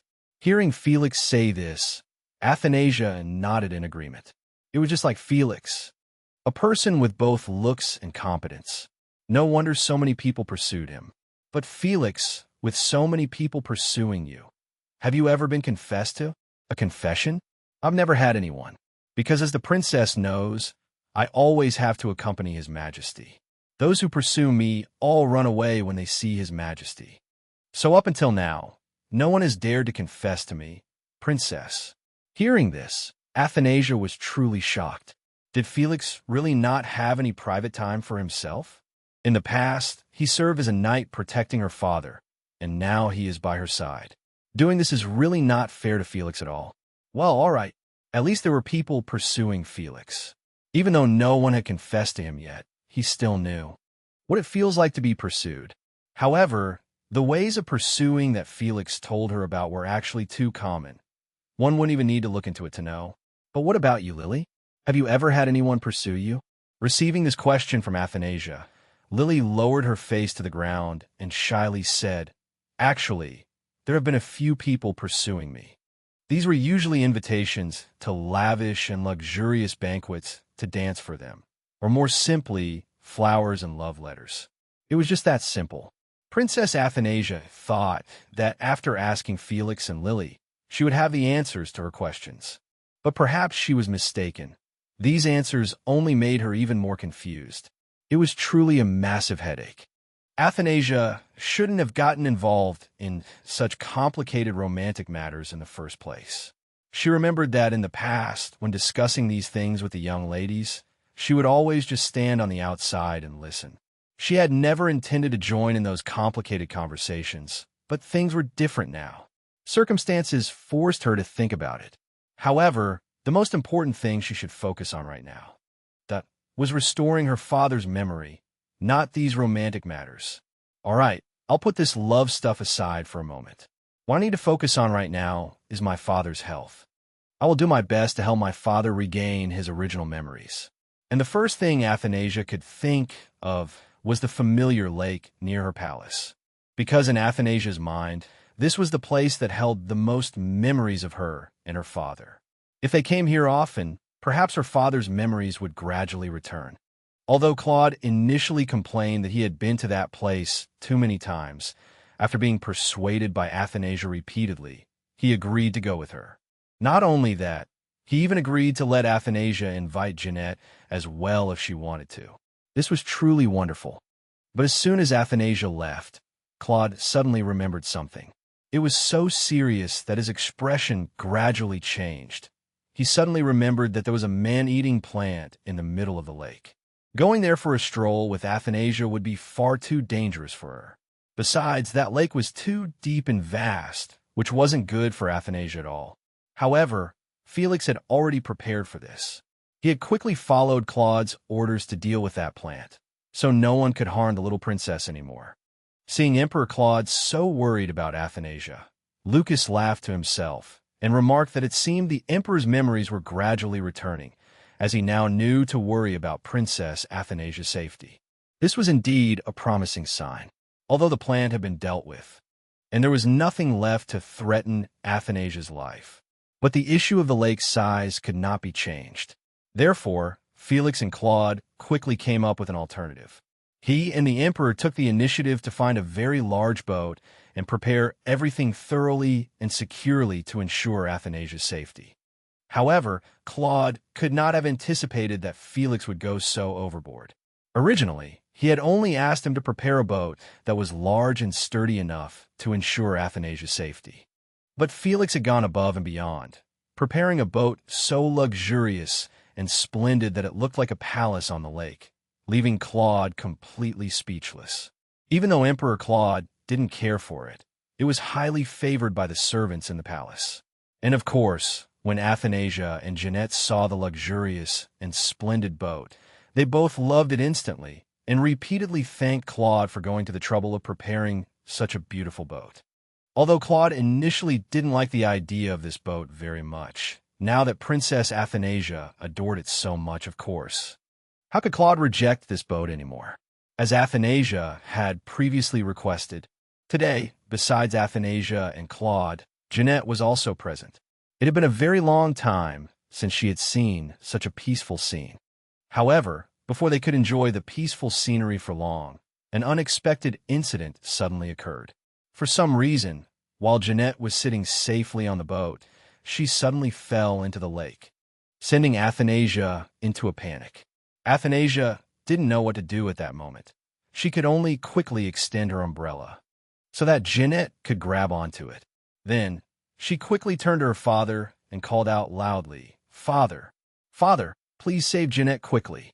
She fell into the water, but Claude didn't seem to care about such matters. Ignoring Athanasia's desperate cries, the emperor remained seated and was even sleeping. He acted as though he couldn't care less and paid no attention to what was happening, which left Athanasia utterly shocked. Athanasia was extremely panicked. While she was indeed a magician, she didn't know any magic that could save a drowning person. If Claude didn't step in, Jeanette might be done for. Seeing Athanasia's panic state, Claude simply said calmly, "Sit down. Don't panic like that, or you'll get wet. Do you hear me?" At this point, Athanasia was dumbfounded and didn't know what to say to her father. Why wasn't her father saving the drowning person, but instead sitting there telling her not to get wet? Could this be any more baffling? Even though he acted indifferent, Claude eventually pulled Jeanette out of the water. Only then could Athanasia breathe a sigh of relief. Ultimately, Jeanette's life was safe, though it had scared Athanasia out of her wits. The moment Jeanette reached the shore, Athanasia immediately ran over and asked, "Jeanette, are you really okay? If you still feel unwell, you don't have to walk with me anymore. Your health is the most important thing right now." Jeanette smiled brightly and replied, "I am fine, princess. My health has improved a lot now. I was indeed a bit panicked earlier, but thankfully I have calmed down now.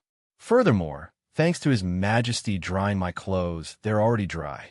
Furthermore, your care has warmed my heart, princess, so please do not worry about me anymore. I feel completely fine." Actually, the reason Jeanette fell into the lake was because Athanasia's accessory fell into the water, so Jeanette risked her life jumping in to retrieve it for the princess. This was truly a foolish act, and if time could turn back, Athanasia would never have allowed Jeanette to risk her life like that. After a very pleasant outing on the lake with her father and Jeanette, Athanasia quickly returned to her room, as she had an appointment with Lucas shortly. Right on time, as previously arranged, Lucas arrived at Athanasia's room to discuss some matters between them. Seeing Athanasia looking so happy, Lucas spoke up, "It seems your father's condition has improved a lot now. But that is not actually the case. It is only because I am constantly using my magic to protect your father from the outside that he appears so refreshed. In reality, he is still not completely fine on the inside. However, it seems you care for your father much more than before now. You must have come to understand him on some level, right?" "That is indeed true," Athanasia replied. "Actually, at first, I didn't care for my father that much either. But thinking back, no one could remain calm waking up one day to suddenly find a fully grown child by their side, especially when my father hasn't even married. So it's not surprising that he reacted so dramatically. Besides, my father treats me very well now anyway. So isn't that a wonderful improvement? But Lucas, I've never heard you mention your family, especially your father. Do you care for your father the way I do? Hearing this, Lucas was silent for a moment and then replied, The reason you care for your father is that you've lived by his side for a while now. It is only natural for feelings of affection to develop. But I'm different.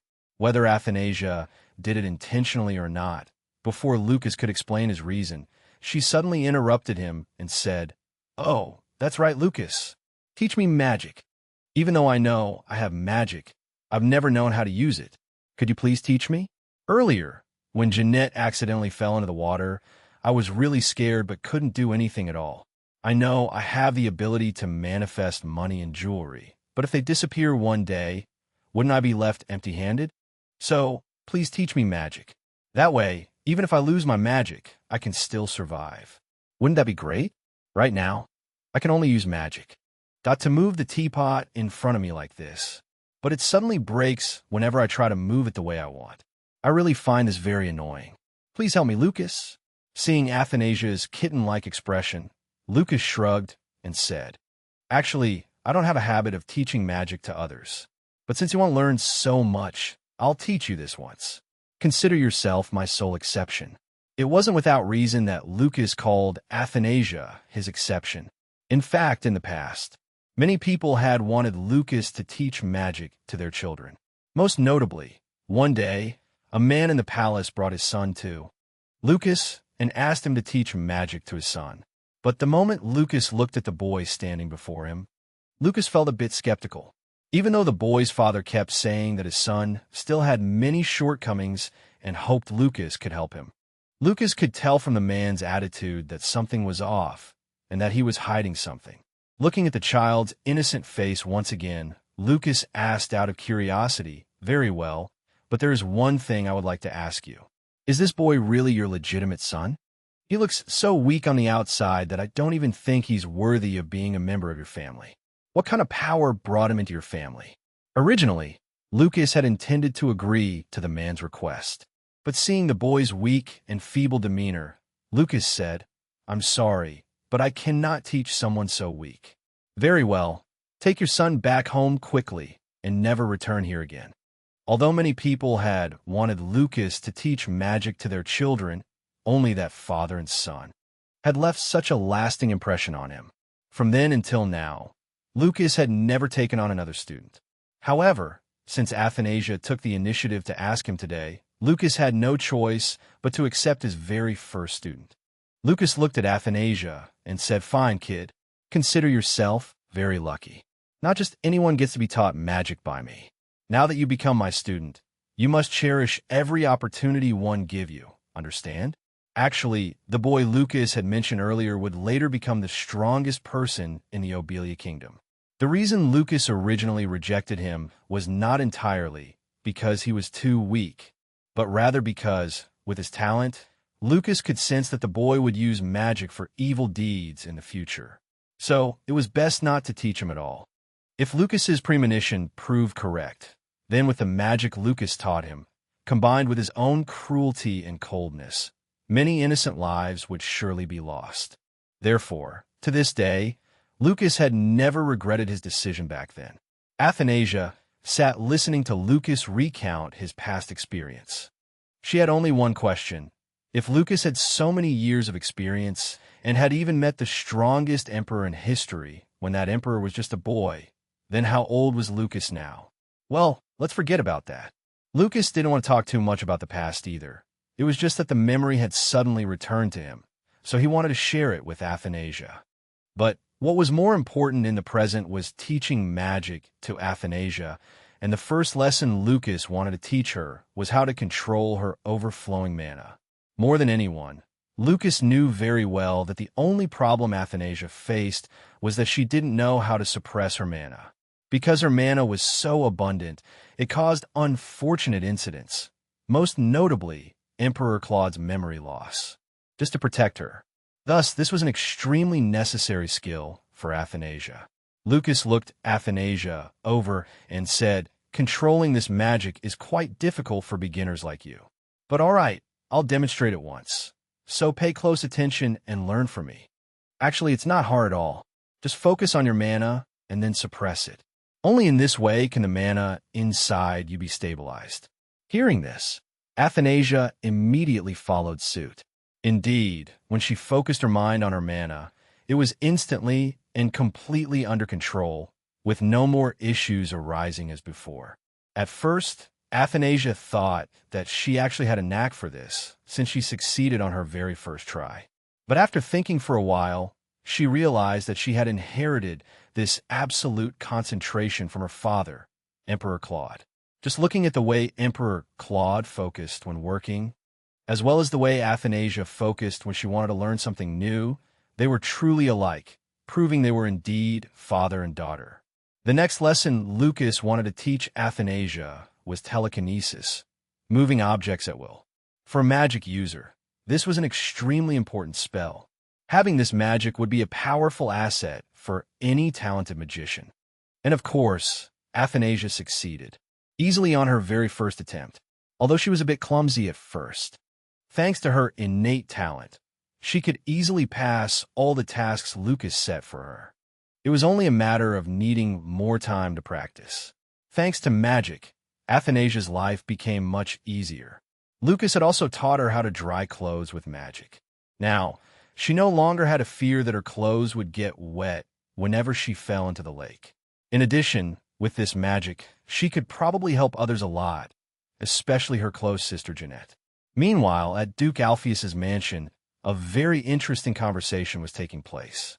Jeanette was very excited to tell her brother, Ijkiel, about what had happened at the lake, how the Emperor had rescued her, and the warm care Princess Athanasia had shown her. Everything was truly wonderful. But in contrast to the excitement Jeanette eagerly displayed on her face, Ijkiel only watched his sister quietly and thought to himself. For some reason, his feelings for Princess Athanasia were very different from his feelings for Jeanette. At first, he thought he was mistaken, but the longer he interacted with the princess, the more he realized that no one could replace the feelings he had for her.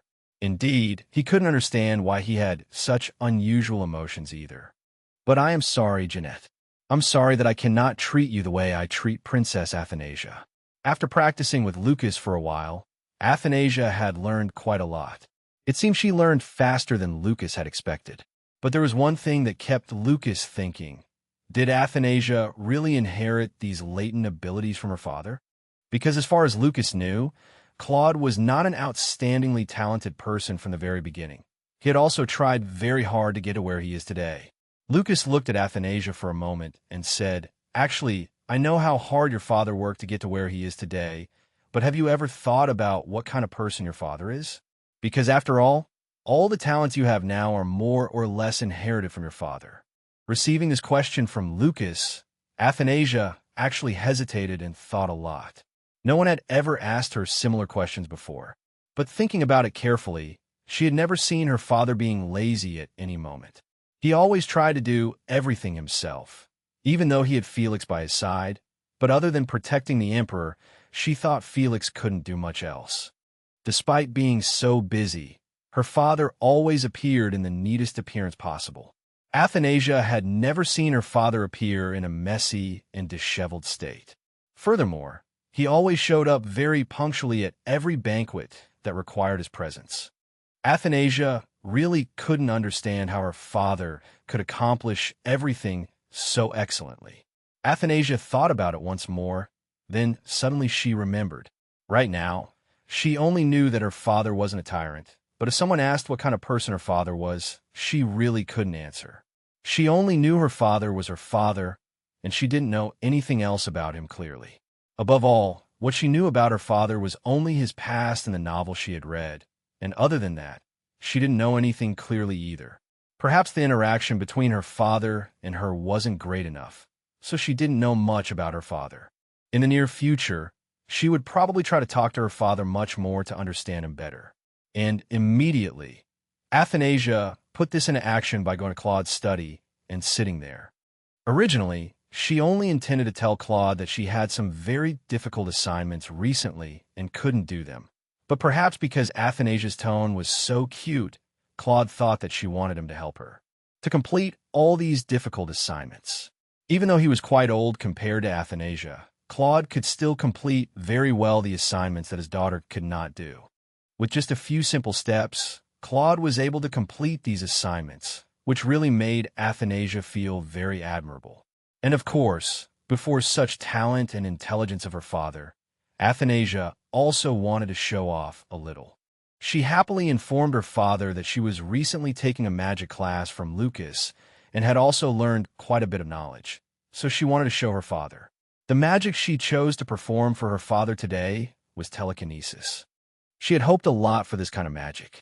Although she still couldn't control it in the most professional way, at least it was the kind of magic she wanted to show her father the most. At first, everything went far beyond her expectations. The pages of the book in front of her also moved according to her will.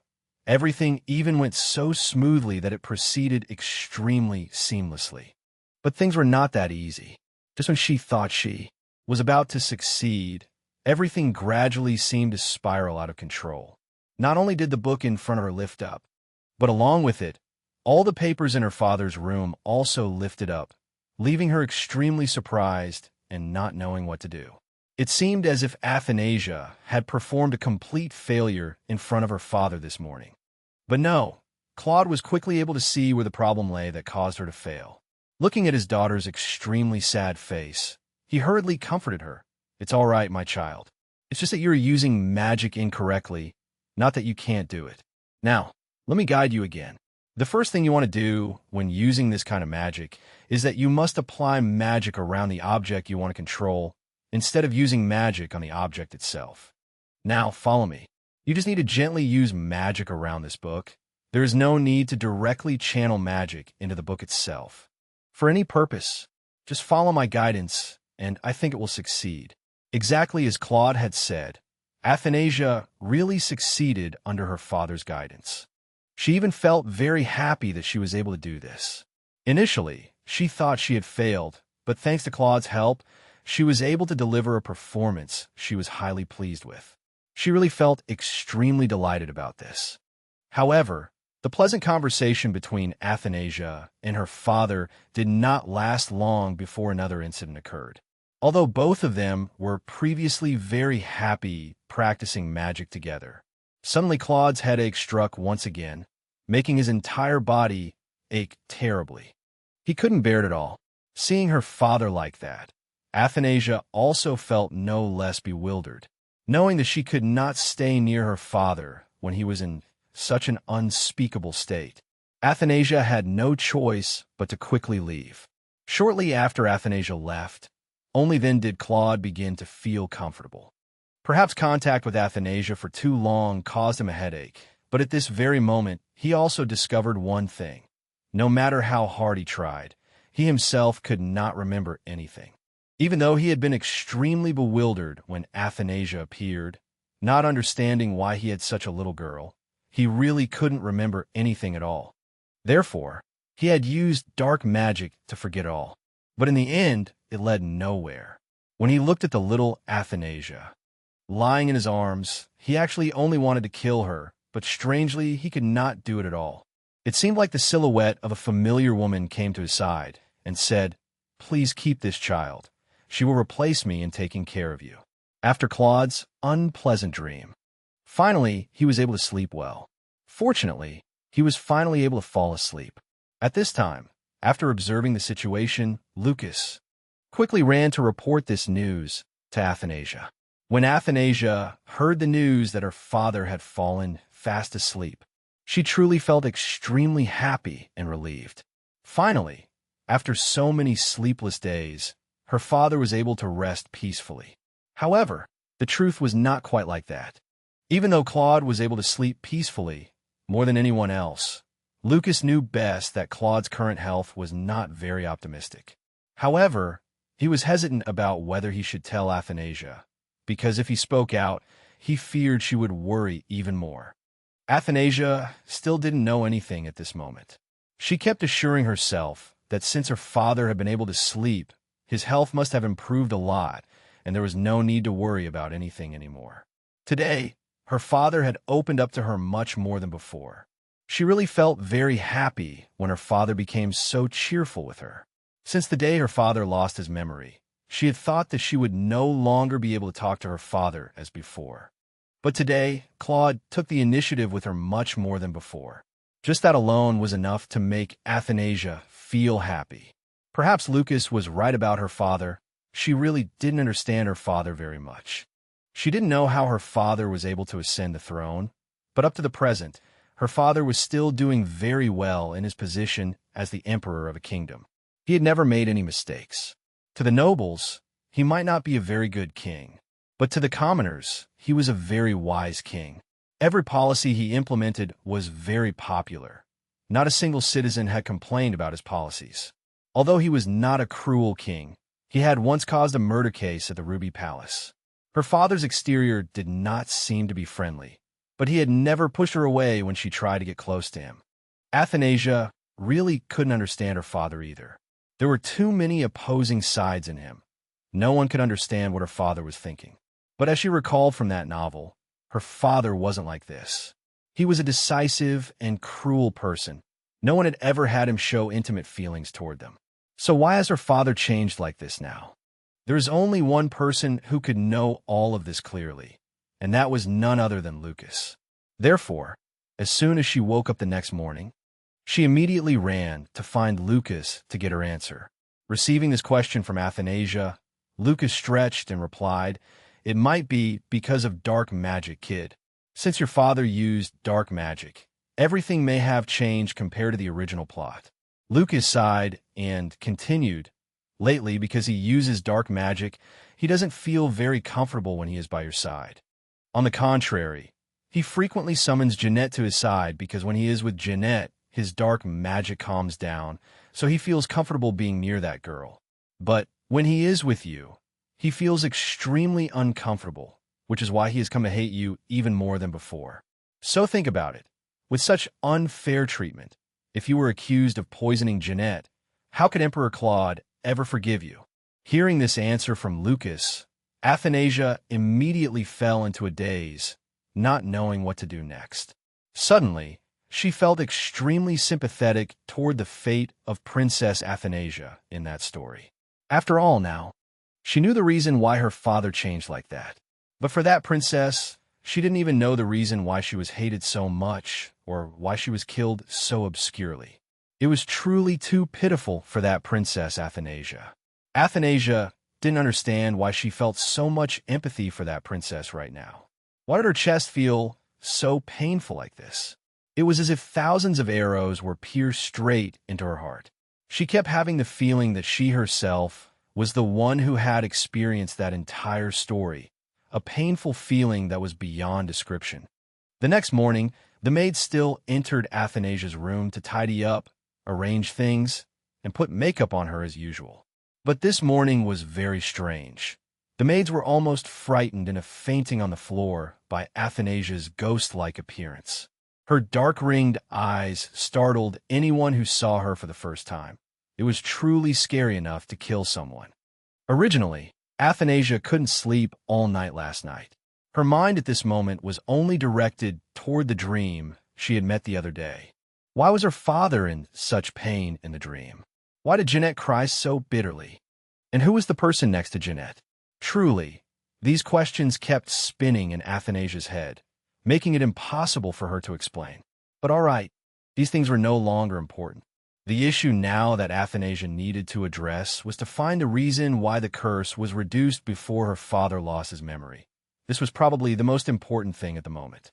She thought for a moment, then pondered to herself that everything currently happening in her life was indeed very similar to Princess Athanasia in that story. However, there was one thing different from Athanasia, which was the time she met Emperor Claude. Because she knew the progression of the story beforehand, she had taken the initiative to meet her father first. To be precise, she met her father 4 years earlier than Athanasia in the story.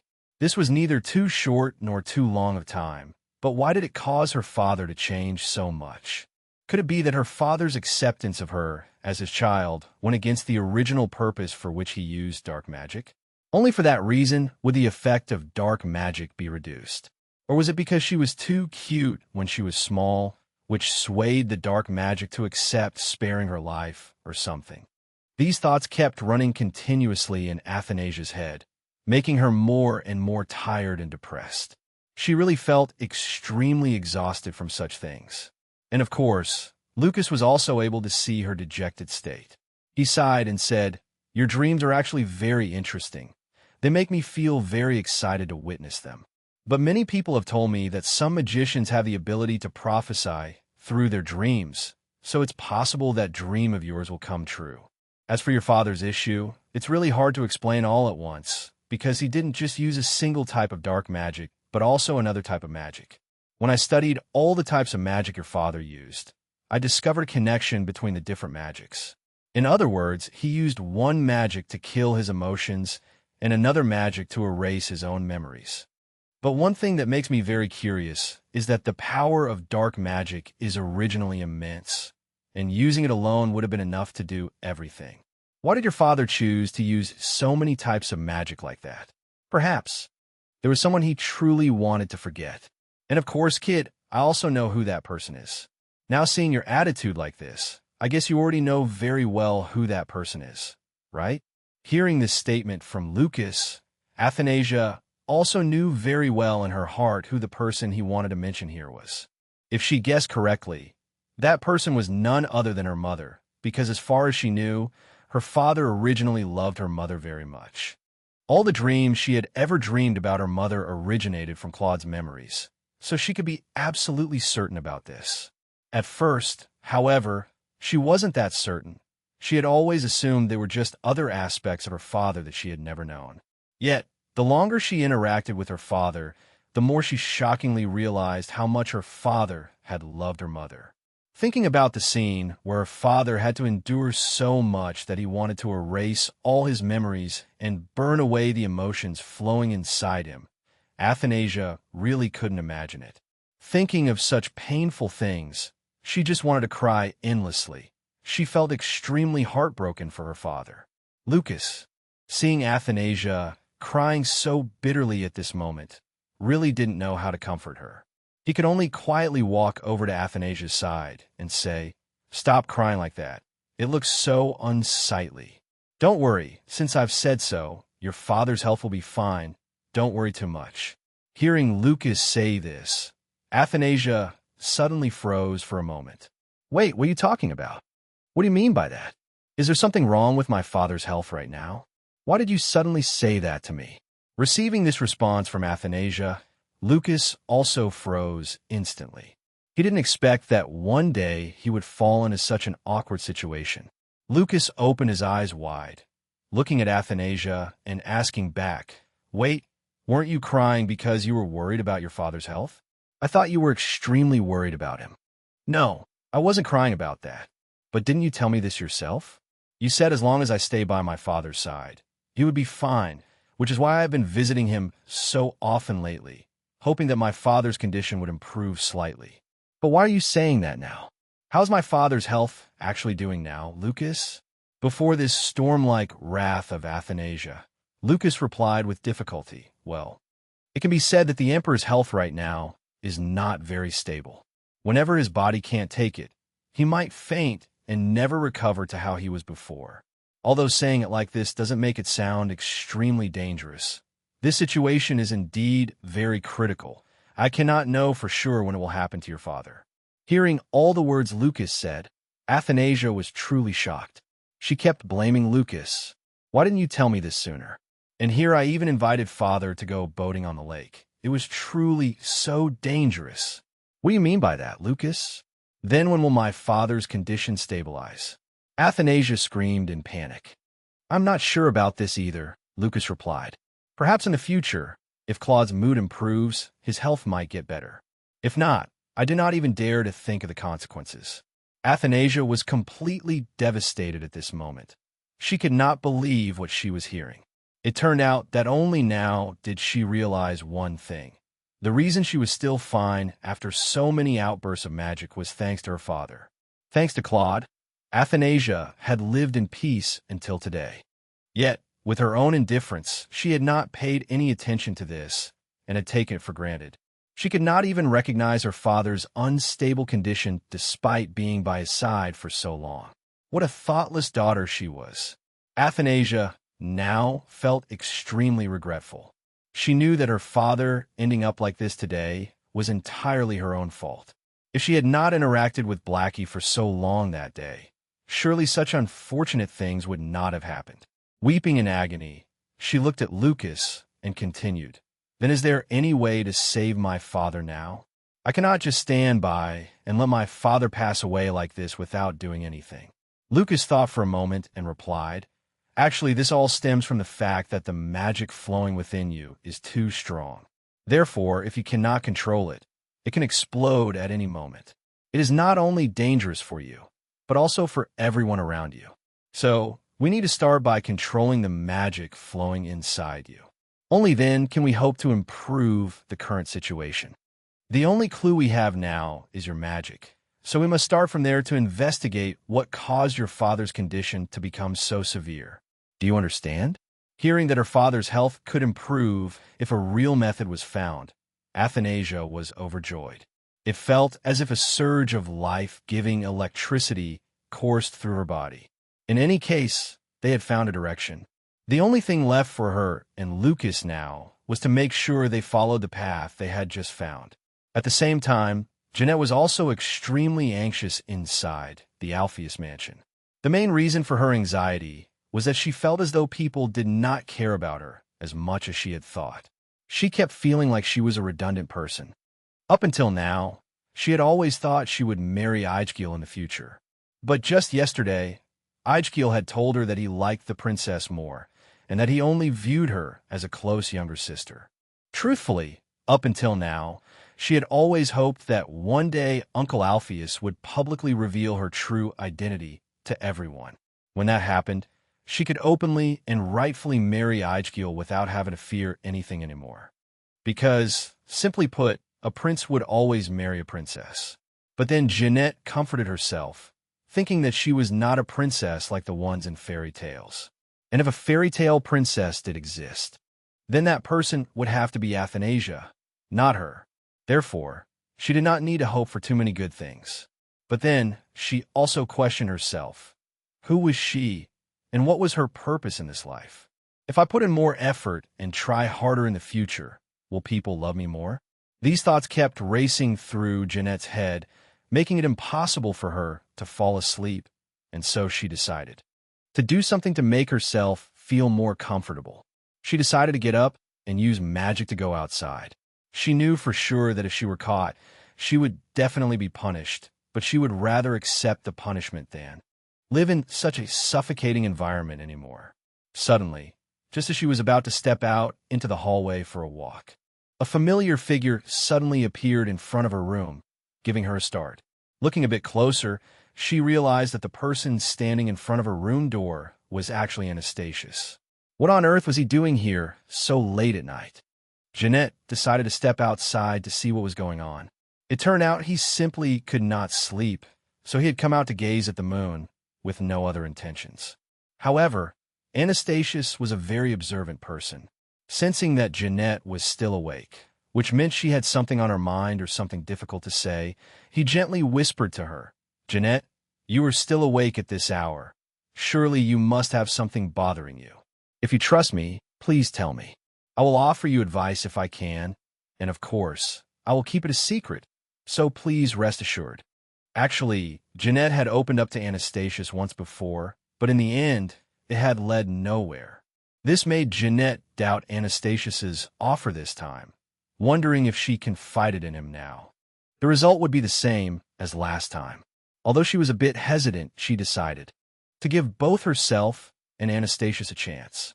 After all, she wanted to confide her troubles to someone right away.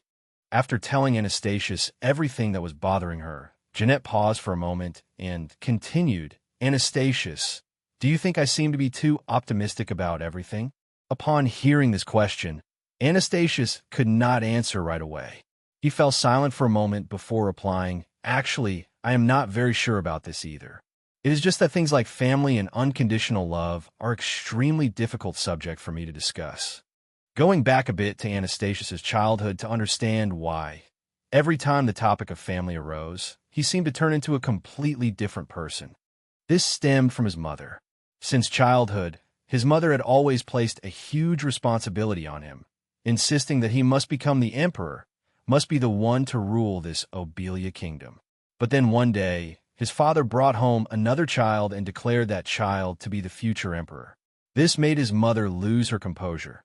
She could not accept her son becoming a second choice. Just when she was feeling the most panicked, Anastasius appeared. Immediately, she rushed to him and said, "Anastasius, in the future, you must become the emperor by any means necessary.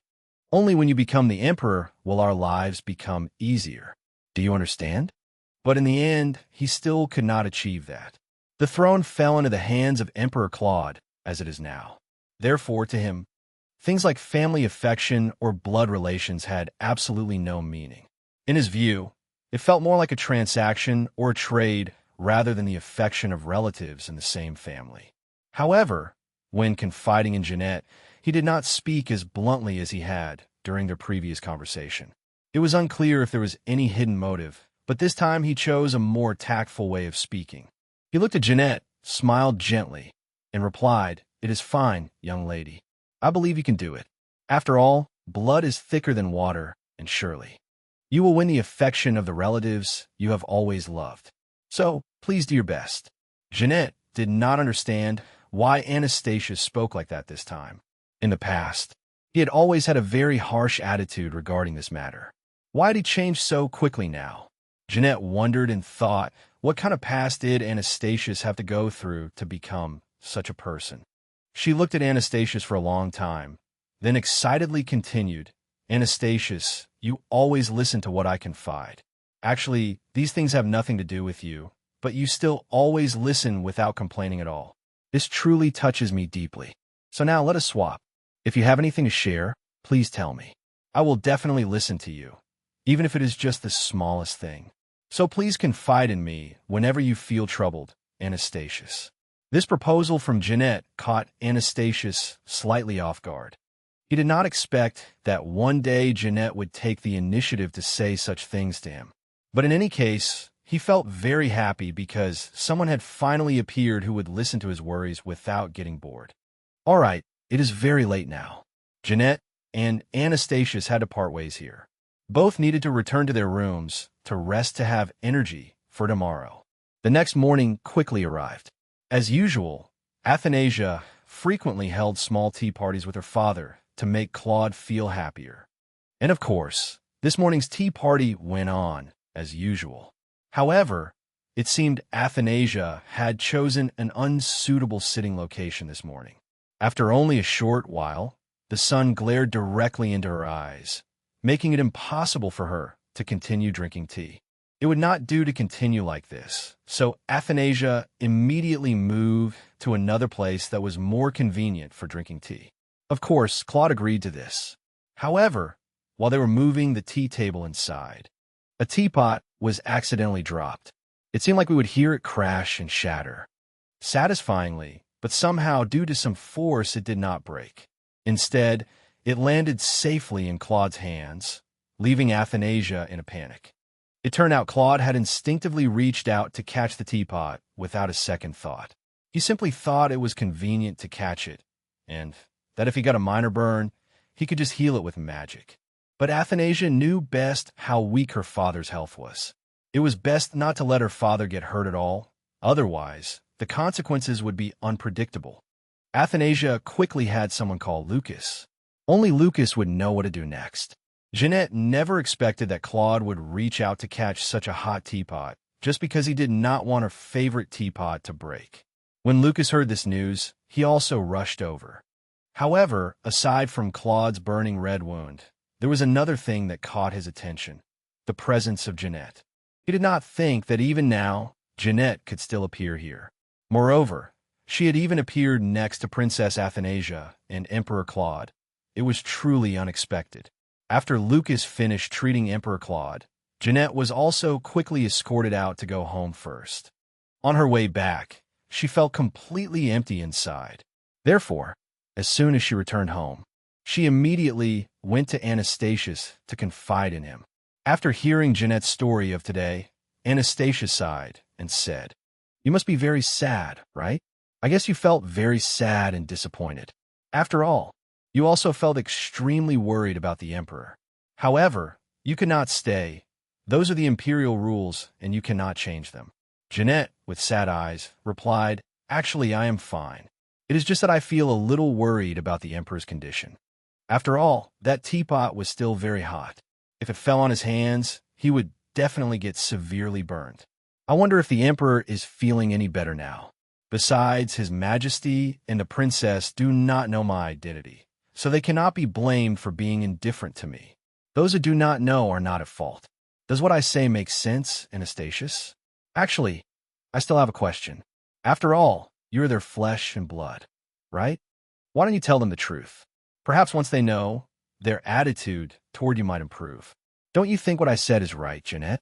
Jeanette sighed a little and continued, "Actually, I did try to tell Athanasia about this before.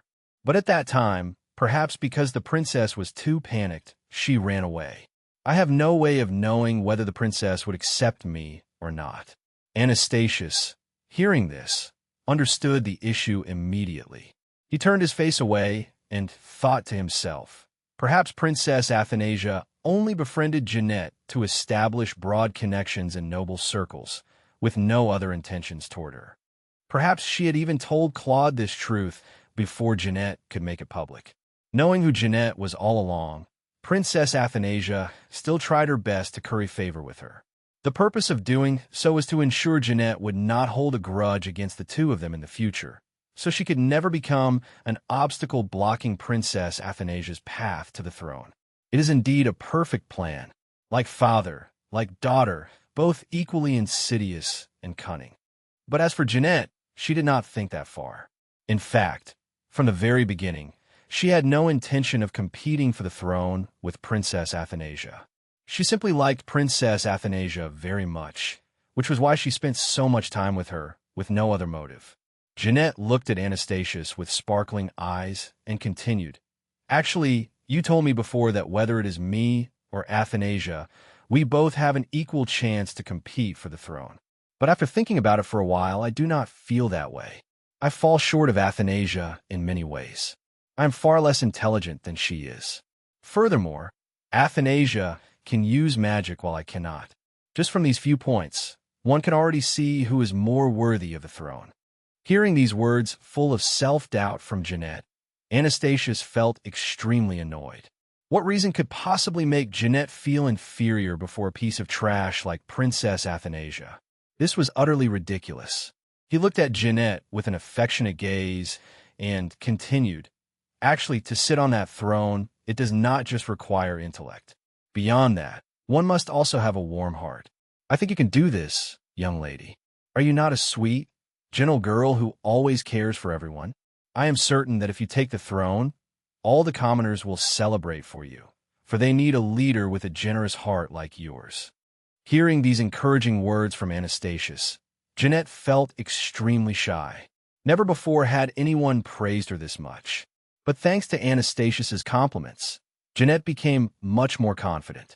Meanwhile, Ijgil was sitting upstairs reading a book. While reading, his attention was drawn to Jeanette's presence down in the garden.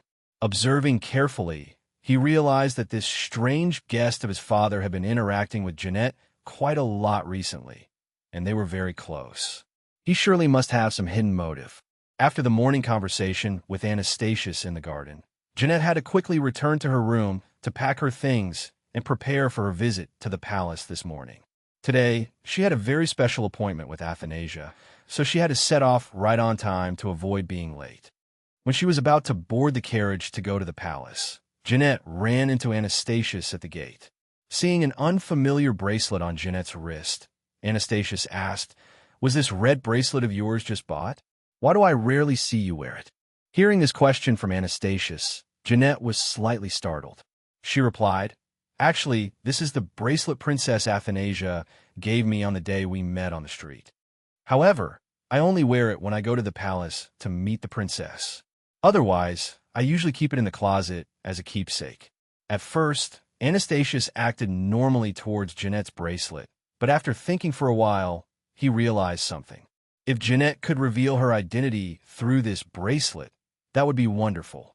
After all, since this was a bracelet given by Princess Athanasia herself, everyone would surely have no doubts whatsoever. This was indeed wonderful. Therefore, Anastasius used the excuse of checking Jeanette's bracelet, fearing it might be loose, to cast a spell on it. And of course, Jeanette did not suspect a thing at all. And of course, everything went exactly as Anastasius had calculated.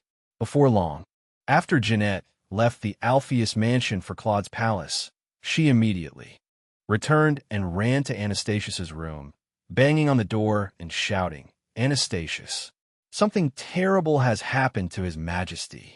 Sir Anastasius." There was a reason why Jeanette returned to the Alpheus mansion in such a state of panic. Emperor Claude had indeed run into major trouble. Meanwhile, at the palace, Princess Athanasia was crying uncontrollably, unable to take her eyes off her father, even for a single step. Despite Lily and Felix's best efforts to persuade him, nothing changed. It was only when Lucas arrived that things began to change slightly. Originally, today's tea party went on, as usual. But for some unknown reason, Claude suddenly coughed up blood right in the middle of the tea party, throwing everyone around into a complete panic. Especially when Emperor Claude collapsed from coughing up so much blood. Athanasia felt as if the sky before her eyes had collapsed. No one could understand what was happening. Only Lucas, the moment he arrived, quickly realized the problem. Lucas looked at Athanasia with a cold gaze and said, "All right, princess, let's go. I will escort the princess back to her palace. Furthermore, I have something to discuss with you." As soon as they returned to her palace, Athanasia immediately told Lucas everything that had happened. The famous wizards of the castle had also arrived, but they couldn't detect any poison or anything of the sort. This threw her into an even greater panic. After grasping the situation for a moment, Lucas shook his head and said, "There is no way the Emperor's illness could progress this poorly so quickly. Someone must definitely be behind all of this. The reason the remaining wizards in this castle couldn't find any clues is simply because they are complete fools. There are still some traces of magic left behind, but they didn't bother to pay attention to such small details, only focusing on the obvious clues. This is precisely why they couldn't find anything. And of course, I am certain that someone intentionally caused this. Assassinations like this are nothing new, but I never expected the target they aimed for would be Emperor Claude, rather than you." After listening to all of Lucas's evidence, Athanasia turned her still red-rimmed eyes toward Lucas and said, "So, according to what you just said, have you found the person who caused all of this?" "I'm not sure about that," Lucas replied. "However, I can be sure of one thing. The one who caused everything today is the same person who broke into my tower. He used similar tricks to destroy all of my magic items to absorb magic from them. And also your recent magic explosion. All of these things are extremely closely related. That's why I am even more certain that my suspicions are correct. But anyway, don't worry too much. I can assure you that with me by your side now, your father's health will temporarily stabilize, and he won't face any further issues until I leave. So you can rest easy and go sleep now. You haven't slept all night. Aren't you tired?" Even though Lucas advised her, Athanasia seemed to have no intention of resting. Knowing that saying any more would not solve anything, Lucas had no choice but to take action. Immediately after, he used magic to affect Athanasia. Only in this way could she quickly fall asleep. There was simply no other way. Thus, after a long, exhausting night, Athanasia was finally able to get a proper sleep. Hopefully, she could sleep well, because many challenges were still awaiting her tomorrow. In contrast to the somewhat tense situation of Princess Athanasia on this side, Anastasius, on the other hand, appeared extremely pleased. Furthermore, he confidently told Alpheus to quickly arrange everything to enter the palace immediately, as Emperor Claude was about to pass away. At first, Alpheus could not believe his ears. He could not fathom how things could unfold so quickly, and the Emperor's death was something that could not possibly happen. But then, once he learned that Anastasius had used Jeanette as a pawn to control her and cast a spell on Emperor Claude. Only then did he begin to believe that what Anastasius was saying was the truth. Anastasius looked at Alpheus with an extremely sharp gaze and said, "From the very beginning until now, I have only been waiting for this single moment. Originally, I couldn't act because Claude's power back then was still too strong. If I made a reckless move, it would be no different from sending myself to my grave. But now things are different. He has been affected by Princess Athanasia's magic, so he is much weaker than before. This is the perfect time to make our move." Anastasius explained to Alpheus while laughing delightedly. Alpheus still did not understand what was happening at this point. Why on earth did Anastasius decide to do all this? Did he want to ascend the throne and become the emperor? But that was inherently impossible. Anastasius had been reported dead long ago. How could anyone side with him now? However, Anastasius did not worry much about this because, after all, he still had an extremely capable right-hand man by his side, who was Alpheus. And Anastasius believed that with the power and authority Alpheus held, along with that powerful weapon Jeanette by his side, he would definitely be able to overthrow Claude and rightfully become the emperor in the future. At this moment, outside the door of Alpheus's room, Eichkiel was already waiting there. After receiving his father's permission, he quickly entered the room to speak as usual. But today, when he stepped into his father's room, something seemed different from normal. Though he couldn't explain it, it seemed to be just a passing feeling for him. He approached his father and spoke. "Father, some news has been sent back to our mansion recently that isn't very good. To be more precise, it's very bad. I don't know if you've heard about it yet." Alpheus let out a sigh and replied, "Do you mean the news about Emperor Claude's current health? I have already heard about it. Lately, rumors have been spreading among the nobility about Claude's health. According to the overall rumors, the news is not very promising. But in my opinion, this has nothing to do with you. It is best that you do not get too deeply involved in this matter, otherwise it will only bring you trouble." Eichkiel was quite surprised by his father's reaction. He did not expect his father to appear so indifferent, even though he had always considered the emperor to be his closest associate before. Yet now that the emperor's health was deteriorating, his father did not show the slightest bit of concern. This was indeed very strange compared to his father's usual self. Although he had some doubts about this, Eichkiel comforted himself, thinking that perhaps his father was just in a different mood today and thus acted this way. But in reality, there was nothing wrong. Seeing that the teacup on his father's table was getting cold, Eichkiel offered to change it for another one. But instead of agreeing as usual, Alpheus only said softly, "That's fine, my son. I'm okay. But could you bring me a bottle of rum? It's been a long time since I last drank." Of course, Eichkiel agreed to his father's request, but he couldn't help wondering. Normally, his father never drank this kind of alcohol, let alone during the day. Why did his father want to drink? He had always drunk tea to stay awake and work, but suddenly today, he wanted to drink alcohol. Was there really something about his father that had changed without him knowing? Waiting for Eichkiel to leave the room, Anastasius finally appeared slowly. He looked at Alpheus working in such a foolish manner and chuckled. "Actually, this method is really useful. No joke. If I had known it would be this simple from the start, I would have just used a spell to brainwash him already. Just because I was lenient with him for too long did things turn out like this. If I had been a bit more ruthless, I would have certainly felt much more comfortable." It turned out that after a long argument between Anastasius and Alpheus, the two of them had officially gotten into a physical altercation. But of course, how could someone like Alpheus stand against a powerful person like Anastasius? Thus, Alpheus had to submit to the fate of being brainwashed by Anastasius, without being able to resist at all. What a painful truth. On this side of Claude's palace, the atmosphere was not very pleasant either, enveloping the entire palace. Everyone felt extremely worried about Emperor Claude. No one could feel at ease when the emperor was in such a dangerous state. But more than anyone, Lily and Felix felt even more worried for Princess Athanasia, because she had been in the emperor's room for several consecutive days without coming out. This really drew the attention of Lily and Felix. Actually, they knew very well that nothing had happened to Princess Athanasia. She was only staying in Emperor Claude's room to reply to the invitation letters from the nobles. But the princess had been in there for a very long time, which truly worried others. These party invitation letters were sent to the palace as commonly as daily meals, but for some reason, ever since the day the emperor fell ill and slipped into a coma, these letters seemed to have multiplied, making it impossible for Princess Athanasia to reply to them all. Although the news of the emperor's illness had been blocked and sealed everywhere, it seemed this secret news had somehow been leaked by someone. That was why the nobles knew so much about it. However, Felix found this one thing very strange.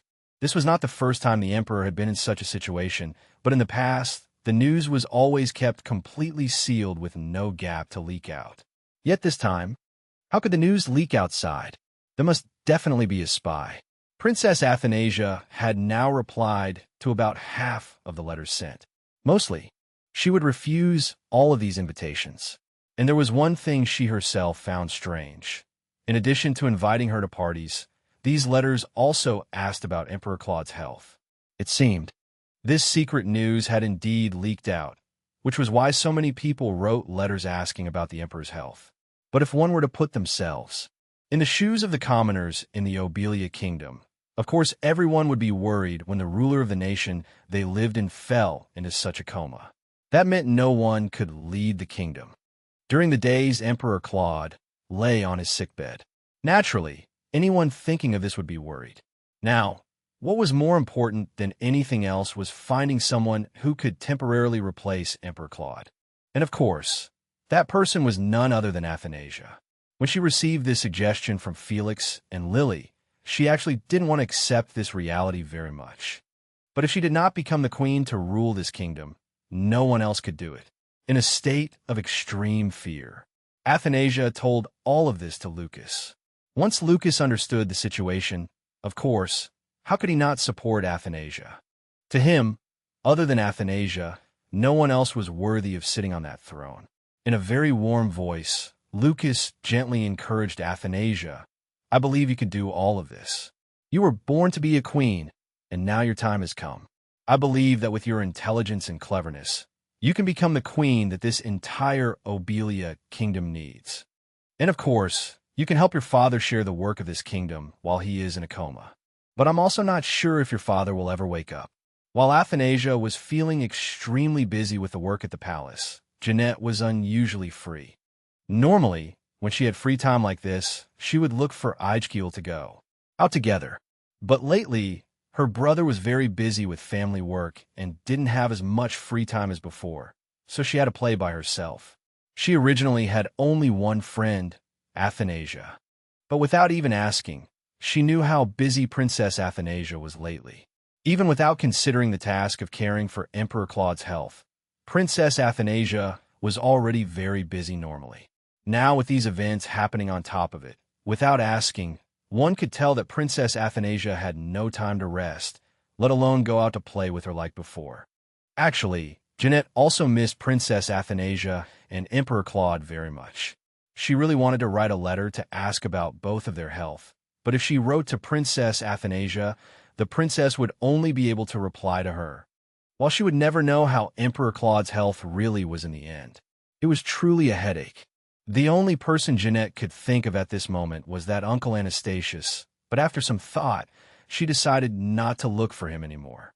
Because after all, if she met him, she would just end up crying like the previous times, so staying put and not looking for him was the best option.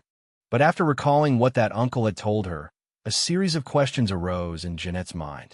Why has Uncle Anastasius stayed in this mansion for so long? What kind of relationship does he have with Uncle Alpheus to be allowed to stay here so comfortably? It truly made Jeanette feel extremely puzzled. Suddenly, while she was still wondering about these matters, a knock came from outside. Startled, she spoke up to answer, and the maid outside softly said, "My lady, Duke Alpheus would like to invite you to his room to meet with him. Please hurry, my lady. Do not keep Duke Alpheus waiting." Although she didn't know why Uncle Alpheus was inviting her to his room, Jeanette quickly went there in response to the invitation, thinking that it must be something very important for her uncle to summon her so urgently. When Jeanette entered the room, she saw that Uncle Anastasius was already there waiting. Although she did not understand what was happening, seeing this extremely tense attitude between her uncle and that Uncle Anastasius, Jeanette guessed that this was likely not a simple matter. Leaving aside the unresolved, tense story of the Alpheus family for a moment, let us proceed to the meeting about to take place inside Claude's palace. At this time, Athanasia had prepared very thoroughly for this first meeting of hers. Although she had witnessed her father participate in such meetings many times before, this was the first time Athanasia was allowed to attend in a key role. If she didn't feel scared, she wouldn't be human. Lucas was also very surprised by the appearance Athanasia had prepared for today. Although he knew this was an extremely important meeting for her, he didn't expect her to prepare so grandly. After all, this was just a simple meeting.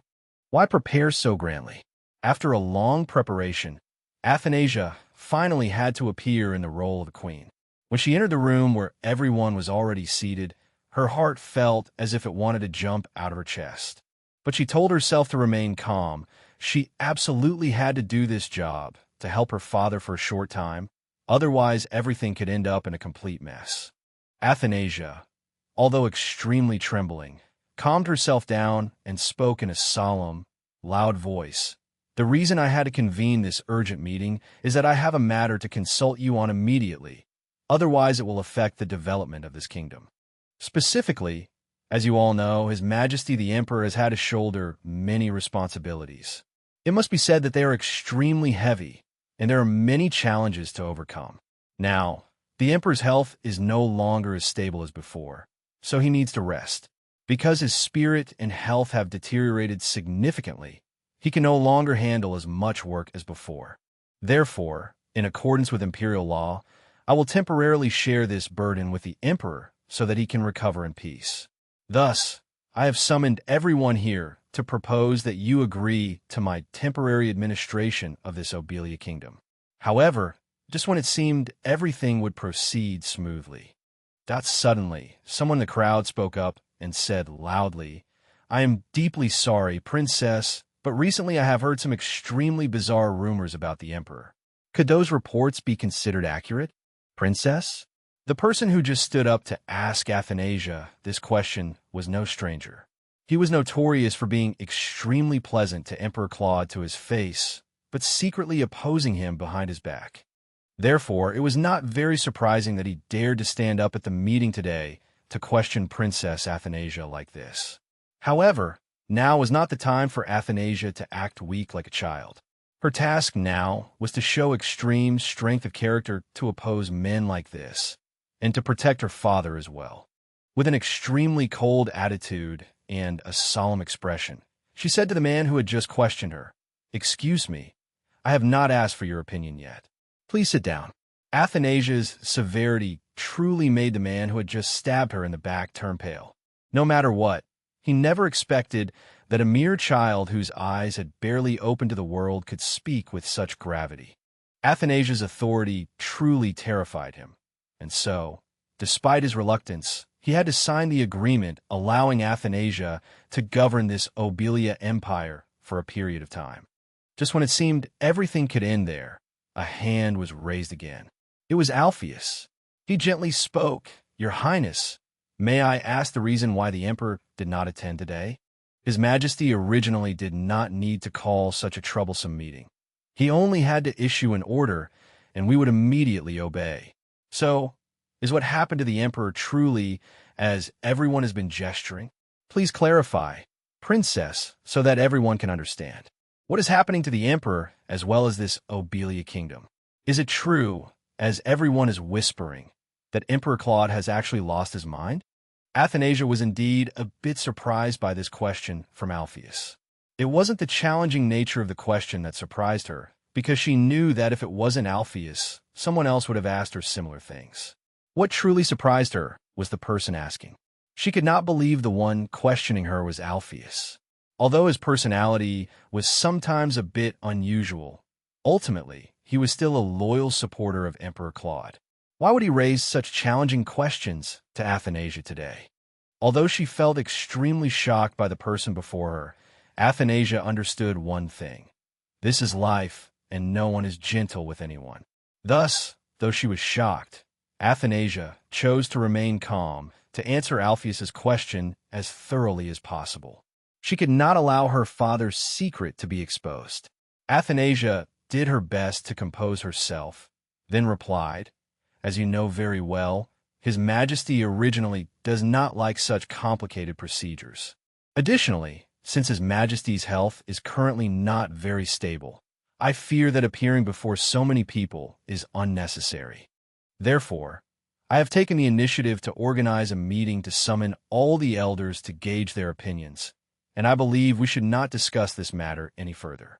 Instead, let us focus on today's meeting, as our purpose today is the agenda itself, not Emperor Claude's health. Don't you agree with what I've said?" Indeed, Athanasia's response once again asserted her authority from this moment forward and in the future. Moreover, the elders seated here were highly pleased with Athanasia's response. They had never imagined someone like Athanasia could answer so sharply. It truly was the genetics of Emperor Claude. After she finished answering Alpheus's question, the meeting quickly returned to its original purpose. However, there was one thing that caught Athanasia's attention: the cloaked man who had been standing behind Alpheus's back this whole time. As Athanasia guessed, he was probably Alpheus's close servant, but why had he suddenly appeared right beside Alpheus today? Usually it wasn't like that. Although his question had been dismissed once, Alpheus still had no intention of giving up. He continued to press with questions to satisfy his curiosity. "Your Highness, I have another question to ask you. How is Emperor Claude's current condition? Could you clarify that for us? I heard rumors that the Emperor is currently gravely ill. I'm also very curious. What kind of illness is it, Princess?" This time, Athanasia truly could not tolerate it anymore. It was not just once, but twice that Alpheus had actively targeted her. Although he had previously been extremely submissive to Emperor Claude, what could possibly drive him to act like a madman toward Athanasia now? Athanasia was not the only one surprised. The elders attending this gathering were equally astonished. They could not understand at all why today Alpheus was behaving in such a bizarre manner. Athanasia was on the verge of losing her composure. Although she had repeatedly emphasized before that Alpheus must focus on the agenda of this meeting and not on side issues like the Emperor's health. Less than a minute later, he repeated the same mistake. Was he truly in his right mind? Although Athanasia was extremely irritated with Alpheus, she still calmly replied to him. "As I mentioned earlier, the Emperor's health is currently no longer suitable for him to govern this empire. However, there's still too much work to be left unfinished. That is why I gathered all the elders at this meeting to discuss and find the most reasonable solution for all of this. But perhaps this task will become even more difficult if you keep focusing on side issues rather than the main agenda of the meeting." Duke Alpheus. Alpheus not only showed no fear at Athanasia's second warning, but on the contrary, he smirked and said, "Actually, as a loyal vassal of the Obelia Empire, I am also deeply concerned about the fate of this empire. That is why I have a few more questions than usual. However, I have heard many rumors being passed around the palace that the Emperor ended up like this because he used magic." Alpheus's statement stopped there, but almost everyone present at the meeting tacitly understood what kind of magic the Emperor had used. At this point, even someone as calm as Felix could no longer bear it. He immediately spoke up in an extremely aggressive manner. "Duke Alpheus, I did not think your imagination could be so vivid. Do you even understand what you have just done? If you make baseless assertions without concrete evidence, then you must take responsibility for your reckless words, at least before the princess and subsequently before the entire populace of the Obelia kingdom." Fortunately, Felix's quick reaction saved Athanasia from a desperate situation. She could not comprehend how Alpheus knew her father had used black magic. Only one person knew this, and that was Lucas. No one else knew. So how could Alpheus possibly know? Because using black magic is strictly taboo in the magical community. If someone is discovered to have used this malevolent magic, they would immediately be cast out from society, then imprisoned and executed. It was truly a highly dangerous situation. But faced with such baseless accusations exposing her father, Athanasia could no longer sit idly by. She spoke up. As a subject close to Emperor Claude, it is truly reprehensible that Duke Alpheus could utter such groundless accusations now. I believe you are well aware that anyone who offends the imperial family faces severe punishment. So why do you now dare to commit such an outrageous act as to frame Emperor Claude? At this moment, the guard standing behind Alpheus began to move. He laughed out loud, while pulling down the hood that concealed his face, and said loudly, "How commendable, my clever niece. You are so smart that you leave me speechless. Indeed, you have not disappointed me." Instantly, everyone present recognized who the person before them was. It was none other than the former Emperor Anastasius, who had supposedly passed away long ago. By some mysterious power, he was able to appear here like this. Furthermore, Anastasius laughed loudly at the people around him like an unbalanced man, then continued. "It has been a long time since I had the opportunity to meet everyone again, my familiar elders, as well as the guard who is always beside Felix. Indeed, I have missed you all very much." In this difficult situation, Athanasia truly did not know what to do. At this moment, her father was still in a coma, and Lucas could not be by her side. The person standing before her now was someone who had supposedly died long ago. How he could now appear in front of her, by some force, was truly incomprehensible. Only now did Athanasia realize in shock that this was the very person she had frequently met at the Alpheus mansion, the one who had been so kind to Jeanette and loved her wholeheartedly. Furthermore, he was also the person she had seen in that fateful dream of hers. They were all the same person. She could only blame herself for not realizing it sooner. Now, she finally understood why she couldn't find any records about this man. It was simple. No one keeps the records of a deceased person. Or to put it more simply, all of his personal information had been completely erased. While Princess Athanasia was still in a state of confusion about the man standing before her, how someone who had died could now openly stand before her like this, how could such an absurd thing happen in this world? Felix, at this moment, was much quicker and more alert. He immediately drew his sword toward Anastasius and shouted, "Why are you doing this, Anastasius? Aren't you afraid Emperor Claude will find out if you do this?" But facing Felix's razor-sharp blade, Anastasius did not show the slightest bit of fear. On the contrary, he sneered and said, "Put your sword back in its scabbard, Felix. We are acquaintances, so why behave in such an unsightly manner?" Felix? Princess Athanasia still did not understand what was happening, but she was aware that she held the highest authority here. If she did not speak up to resolve this matter, no one else would dare to. She waited for the tension in the air to ease slightly, then spoke up. "Actually, I have a question I want to ask you. Are you my uncle?" Actually, when she first met Anastasius at the Alpheus mansion, she had already suspected it. But she told herself that he was just a look-alike. However, the more time she spent with Anastasius, the more she realized this man had extremely exquisite eyes, identical to those of Athanasia's father. And his appearance today was the very answer that Athanasia's suspicions were completely correct and never wrong. The information she had heard about her uncle was not much, because he had passed away in disgrace, so no one cared about him. Hence, there wasn't much news about him. Athanasia only knew that because he fought for power with her father and then deliberately tried to kill Claude but failed, he had to sacrifice his life and became a loser from then on. But now, by some power, he appeared here as if nothing had ever happened. Athanasia did not know what to do at this moment. The nobles attending today's meeting had already begun to whisper.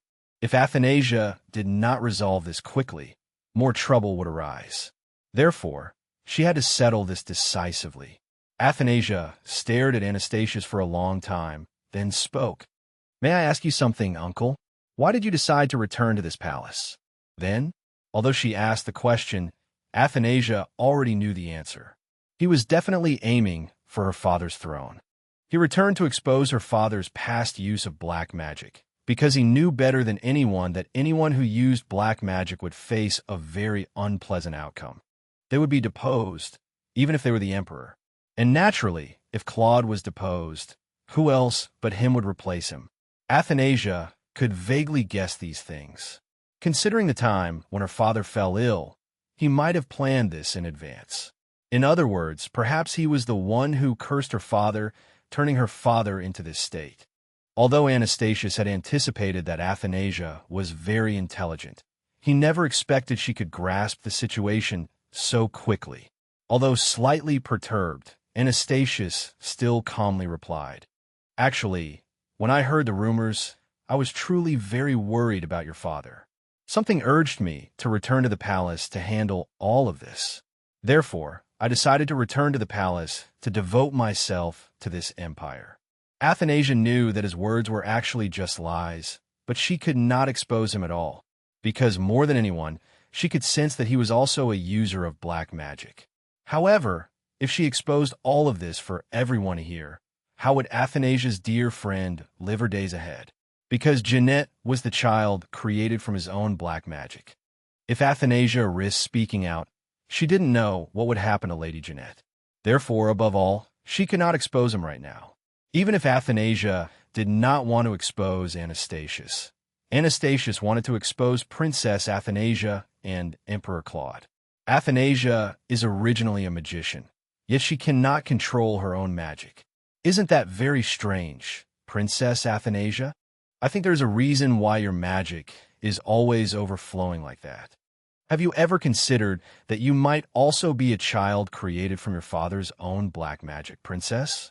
Felix, standing beside her, could no longer tolerate this.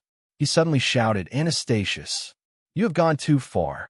I will not allow you to insult Emperor Claude like that." Anastasius only smiled brightly and replied, "I am merely stating what I think. Is that wrong? Isn't the proof of the emperor's use of black magic stemming from your mother, Princess? Your mother was originally a dancer from afar who came to this palace. Why would she suddenly agree to become the emperor's wife? Shouldn't a question mark be placed on this? And if you do not believe what I am saying, Princess, then quickly summon the emperor here to confirm it. I believe the emperor still has plenty of information on this matter. He will surely explain it to you slowly so you can understand. Didn't Emperor Claude once say he would wake up immediately if I came to the palace? So where is he now? Why hasn't he appeared here?" Princess Athanasia. Athanasia seemed to fall into a state of emptiness before Anastasius's provocations. In truth, she only wished Lucas was by her side right now to handle things like this. Athanasia, although very panicked at this moment, was still aware that Anastasius would not stop here and would definitely continue to speak of Emperor Claude's secrets. Leaving everyone here to listen together was indeed too risky of an endeavor. Therefore, Athanasia quickly allowed the meeting to temporarily end here, before everything coming out of Anastasius's mouth went far beyond what could be endured. After everyone in the council had left, Anastasius slowly spoke up. "Oh, it seems all the elders have left, haven't they? So what am I still doing here? Shouldn't I be leaving too, Princess?" Faced with this innocent reaction from Anastasius, Princess Athanasia was immediately frozen with fear. How could he just walk away so easily like this? I thought that after everyone left, he would tell me the stories of the past between him and my father. Why is he suddenly acting like this? This is not like my plan at all. Athanasia then realized in shock that she had been tricked by this bastard. He had intentionally spoken vaguely to lure her in. But when she realized it and dismissed everyone from the meeting, that was exactly when he knew his plan had succeeded. He was able to disband this meeting without spending a single bit of effort. It was indeed a greater success than he had expected. By the time Princess Athanasia realized the truth that she had been tricked, it was also the exact moment when the nobles and the council felt the most resentful. They could not imagine that they had been subtly dismissed by Princess Athanasia from the very meeting they were invited to attend. Did the princess have some secret she did not want nobles like them to hear? It was truly outrageous of her. Although she did not know what Anastasius would do next, Athanasia knew exactly what she had to do next. She could not just let Anastasius leave in such a meaningless way. She had to learn something about the past from Anastasius's own mouth. because she knew that there were certain secrets only Anastasius knew, and no one else could possibly know them. And as expected, Athanasia managed to extract a secret from Anastasius, which was the reason why he had lost his life and how her father had taken his life. In a calm voice, Anastasius slowly began to tell the story. That day, Claude drove a sword through my heart. At that time, I only knew that a lot of blood was flowing from my chest, so my heart felt immense pain. I could not bear that. Excruciating pain. Due to the extreme pain, I fainted. After that, I didn't know anything else in this world anymore. I only knew that when I fainted there, my younger brother showed no mercy and heartlessly walked away, leaving me there all alone, not caring whether I lived or died. Fortunately, however, I was taken to another place for treatment. Since then, I have always had to live a life in hiding, not wanting to lose my life once more. Upon hearing this entire story from Anastasius's mouth, Athanasia was honestly a bit skeptical, but for a close guard like Felix, he naturally could not believe such absurd things. He turned around and softly said to Princess Athanasia, "Please rest assured, Princess, because I will deal with him. The Emperor might tolerate him, but I will not. I absolutely will not allow him to show such disrespectful attitudes toward you and the Emperor." However, Athanasia immediately stopped Felix from taking action, because she knew better than anyone that the nobles were still sitting outside. If Felix attacked Anastasius right now, it would definitely cause controversial opinions. Therefore, to protect her family, she could not let Felix pick a fight with him at this moment. Felix was initially very aggressive with his decision, but after being stopped by Athanasia for a while, he also gave it some second thought. Right now, Emperor Claude was unconscious, and the princess only had him by her side to protect her. If anything were to happen to him, Princess Athanasia would naturally be in extreme danger. Therefore, he cannot risk his life to fight that bastard. The only way was to wait a little longer. Anastasius, realizing that Felix ultimately did not cause trouble for him, was actually a bit annoyed because the plan was not as perfect as he had wanted. However, he still chose to leave because he knew better than anyone that there would still be plenty of opportunities for him and Princess Athanasia to meet, and they could not avoid each other forever. Leaving now was simply the safest option, which was good for both sides. Athanasia really did not know what to do at this point. In her mind, she could only think of one thing, which was that she had to go find Lucas. Because she knew better than anyone that only Lucas could do this. Only Lucas could handle these awkward situations for her. After Lucas learned about everything that had happened at the meeting today, to be completely honest, he also felt a bit troubled. He knew it was no longer possible to hide the fact that the Emperor had fallen into a coma. It seemed that everyone in the Empire was already suspicious about this. Indeed, at this moment, the only thing Lucas could think of was to take Anastasius's life with his own hands. Only by doing so would he prevent him from talking nonsense anymore. Lucas also kept advising Athanasia to rest assured. Even if that guy was a member of the royal family, Lucas could still take his life as easily as usual. As long as Princess Athanasia gave him a name, Lucas would definitely do his best so that Princess Athanasia could live comfortably without having to worry about anyone. It seemed that Lucas's sincere offer would be accepted by Athanasia, but in reality, she was already too overwhelmed with headaches over this. She did not want things to become even more complicated. At this moment, she realized a shocking truth. It turned out that all along, the peaceful life she had was entirely thanks to her father protecting her in every way he could. At this moment, Athanasia was actually getting more and more confused, but she still tried to reassure herself to stay calm, because even if she panicked now, it would not solve anything. It would only make matters more complicated. The best thing now was to have some time to think about it. Only then would there be hope for things to improve. Reflecting a bit on the tense situation that was unfolding, the nobles were currently spreading rumors everywhere about what happened today, so it was inevitable that people would suddenly start gossiping about it. But no matter how much she thought about it, Athanasia still could not understand why Duke Alpheus would do such things. After all, he was one of the most important figures in this empire. So how could he collude with a rebel like Anastasius? If the succession to replace Claude's position failed, it seemed that the secret of her father using black magic would surely be exposed. At that time, no one would accept an emperor who ruled a kingdom but used black magic. This was indeed a very deplorable thing. People would then begin talking about bringing someone who truly cared about the country to the throne, and naturally, no one was a better candidate for that position than Anastasius. Therefore, it could be said that Anastasius's side held a very important position in the Alpheus family. If this secret were discovered by everyone, Emperor Claude would definitely be condemned and forced to abdicate while he was ill. If such a thing really happened, she didn't know how devastated her father would be. His health was already unstable now, and if this sudden news reached his ears, Athanasia feared he would not have a chance to wake up again. Lucas, sitting beside her and hearing Athanasia's calculations, also felt exhausted for her. Why did members of the same family always like to fight each other for power? Didn't they ever get bored? But that could not compare to this annoying brat, Athanasia. Clearly, she knew he could deal with all that trash, yet she still refused to ask for his help, truly a big idiot. However, Athanasia knew better than anyone that eliminating everyone she hated was inherently a very cruel thing. Moreover, if Lucas really did such a thing, how could ordinary people live in peace? They would live in fear, not knowing when it would be their turn. Besides, Athanasia did not want any more innocent lives to be lost here. It was truly too horrific. But even if we don't take their lives, it's fine, Lucas replied. We can replace that by erasing everyone's memories so that they won't remember what happened anymore. Wouldn't Claude's palace be safe after that?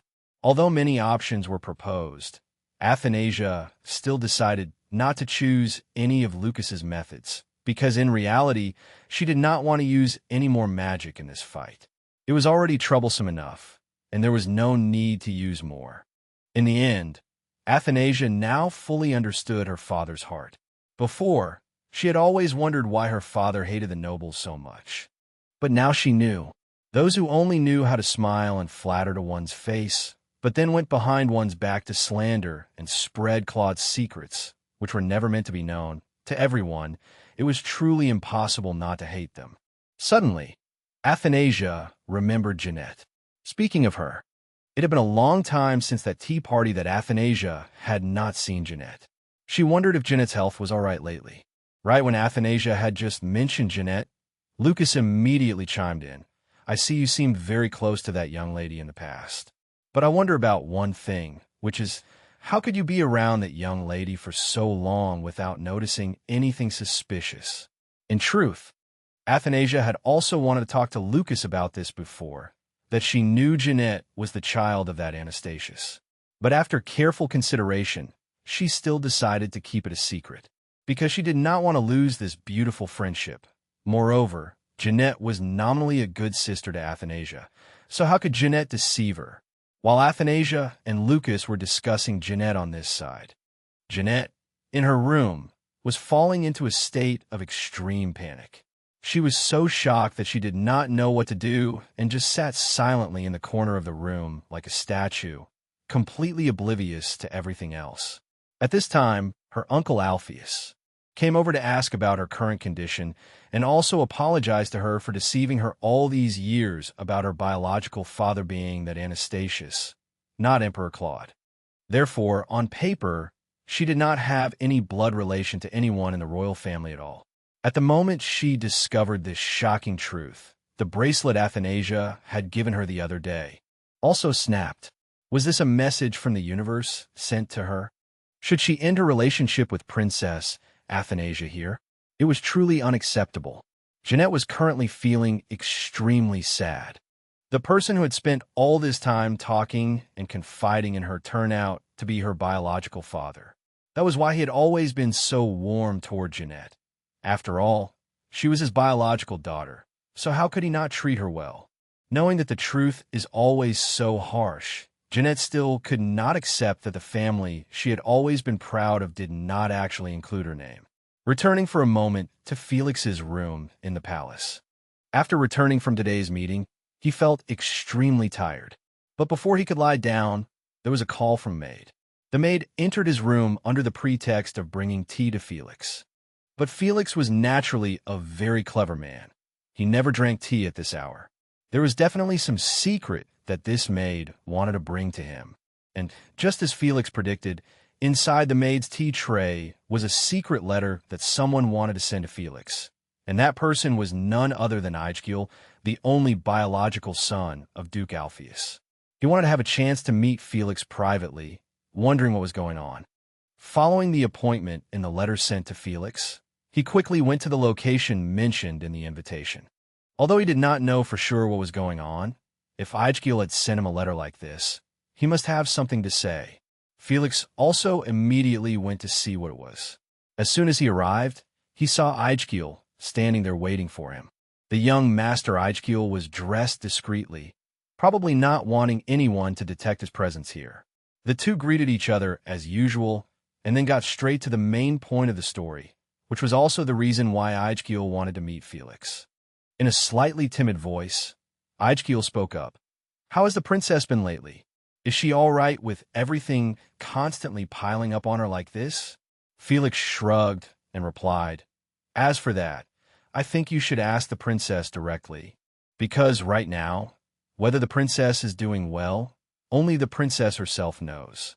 Aijgil bowed his head and softly replied, "I am truly sorry to Princess Athanasia and everyone. I know my father has some ill feelings toward the princess. But before getting into the main purpose of today's conversation, could you promise to convey these wishes of mine to the princess?"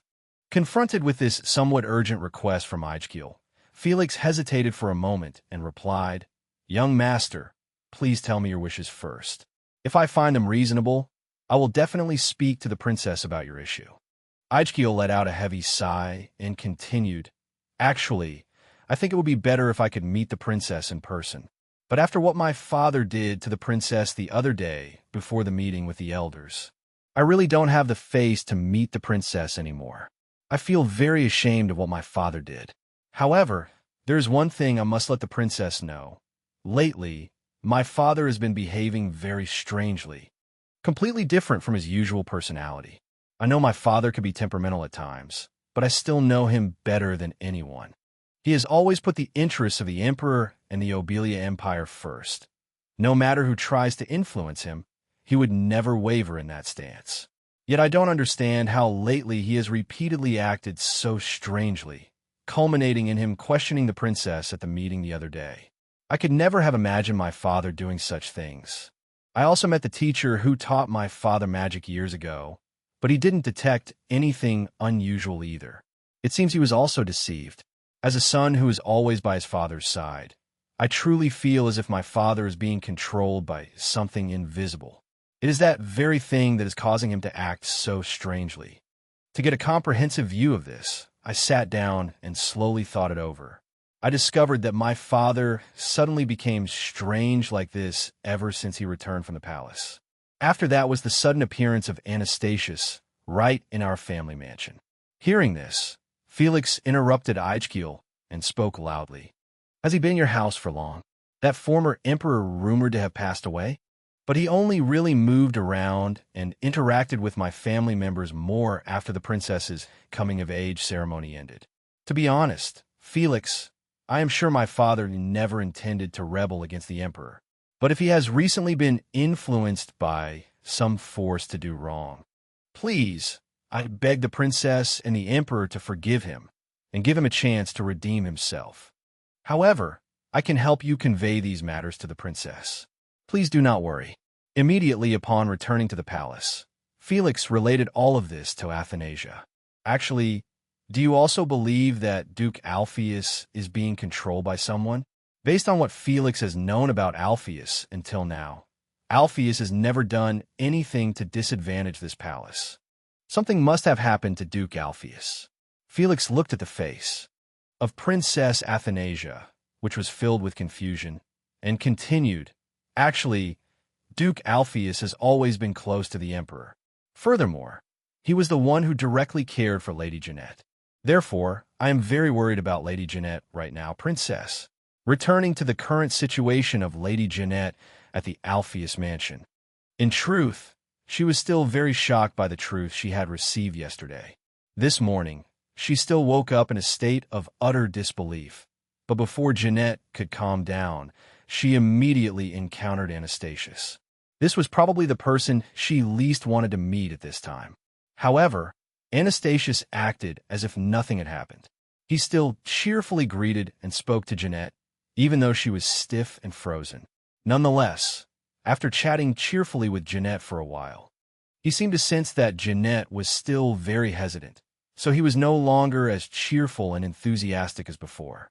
On the contrary, he wondered whether he should continue to persuade Jeanette, because according to his observations, she was still quite hesitant to interact with him. Just when he did not know what to do with Jeanette, she suddenly spoke up. Why did you not contact your family at all during all this time? Did you not miss a child like me at all? Anastasius let out a deep sigh and continued. Actually, since the day I was almost killed by Emperor Claude, since that day, I have always been living in hiding everywhere. But since the day I attended the princess's coming-of-age ceremony, I have seen you. The very moment I saw you, I knew for sure that you were my biological child. And you might not believe this, but it is the truth. I had a bad premonition that Emperor Claude would harm you. Therefore, I appear to protect you, even though my own life would also be threatened. After receiving this answer from Anastasius, Jeanette felt extremely shocked. She returned to her room with a somewhat deflated mood. Seeing the bracelet that Athanasia had given her lying on the table, she thought to herself, am I really Anastasius's biological child? Do I really have no blood relation at all with Princess Athanasia? While she was still sitting sadly in her room, a knock came from the door. She quickly went out to see, and to her surprise, it was her uncle Alpheus. Before Jeanette could understand what was happening, Alpheus quickly spoke. Hurry up, Jeanette. We must quickly pack our things to go to the palace to meet Emperor Claude. Pack your things quickly. The carriage is approaching our mansion. Jeanette did not understand what was going on, but since it was Uncle Alpheus's request, she had to carry it out quickly. At this time, a gathering of all the nobles was taking place in the palace, all of whom were whispering and discussing the recent events in a state of utter confusion. A noble, puffing on a cigarette in his hand, spoke up. I heard people whispering that His Majesty is still in a coma and has not woken up. Is this actually true? How could such a secret be leaked?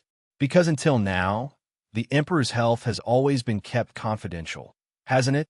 Another person nearby replied, didn't the princess say that the Emperor is just resting? But looking at the princess's attitude lately, it really makes me raise a huge question mark. How can we know whether what the princess says is the truth or not? Only those on the inside know where the shoe pinches. Have you never heard that saying? But look at how hard the princess is working. If the Emperor's health were still fine, why would the princess have to work day and night like that? It's truly strange. And I also heard people say that the Emperor is suffering from temporary memory loss. Some rumors claim it's the effect of black magic. Although we don't know the exact truth, now that the former Emperor has returned, surely he won't let things remain in such a mess? Surely he must come up with some solution to resolve this. Coincidentally, just when all attention was focused on the man who was said to have just returned from the underworld, he also quickly appeared at Emperor Claude's palace. However, he did not come alone. Beside him was another familiar figure, Lady Jeanette. Princess Athanasia was truly astonished by this. She did not understand why Anastasius had suddenly appeared here, and with Jeanette by his side as well. What on earth did he want here? Not keeping Princess Athanasia and everyone wondering any longer, Anastasius quickly spoke to initiate the conversation. He smiled brightly and said, You have been well lately, haven't you, Princess? Actually, I must apologize to you first for appearing so suddenly right now. But my daughter, Jeanette, missed the princess very much, so I quickly brought her here to meet you. I hope she and the princess will have a wonderful time together. Alpheus, who was walking alongside Anastasius at this moment, also immediately spoke up to add to Princess Athanasia's confusion. As I have previously stated to Emperor Claude, Jeanette is the Emperor's only daughter whom I have raised. But now that the former Emperor has returned, Princess Jeanette has no reason to stay at my mansion as before. From now on, as a princess, Jeanette will reside in the palace. Now that there is someone else to care for the princess, I believe Princess Jeanette that will truly have a happy life here." The moment Alpheus finished speaking, everyone around was utterly astounded. How could Jeanette be a princess? Didn't everyone know her status since childhood as a lady of the Alpheus mansion? Why is she being called a princess now? Can this really be believed? Although Princess Athanasia already knew this would happen sooner or later, she did not expect it to happen so soon. She slowly replied, "Actually, I still cannot fully understand all of this. Could you explain this matter to me in detail?" Anastasius, still maintaining that fake smile, said cheerfully, "Actually, explaining this is quite complicated, but I think if there is time, I will tell the princess the whole story from beginning to end. I'm indeed a bit worried about Princess Jeanette changing her living environment like this. However, I have heard recently that the relationship between Princess Athanasia and Jeanette has been growing closer day by day. I am truly delighted. Since Jeanette grew up outside the palace, there are surely rules she won't know as well as the princess does. Therefore, I hope the princess can look after and help my Jeanette more." Princess Athanasia was feeling extremely angry right now, but she still could not do anything to this man. After all, he was royalty. Even if he had been deposed, he still had the right to stay in the palace. She only felt annoyed because he was truly a despicable man who only used Jeanette as a shield for his own filthy actions. Although she was not pleased to accept these two people into the palace, in front of so many people, Athanasia still had to remain professional, unable to let personal matters affect public affairs. She also replied cheerfully, "Very well. I believe that with the relationship between Princess Jeanette and me, she will quickly adjust to palace life. Now, please wait a moment while I tell the maids to clean and arrange accommodations for the two of you." Thus, Jeanette officially became family with Princess Athanasia and moved into the palace. However, with the current situation, although the outcome was exactly what she had wanted, in reality, the relationship between her and Princess Athanasia was no longer as good as it was in the beginning. After Princess Athanasia arranged her accommodations, Anastasius also took the opportunity to show Jeanette around some necessary areas of the castle. Shortly after, he left because an extremely important imperial meeting was waiting for him. This was a meeting held with the presence of many important and influential figures in the Obelia Empire. This was also the perfect time for him to introduce Jeanette to everyone as a princess. Princess Athanasia naturally had to attend this imperial meeting as well. However, before heading there, she needed to finish the pending paperwork. Indeed, since she took over her father's duties, Athanasia had become much busier than before, yet she could not focus on her work at all, because at this moment, her mind was extremely distracted. Most of her distraction was because of Jeanette. She was really worried about Jeanette. For someone as naive as her, being manipulated by Anastasius was inevitable. She wondered if Jeanette was feeling all right now. Just as Athanasia thought, Jeanette was indeed not feeling well at all. This was the first time Jeanette had lived in such a spacious room. Although she had lived in Uncle Alpheus's mansion before, her room had not been this large. Truth be told, this room felt a bit overwhelming for her now. Furthermore, Princess Athanasia's attitude towards her upon returning made her even sadder. She had never imagined that the relationship between herself and the princess could deteriorate to this point. While she was feeling extremely depressed because her relationships with the people she loved were worsening, suddenly there was a noise outside her window. Instinctively, she looked outside to see what it was, and to her surprise, the very person she was thinking of suddenly appeared. It was Princess Athanasia. The moment Jeanette realized the person standing outside was Princess Athanasia, she immediately ran outside to meet her, as if Princess Athanasia would disappear if she were late. When she realized this was real and not a joke, she was so happy that she burst into tears. She could never have imagined that after everything her father had done to Princess Athanasia, the princess would still come to visit her. She felt incredibly moved. Even though tears kept streaming down, Jeanette still spoke in a very hurried voice. I'm sorry, Athanasia. From our very first meeting, I wanted to tell you the truth, that we are sisters. Even though we are not biological sisters, we still share a blood relation. But no matter what, I couldn't bring myself to say it, as if I feared that telling you would shock you, and then I would lose this beautiful friendship. However, Athanasia was actually not angry with Jeanette at all. On the contrary, she felt very guilty toward Jeanette. When she met Jeanette walking with Anastasius this afternoon, she was indeed so shocked that she couldn't remember anything else, and thus ignored Jeanette as if they had never known each other. Thinking back now, she felt she was truly in the wrong, which was why she appeared here. At this hour, Jeanette, however, still did not feel that her apology was enough for the mistakes she had caused Athanasia.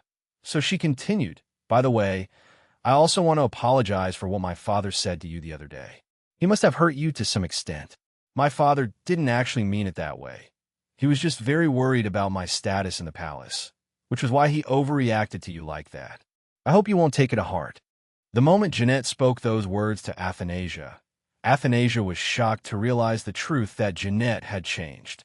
Jeanette was now defending Anastasius.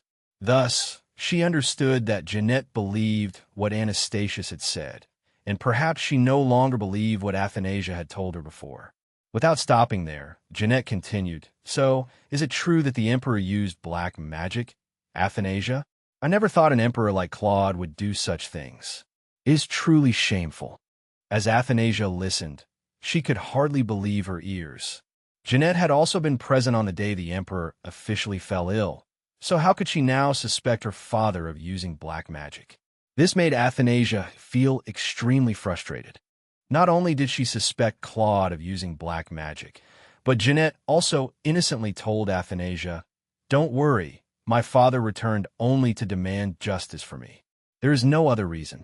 He won't harm anyone, so please don't worry. At this point, Athanasia's patience had run out. She could no longer stand there listening to someone praise the person who had harmed her father. She never expected that someone who was so close to her family, like Jeanette, could change 180 degrees just after interacting with Anastasius. Truly, one can never predict anything. After leaving Princess Jeanette's room, Athanasia immediately went to her poor father's room. Accompanying her was Lucas. Naturally, whenever Athanasia faced a problem, Lucas would always be there. And today was no exception. After hearing the whole story from Athanasia, Lucas said angrily, How could she believe such baseless things? That Jeanette is truly too foolish. But Athanasia did not think so. To Athanasia, Jeanette had never been a fool. Having interacted with Jeanette the longest, she could sense that Jeanette did have some suspicions about her at times, yet Jeanette did not ask or question her, only wishing that Athanasia would take the initiative to tell her.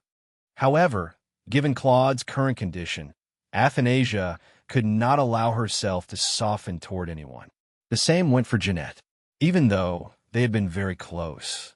If Jeanette changed and began to suspect her father like that, she still had to prioritize her father above all else.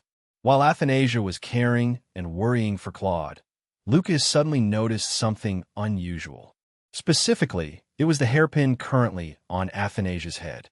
Based on his experience, there was definitely something wrong with it. He immediately asked her to take the hairpin off.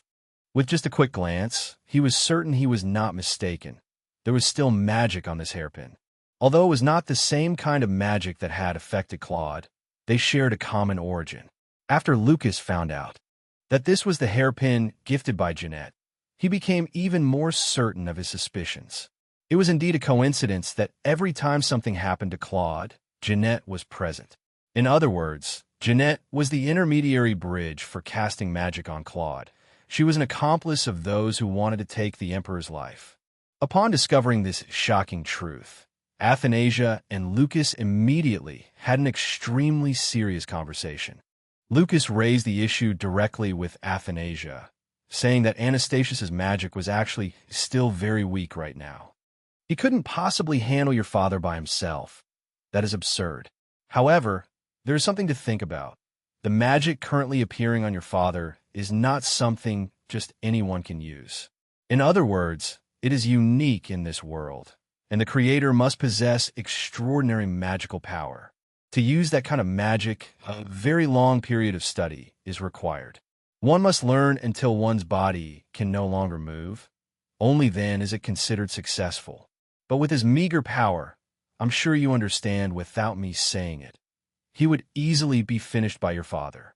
Yet, up to this point, your father still hasn't woken up. This is truly a massive question. How could he have achieved that? Don't you find this extremely strange? In your opinion, between your father and that guy, who has the stronger magic? Of course it is your father, right? How could he possibly oppose the person who once sent him to the grave? No matter how strong he is, since he once lost your father, he will never be able to win again. Athanasia was indeed a little puzzled, but she told herself that maybe he had trained over time. What if his actual strength was only at that level, but if he made an effort to train, he could still improve it? Just like grinding in a game. The more you grind, the higher your level gets, right? But this idea of Athanasia's was also immediately dismissed by Lucas, because magic is inherently unique to each individual and has a fixed limit. It is not like other subjects where you can just improve through practice. Therefore, his magic becoming stronger than Claude's over the years is something that could never happen. There must be something shady going on behind the scenes. Thus, the only thing Lucas can think of right now is that Anastasius used black magic, which is the most dangerous type of magic in the wizarding world. Anyone who has used it suffers from extremely severe side effects on their body. Yet, up until now, he remains perfectly healthy, which makes Lucas even more puzzled. Speaking of this, Lucas himself found it strange, but thanks to the hairpin on Athanasia's head today, he has been able to explain this issue. On Athanasia's hairpin, not only does Anastasius's magic exist, but there is also another type of magic. If Lucas is not mistaken, it is the magic of Eternatus. To talk a bit about Eternatus, he was once an emperor of this Obelia Empire, but he lived before Athanasia's grandfather was even born. So how could his magic still remain on Athanasia's hairpin now? This is truly absurd. While Lucas and Athanasia were having a very intense conversation on this side, Jeanette was no exception, but she was having an extremely tense dialogue with her own inner thoughts. She felt a bit regretful for saying such harsh words to Princess Athanasia earlier, but in reality, she only wanted to protect her father and had no other intentions. Jeanette was thinking deeply, wondering if, after this incident, Athanasia would still talk to her. If not, she would probably feel very sad. Truthfully, Jeanette did not know what to do next in this matter. She really needed some advice. And of course, the first person she thought of right now was Anastasius. Only he could give her useful advice. Therefore, Jeanette decided to go to her father to ask him about it. However, when she walked near her father's room, something fell off. According to what she knew, her father was supposed to be in his room alone. Why was there the sound of talking now, and quite loudly at that? To be more precise, it was a dialogue. So, who exactly was talking inside her father's room? Just as she was preparing to step inside. To check, Anastasius coincidentally appeared. This caught Jeanette completely by surprise. Why did her father suddenly appear here? But contrary to Jeanette's panicked expression, Anastasius wore a very cheerful face and spoke. What is it? That brings you to my door at this hour? I almost fell asleep because I've been working too much, so I was planning to take a walk to clear my head. Would you like to come inside and talk to me? Even though Anastasius secretly disliked Jeanette, he still had to act friendly toward her. Otherwise, he wouldn't be able to exploit this delicious bait anymore. Poor Jeanette, though. She remained naive, completely unaware of what was happening behind her back. Returning to the tense conversation between Lucas and Athanasia currently taking place in the palace. Athanasia, although already having a vague idea of what Lucas was suspecting, still wanted to ask one more time to be sure. Do you mean that within Anastasius's magic, there is still another magic, or more precisely, Eternatus magic as well? That's correct. I believe you already know this, but I slept for a very long time in the tower. And when I woke up, I spent a significant amount of time searching for my lost magic. However, after treating your father, I felt my magic getting weaker by the day, as if someone was draining it. After piecing everything together, I realized one thing. If my deep sleep began hundreds of years ago, how could Anastasius have known about it to drain my magic? Only someone who lived during that same era could have done this. But thanks to your hairpin today, I have been able to confirm everything. Hundreds of years ago, it was that guy Eternatas who stole my mana. And has now given it to Anastasius to use. Recently, I felt a rat lingering around my tower, and it turned out to be that despicable Anastasius. Hearing Lucas say this, Athanasia gradually realized the truth. No wonder she felt something very familiar from the very first time she met that man. It turned out to be because Lucas's magic was inside him, which gave Athanasia that familiar feeling. Lucas smirked and said, I don't know how that Eternatas managed to draw out all of his magic before passing away and then transfer it all to Anastasius. But that Anastasius must have a death wish. He dared to mix his magic with mine to attack your father. One arrogant brat. However, there was one problem that Athanasia couldn't understand. For what purpose did Eternatas do that? Hadn't he passed away hundreds of years ago? Why would he appear here now? And for what purpose? As for this, even Lucas himself couldn't understand it. Honestly, anyone who uses black magic is not quite right in the head. In other words, they have distorted thoughts, and no one can know what those guys are actually thinking in their heads. But then Lucas sighed and continued, actually performing that kind of magic is not simple, kid. It's quite complex. It requires an extremely intact corpse and a massive amount of sacrificial offerings to even have a hope of succeeding. But I don't think Eternatas could have prepared all of those things. Actually, according to what remains in Lucas's memory, Eternatas was nothing but a useless person. He was born without a single shred of mana, completely unworthy of being called a wizard. Yet now, history books record his name as a hero. Isn't this just overpraising a useless person? At this point, the more Lucas thought about these things, the more annoyed he became. He couldn't imagine being drained of all his mana by such a useless guy. And on top of that, his stolen mana was being used for evil deeds. It was truly a farce. In fact, when Athanasia heard about the past from Lucas, she was somewhat skeptical. According to what she had read in history books, Eternatas was the strongest emperor in history. If Anastasius had Eternatas' power along with Lucas's stolen mana, things would become much more complicated. This was what worried Athanasia the most at this moment. And more than anyone, the person Athanasia worried about most right now was Jeanette. She didn't know if Jeanette knew about all of this yet, but with a naive soul like Jeanette's, Athanasia didn't have much hope. She knew for sure that Anastasius had a reason for bringing Jeanette into the palace. Putting Jeanette on the throne would cause much less controversy than if Anastasius ascended it himself. From this, it was clear that Jeanette was merely a puppet in Anastasius's hands. However, the situation could only change if Jeanette refused to ascend the throne as empress, meaning Anastasius could no longer exploit her. Only then would things truly be fine. But for Athanasia, this was very unlikely to happen, especially now when the relationship between her and Jeanette was growing tenser day by day. Jeanette's words that day had really given Athanasia a lot to think about. She had never thought her indifference would lead to such major consequences. One of the reasons Jeanette was getting closer to Anastasius day by day was that he always listened to her, whereas Athanasia did not. Only now did Athanasia realize the consequences of her own indifference. No matter how she looked at it, she never expected it to bring such severe consequences. The more Athanasia thought about this, the sadder she became. It turned out that her own indifference was the catalyst that caused her father's health to deteriorate day by day. She had never paid attention to the people around her. Even as messy thoughts raced through Athanasia's mind, she wanted to cry to release all the tension, but she couldn't. This was because tomorrow she had an extremely important meeting with the nobles, and she couldn't show up looking like that with two swollen eyes. Lucas also quickly noticed the distress in Athanasia's eyes. He immediately reassured her because her father's health was not beyond saving, although it posed a huge difficulty as they had to find the fruit of the world tree.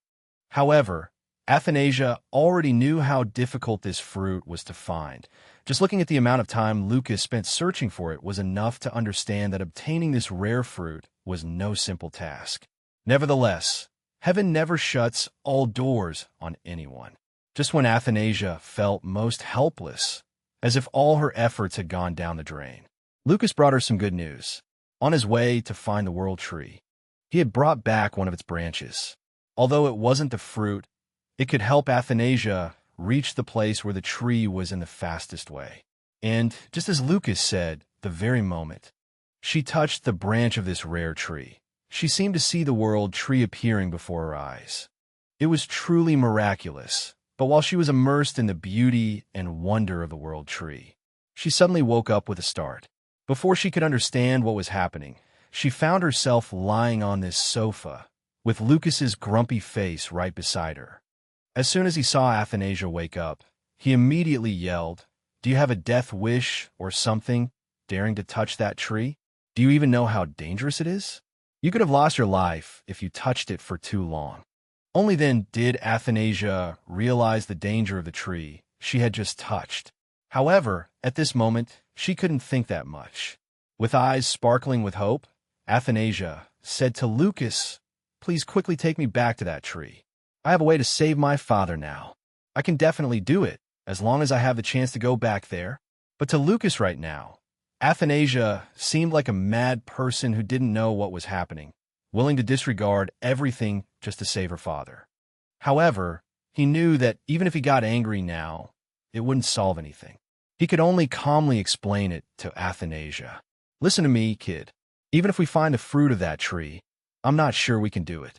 After all, your father's health is already very weak now. It's not as simple as just applying power to him. Furthermore, the omnipotence of the world tree requires a very long time to manifest. You can't just do it instantly. If it were that simple, everyone would have rushed to find a world tree, leaving no opportunity for you." But Athanasia seemed to have lost her mind. She could no longer care about the danger unfolding before her eyes. She persistently demanded that Lucas give her a chance to return to that place, because she believed that with her power, she could control the tree to help her father get better.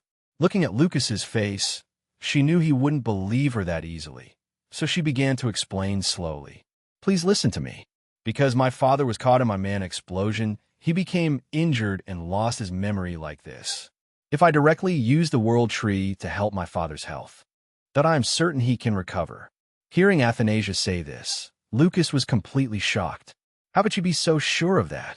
Even Lucas couldn't be sure whether doing this would turn out fine. So how could a wet behind-the-ears kid like Athanasia make such a firm assertion? With sparkling eyes looking at Lucas, Athanasia replied, "The tree itself told me.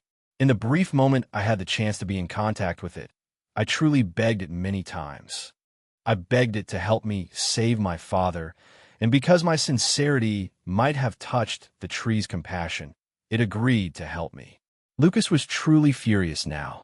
Never did he expect that tree to betray him like that. Just because of Athanasia's pleading, it had betrayed him to tell Athanasia. It was truly unacceptable. But this was not the only issue. Lucas asked, "Did that tree tell you that if you truly use this method to save your father, you will have to exchange your own life for it?" Hearing this, Athanasia suddenly froze. Actually, she only needed to know that there was a way to save her father. Other than that, she didn't care much about other issues. But to Lucas, this was a massive trade-off. If it failed, this empire would lose both its emperor and its princess. What worse could happen then? This would be extremely juicy bait for Anastasius and the forces coveting Claude's throne. How chaotic would this empire become then? Honestly, Lucas didn't understand how important the word family was, that so many people were willing to trade so much for it. If he were given a chance to handle all of this mess, he swore he would kill Anastasius and Eternatas first. As long as those two vanished from this world, everything would quickly be fine. After the negotiation between her and Lucas ended not so smoothly, she returned to her room to rest after a period of hard work. However, not long after falling asleep, she soon had a nightmare. In that panicked dream, she saw the entire Obelia Empire engulfed in flames, with no sign of life left in this once beautiful world. Just as she was frantically searching for a way out, she woke up with a start. She couldn't understand what she had just experienced. Could this be another prophetic dream, or was it just a continuation of the previous night's dream? These things truly made Athanasia feel very scared and panicked. She did not know what to do next if these events actually happened to her. Despite going through a rather rough sleep, Athanasia still had to continue her work the next morning, as there was no one else who could replace her. However, the nobles showed no signs of letting Athanasia off. They sneered behind her back and repeatedly demanded to see Emperor Claude, even though she had explained many times that the emperor truly wanted to rest before resuming his imperial duties. But of course, they did not believe such things. They were certain the princess was only pretending to say so to deceive them. Only when Felix actually appeared were they intimidated. Never could they have imagined that someone who usually stood by Emperor Claude's side, looking like a simpleton, could speak so boldly. They were extremely surprised. The reason Felix suddenly had to become so fierce was because the empire's current situation was truly unstable. Those who targeted Claude's throne were becoming increasingly rampant, causing the empire to fall into great chaos. Besides, factions were forming more and more day by day, making the lives of the common people even more miserable. If the situation continued to go on like this, it wouldn't be long before the princess's position would also be threatened. After having a not-so-pleasant meeting with the nobles, Athanasia returned to her room to meet Lucas. Perhaps only he could help her resolve her doubts at this moment. As soon as Athanasia met him, she immediately told Lucas about the entire dream she had yesterday. How she had seen this entire Obelia Empire engulfed in a sea of fire, and how innocent people lost their lives one by one in such an unjust way. She told Lucas everything, except for one thing that she had been wondering about since yesterday until now and wanted to ask Lucas. Was this a prophetic dream, or was it simply an ordinary dream? In fact, Athanasia already had her own answer, but she really wanted to hear confirmation from Lucas. Ever since she had that dream, she had guessed for herself that it was a prophetic dream, that if her father truly passed away, then Anastasius would take power. At that time, the country would fall into the hands of the rebels, and from then on, the nation would end up in the state she had seen in her dream. However, when receiving this question from Athanasia, Lucas could only remain silent because he did not know how to answer in a way that would make the situation reasonable. But with Lucas's attitude, Athanasia could easily realize one thing. From the beginning, Lucas had already known that the situation would sooner or later turn out just like what Athanasia saw in the dream if Emperor Claude passed away. That was also the reason why he allowed Athanasia to meet the World Tree. But when everything was about to succeed, he suddenly did not want to continue anymore. This was also something that Athanasia could not have anticipated. However, for Lucas, the real reason he did not want this to happen anymore was because he feared Athanasia's life would also be in danger. For a magician like Lucas, casting magic from this world tree onto another person could sometimes encounter some complications. Not to mention, if someone as innocent as Athanasia performed this, there was no telling how dangerous it would be. Therefore, even though he knew this was the only way to save the world, in the end, he still chose not to do it. Because if Athanasia risked her life doing this, whether this empire fell into a sea of fire or not would no longer matter anyway. But regardless of Lucas's worry for her, she was determined to meet Jeanette today to plead with her about the ascension. After all, she had to try every possible way. If none of them worked, she would have to choose the life-threatening option.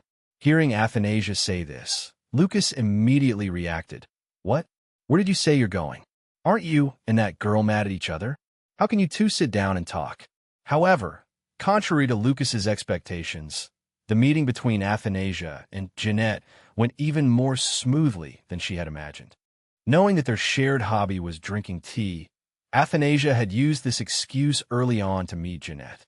Right from the moment they sat down to talk, Athanasia quickly showed that she was at fault to gain Jeanette's sympathy. In a voice that could not be any weaker, Athanasia spoke, "I really must apologize to you a lot, Jeanette, for asking to meet you so suddenly. But the truth is, I couldn't bear it anymore. I came here today to apologize to you, Jeanette. Everything that happened recently was my fault. It was all because I wasn't good to you. It was only because of my selfishness that I pushed our friendship into such an awkward position." Receiving this apology from Athanasia, Jeanette was truly shocked. She had thought that Princess Athanasia was angry with her and therefore didn't talk to her during the past time.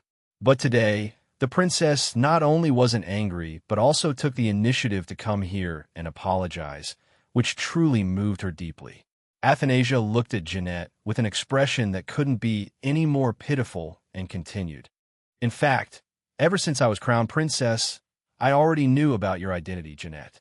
But due to my own selfishness, I did not allow myself to do it, unable to accept the truth, so I couldn't tell you at all.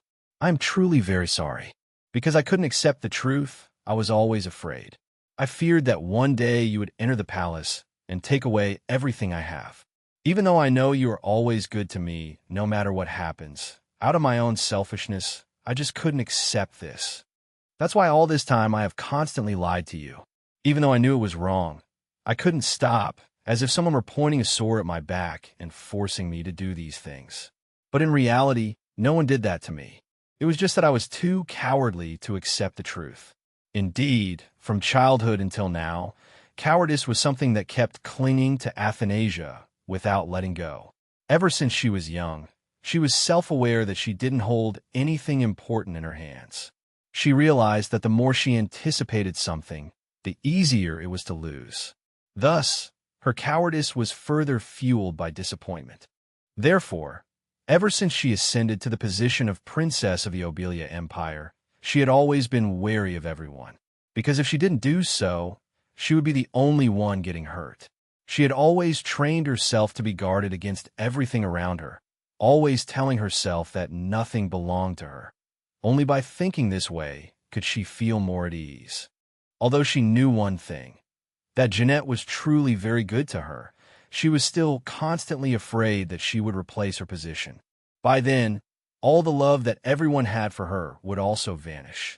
At that point, even if she lost her memory, she would not be able to forget this pain. She had avoided this truth for too long, and now it was time for her to face it and ignore it no longer. Athanasia felt truly sorry for making Jeanette face this pain for so long. But now that she could say all of this, it really made Athanasia feel relieved. But what Athanasia didn't expect was that when she spoke all of these truths, Jeanette not only wasn't angry with her, but, on the contrary, burst into tears and sobbed. Indeed, at this moment, Jeanette also felt that she herself was greatly at fault toward Athanasia. She had been selfish in not understanding how much pressure Athanasia had to bear, having to take care of her father while handling the affairs of the empire. She had truly been too thoughtless to blame Athanasia for such trivial things. And from then on, the two of them understood each other better, and both sides officially reconciled after today's talk. Indeed, it was an outcome that even Lucas himself could not have expected. After hearing the entire development of the conversation Athanasia and Jeanette had today, Lucas was actually a bit annoyed. What is wrong with you? If you've already hidden it for so long, why didn't you just keep hiding it? What was the point of telling that girl? It didn't affect anyone, so why did you have to lower yourself like that? Athanasia seemed very surprised by Lucas's attitude. She didn't expect him to have such a harsh view of this matter. Actually, she hadn't expected him to react so strongly. Otherwise, she wouldn't have told Lucas about it. She paused for a moment and then asked Lucas, "What's wrong? Why are you reacting so strongly? Don't you want the two of us to make up?" Actually, I think about this issue very simply without overthinking it. I think that, after all, Jeanette is a human being. She needs to know the truth rather than being like mindless puppets who only know how to follow other people's orders. I believe she should escape from the control of others now. No one wants to have someone behind the scenes pulling the strings for their actions. If it continues like that, she might become depressed from having to do things she doesn't like. But you know what? Actually, from yesterday's conversation, I found out another interesting truth. That is, I used to think that Jeanette didn't know anything at all and only followed others' orders. But after talking to Jeanette yesterday, I found out she actually realized the truth very early on. Or, in other words, about the appearance of that emperor named Eternatas. Yesterday, I told her about the ribbon on my hair clip, and from there I pointed out the suspicious points that you and I had discovered. It seemed like she would find it hard to believe what I said, but Jeanette surprised me even more when she said she already knew all about it. Actually, at first, Jeanette didn't think her father was a bad person or anything of the sort. But recently, her father has seemed to turn into a different person. From his behavior to his gaze, he is no longer cheerful and welcoming toward Jeanette as before, leaving her feeling a bit disappointed. Or to put it another way, Jeanette felt that recently her father was as if possessed by something, forcing him to do things he had never done before. Athanasia was very glad to learn that Jeanette herself had noticed these unusual things because, in any case, Jeanette had become clear-headed and was no longer easily manipulated as before. Or to put it better, Jeanette had gradually become aware of how things around her were playing out, no longer as naive as she used to be. Although this was extremely wonderful news, Athanasia did not feel very happy. The truth was, she had recently felt very strange, as if she felt herself turning into the real Athanasia. It might sound absurd, but from before up until these past few days, Athanasia had always felt as if she were a different person, completely unrelated to this world. But recently, she noticed a change in herself. It turned out she was still indeed Athanasia, the princess who received the love of everyone. In truth, the reason Athanasia felt this way was because throughout her childhood years she had lived in loneliness and coldness, never receiving love from anyone except Lily. Thus, loneliness had made her turn into a different person. But now it was different. She was aware of who she was and what she had to do to contribute to this empire and country. But anyway, everything was set now. Even if Athanasia were no longer in this world, everything would be entirely decided by Jeanette. Athanasia had already asked Jeanette to do these things for her.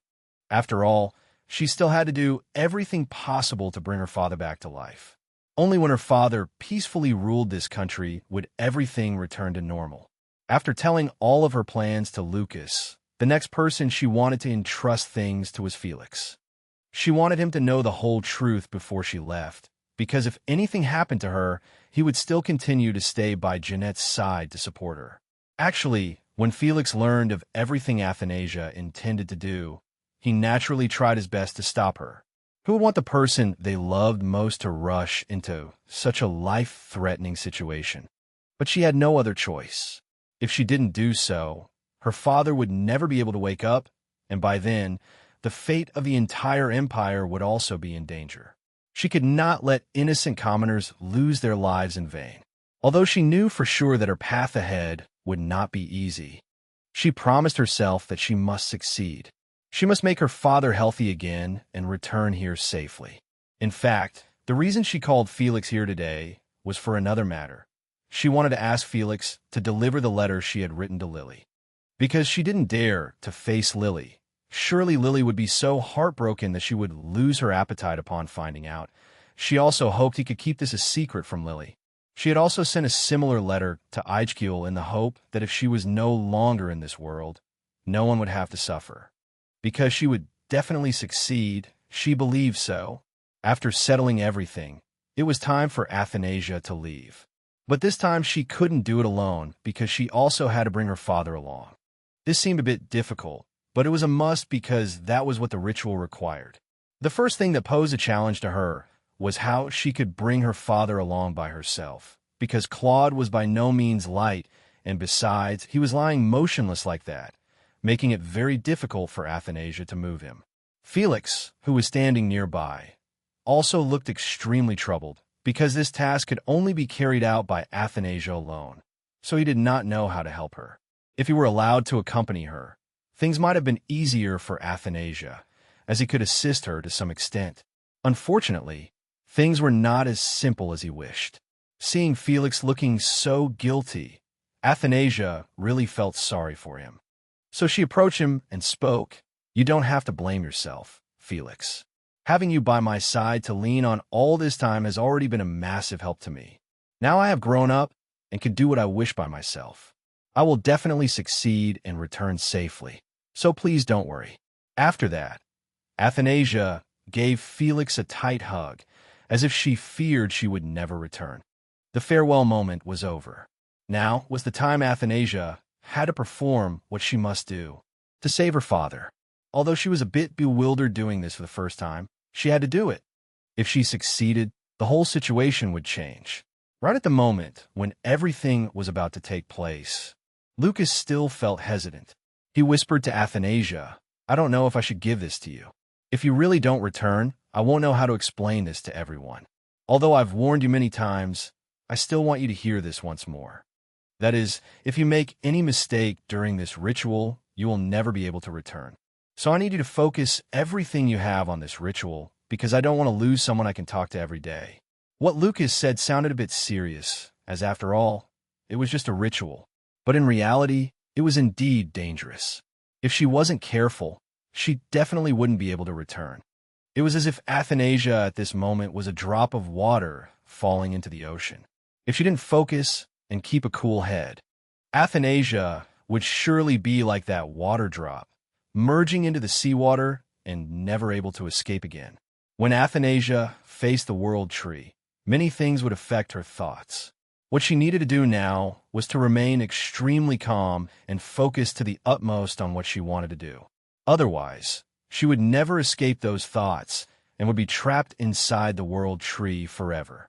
Now, Lucas's task of advising her was done. The rest was up to Athanasia. Whether she could return or not depended on herself. If she couldn't do it, let alone saving her father, she wouldn't even be able to preserve her own life. The moment Athanasia began the task, she was also aware that whether she returned or not depended entirely on herself. Therefore, she focused 1,000% of her power on this task. She believed she could definitely do it, just as Lucas had warned her beforehand. When she started to approach the world tree, countless events from the past until now seemed to flash in her head, making it unbearable for her. Even the most trivial daily events she had experienced now also became memories that she had to look back on. There was truly so much information that Athanasia felt dizzy, and her brain felt as if it were about to explode. Yet, alongside the messy thoughts appearing in Athanasia's head, at that time, mingled within it were the extremely worried faces of the people she loved. She knew that everyone was very worried about her and wanted her to return, so she absolutely must not fail. Quickly, the moment when she had to say her name out loud was also approaching. Now she needed to say her name, Athanasia, out loud so that the world tree could recognize it and help her. Although she was surrounded by a pile of chaotic information, fortunately, she could still hear Lucas's suggestion from the outside and execute it in time. Just when Athanasia felt she could no longer bear these cluttered thoughts, a light suddenly appeared and grabbed her hand. At this moment, though she was not yet aware of what was happening, Athanasia herself knew one thing. She was about to succeed in this mission. It turned out that the hand reaching out to receive Athanasia at this moment belonged to none other than her mother. Even in her dreams, she could not have expected that choosing such danger would give her the opportunity to meet the person she thought she would never have the chance to meet again in her lifetime. She rubbed her eyes several times, unable to believe that what was happening before her eyes was real. But before Athanasia could confirm whether this was real or not, the woman in front of her rushed forward and kissed Athanasia's face repeatedly, making it impossible for her to process what was happening. Although she tried to ask the person in front of her many times if she was her mother, she still could not get an answer. The only thing she could receive was this woman's continuous kisses. After giving Athanasia passionate kisses for a while, the woman finally stopped and said very gently to Athanasia, "Please forgive me for making you confused, but it has been a very long time since I last saw you from this close. I really missed my precious daughter so much. What's more, this is the first time I've got to hug my own biological daughter. You cannot know how wonderful my mood is right now." Athanasia had an extremely strange feeling at this moment. Is the person standing in front of me right now really my mother? The person I thought I could only meet in my dreams is now appearing in front of me like this. It is truly something that I myself could not have imagined. So I have really met my mother, interacting with her in the flesh, not just as illusions in my dreams. It really makes me feel so happy. In the moment when Athanasia herself was feeling so happy, it seemed that all the worries in her head were also completely vanishing. Never did she think she could live in such happiness, seeing the beautiful face of her mother. Athanasia felt extremely moved. Although she tried hard to restrain herself, her tears kept flowing like that, making her unable to control them. Seeing the tears about to well up on her daughter's beautiful face, her mother immediately comforted her. "Come on, don't cry, Athanasia. Is this the first time we meet? Yet you want me to see your tear-filled face? Please smile and be happy because we have finally been able to meet each other. I know that during this past time, you had to endure a lot of things, right? I've seen all the fatigue and helplessness you went through. Honestly, I feel you are very capable, which is exactly what makes you worthy of being my daughter. But rest assured, I am always by your side, watching over you throughout the journey you are taking. Whenever you feel tired, remember that I am still by your side, accompanying you." Although Athanasia was still very emotional, she knew that if she kept crying like this, she wouldn't be able to say anything to her mother. She immediately wiped away the tears falling on her face and replied to her mother, "Have you really been by my side all this time? Why did I not feel anything, except for your soul constantly appearing in my dreams?" Diana hugged Athanasia tightly at this moment and said, "It's all right, my child, because I can only appear by your side in the form of a soul. Although I really wanted to hold you in my arms, I couldn't do it. Just like that, I quietly watched you grow up over time. But rest assured, because for a soul like me, time passes extremely quickly. I will also be quickly reborn in another world. Actually, only half of my soul is left here now. The other half has already been reincarnated in another life in a state that is not very complete. But because I was too worried about Claude and you, so I couldn't leave in peace completely. Although choosing this way will make my future a bit more difficult. I accept it because I am truly worried about you and your father." Hearing all the thoughts that her mother wanted to share with her, Athanasia truly felt as if she was being warmed. Never did she think her mother was always by her side and accompanying her like this. Moreover, her mother was willing to split half of her soul just to stay by her and her father's side. Athanasia spoke through her tears. "I feel very happy to meet you like this for the first time, but I cannot stay by your side any longer because I have a more important thing to do. That is, father is currently very ill. I must set off immediately to find a way to cure father and make him healthy again." Seeing Athanasia's extremely tense face, Diana gave a very gentle smile and continued, "Don't worry too much about your father's health, because in reality, his health is still very good now. It's just that he is still very weak, so he cannot wake up yet." Originally, Diana knew this because since Claude fell ill, she had always been by his side in the form of a soul. And because Claude was still in a coma, he could interact and talk with Diana like a normal person without any hindrance. Furthermore, despite being in a coma, Claude still knew everything currently happening to Athanasia. However, only Diana came here to meet Athanasia today, although they both exist in the form of souls. Because Diana missed Athanasia so much that she couldn't bear it, she secretly came here to meet Athanasia. Through Diana, Athanasia finally learned that Claude was also aware of her action of risking her own life to come here and find a cure for him. Initially, he might have been very angry because Athanasia dared to trade her own life like that, but then he felt extremely touched because the little daughter he loved so dearly could do such brave things for him. From the bottom of his heart, he felt very grateful to Athanasia. Initially, because Diana was too worried about the dangers that could lurk around her little daughter, she couldn't leave. Now, everything is different. Athanasia has grown up and become much more independent, so Diana can leave in peace. Before saying goodbye to Athanasia to leave, Diana revealed to her that what Athanasia was looking for was the curse being used on her father. As long as she could remove it, her father would be able to wake up from then on. As long as she succeeded, the entire Obelia Empire would be saved. At this moment, a branch of the world tree suddenly appeared in Athanasia's hand. It seemed that this was what she needed to use to get what she needed. Standing and watching Athanasia perform her task, Diana felt truly happy. Never did she think she would witness her daughter growing up like this. After Athanasia finished her task, Diana did not forget to tell her, "When you return to the Obelia Empire, send my heartfelt thanks to Felix and Lily, because the two of them have taken care of you a lot on my behalf. Although I loved you immensely when I learned of your existence in this world, I couldn't be by your side to care for you as you grew up. Thanks to Lily and Felix, you have grown up to be like this. I really feel extremely grateful to them. Now your mission is complete. Return to everyone.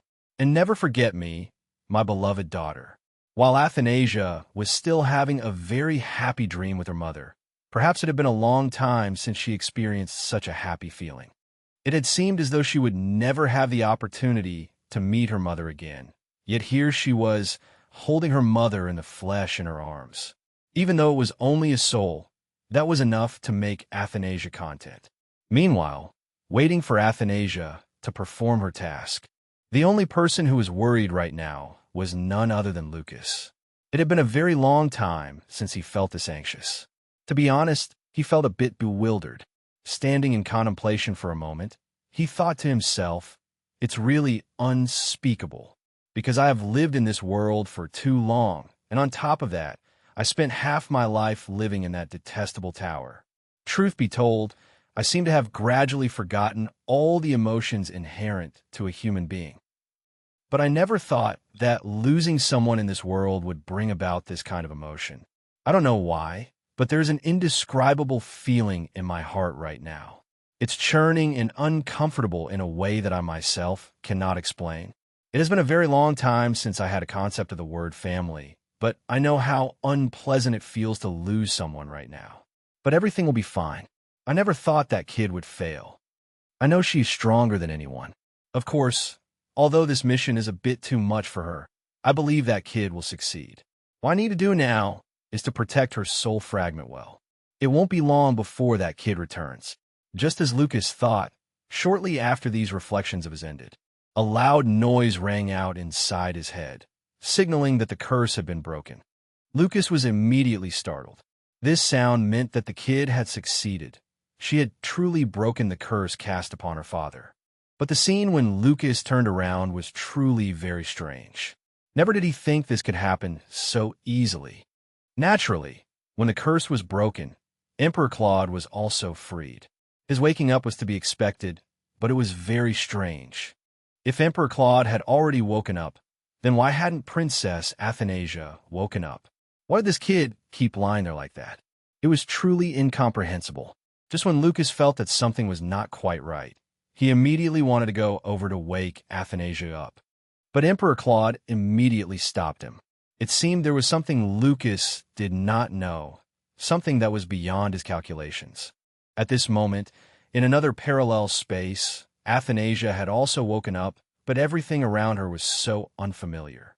It seemed this was the first time she had seen such strange things. Had there been some change outside the plan? Athanasia still did not understand what was happening. Originally, she had placed the branch of the world tree at the exact spot of the curse. According to the plan laid out from the start, she should have woken up with her father. Why did she now appear in a tiny body? And what's more, the people around her even called her by her father's name. What on earth was all of this? Suddenly, while Athanasia was in a daze, not understanding what was going on, a figure approached her to check on her condition. If Athanasia guessed correctly, the person in front of her right now was none other than the former emperor, Anastasius. This was indeed wrong. Why could Anastasius appear here at this time? Moreover, he was also very kind to Athanasia's appearance. This really caused her to raise a huge question mark. After a moment of silence to think deeply, Athanasia suddenly realized, could it be that what I've been thinking is true? Are these really my father's memories?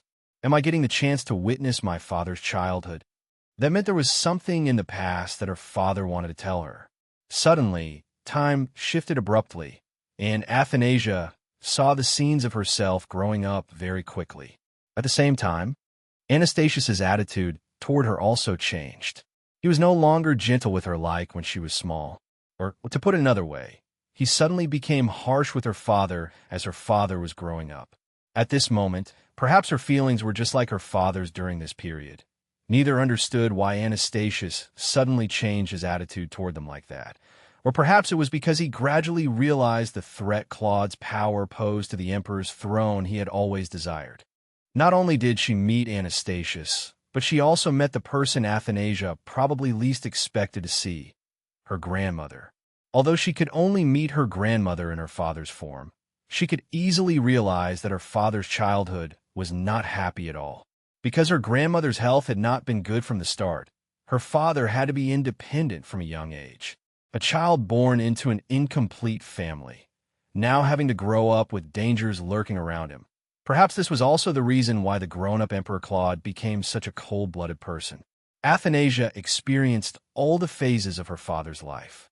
Initially, Athanasia did not understand what was happening, but by this point she understood. Some force wanted to bring her back to this moment. It wanted her to see that Claude had truly regarded Anastasius as his biological brother, treating him no differently than family. But Anastasius did not feel the same. Perhaps in his eyes, Claude was nothing more than a rival.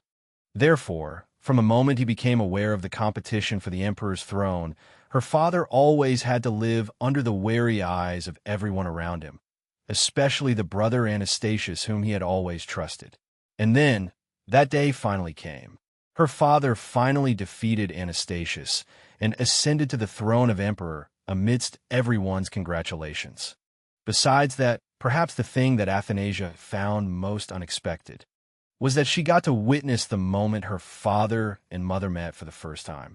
This was probably the one thing she could never forget. So this was the reason her father and mother met. Initially, this affection came from both sides, but it seemed her father was the one more profoundly affected. The moment her father met her mother, it seemed she breathed a very strange energy into him. Although she only lived in her father's form, she had a very clear feeling. From the day her father met her mother, his life seemed to turn to a new page, fresh and bright like never before. Originally, Athanasia wanted to see more of their journey together, but for some reason, everything passed by too quickly for her to react. What on earth happened to make time pass so quickly?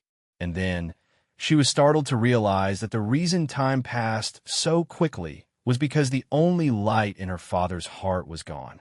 The day her mother passed away was also the moment when every ray of hope in her father's heart collapsed.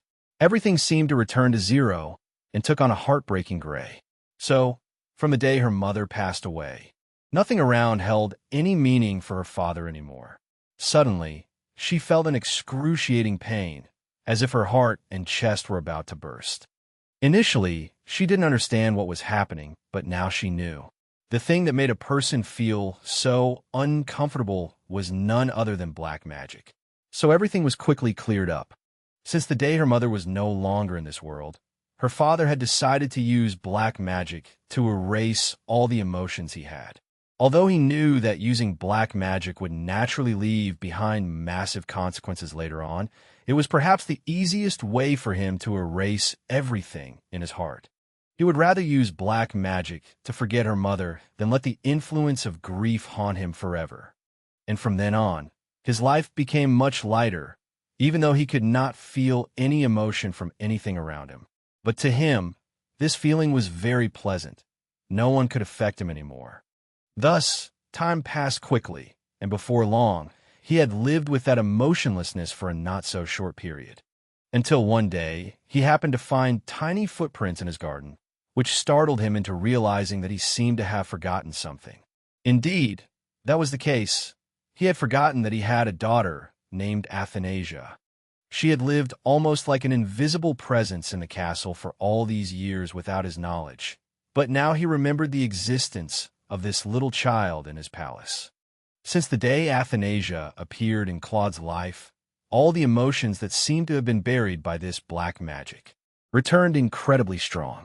Originally, he had no intention of loving the little girl that much, but the more he interacted with Athanasia, the more shocked he became to realize that this little girl had a personality exactly like her mother's.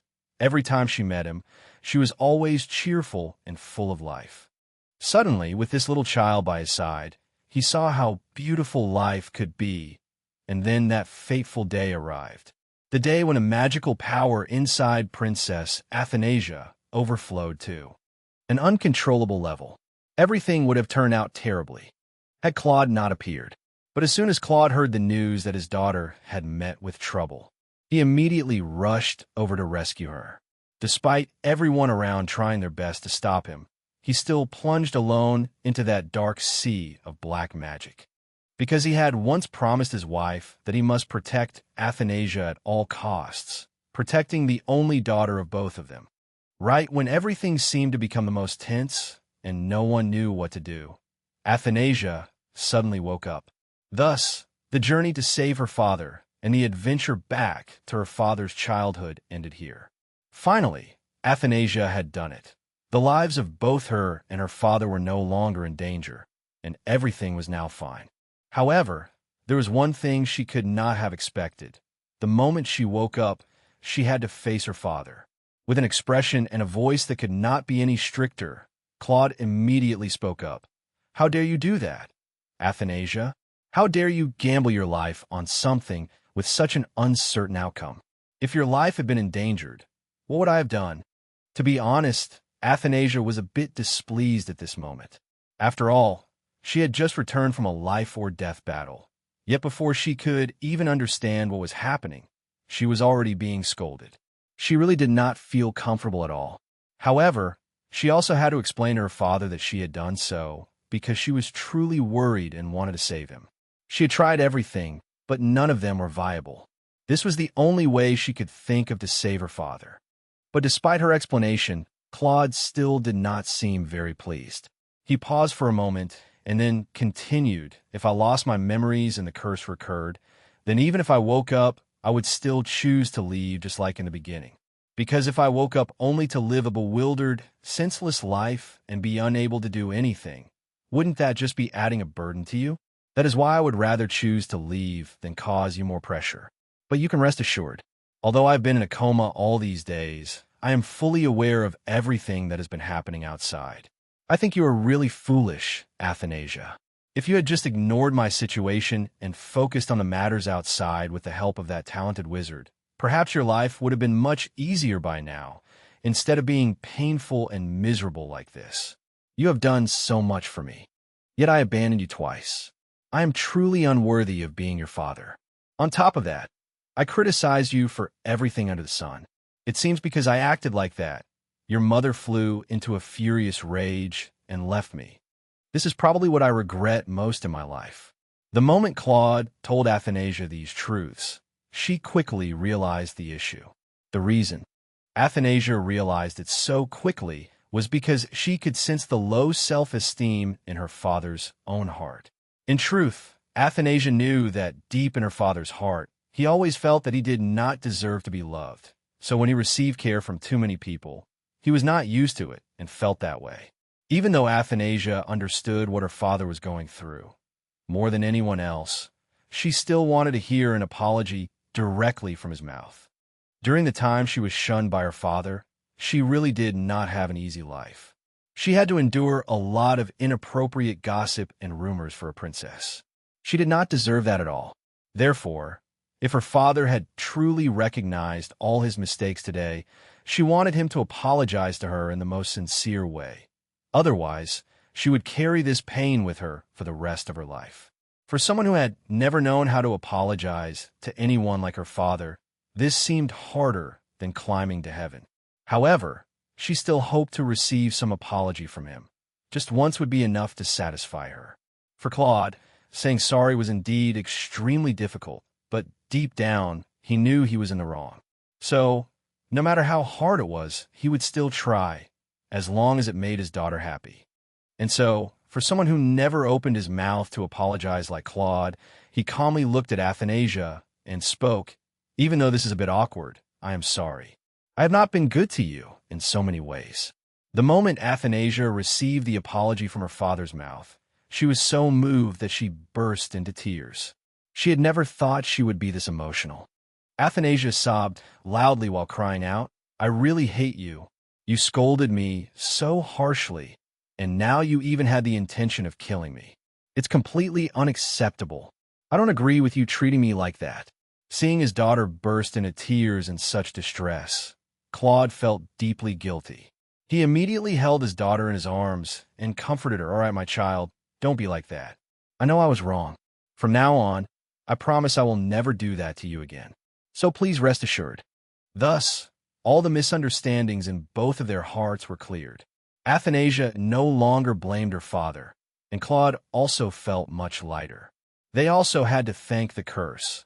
Although it brought danger to both Athanasia and her father, it had to be acknowledged that after going through this great trial, the two understood each other much better. After Claude apologized to his daughter, the two sympathized with each other much more, which was also when Felix came in. Needless to say, one could tell how happy he was. When Athanasia set off, Felix thought the chance of her returning was very low. Yet now, not only had she returned, but she had also brought back the awakened Emperor Claude. This was indeed wonderful news. Looking at Felix's happy face, Athanasia also knew how Felix felt when her father first woke up. Needless to say, he must have hugged the emperor so tightly that he could not breathe. Perhaps it had been a very long time since there was so much joy in this palace. But now, the moments of togetherness full of memories had to come to an end. It was now an important time to handle all the remaining issues. Moreover, this was also the time Claude had to take action on the tasks originally meant for him. He looked at Felix with firm eyes and said, "Felix, what is the situation outside like now?" "The situation outside?" Felix replied, "Actually, as soon as the news of your Majesty's awakening spread, all the nobles who had been gossiping about your life were forced to shut their mouths. No one dares to spread rumors or distort the truth about you anymore." Now Claude had fully grasped the situation. Furthermore, the curse on him had been lifted, and he could function normally again. Claude looked at Athanasia with a serious gaze and said, "Now that your father is healthy again, I no longer feel uncomfortable having to handle stacks of paperwork. Therefore, starting today, let me handle all matters related to the Empire. You can rest from now on. I feel you have worked too hard all this time." Seeing her father talk so boldly not long after recovering, Athanasia was extremely curious. Unable to stand the torment of curiosity any longer, she spoke up. "Father, you don't need me to do these things anymore? Then how do you plan to handle the remaining matters?" Claude remained silent and did not reply. It seemed he had something to think about, so he needed time to calm his mind. After thinking, he replied, "You don't need to worry about that. I know what I should do. For now, your job is to go outside and rest. If you hear any strange noises later, just ignore them." Athanasia did not understand why her father said that. But if there was a strange noise and she was not allowed to go out, something bad must be happening. Athanasia immediately stopped her father and cried out, "Wait, father, don't do that. Actually, I have a better idea, father." Then Athanasia went outside and dragged Lucas in. She eagerly introduced him to her father. "Let me introduce you to Lucas, also known as the greatest wizard of the Empire. I am introducing him to you today because I think you will have a lot of things to ask for his help with, father. Furthermore, did you know, during the time you were ill, Lucas devoted all his efforts to treating you. Now that you are healthy, Lucas no longer needs to take care of you. Currently, he can return to the stone tower where he trains and recuperates. Perhaps during the time he helped me look after you, his energy was depleted a lot." Athanasia did not say this to her father without reason, because besides letting Lucas return to the stone tower to recover his power, there was another reason. That was, when Lucas returned to the tower, he could manifest his true self and prove Claude's innocence, which would shut the nobles' mouths. No one would be able to gossip about her father's matters anymore. However, this plan did not seem to please everyone very much. When she brought up this issue, no one agreed. On the contrary, They even seemed to object. Athanasia did not understand why everyone reacted so excessively to this matter. Actually, she did not know what was wrong with this idea either. But Felix immediately let her know what the problem with this idea was. He fell silent for a moment and then spoke up. Actually, this measure is not entirely wrong, but it is not quite right either. While this measure could minimize political conflicts, to everyone else, it is too lenient. There needs to be a more fitting measure to punish all those who have wronged the princess. After hearing Felix's explanation, Athanasia thought about it and realized it was true. During the entire time her father was ill, none of them had respected her at all. In other words, they looked down on her. Therefore, this matter could not be let go so easily.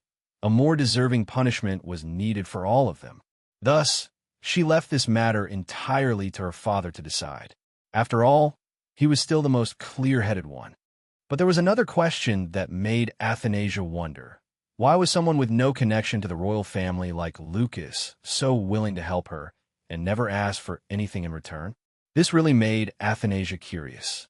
Receiving this question from Athanasia, Lucas sighed and said, "At first, I agreed to help you because I felt there was a connection between us.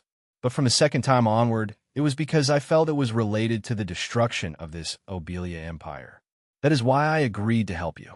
Is the reason I gave reasonable enough for my actions?" Actually, only now did Athanasia think back and remember that in her dream the other night, she saw this country engulfed in flames, with none of its citizens left alive. Deep in her heart, seeing these things made her extremely terrified, but now it was different. Her father had regained his senses. He would never let such things happen ever again. What everyone needed to do now was to find that hateful Anastasius and carry out their plan of revenge. Meanwhile, at Alpheus's tense mansion, a not-so-happy event was taking place. Ever since Emperor Claude woke up, the atmosphere around this mansion was no longer as cheerful as before. Instead, a tense and suffocating atmosphere enveloped the entire place, making everyone living in the mansion feel very uncomfortable. This morning, as usual, Ijkiel had to bring the report of recent events to Anastasius for review. Normally, if his father were there, he would be the one doing this, but today it was he who came. This really made a suspicious person like Anastasius wonder. Before Anastasius could speak to ask, Ijkiel took the initiative to speak. "Actually, this would normally be done by my father, but lately I see he is not feeling well and wants a rest, so today I have come here to take my father's place."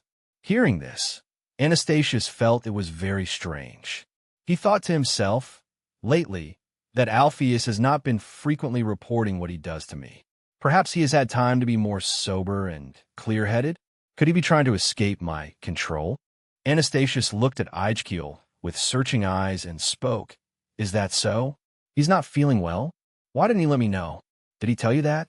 "It is not like that, Your Majesty," Ijkiel replied. "Actually, I personally noticed that my father's health was not very stable, so I suggested he rest. There is no other reason besides that. As you already know, recently my father has devoted all his strength to working for you, regardless of his health or daily routine. Because of that, his physical condition has gradually deteriorated to the point where he cannot even do his daily tasks by himself as before. Therefore, I hope you will allow my father to rest for a while. Once his health stabilizes, he will surely return to his work quickly. However, there is a slightly uncomfortable matter that I would still like you to tell me. How exactly does the verification of Emperor Claude, as you mentioned, take place?" "About that?" Anastasius sighed and replied, "I will take the blood of that bastard Emperor Claude and drop it onto the magic circle. If that circle reacts to Claude's blood, I can determine whether he used black magic. So this is the only way I could think of to verify it. Other than that, I haven't thought of any other way." Just when Anastasius was feeling most discouraged, he suddenly noticed something. Immediately changing his attitude, he looked at Ijkiel with glowing red eyes and shouted, "Wait, what is it you're holding in your hand? Is it a magic artifact? How ridiculous! I have heard many people use the idiom, like father, like son. I never believed in that saying, but today you have made me think otherwise. Even though the way you two use magic is different, Why are you and your father so alike in playing dirty tricks behind my back like this?" Immediately, when his anger reached its peak, Anastasius rushed toward Ijkil like an arrow and screamed, "You are much bolder than I thought. You even plan to assassinate royalty in the palace? You must be tired of living. Fine, I originally intended to spare you, but in your current state, I can no longer tolerate you. I must quickly brainwash you before things go any further." However, there was one thing Anastasius could not have expected. The closer he got to Ijkil, the more the magic that had been lying dormant on Ijkil's body began to take effect. It turned out that for this magic, Anastasius only needed to touch Ijkil for it to activate. This clever idea had actually originated from Lucas. As it turned out, the day before meeting Anastasius, he had the opportunity to meet Princess Athanasia and her close aides. Originally, Princess Athanasia did not agree to let Ijkil carry out this mission because it was extremely dangerous, but Ijkil did not agree to stay behind. He wanted to carry out this mission more than anything else in the world, because in his mind, there was no greater honor than being able to help Princess Athanasia. To him, this was more worthwhile than anything he had ever done in his life. In truth, the primary reason Ijkil wanted to undertake this mission was that he had discovered his father was indeed brainwashed by Anastasius. He could no longer remember anything in this world at all.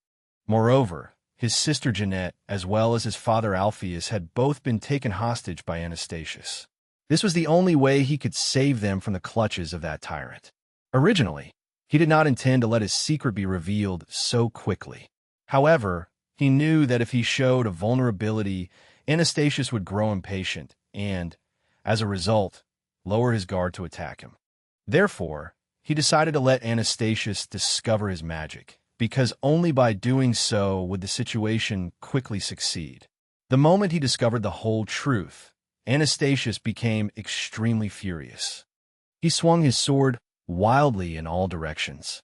At that moment, Lucas also appeared and laughed out loud, saying, "So this day has finally come? It happened faster than I thought. Can someone who steals others' mana actually get angry? Getting angry over such minor things makes you look utterly pathetic. Well, for now, I'll start by giving you a few basic blows. Since Princess Athanasia instructed me, to keep your limbs intact, I have to be a bit careful. But before I begin, I want to ask you a question. Do you know who I am?" Before Anastasius could answer whether he knew Lucas, Lucas quickly cut him off. "Well, whether you know me or not doesn't really matter.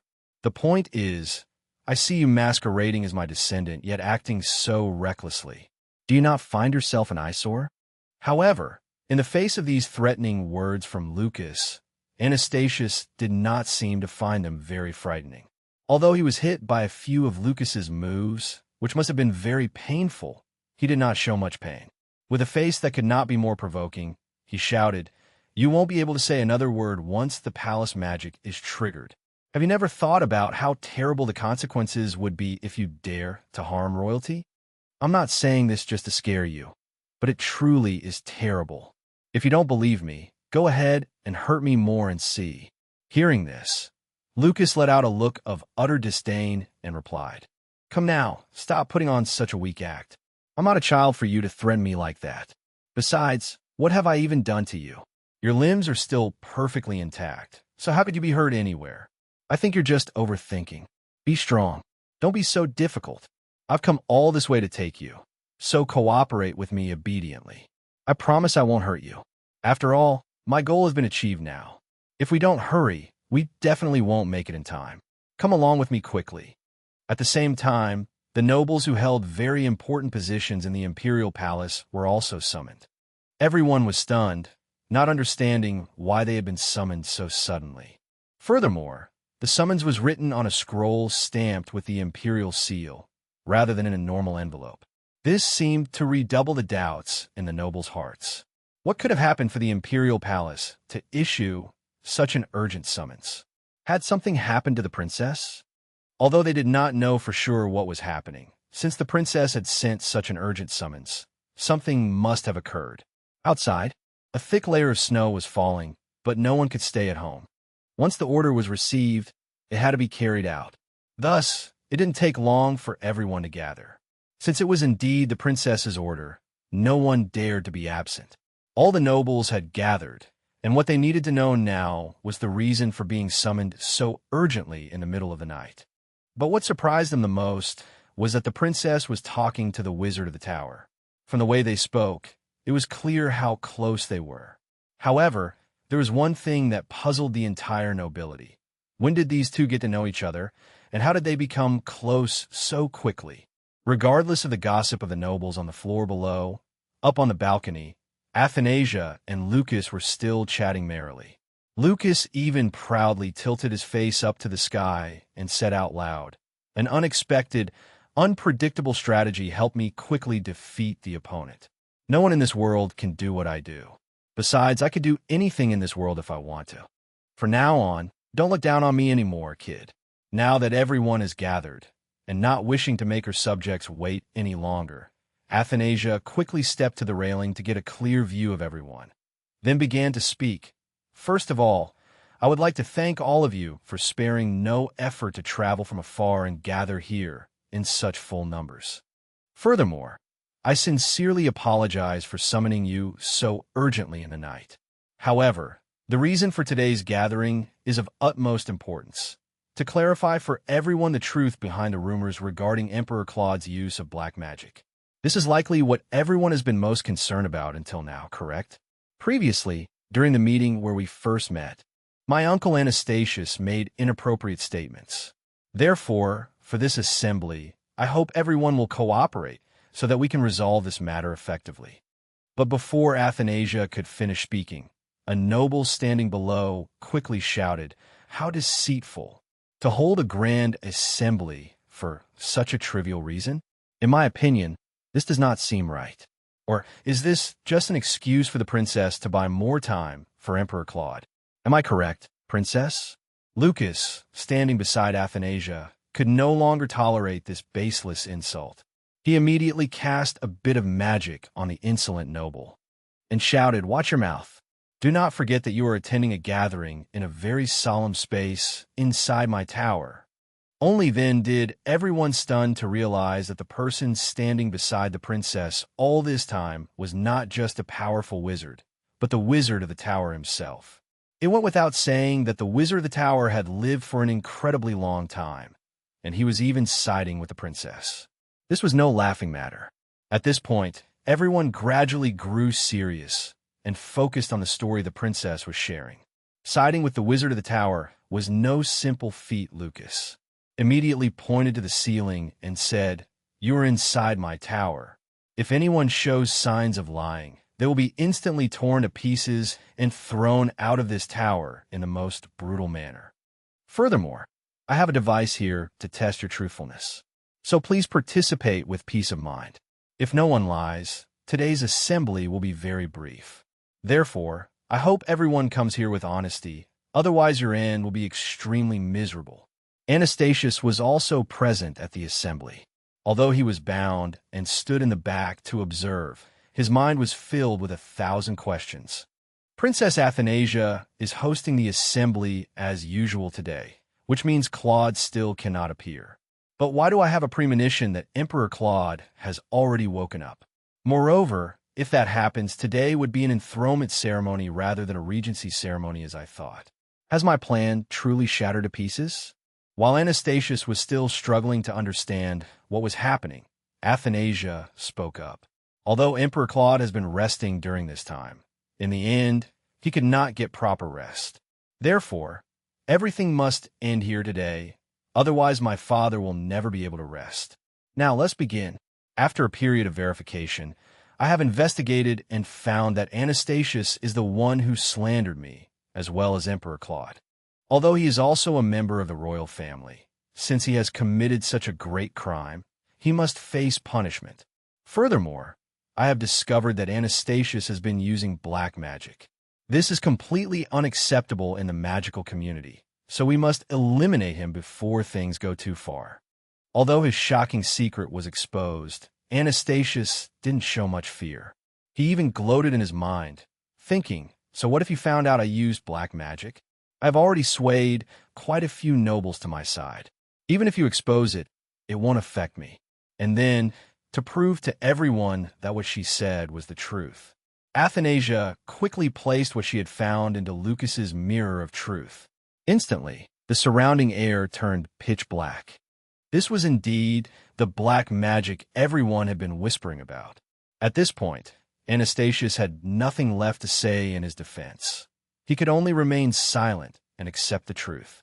Athanasia, seeing Anastasius's lack of resistance, immediately declared, "Based on the evidence we have found, I solemnly announce to everyone that from this day forward, Anastasius is officially a criminal. He will be exiled in accordance with the deeds he has committed. From this moment, the punishment officially takes effect. Anyone who follows or supports him will be considered an accomplice and will receive the same punishment. Is that clear to everyone?" After Athanasia declared the sentence, Anastasius still did not show any reaction. This truly surprised Athanasia. Could a man of such arrogant nature as Anastasius not feel angry when all his secrets were exposed like this?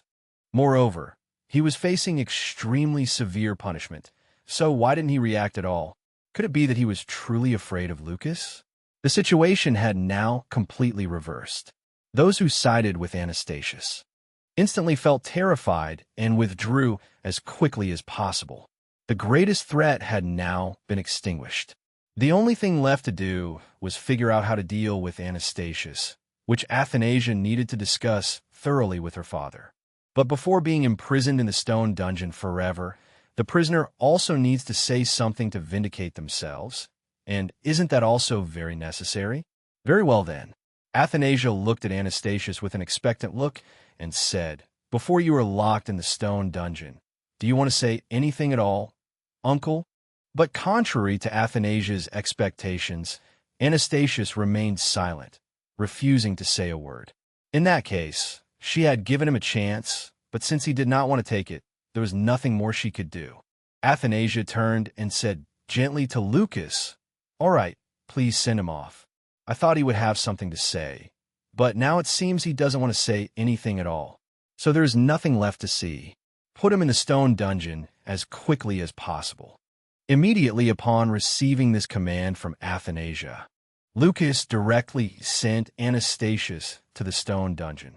This happened even faster than Athanasia had expected.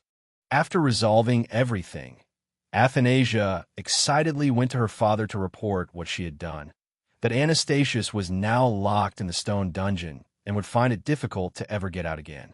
This was indeed very welcome news.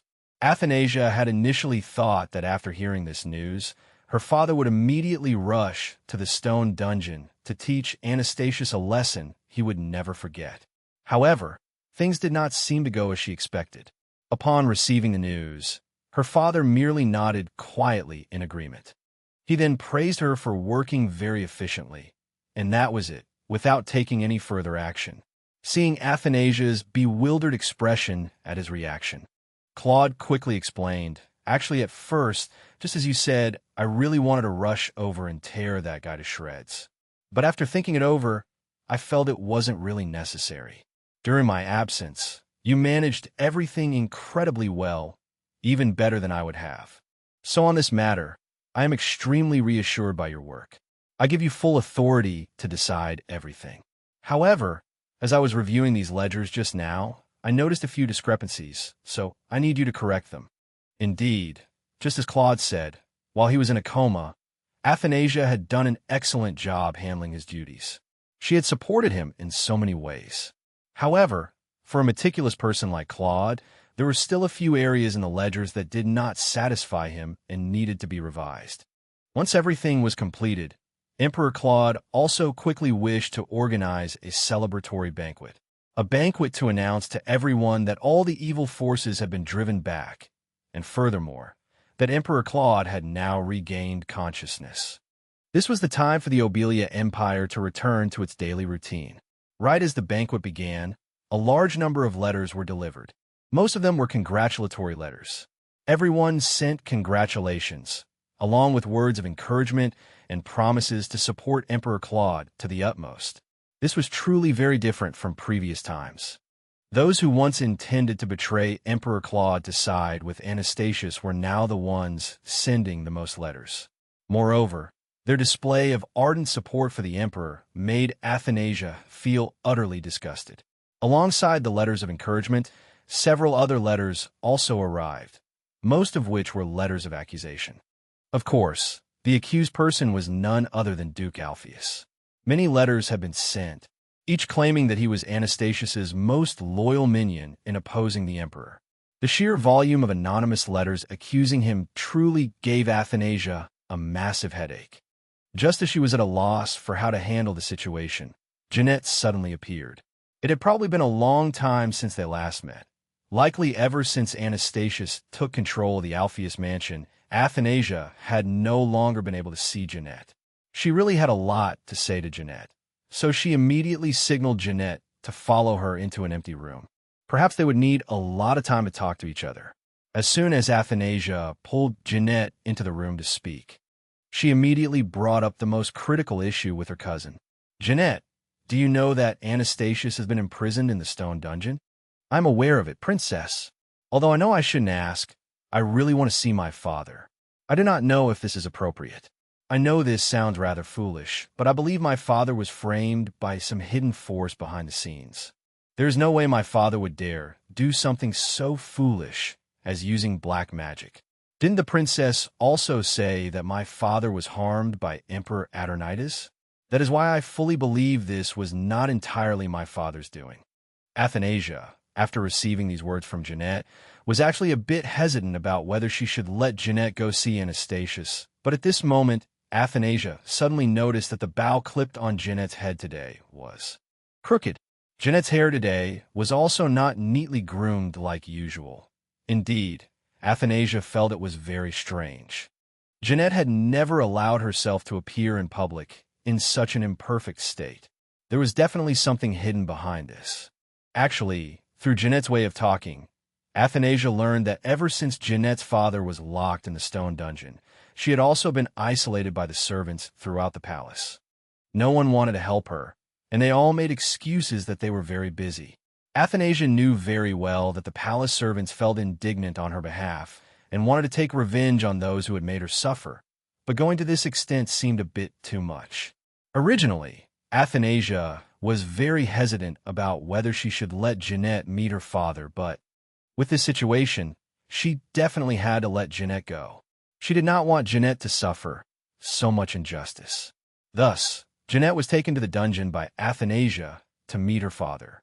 However, perhaps the thing that she and Jeanette least expected was that when the two of them just stepped into Anastasius's room, he was already lying sprawled in a pool of blood. Furthermore, his body no longer showed any signs of life. When Jeanette and Athanasia saw this scene, both of them felt extremely panicked. Never could they have imagined that someone who was supposedly kept extremely safe in the stone dungeon could be injured, let alone so severely. At that exact moment, neither of them knew what to do. But after calming down, Athanasia remembered that in such urgent situations, only Lucas could save him. And so Lucas quickly arrived. He immediately moved Anastasius to another room to rest. Originally, he had no intention of lending a hand to help this wicked guy, but since it was the princess's order, whether he wanted to or not, he was forced to carry it out. Thus, after a period of intense treatment, Lucas finally managed to save Anastasius's life, leaving Jeanette time to sit and look after her father. Athanasia and Lucas stepped back into a corner of the room and began talking about what had happened today. Honestly speaking, Athanasia still did not understand how Anastasius could be harmed while in a place like the stone dungeon. That place was guarded by extremely strict soldiers after all, so how could such an absurd thing happen? Furthermore, Athanasia thought that once this Anastasius was exposed for harming her father once again, the remaining nobles would turn their backs on him. But this actually did not happen as she had imagined. There were still many people loyal to him, and they were even willing to act as his lackeys. Speaking of this matter, Lucas let out a big laugh and replied, "Actually, I don't really care about this guy because I know one thing. If I hadn't helped sustain his life just now, he would have passed away long ago. Therefore, for someone in such a state of health, even if he wakes up, he won't be able to do anything to anyone, so there's no need to worry about him too much. The one I think you should worry about, Athanasia, is Duke Alpheus. Although his health is much better than before, overall, it's still not very good. If he remains in this state, I'm afraid it won't be long before he passes away. Suddenly, while Athanasia and Lucas were having a tense conversation in the corner of the room, a scream rang out, suddenly interrupting their conversation. It turned out Duke Alpheus had woken up at some point.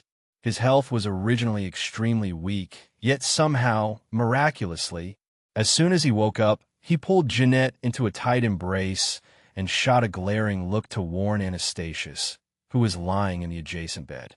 Jeanette at this moment did not understand what was happening. She didn't know why both of them woke up at the same time like this. Furthermore, Uncle Alpheus hugged her so tightly that she could hardly breathe. What on earth was going on? Lucas still didn't understand what was going on, but fighting was not allowed here. This was the palace of the Obelia Empire. How could there be room for two prisoners to fight and cause a disturbance? Thus, after separating the two to different areas, Athanasia also quickly took Jeanette outside to rest after the recent shock. Honestly, even after going outside, Jeanette was still very confused. She didn't understand why Uncle Alpheus treated her father that way. As far as she knew, her father had never done anything wrong to Uncle Alpheus from the past until now. But Athanasia thought differently about this. In truth, from what she knew, Anastasius was not that simple. The fact that Alpheus had such a hostile reaction upon waking up was probably because he had been harmed by Anastasius before. According to what she heard from Eichkiel, Anastasius had used magic to manipulate Alpheus's mind. He had been controlled by Anastasius for all those years, which was also the reason why, as soon as he woke up, Alpheus immediately held Jeanette in his arms. He was truly terrified that Anastasius would harm Jeanette herself. This also proved one thing. Alpheus truly loved Jeanette dearly. Originally, Athanasia hadn't thought of things this way, but the more she paid attention, the more she saw that Alpheus's affection for Jeanette was genuine. Since Jeanette was small, she had been sent to the Alpheus mansion to live with Duke Alpheus. So more or less, the Duke must have developed some affection for her. Athanasia thought so. Just as Athanasia thought, not long after, Alpheus took slow steps out to check on Jeanette's health. Although he felt extremely exhausted upon waking up, he was still very worried about Jeanette. So despite his poor health, he still wanted to go find Jeanette. He wanted to make sure that her health was currently stable and that she hadn't suffered any injuries from Anastasius. Only then did Jeanette truly realize her uncle's love. Actually, growing up, she had always thought her uncle didn't love her, and that he cared for her solely for political purposes. Aside from that, she believed no love existed between them. However, Alpheus's actions today let her know that he truly loved and cared for Jeanette, not just for political gain. His care for her from childhood to adulthood actually stemmed from his genuine love, with no self-interest behind it. Therefore, from this day on, Jeanette also truly realized that he was someone who was genuinely good to her, and from now on, she had to actively show concern and care for him. After everything inside the palace was resolved, an issue suddenly arose outside the palace. For some reason, many nobles had gathered in front of Obelia Palace, demanding to meet Princess Athanasia. Although the guards repeated many times that Princess Athanasia was currently very busy and did not have time to meet everyone, they did not really care. What they wanted to know was information regarding whether Duke Alpheus's entire family would be punished, and if Eichkiel was not the head of the house, whether he would be punished along with them. This was indeed a difficult problem that required Princess Athanasia to answer for them. After waiting for a while with no positive outcome, the nobles waiting outside seemed to be getting discouraged. They gossiped among themselves. It seems Princess Athanasia really doesn't want to meet anyone today. We've been waiting here for so long, and the princess still hasn't appeared. Should we just go home? A noble nearby replied, "Actually, it's fine if we don't get to meet her. But look at that young lord of the Leopold family. He is supposed to be a noble young lord, Yet today he wasn't granted an audience by Princess Athanasia. There's really no hole for him to crawl into. It's so humiliating, I wouldn't know where to hide the shame. Just look at that young master. He's been ignored by the princess so much that he no longer has any hope. He keeps pacing back and forth like a crazy person. It's truly pitiful.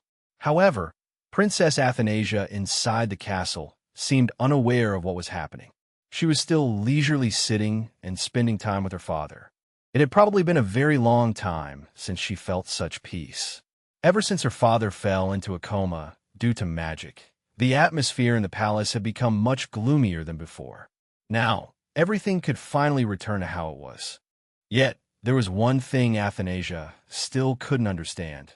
The nobles were currently eagerly waiting for her father's appearance. But even now, her father had no desire to show himself before everyone. Wasn't that really strange? For someone like her father, he was not the type to do things in such a leisurely manner. With his impatient personality, he liked everything to be completed as quickly as possible. But why hadn't her father wanted to appear before everyone like before? Could it be that some part of his body still didn't feel completely healthy? Contrary to Athanasia's worries, her father was actually completely fine. However, right now he simply didn't feel truly comfortable facing everyone yet, which is why he hadn't appeared. There was no other reason. Besides, he was currently feeling a bit down and needed some time to recover his spirits. Emperor Claude and Princess Athanasia were still focused on their conversation, completely unaware of a disheveled, unhappy figure approaching the area where they were sitting. If they weren't mistaken, this was the young Lord Leopold from earlier, but now he seemed very strange.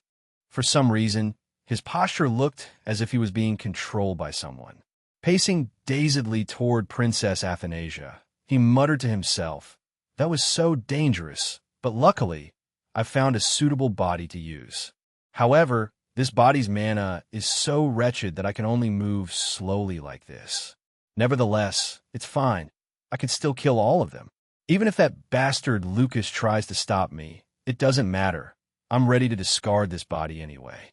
Once I kill Emperor Claude, Princess Athanasia will collapse. When that happens, everyone will die together, and I will be the sole survivor in this empire." Suddenly, Princess Athanasia noticed the presence of young Lord Leopold. What surprised her the most was why this guy could appear here at this time. Lucas had guarded all sides so carefully. So how did he end up here? How did he get in? And appearing in such a state on top of that. This was completely unacceptable. Princess Athanasia stepped forward and began to ask, "Lord Leopold, what are you doing here? Who permitted you to enter?" But this madman seemed unable to distinguish right from wrong anymore. He ignored all of the princess's questions and continued to mutter, "Don't look down on me. You sit here and mock me, don't you? Don't think I don't know. You only know how to stab people in the back. Your amusement is using me as entertainment. Is that it?" Princess Athanasia at this moment couldn't understand what was happening. Why did this guy suddenly appear and spout such crazy things? Now, Princess Athanasia was extremely annoyed and could no longer bear it, so she shouted loudly, "I have never done that. Don't stand there making things up. Is that how all nobles are? Does everyone suffer from a disease of liking to blame others?" Even though Princess Athanasia acted tough on the outside, she was actually very weak inside. Standing opposite young Lord Leopold suddenly brought back memories of what happened in the past. It was truly an obsession that would haunt her for the rest of her life, never to fade. While Athanasia felt as if she couldn't endure these verbal lashes anymore and was about to give up, suddenly, her father appeared from behind and touched her shoulder, surprising her. He walked to her side as if to give her a boost of strength, and then he spoke, "All right, step back behind me. Leave the rest of the matters here for me to handle. You shouldn't have to listen to such filthy words." At this point, Athanasia felt extremely relieved. It had probably been a very long time since she had someone by her side to support and comfort her like this. But then, she suddenly felt extremely worried.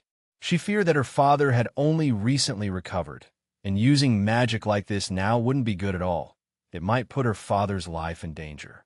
Yet contrary to Athanasia's fears, Claude, with just a few simple movements, sent that young lord crashing to the ground. Initially, she was worried that her father's magic had not fully recovered, but now things were different.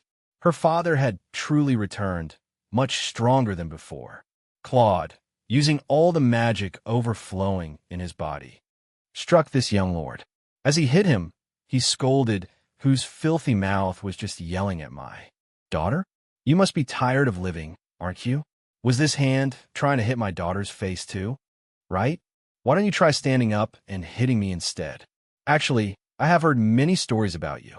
You were spouting nonsense at the assembly when I wasn't there, weren't you? You've got quite the nerve. Can't you distinguish between what should and shouldn't be said?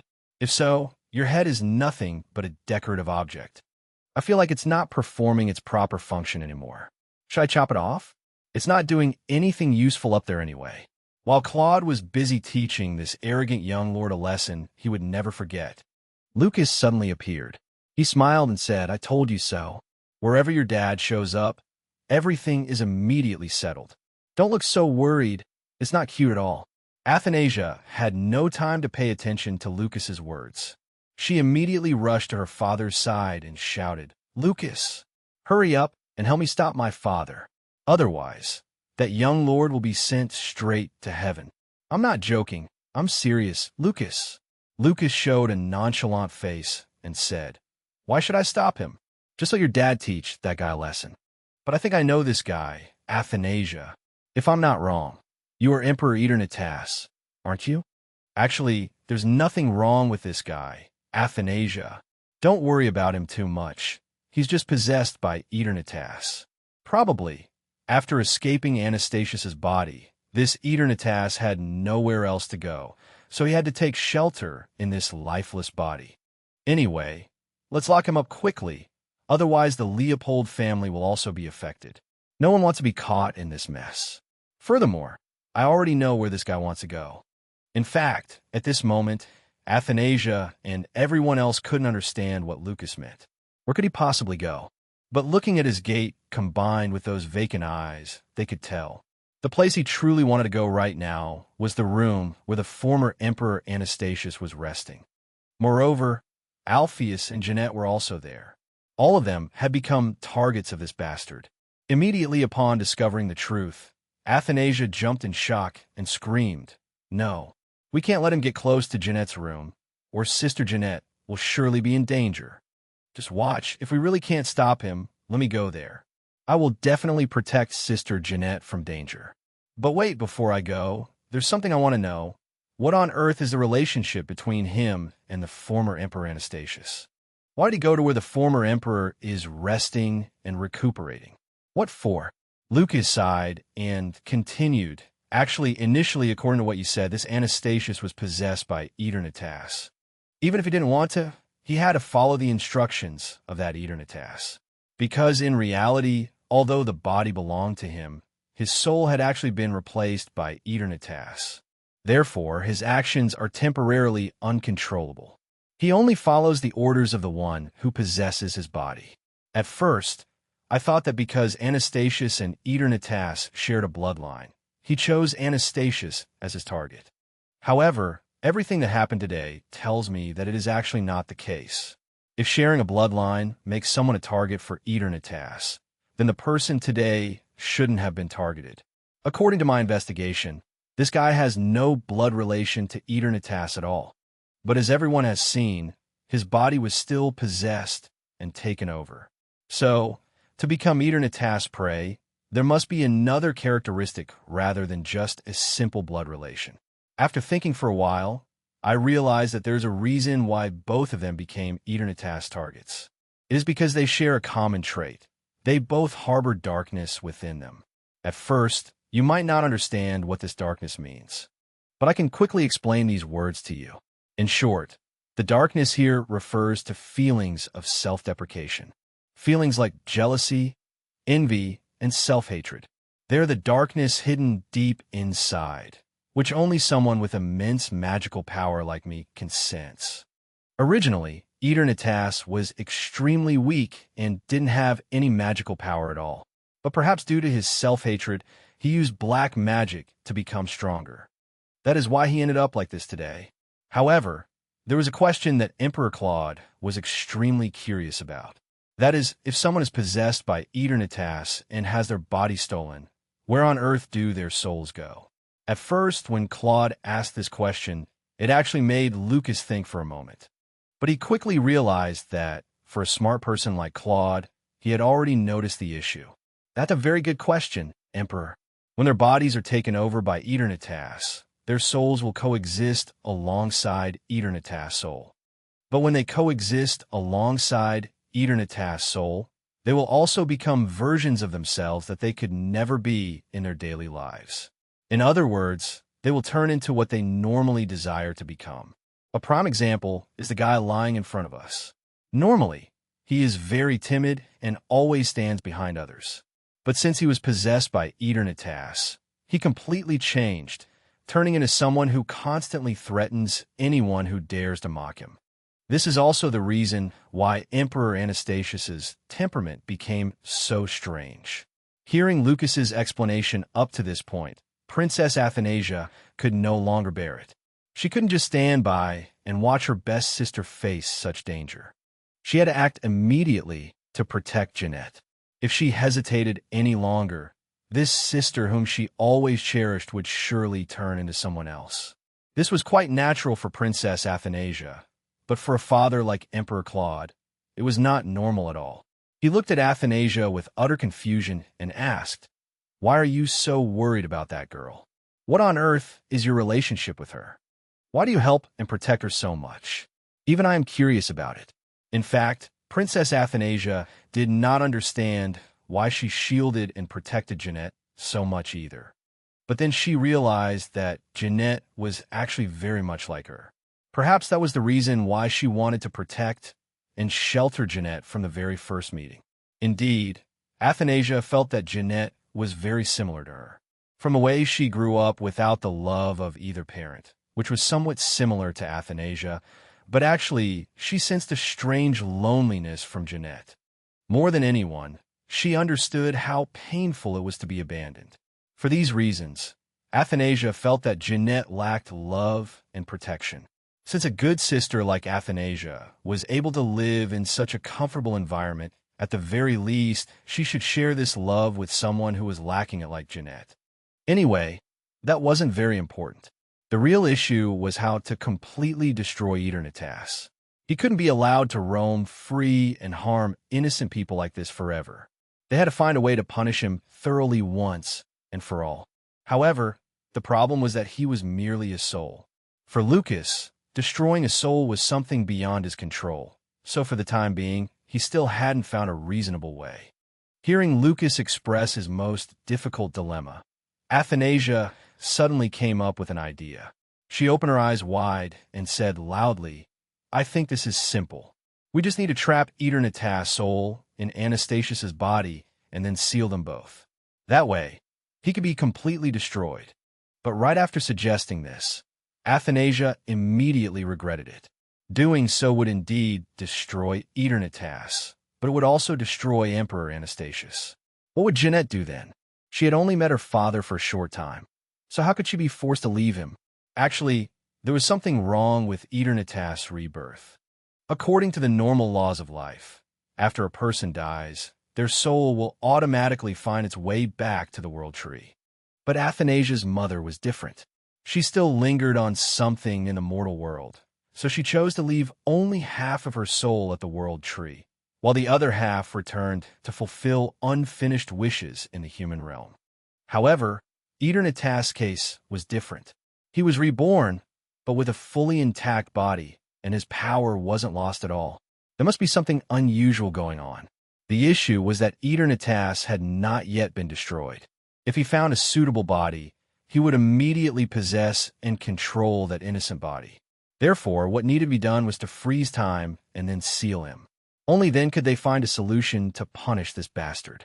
By the time the three of them finished handling everything, lunchtime had arrived. As usual, they had to return to the palace immediately to have the prepared lunch. But today, there was a surprise waiting for them. the rather unpleasant appearance of Emperor Anastasius. Just as Lucas had predicted, he had indeed returned to that room and possessed Anastasius. Looking at his attitude and way of speaking, it was obvious that he couldn't be Anastasius. Seeing the way he bickered with Claude in the dining room, Lucas was absolutely sure that the person sitting opposite him was none other than Eternatas. But why was he so calm? Did he not feel any anger or fear in front of Lucas and Claude? He just leisurely spoke with the two of them as if no fight had ever occurred. But for someone like Claude, he was already too familiar with Eternatas' hypocrisy. However, he was still living in Anastasius's body, so they needed to do something to awaken Anastasius's original body. Naturally, to force him to act, they needed something more convincing, such as hurting the person he loved most. With that, Claude immediately approached where Jeanette was sitting and reached out to cast magic on her. But then, contrary to his initial calm attitude, Eternatas immediately lunged forward to protect Jeanette. This was probably what Emperor Claude had predicted from the start. Seeing this action from Eternatas, although Claude had anticipated it, he still couldn't help but be surprised. Originally, for a long time, he had always thought that the love and affection Anastasius showed him since childhood was actually just hypocrisy. Therefore, due to his own loneliness and lack of affection, he had fallen into the path of using black magic. It seemed like his life could only end there, but no, heaven does not take everything from anyone. At the very moment when he felt most tired and weary, Athanasia came to his side. The young girl gave him a new source of energy, giving him more faith in life. Honestly, at this moment, Claude looked at the brother in front of him and saw someone who was no different from a madman seeking his own death. On that fateful day, Claude had actually seen his brother collapse in his arms, and the chance of Anastasia surviving was extremely low. Yet, he was reborn once again, acting exactly as if he were being manipulated by someone. This really disappointed Claude. Claude had thought that Anastasius's rebirth must have been for some unfulfilled purpose. But seeing the way he protected Jeanette today, Claude knew that he hadn't been completely possessed by Eternatas. Rather, Eternatas only controlled a part of his soul. As soon as Claude discovered his secret, Anastasia sighed and said, "Actually, I never wanted to go to war with you, Claude. How I ended up today is all due to the temptation of evil spirits. Otherwise, nothing could have ruined me like this. However, from the beginning, I didn't want to compete with you, but I couldn't bring myself to do it. After all, you're my younger brother, and more than anyone, I really care about you. But those evil spirits kept attacking me, gradually driving me mad, which is why I acted so thoughtlessly. But now, everything has come to an end, and I really hope you can forgive me." To be honest, Claude was also a bit softened toward Anastasius at this moment. After all, they were brothers, so how could they not feel for each other? Furthermore, now that he had truly realized his mistakes, it was no different from a madman wanting to turn over a new leaf. More than anyone, Claude also wanted to forgive Anastasius. But before Claude could even forgive him, Anastasius immediately ran to Jeanette's side and grabbed her hand as if he wanted to drag her away quickly. And then, right where he was standing, a large explosion suddenly occurred, kicking up a thick cloud of dust all around. At this point, everyone realized one thing. He had never wanted to repent. He had only been acting like that to make everyone lower their guard. In fact, he wanted to blow everyone here to pieces by creating a bomb from 2 lives, using forced magical power to trigger the explosion. That was also the reason why he wanted to take Jeanette with him. Fortunately, she was unharmed, just slightly shocked by what her father had done to her. Jeanette was currently in a state of utter shock. She could never have imagined that her father would treat her so poorly. "After all, I am your daughter, father. Why would you want to drag me along to do such terrible things? I feel really disappointed in my beloved father." Lucas, at this moment, looking at the dazed figure standing before him right now, he really just wanted to throw a few punches to make this guy disappear from his sight. But if he did that, Emperor Claude and Princess Athanasia might be fine, but Jeanette would be very sad to lose her only father.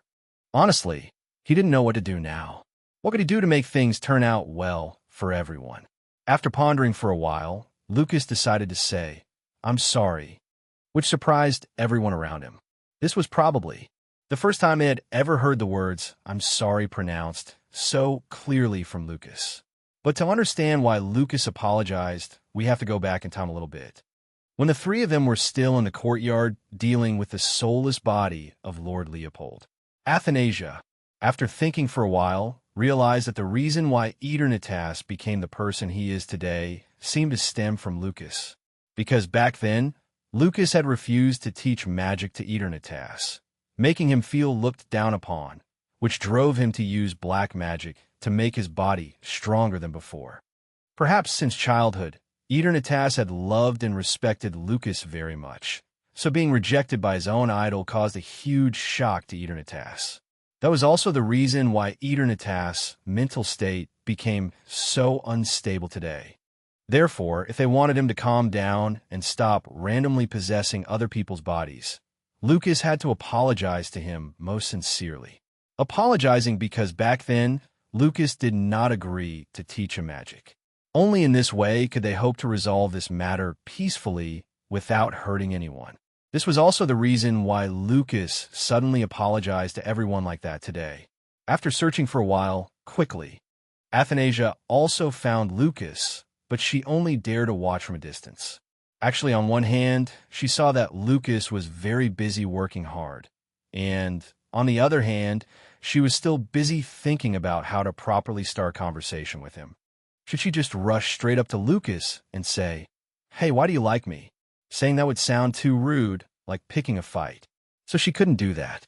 Athanasia just stood there thinking, unable to find a reasonable excuse to go and ask Lucas. But while she wasn't paying much attention, Lucas had quickly spotted her. Seeing her with such a tense face, Lucas smiled brightly and thought to himself, "What a girl! Even her smile is so lovely." But he knew very well that the reason she was so shy was because there was someone else beside him. So he quickly showed an annoyed attitude toward his servant and immediately dismissed him, so that Princess Athanasia could come over and talk. Sure enough, as soon as the servant left, Athanasia walked up to him. As she approached, she said to Lucas in admiration, "Actually, I'm a bit surprised by you. You seem to be highly respected by many in the magician community. From what I've observed, there's always someone following you to ask for guidance. Given your personality, you don't seem to like humans very much, but you don't treat them badly at all. This really makes me wonder." Lucas sighed and said, "Actually, I just find humans a bit annoying. I don't hate them. But the ones I absolutely detest are those vermin nobles. They are humans too, but their character is completely different, making it impossible for me to like them. Not only do they always fight and bicker over every single thing, but they also don't hesitate to harm their own kind, just like a bunch of demons. This disgusts me deeply." Hearing this, Athanasia also felt very guilty. After all, according to what Lucas said, she was a noble too, and a royal noble at that. Lucas saying that was no different from saying he hated her just like them. The more she thought about these things, the more annoyed Athanasia became, unable to accept it, so she finally let it all show on her face. Lucas still didn't understand what was going on. Frowning at Athanasia's displeased expression, he said, "Why is your face always scowling like that? It's really ugly, do you know that?" Originally, Princess Athanasia had already been feeling troubled by Lucas's words all this time, and now that he even criticized her looks, she couldn't take it anymore. Why was he always criticizing her like that? Why couldn't he try to praise her just once? In fact, she was very beautiful herself, so why did she have to listen to such unpleasant remarks? Besides, even if she stayed here any longer, Athanasia wouldn't be able to tolerate Lucas's eccentric personality. So, just like that, she angrily walked away. Seeing Princess Athanasia storming off in such a rage, although he didn't understand what was going on, Lucas knew for sure that the fault was his. Seeing Athanasia walking away so hurriedly, Lucas called after her and shouted, "Actually, I didn't mean that. I was just joking, Princess." Hearing this, the anger in Athanasia's heart suddenly began to dissipate. She suddenly stopped, turned around, and asked Lucas, "If you say that, Does it mean I am very beautiful too? Don't just stare at me like that. Really, I am very beautiful, aren't I? Actually, the reason I wanted to meet you today is because of a question that has lingered in my heart for a long time. It has been making me extremely uncomfortable, so I wanted to see you today to clarify it. Why do you like me? What is so special about me that makes you like me? Upon receiving this question from Princess Athanasia, Lucas was indeed very flustered, not knowing how to answer. After thinking for a moment, he spoke. To be honest, I don't know the reason myself. It's just that I feel a strong urge to protect you, Princess, and you're the first person to make me feel such a strange sensation. Furthermore, when I am by your side, I feel very comfortable and full of life. Never before have I felt so happy as when I am with you, Princess. So, that is probably the reason why my heart flutters for you, Princess Athanasia. That day, when I had dinner with you, I felt a bit flustered by your incredibly radiant beauty. Well, now my question has been answered, so let's temporarily say goodbye here. When I am free, I will come to find you to chat more. I have to go now. You should leave quickly too, since I have a lot of work to handle. Thus, the conversation between Athanasia and Lucas concluded just like that. Indeed, Lucas was quite surprised by Athanasia's quick actions. Meanwhile, at the Alpheus mansion, Aijgil was still leisurely reading a book. He was completely unaware of what had just happened. As he was comfortably reading, his father suddenly entered the room holding a letter and said, Aijgil, a letter has been sent from Claude's palace. Receiving this news, Aijgil was indeed a bit excited. A letter from the palace? Princess Athanasia must need my help with something again. Seeing Aijgil's happy expression upon receiving the letter, his father looked displeased and asked, Are you still longing for that princess? Hearing his father's question, Aijgil sighed and said, Father, you know this very well. How can one control one's heart? Even though our family's current situation is problematic and our status doesn't match the high position of the princess. But I believe I can do it, because sincere love can conquer all. Right, father? Hearing him say that, his father actually felt extremely displeased. He was the one who had raised Aijgil by himself, so why didn't the boy have any of his traits? Emotions had controlled his son far too much. But it didn't matter. In fact, since Aijgil was still young, he didn't want him to get too involved in the royal family's affairs. He only hoped that no matter what happened in the future, Aijgil wouldn't get hurt. If that was the case, he would be content. This morning, as usual, Lucas went to Princess Athanasia's place to play, but as he passed by the flower garden, he suddenly saw a flower bush in full bloom. Just one look was enough for him to know that Princess Athanasia would definitely love these fresh flowers. So, without thinking too much, he just plucked a large bouquet of flowers to bring as a gift to Princess Athanasia. However, as he was excitedly bringing these fresh flowers to give to Athanasia, he saw her sitting gloomily at her desk, looking very distressed. Athanasia must have had a lot of work to do today. As soon as she saw Lucas, she temporarily set her tired expression aside. She smiled brightly and said, You've come to play with me? You even brought flowers today. They look beautiful. Although Princess Athanasia smiled brightly at him, Lucas knew that she actually had a lot on her mind. He stepped closer to Athanasia and said, Why do you always bring out that face to greet me whenever we meet? It looks really ugly. Suddenly, Lucas stopped mid-sentence. He suddenly recalled Athanasia's instruction from last time. So he quickly corrected himself. No. Your face seems a bit off today, doesn't it? Did something happen to you? When Princess Athanasia heard Lucas suddenly change his tone like that, she was really happy. Finally, after all her warnings, he had learned to speak more tactfully. She sighed and said, It's true that I have a lot of things to do today. There are some things I need to remember, but no matter how hard I try, I can't recall them. I really have a massive headache. What I want to remember is the World Tree's revelation. Even though I heard the voice of the World Tree before, too many things happened back then, and the surroundings were so chaotic that I can't remember anything at all. Holding her aching head, Athanasia lamented, Is this the consequence I must bear for only selfishly caring about myself? Just because I cared too much about my own affairs, I didn't pay attention to anything else. If I had chosen to speak directly about everything with Jeanette from the beginning, things would be different now. Did I make the wrong choice in everything? Looking at Athanasia's extremely depressed face, Lucas sighed and said, "Actually, I think it's because you think about hopeless things every day, which is why you don't have any comfortable time to rest your mind. Even if that you don't remember the world tree, it's not like anyone is going to get hurt. Stop being so hard on yourself. Look at your usually fluffy hair. It has become so messy." Although Lucas tried his best to comfort her, Princess Athanasia still showed no sign of stopping. Lucas felt very frustrated now. After all, to Lucas, seeing the one he loved suffer brought him no joy at all.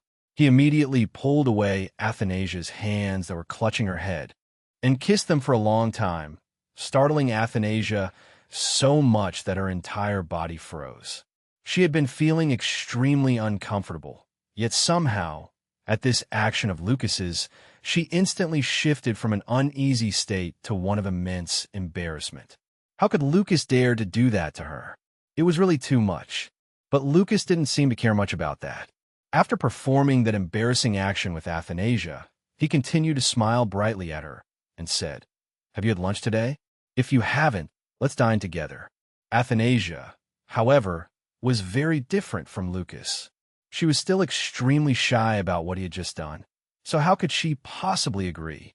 She looked at Lucas with an awkward expression and replied, "Lunch today? I don't think I can make it. I already have an appointment with my father, so I can't have lunch with you. Let's make it another time when it's more convenient." Of course, Lucas had to agree cheerfully. After all, Princess Athanasia already had a prior engagement. So how could he blame her? Thus, he excused himself so Princess Athanasia could continue to complete her work. But the moment Lucas withdrew was also when Athanasia fell into a state of panic, her mind filled with deep thoughts. Indeed, after that conversation with him, Lucas had truly changed the way he treated her. He no longer treated her rudely, but was instead incredibly gentle. Had he really changed because of her? That dazed state of mind followed her all the way until she had lunch with her father. Emperor Claude watched her for a long while, only to see his daughter eating lunch in a completely distracted state. There was no need to ask to know what made his daughter look like this. There was nothing else besides newly blossomed love. And indeed, it was true. The moment Princess Athanasia opened her mouth, she repeatedly mentioned Lucas, making Emperor Claude extremely annoyed. Although he didn't like his daughter dating at such a young age at all, Claude still sighed and said, "Actually, you don't need to think so much. I always respect the decisions you make, even if they're the craziest ones. I can give you whatever you want. What you need to do now is just focus on your coronation ceremony. You don't need to worry about anything else." After that, Emperor Claude let Athanasia look over the guest list for her own banquet once again. Then he ordered Felix to take her back to the Emerald Palace to rest, without saying anything more. Athanasia, although very happy to see her father understanding her so much. But when her father ordered Felix to take her home, his attitude was very strange, making her feel that something was not quite right. While walking, she turned to Felix and said, "Felix, why is my father so sad?"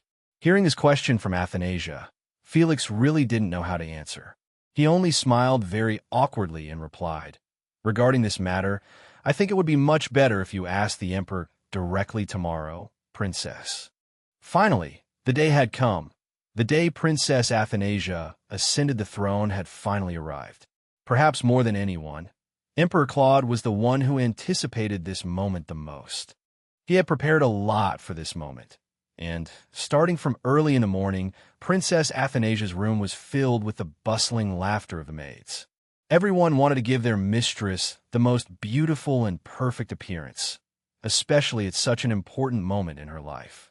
Quickly, with the help of many people, Princess Athanasia finally finished preparing her look for today.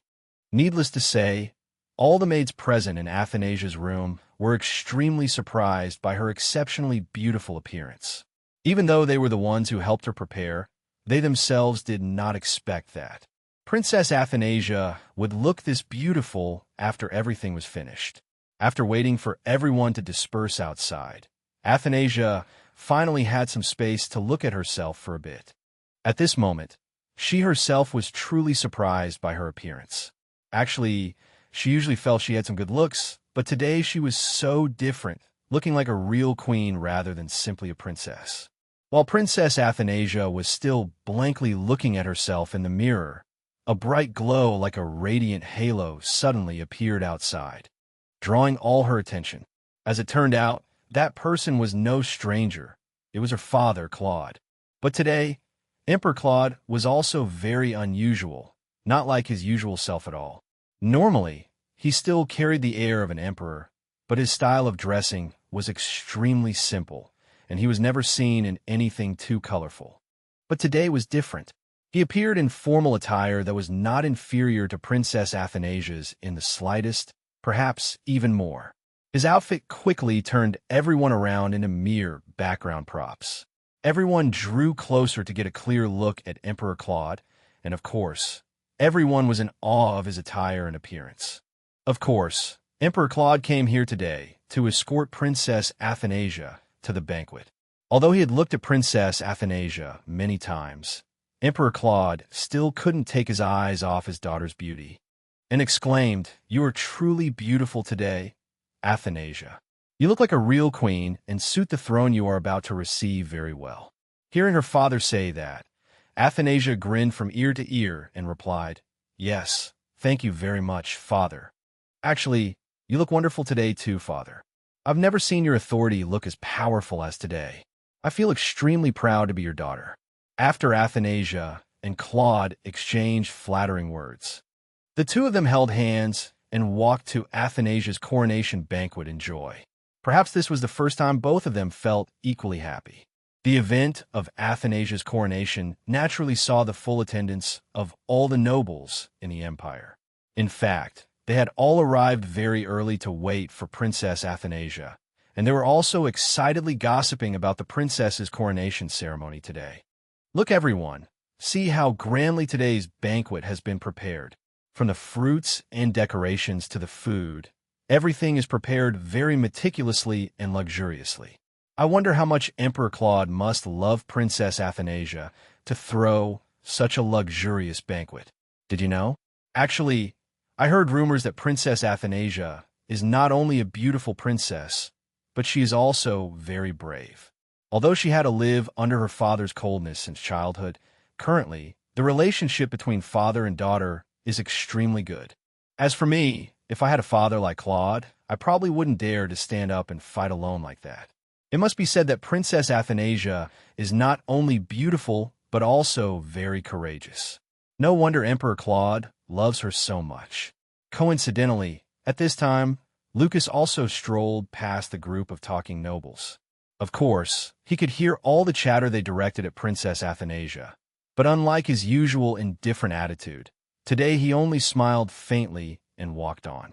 As he walked, he thought to himself, "So Princess Athanasia has so many people who love her. Everyone having such good thoughts about her will also be favorable for her upcoming coronation. Luckily, I only hear good things about Princess Athanasia, because if I were to hear these people bad-mouthing her, their bones would probably be broken under my hands." While Lucas was silently feeling pleased in his heart, he suddenly saw Aijgil. He wondered why Aijgil had appeared here so early. Did he have something to say to Princess Athanasia? Well, might as well ask to save myself the headache. He began to approach Aijgil and said, "Greetings, Duke. Why are you here so early today? This is completely different from the other banquets you usually attend." Receiving this question from Lucas, Aijgil was also slightly taken aback. He paused for a moment and then replied, "Actually, the reason I came so early is because I wanted to meet the princess. I want to see how she looks for the most important ceremony of her life." Hearing this, Lucas snorted and said, "Is that really the only reason? If you want to meet her, just wait a little longer until the banquet starts, and you can see Princess Athanasia all you want. What's the point of showing up here so early?" While Aijgil still didn't know how to respond to Lucas's mocking tease, Emperor Claude and Princess Athanasia quickly arrived at the banquet. Emperor Claude's hand was holding his daughter's hand tightly at this moment. He looked at her with overflowing love and said, "Time really flies. In the blink of an eye, my beloved daughter has grown up this much.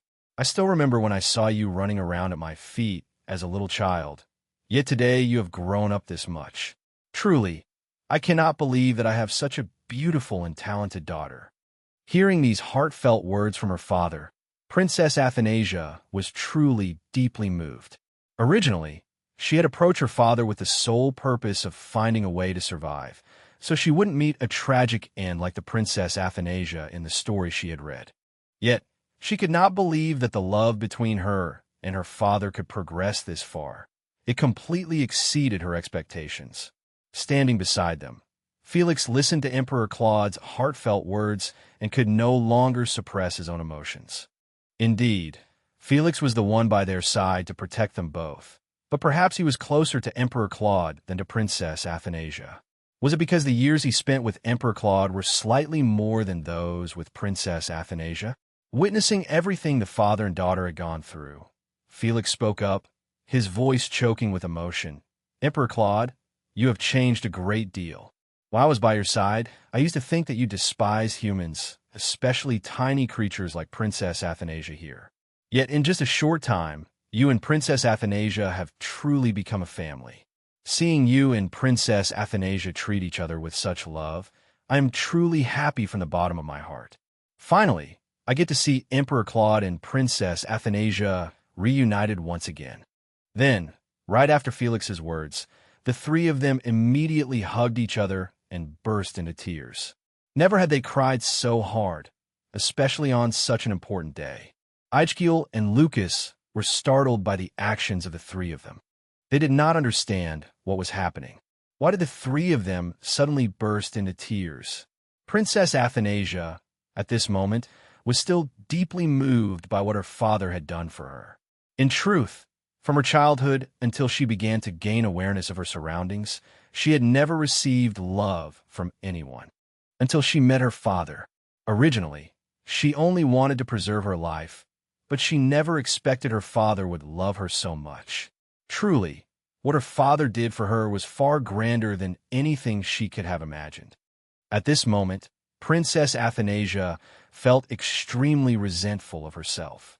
Her father treated her so well, yet initially she had harbored ill intentions toward this father of hers. She was truly an unfilial daughter. Sobbing through her choked throat, Athanasia cried out in deep distress. "I'm so grateful that you treat me so well, Father. Honestly, I never thought I was so important to you. From the very beginning until now, you have always considered me your family, yet I didn't even know. I'm truly terrible. I'm so sorry, Father. From now on, I feel that nothing is more important than our family. For me, as long as I have you, that is enough to make me satisfied. As for things like marriage, to be honest, I don't even need them anymore, Father." When Princess Athanasia finished saying this, for some reason, the atmosphere became terrifyingly quiet.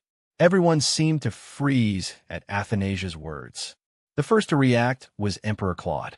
He did not understand why, upon hearing his daughter say this, his heart actually skipped a beat. Never before had he felt so happy. As for Eichkiel and Lucas, they were silent because they were also very happy inside.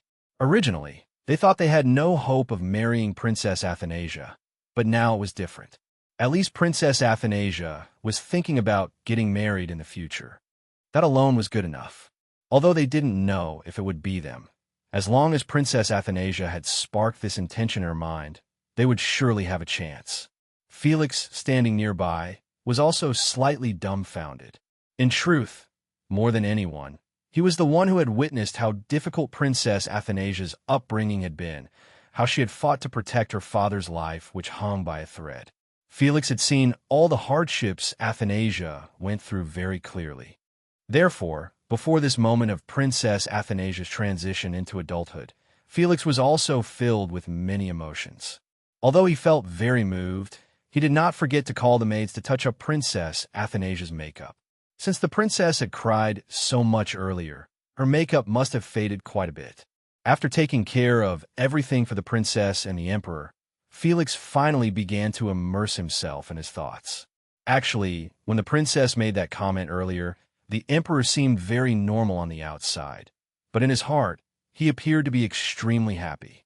It had merely stemmed from Princess Athanasia's innocent thoughts, but this proved one thing. Princess Athanasia had begun to value her family and her father much more. From things like this, Felix could confidently assert one thing. Emperor Claude was extremely happy with these small thoughts of Princess Athanasia. And just as Felix had predicted, Emperor Claude stepped closer, took his daughter's hand, and said, "All right, if you have decided so, I will certainly support you.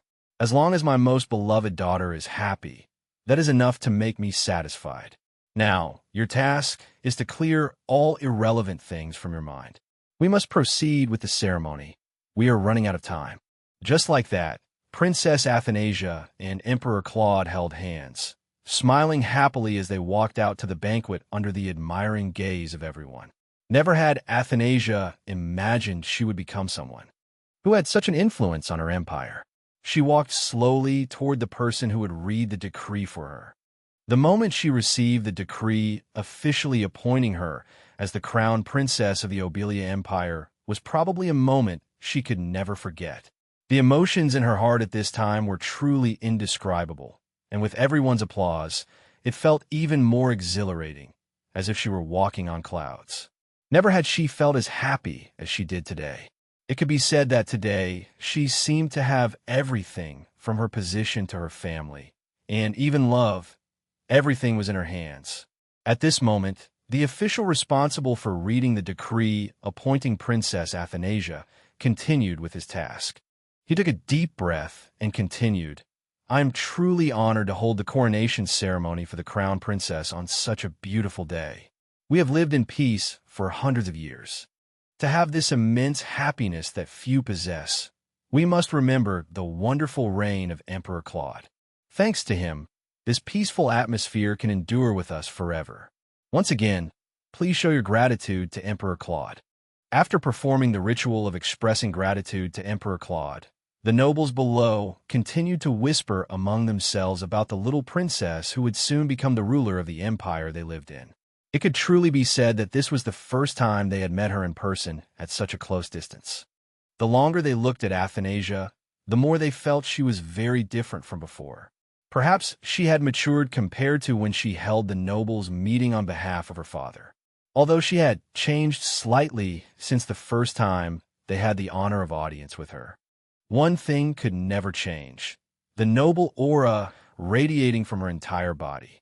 The longer they looked, the more they were drawn to that noble aura, not to mention Athanasia's eyes, which sparkled like precious gems. Never had they seen such a beautiful person in real life. Truly, they were completely captivated by Athanasia's radiant and gorgeous beauty. After waiting for the Master of Ceremonies to finish reading all the necessary terms, the moment everyone had been waiting for finally arrived. Never before had she felt her heart beat so fast. Finally, the crown she had long anticipated appeared before her. Its size and brilliance left her completely overwhelmed.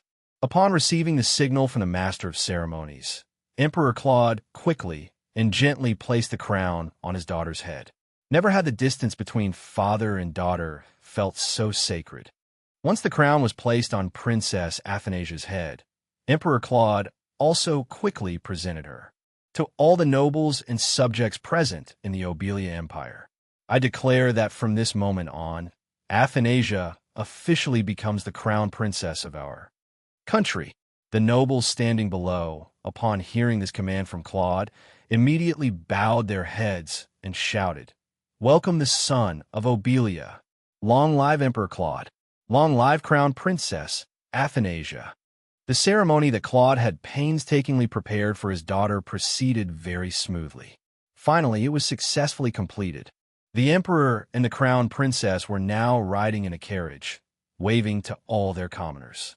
Everyone felt extremely excited to welcome the stars who would rule their country in the future. While the crowd below was continuously cheering and congratulating Emperor Claude and Crown Princess Athanasia, Claude suddenly drew closer to his daughter. Then he spoke, "Are you feeling uncomfortable with the large crowd below? If you feel uncomfortable with them, then immediately I will have all the remaining ceremonies canceled. as long as my daughter feels the most comfortable. Hearing this, Athanasia suddenly panicked and quickly replied, "Oh no, I feel extremely comfortable, not uncomfortable at all, Father." At that moment, she thought to herself, how can Father just cancel it like that? All the preparation work over the past days, and he just cancels it on a whim? Especially the foreign delegations that Father painstakingly invited here. He must really love me so much to not care about anything else like that. Truly, he is my beloved Father. Athanasia smiled brightly, looked at her father, and continued, "Actually, right now, I'm feeling extremely happy. Everyone here is cheering for me so enthusiastically. How could I feel uncomfortable with the people who support me day and night?" Originally, Claude thought his daughter was feeling very uncomfortable, but now he saw his daughter's radiant face. Never had he seen the word happiness so clearly on his daughter's face. She must be feeling extremely happy about the most important day of her life so far. Looking at her peaceful smile, the atmosphere around the ceremony showed no signs of dying down. As time went on, people became even more enthusiastic than before. Everyone wanted to present flowers to the emperor and the crown princess. Seeing how lively the atmosphere was around them, Athanasia looked at her father, smiled brightly, and said, "Father, seeing our subjects so happy like this, I know that during your reign over this kingdom, you have truly done an excellent job. Only that could make the people here this happy. Their faces are filled with pride when they look at you, my beloved Father." Everyone, young and old, child and adult alike, poured into the streets to catch a glimpse of the emperor and the newly appointed crown princess. Besides the joy remaining on their faces, there were also glowing compliments dedicated to the two of them. The subjects all praised the two most talented leaders of their empire. Suddenly, a fresh rose appeared in front of Athanasia. It suddenly stood out in the middle of a forest of flowers from the crowd, thus catching her attention. Not wanting to leave her curiosity unanswered, she reached out to catch the flower in front of her. The moment she touched that rose, an oddly familiar feeling washed over her, making her doubt herself. Who could possibly give her such a realistic sense of familiarity? It made her freeze for a few seconds. The moment she realized who that stranger was, she suddenly turned to her father and spoke aloud. "Father, it seems the person just now was." Before Athanasia could name the person, Emperor Claude simply replied in a single sentence, "Yeah, I know. You don't have to say it." Claude's words immediately left Athanasia dumbfounded. Did her father also know exactly who it was, yet deliberately let that person present a flower to congratulate her? Did her father purposely arrange this, so she could have complete joy today? Truly, she was extremely grateful. After this action by Emperor Claude, Athanasia drew a conclusion for herself. Family is not just an external shell, and family affection is not something that arises naturally. It all requires mutual care and understanding.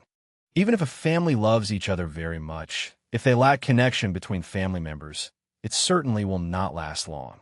How fortunate for Athanasia that, after living many lifetimes, it was only in this lifetime that she realized her happy life was all thanks to her father. Because her father loved her so much, she gained such an unexpected confidence in herself. Suddenly, while Athanasia was still daydreaming about the affection her father had for her, all of a sudden, something small, white, and beautiful drifted down from the sky, looking just like snowflakes. But this idea was immediately rejected. How could this be snow? Where we're living now is not the east of the continent, so how could there be snow? In my opinion, these look more like paper flower petals. The only strange thing is that they are glowing and look incredibly brilliant. Crown Princess Athanasia and Emperor Claude also saw all of this clearly. Furthermore, they tried their best to touch them, but they couldn't. They all seemed to dissipate right before their eyes. Suddenly, Athanasia felt these strange petals were very familiar, as if she had encountered them somewhere before. Suddenly, a spark flashed in her mind, and she realized these extremely strange petals originated from the world tree. She had seen them when she first came into contact with the world tree. Just as Athanasia thought, The world tree had indeed appeared on her coronation day. Before the ceremony reached its final moments, the world tree also wanted to convey a few words to her. In an incredibly solemn voice, the world tree spoke, "Congratulations on your successful coronation, Crown Princess. I only want to say that the path you are walking and what you are doing are absolutely right. May your future path of governance be completely smooth so you can devote all your heart and effort to Obelia. Once again, permit me to congratulate you, Crown Princess Athanasia." Every word spoken by the world tree was extremely sacred, like a message from the gods to Athanasia, declaring her to be the chosen one. All the subjects below could clearly hear every word the world tree said. Everyone marveled at the leader of their empire. They were proud that Athanasia was the chosen one and that they had the best person to lead their nation. Thus, the ending of Princess Athanasia's story has been changed. We no longer have an unfortunate Princess Athanasia who lost her life at her father's hands. Instead, we now have a crown princess named Athanasia. She lives in happiness with her father and the subjects she always loves and cares for. It might be simple, but this is the most beautiful ending for this story. Today's chapter has ended. Please don't forget to like, comment, and subscribe to my channel to support me and give me the motivation to continue making the next ones.